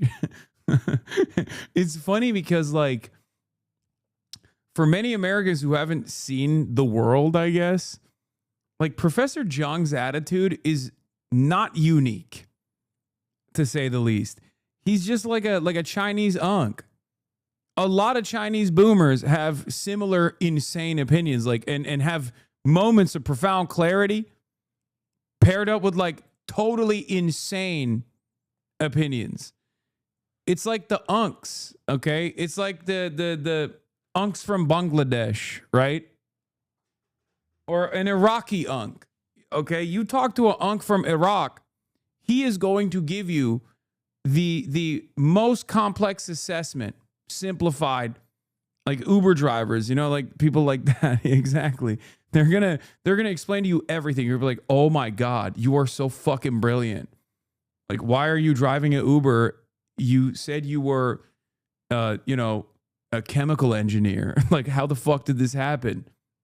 Because a lot of Americans don't realize that, like, I would say that like the base level of education elsewhere is just far better than the average American. And by virtue of not being from America, you're just not you're not as sheltered. You have a much better, much deeper understanding of the way world events unfold. Okay? It's not unique. I mean, I even benefit from that to a certain degree, right? Like, my perspective is guided by the fact that I grew up in Turkey, so I have a very different attitude about American imperialism and endless, ceaseless militarism than the average American does, and the average Westerner does, okay? It almost comes across as profound, but I swear to you, there are a lot of people... I don't know. You're saying he grew up in Canada and he went to Yale. Yes, sure, fine. But like, obviously he spent a good deal of time outside of America as well. So that's what I mean. My point is, there are a lot of people like this out there, and people, if you don't pay attention to like everything that they're saying, you're going to be like, this is the most brilliant person of all time.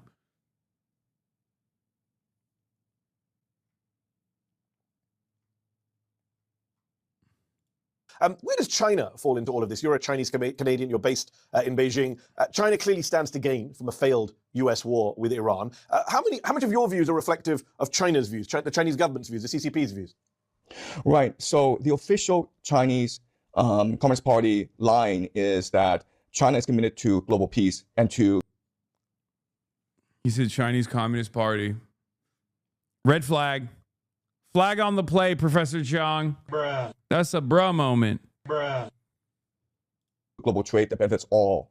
China wants a win-win globalized system in which people are trading peacefully and which everyone is committed to world peace. And so China has come out vocally criticizing both Iran and the United States. The United States for starting this war, but also Iran for attacking the GCC energy infrastructure. Remember that China relies heavily on Qatar liquefied natural gas, as is the case with other countries in Europe. So China looks at what's happening in the Middle East, and China, I think, is working very hard diplomatically to come to an agreement. Unfortunately, right now, China doesn't have much leverage over either the United States or Iran. In fact, many analysts believe that this war was started in part to economically strangle China, because China depends on a lot of its economy. A lot of its economy is based on accessing cheap energy from overseas, specifically the GCC. China imports 40% of its energy needs from the GCC. And so if the GCC were to stop energy production, then the Chinese economy would be in a lot of trouble. And this would give Trump a lot of negotiating leverage over China in the upcoming talks scheduled for mid-May. And I believe that what's going to happen is that because the Chinese are extremely pragmatic and very business oriented, and I think that Trump and China will sign a landmark deal where China agrees to buy a lot of energy from North America. You're full of praise for China's role in trying to get peace in the Middle East. Here's what I don't get. You were caught filming protests by Chinese workers, famously in 2002 as a freelance journalist at the time. You were suspected by the Chinese government of spying. You were deported from China. Reporters Without Borders protested your deportation at the time. How did you get back into China? And why is it, some of your critics say, you have so little to say about China's role in all of this geopolitics? Is it because you're not allowed to currently? Right, so...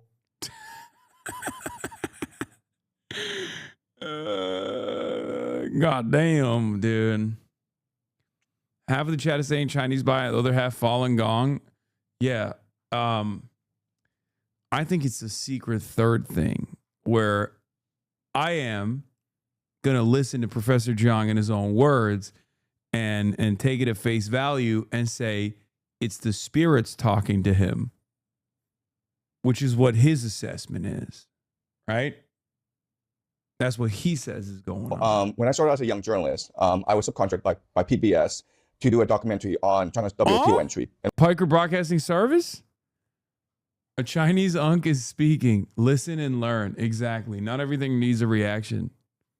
One major issue about China's WTO entry, of course, is worker rights. And at this time in China, there was a major restructuring of the state-owned enterprise system. So I was dispatched to northeastern China to film a worker protest. Unfortunately, the place was swimming with police spies, and I was arrested and interrogated for 2 days. I was held incognito for 48 hours, which is the maximum by Chinese law. And I signed a confession saying that I was a reporter and working in China illegally as a reporter, and the decision was made to deport me without charging me with any crime. And so I was allowed to come back into the country, but I was deported. So that was the story. If they suspected you of being a spy, how did they let you back in? China's not known for being that trusting.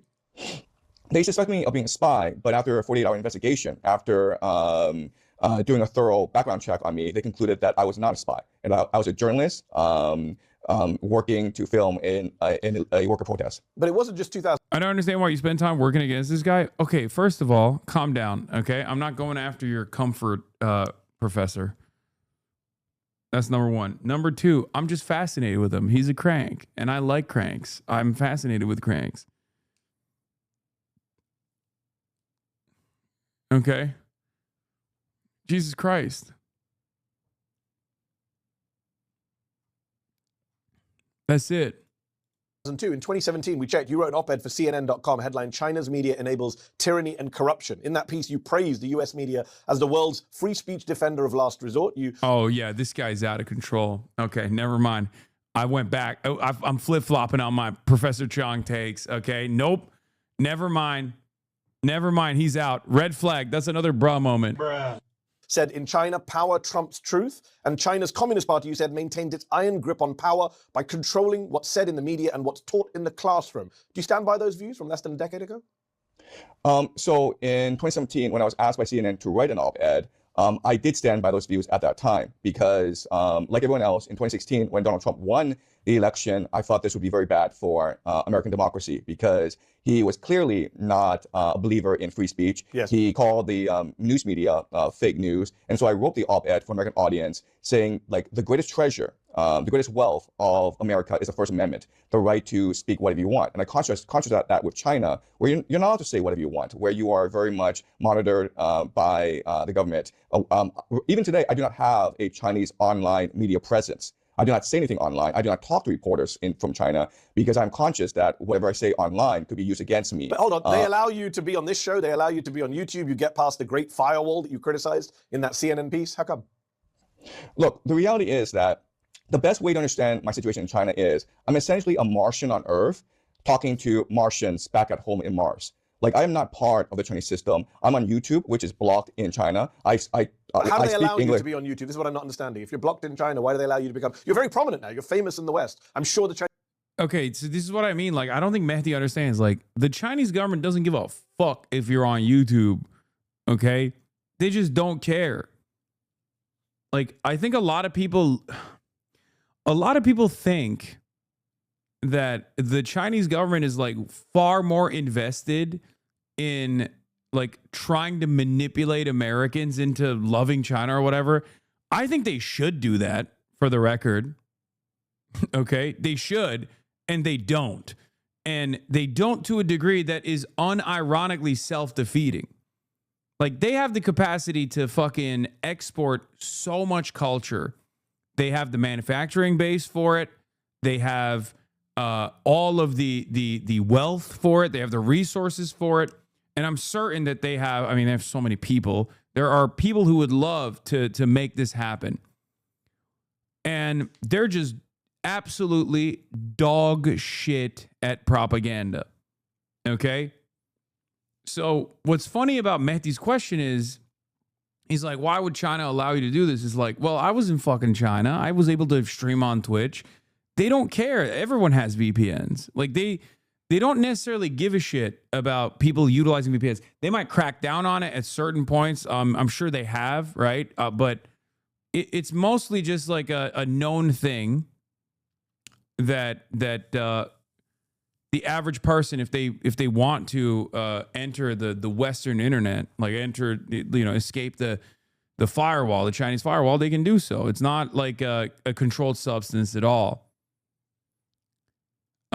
China, for all of its, I guess, faults and failures, whatever, genuinely only cares about China and Chinese people. Like, to a degree that in many instances, like I said, is self-defeating, where they literally do not care about anything else.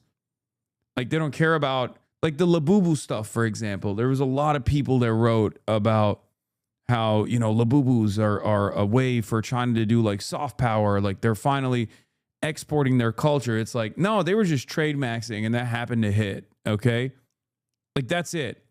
Same with, like, Black Myth Wukong. Now, that might change because Xi Jinping did bring up Black Myth Wukong, Labubus, and also the movie Nezha 2, the Chinese blockbuster for children, in his annual State of the Address last year, implying that, like, they might actually pivot to doing, like, more exports, more cultural exports. But overall, up until this point, it's just like pure coincidence and pure luck that things have popped off.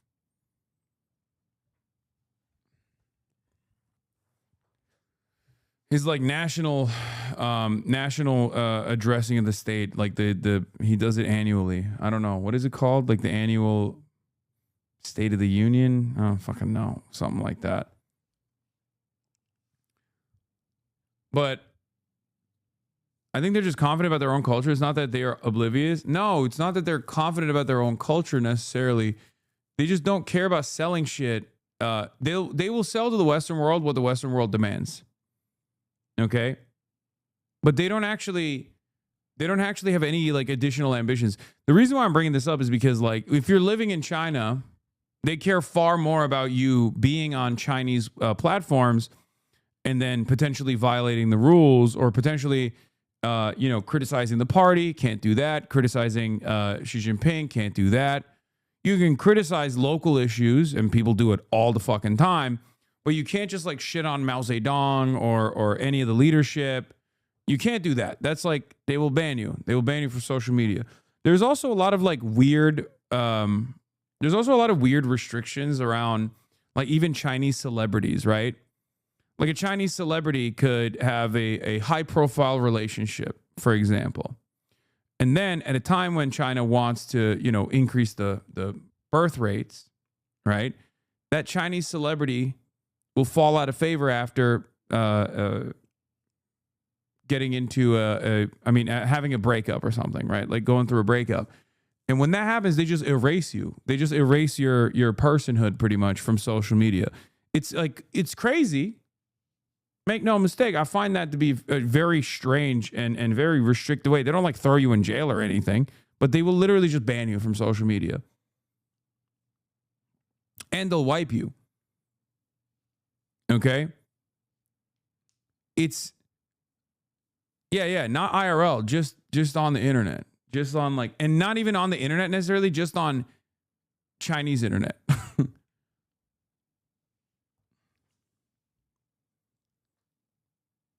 It's like almost like a state enforced cancel culture.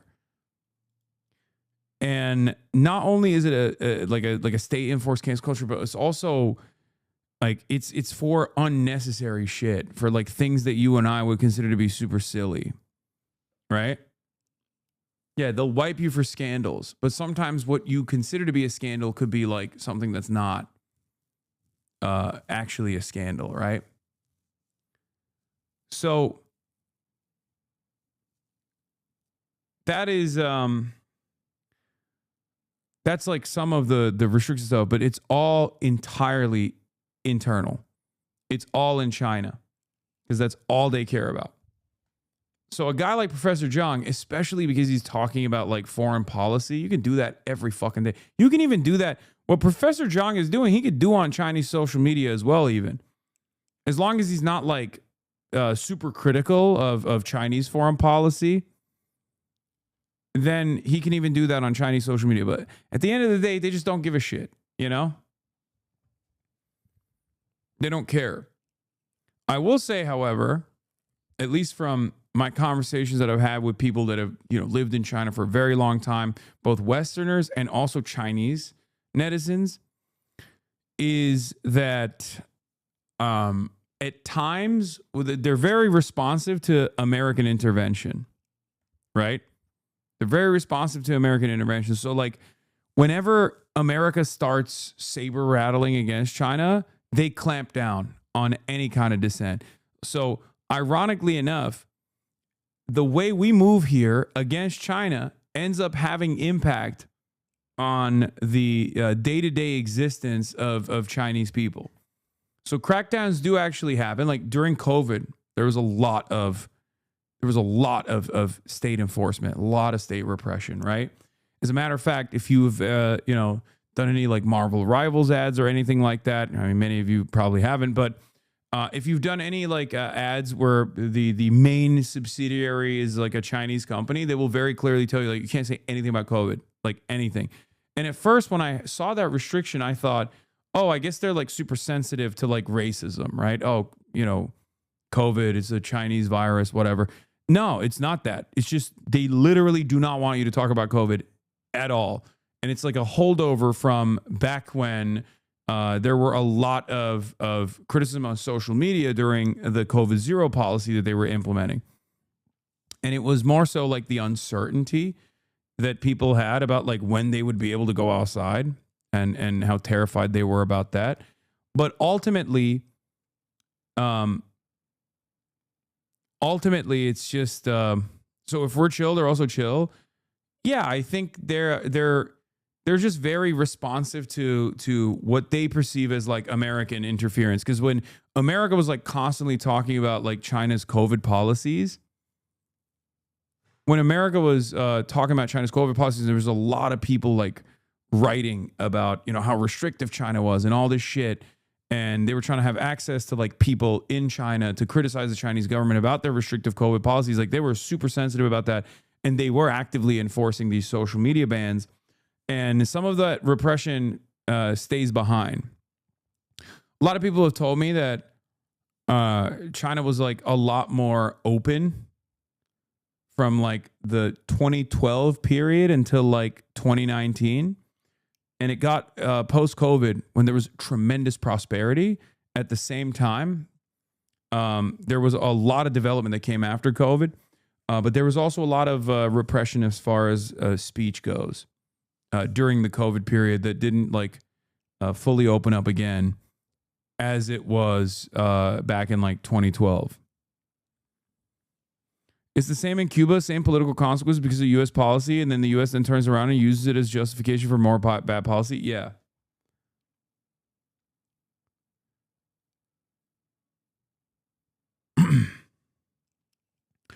But yeah, I think Mehdi doesn't fully understand like Chinese restrictions in general, and I don't even fault him for it. Let's be real. Most Westerners don't get it.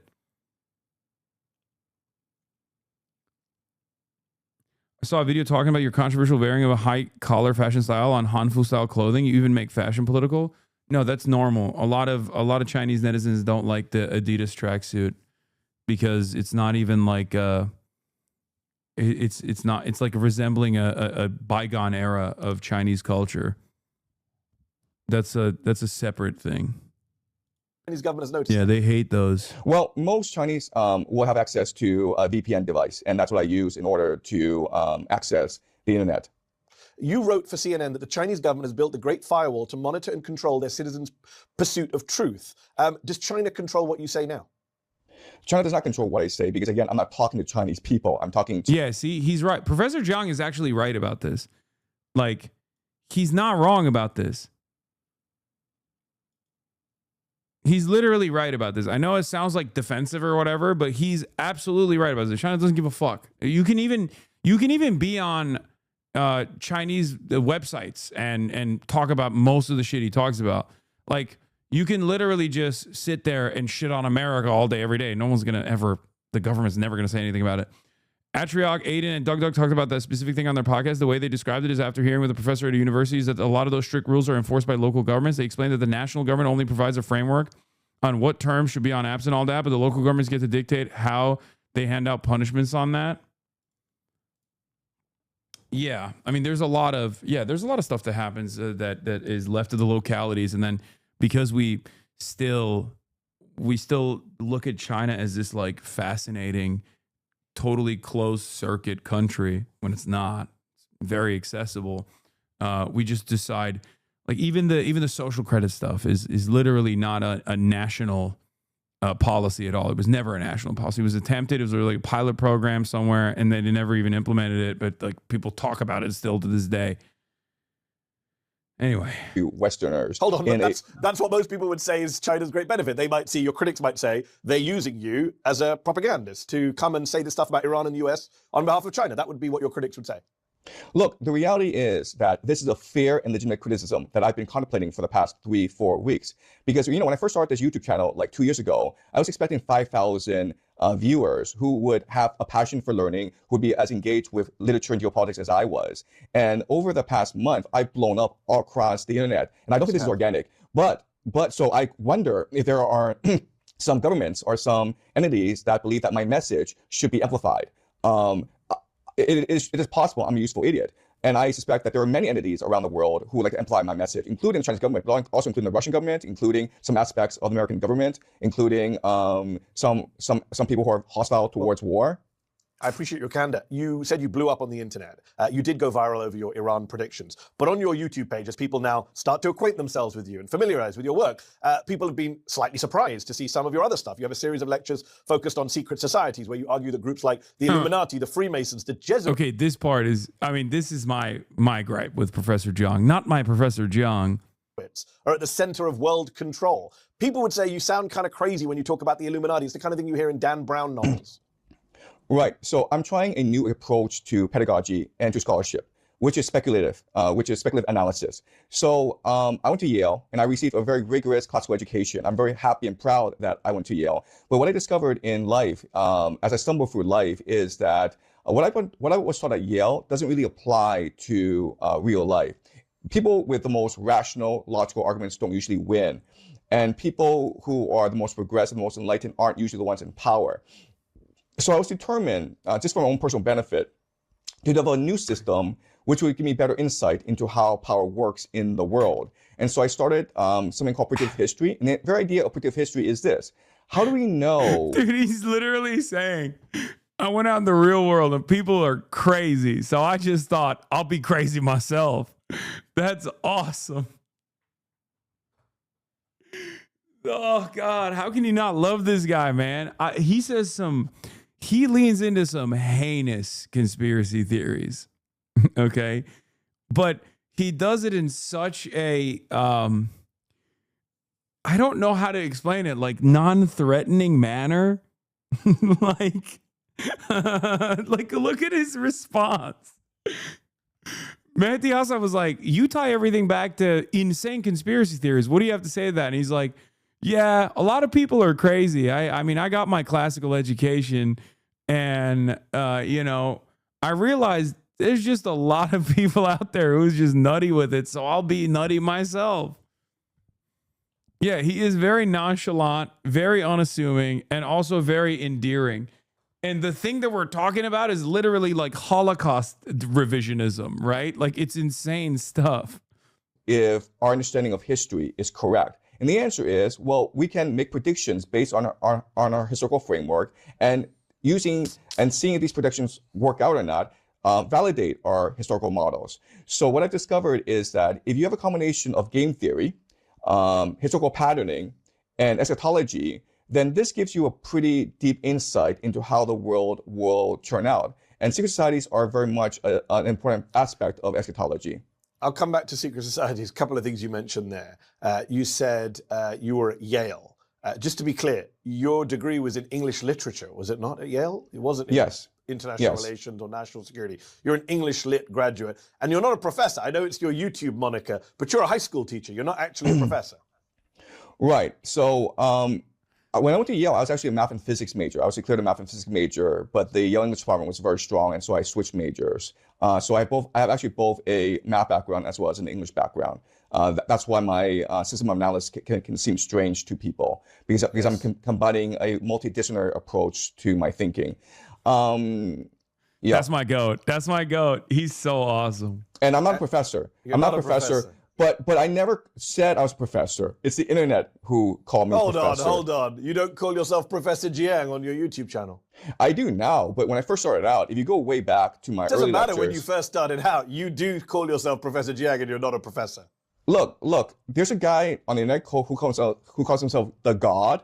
Have you interviewed him yet? And asked him why he calls himself the God? I think I'm good friends with a radio host called Charlemagne the God, but no one actually thinks he's a God. People actually think you're a professor. Just sticking with your analysis, you just said speculative analysis.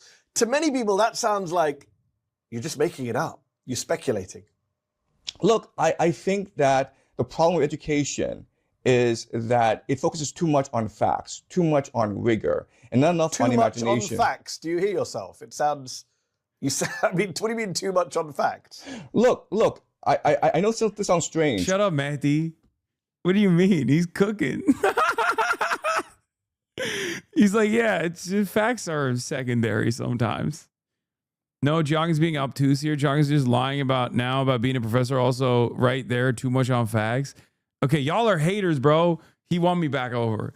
God, he is my Professor Jang. He is my professor. I'm obviously Dr. Jihad, as you guys know, and he's Professor Jang. But there is a difference between facts and truth. Now I understand why that chatter said, can we stop watching now right before this part? Oh, there was some Professor Jang defenders in the chat that were like, don't see the rest of this interview, I think. It's good. It's good to end it right here. Truth, right? Facts are what can be independently verified by other sources. Truth is a deep understanding of the world that allows you to understand why things are the way they are, as well as make certain predictions. We used to be a people, a human species that was very focused on truth seeking. And that's why religion was such an important part of our lives, because God, prayer was very important to help us understand our place in the world, where we came from, what we're doing here, and where we're going. And now we just focus on facts, on making sure that you can memorize all the elements of the periodic table, on making sure that when you talk about secret societies, I guess people want to say, well, where's the factual evidence? Where's the evidence? You said, I think, the Jesuits control the Vatican. First of all, there's nothing wrong with Jesuits. Good people. I know many of them. Second of all, there's only ever been one pope who's a Jesuit, and he's gone. So people would wonder, like, facts are important to your evidence. And people would say that it's not just fun and games when you're doing speculation on YouTube. They look at some of your rhetoric and they see that you don't just criticize Zionism or Israel, as many people legitimately do. You talk about this pretty far-right concept of Pax Judaica, a new world order centered around Israel. You have a video called Dawn of the Jews. I think one of the craziest things he's done, and there's a lot, right? Like the Holocaust revisionism, all that stuff is like very dangerous and cuckoo for Cocoa Puffs.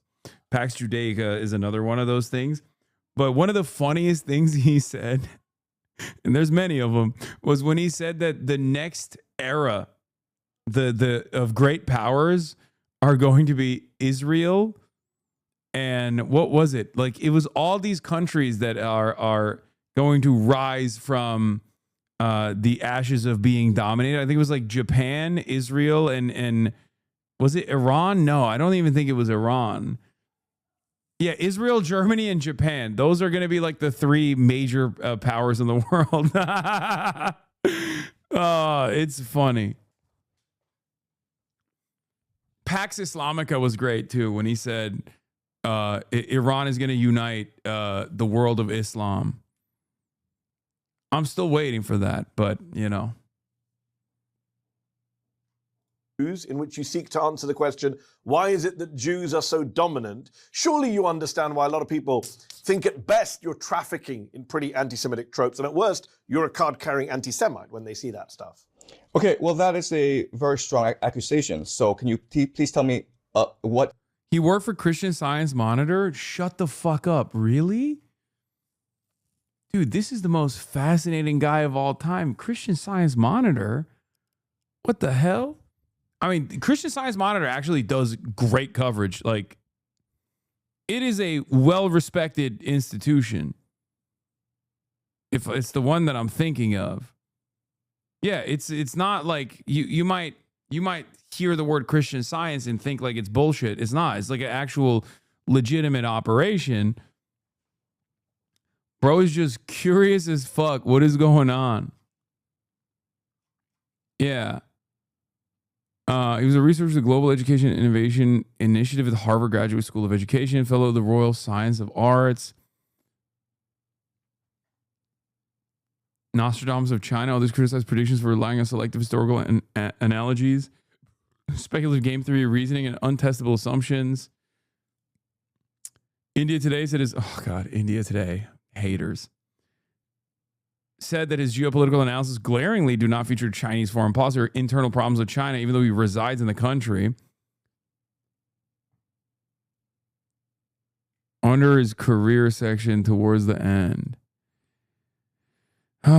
He has appeared in the New York Times, Chinese edition, China Youth Daily, Wall Street Journal, the Chronicle of Higher Education.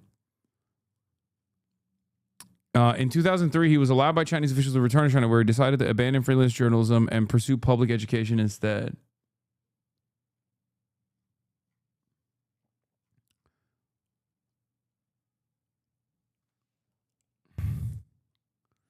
If anything, it seems like he was an undercover spy against China, right? Like, after graduation, he fell into a deep frustration. He failed to publish his own book or get articles published in magazines. I felt lost, angry, bewildered by the world. I jumped from one job to another, never settled down, and eventually fell into severe depression when I was almost 30. While suffering from depression, which continued for the next 5 years, in 2000, Zhang moved to Beijing, where he worked small stints as a freelance journalist. Zhang wrote for publications such as the American Christian Science Monitor and a Hong Kong-based Far Eastern Economic Review. In 2002, Zhang initiated educational reforms at Shenzhen Middle School. In 2001, Jang was contracted to conduct an undercover U.S.-funded PBS documentary about the labor movement in China. While filming one such protest in King Jang was arrested and detained for 2 days before he was deported from China on the 5th of June in 2002. A friend claimed that he was accused of making illegal video recordings and suspected of spying. No charges were filed.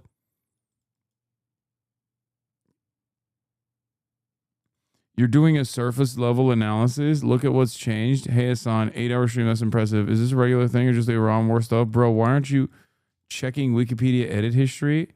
Dude, what's up with fucking Professor Chung dick riders, man? I like the guy, okay? Give me a fucking break.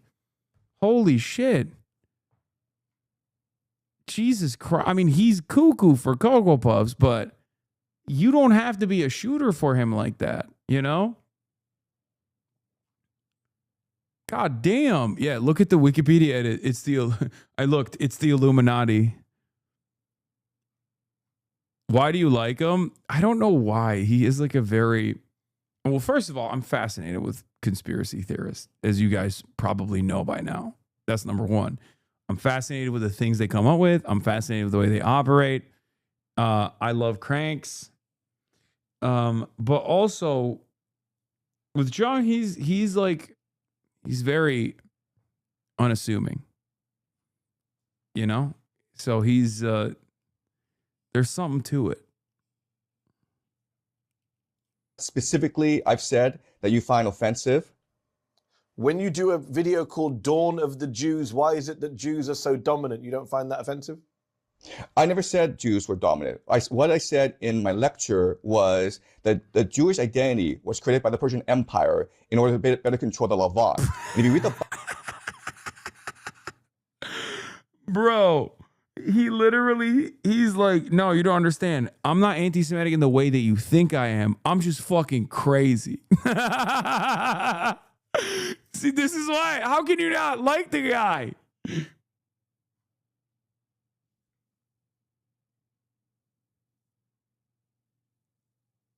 This is what I mean, man.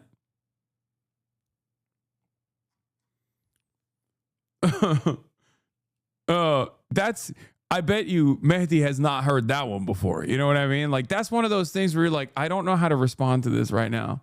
Bible, that's exactly what you can derive from it. If you go to my lecture on the Jews, you will see that I use the Bible. Yeah, he said communism was started by Wall Street. Yeah, he's one of those like Rothschild guys.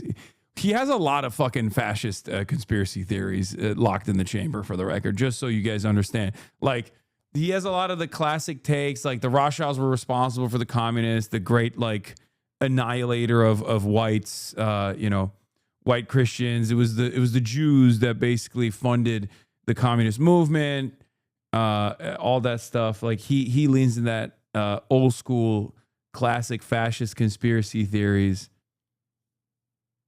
as well. As my primary source, and then I analyze what the Bible is saying. The problem is that most people don't read the Bible. But people who came up with Pax Judaica are not biblical scholars. They're the modern white supremacist far right. Sorry. What is wrong with the term Pax Judaica? You tell me. What does it mean? It just means that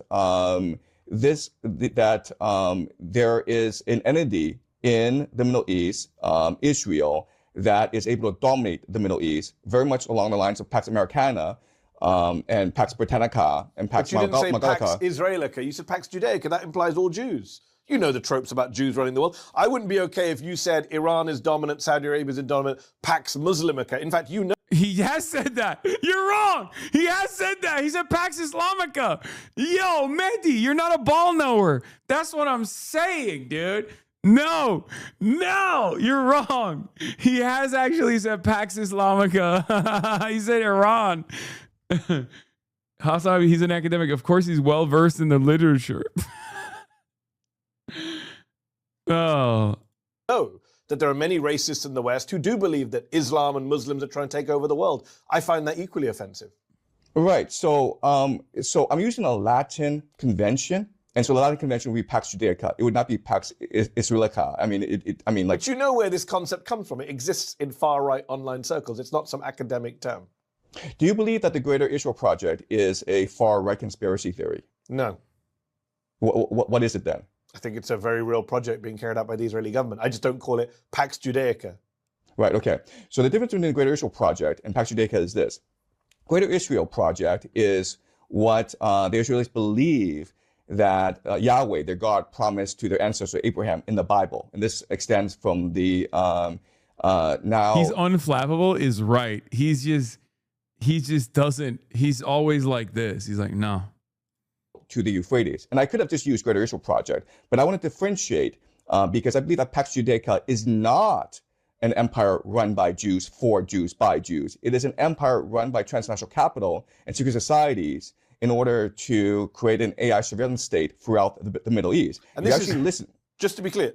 This is what I mean. Bro, every interview with this guy seems like a bit.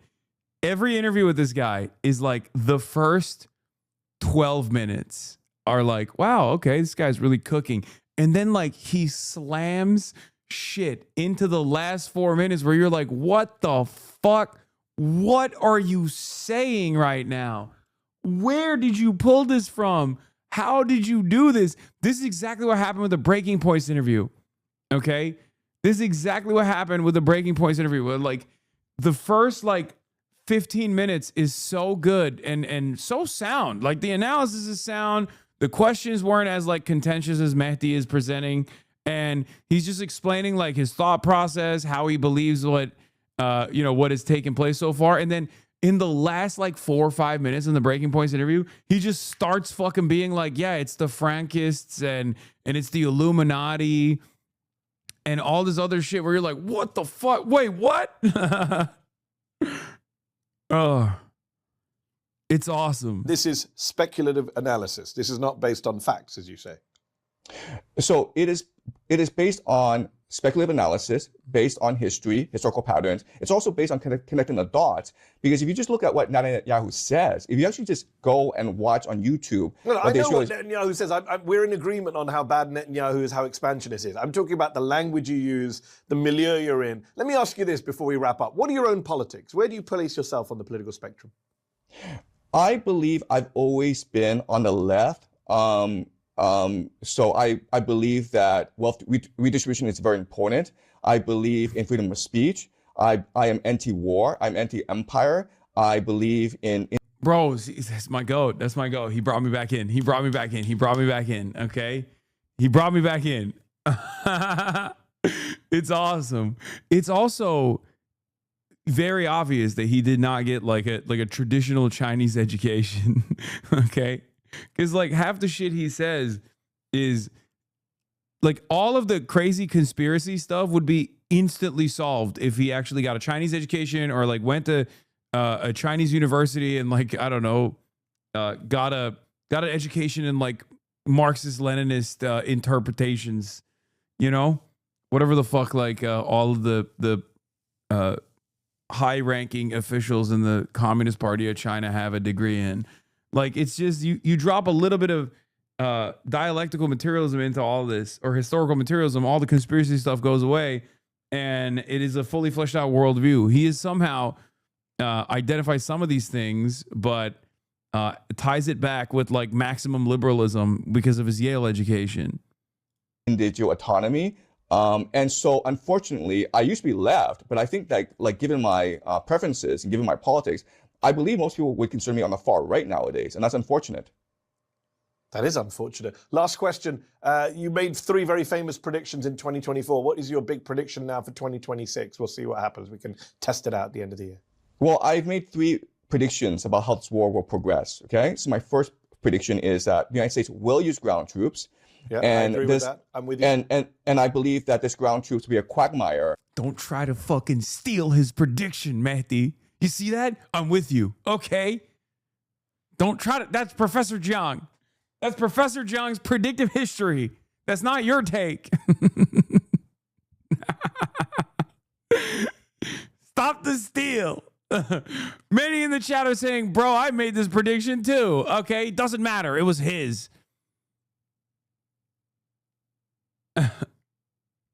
His political affiliation is chaotic neutral is true. Bro, unironically used horseshoe theory for his own politics. He's just racist. I mean, he's everything. He's everything all at once. for the United States and that they will have Agreed. to call up a national draft. Okay, that's my first prediction. Okay. My second prediction, and this is very important, is that Israel and the United States will not use a nuclear weapon in this war. I think. I didn't realize that Jang still teaches in China. Yeah, he. Someone was saying, I don't know if this is true or not, but like, it sounds so unbelievable. Someone was saying that all of the lectures, like fake lectures that he does, is how he teaches Chinese students English. And I don't believe that to be the case because that's insane.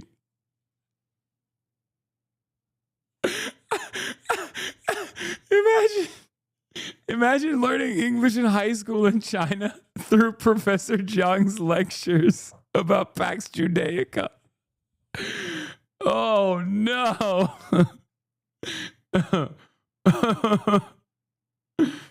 It's the most insane way to learn English.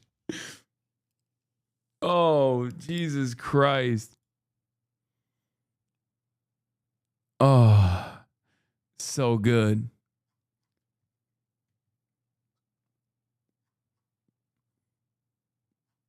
Anyway, what do you mean by fake lectures? These students do a Q&A every lecture, but yes, he's insane. No, I meant like okay, given that he bills himself as Professor Zhang, okay, someone else gave him that moniker, but whatever, he's going with it. And what he talks about, you would assume that he is lecturing people on politics, right? You wouldn't just assume that he's lecturing people on the English language and how to speak it. That's why I'm saying fake lectures. Like they're not real, college level history lectures or anything. Like he's not teaching international relations. But in my mind, in my headcanon, I love the notion that he's an English and philosophy teacher at a private Chinese high school. They might be right. No, I'm just, in my headcanon, I hope that he's actually teaching his students English in those videos that we watch. Like that's his method of teaching his students English. That's unbelievable. It's incredible. I need more of that. That the talk of nuclear weapons is fear-mongering. I don't think we will escalate to that point of nuclear weapons. I hope you're right. I worry about nukes. I hope you're right. And my third and most controversial prediction is that I believe that during the course of this war, somehow, some way, the Al-Aqsa Mosque will be destroyed. Wow. Yeah. Well, that would be a disaster. See, he's scared. Mehdi is scared. Look, that's how you know he believes it. That's how you know you believe Professor Zhang. You believe him.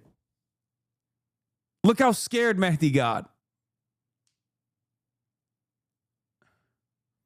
He said the Al-Aqsa Mosque will be destroyed somehow.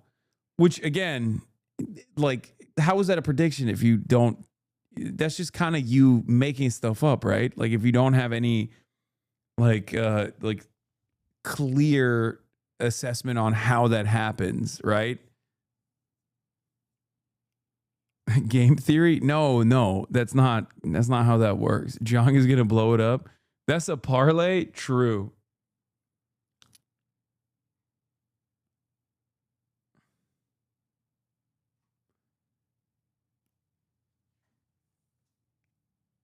To be fair, it could be anybody. Nobody. No, brother. I think there's only one country that would do that. Okay. Couldn't be anybody at all. There's only one place, one country, one movement that would be invested in doing it, and they've been trying to do it. He must be banned in Poly Market. Yeah.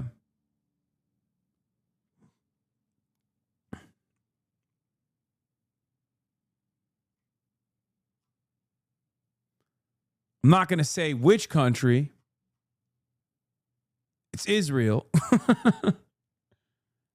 Forbid. We will have to leave it there on that rather dark prediction. Shui-Chin Jiang, I appreciate you taking time out. I appreciate you taking my questions. Thank you so much. I mean, people watched it and they said, exclusive, who is Professor Zhang? does he work for? What is this? Having spent a short period living in Guangdong during his childhood, Jang did not speak Mandarin his early life, only after enrolling at Yale. In 1997, during Jimin's visit to the U.S., he signed a Sino-U.S. Rule of Law Initiative. Following year, Yale Law School China Law Center. What is this? Mehdi was so mean to him. I agree. I agree. I will defend Professor Jiang.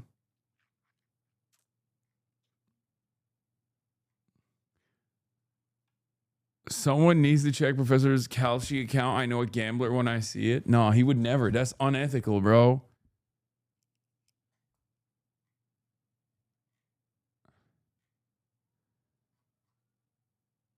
Coincidentally, following his trail, professor training at Yale, Professor Jang returned to China for the first time in 1998, working briefly as an intern teacher. Following a short internship. Oh, this is so much, bro. This is too much. It's too much reading. I don't care enough. I want to keep I want to keep the mystery alive. Okay? I want to keep the mystery alive. I don't want to know that he's a Fed or whatever the fuck. No one on Twitter that writes a long and convoluted effort post like this is going to end up telling me that this person is not a Fed. Okay? Anytime somebody writes this much on Twitter, I know at the tail end of that, it's going to be the guy's a Fed. You feel me?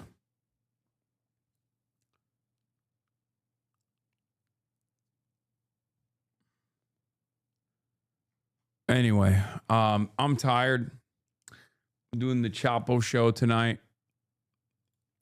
I'm going to go. I'll be back tomorrow. There's obviously a lot to cover in the world. And I'll be live and alive to do it.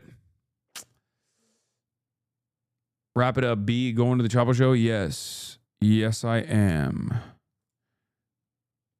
Anyway, love you guys. Shout out Professor Chang. Shout out Mehdi Hasan.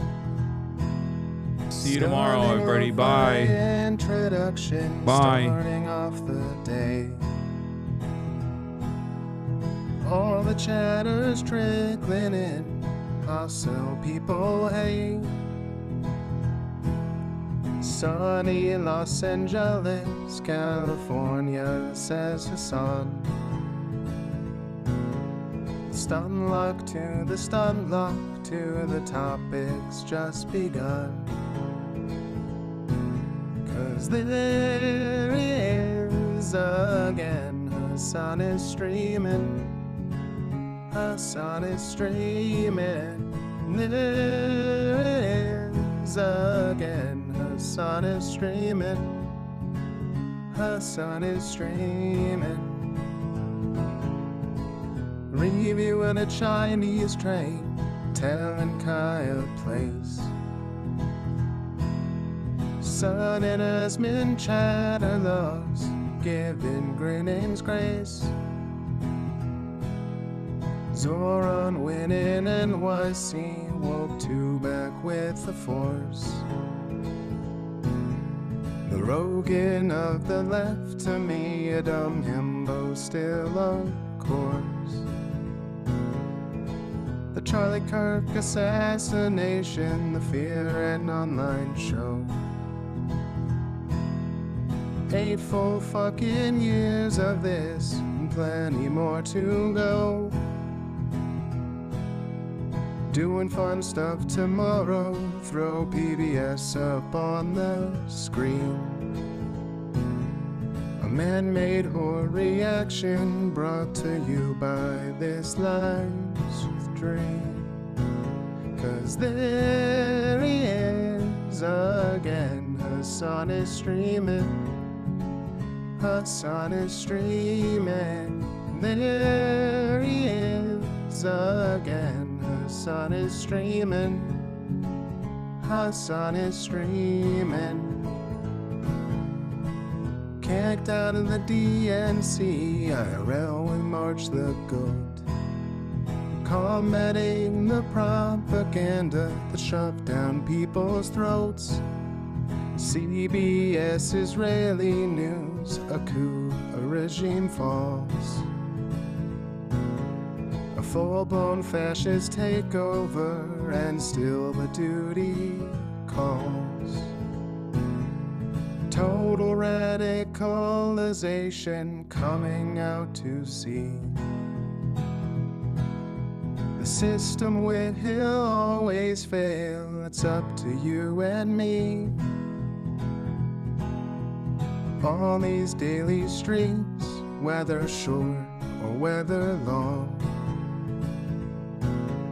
have helped millions of people keep it moving right along. 'Cause there he is again, Hasan is streaming, Hasan is streaming. There he is again, Hasan is streaming, Hasan is streaming. But hey, what can you say? That's BBS for you. But he'll play games real soon. Just you wait. Say, hey, what can you say? That's BBS for you. But he'll move on real soon. Just you wait. Ba-da-da, ba-da-da, ba-da-da-da-da-da. Hey, what can you say? Hey, that's BBS for you. But he'll pull your lungs real soon. Just you wait. Sha-da-da, sha-da-da, sha-da-da-da-da-da. Hey, what can you say? Hey, that's BBS for you. But he'll do your advice real soon. Just you wait. But hey, what can you say? That's PBS for you. Brought on by viewers like you. Just you wait. Just you wait.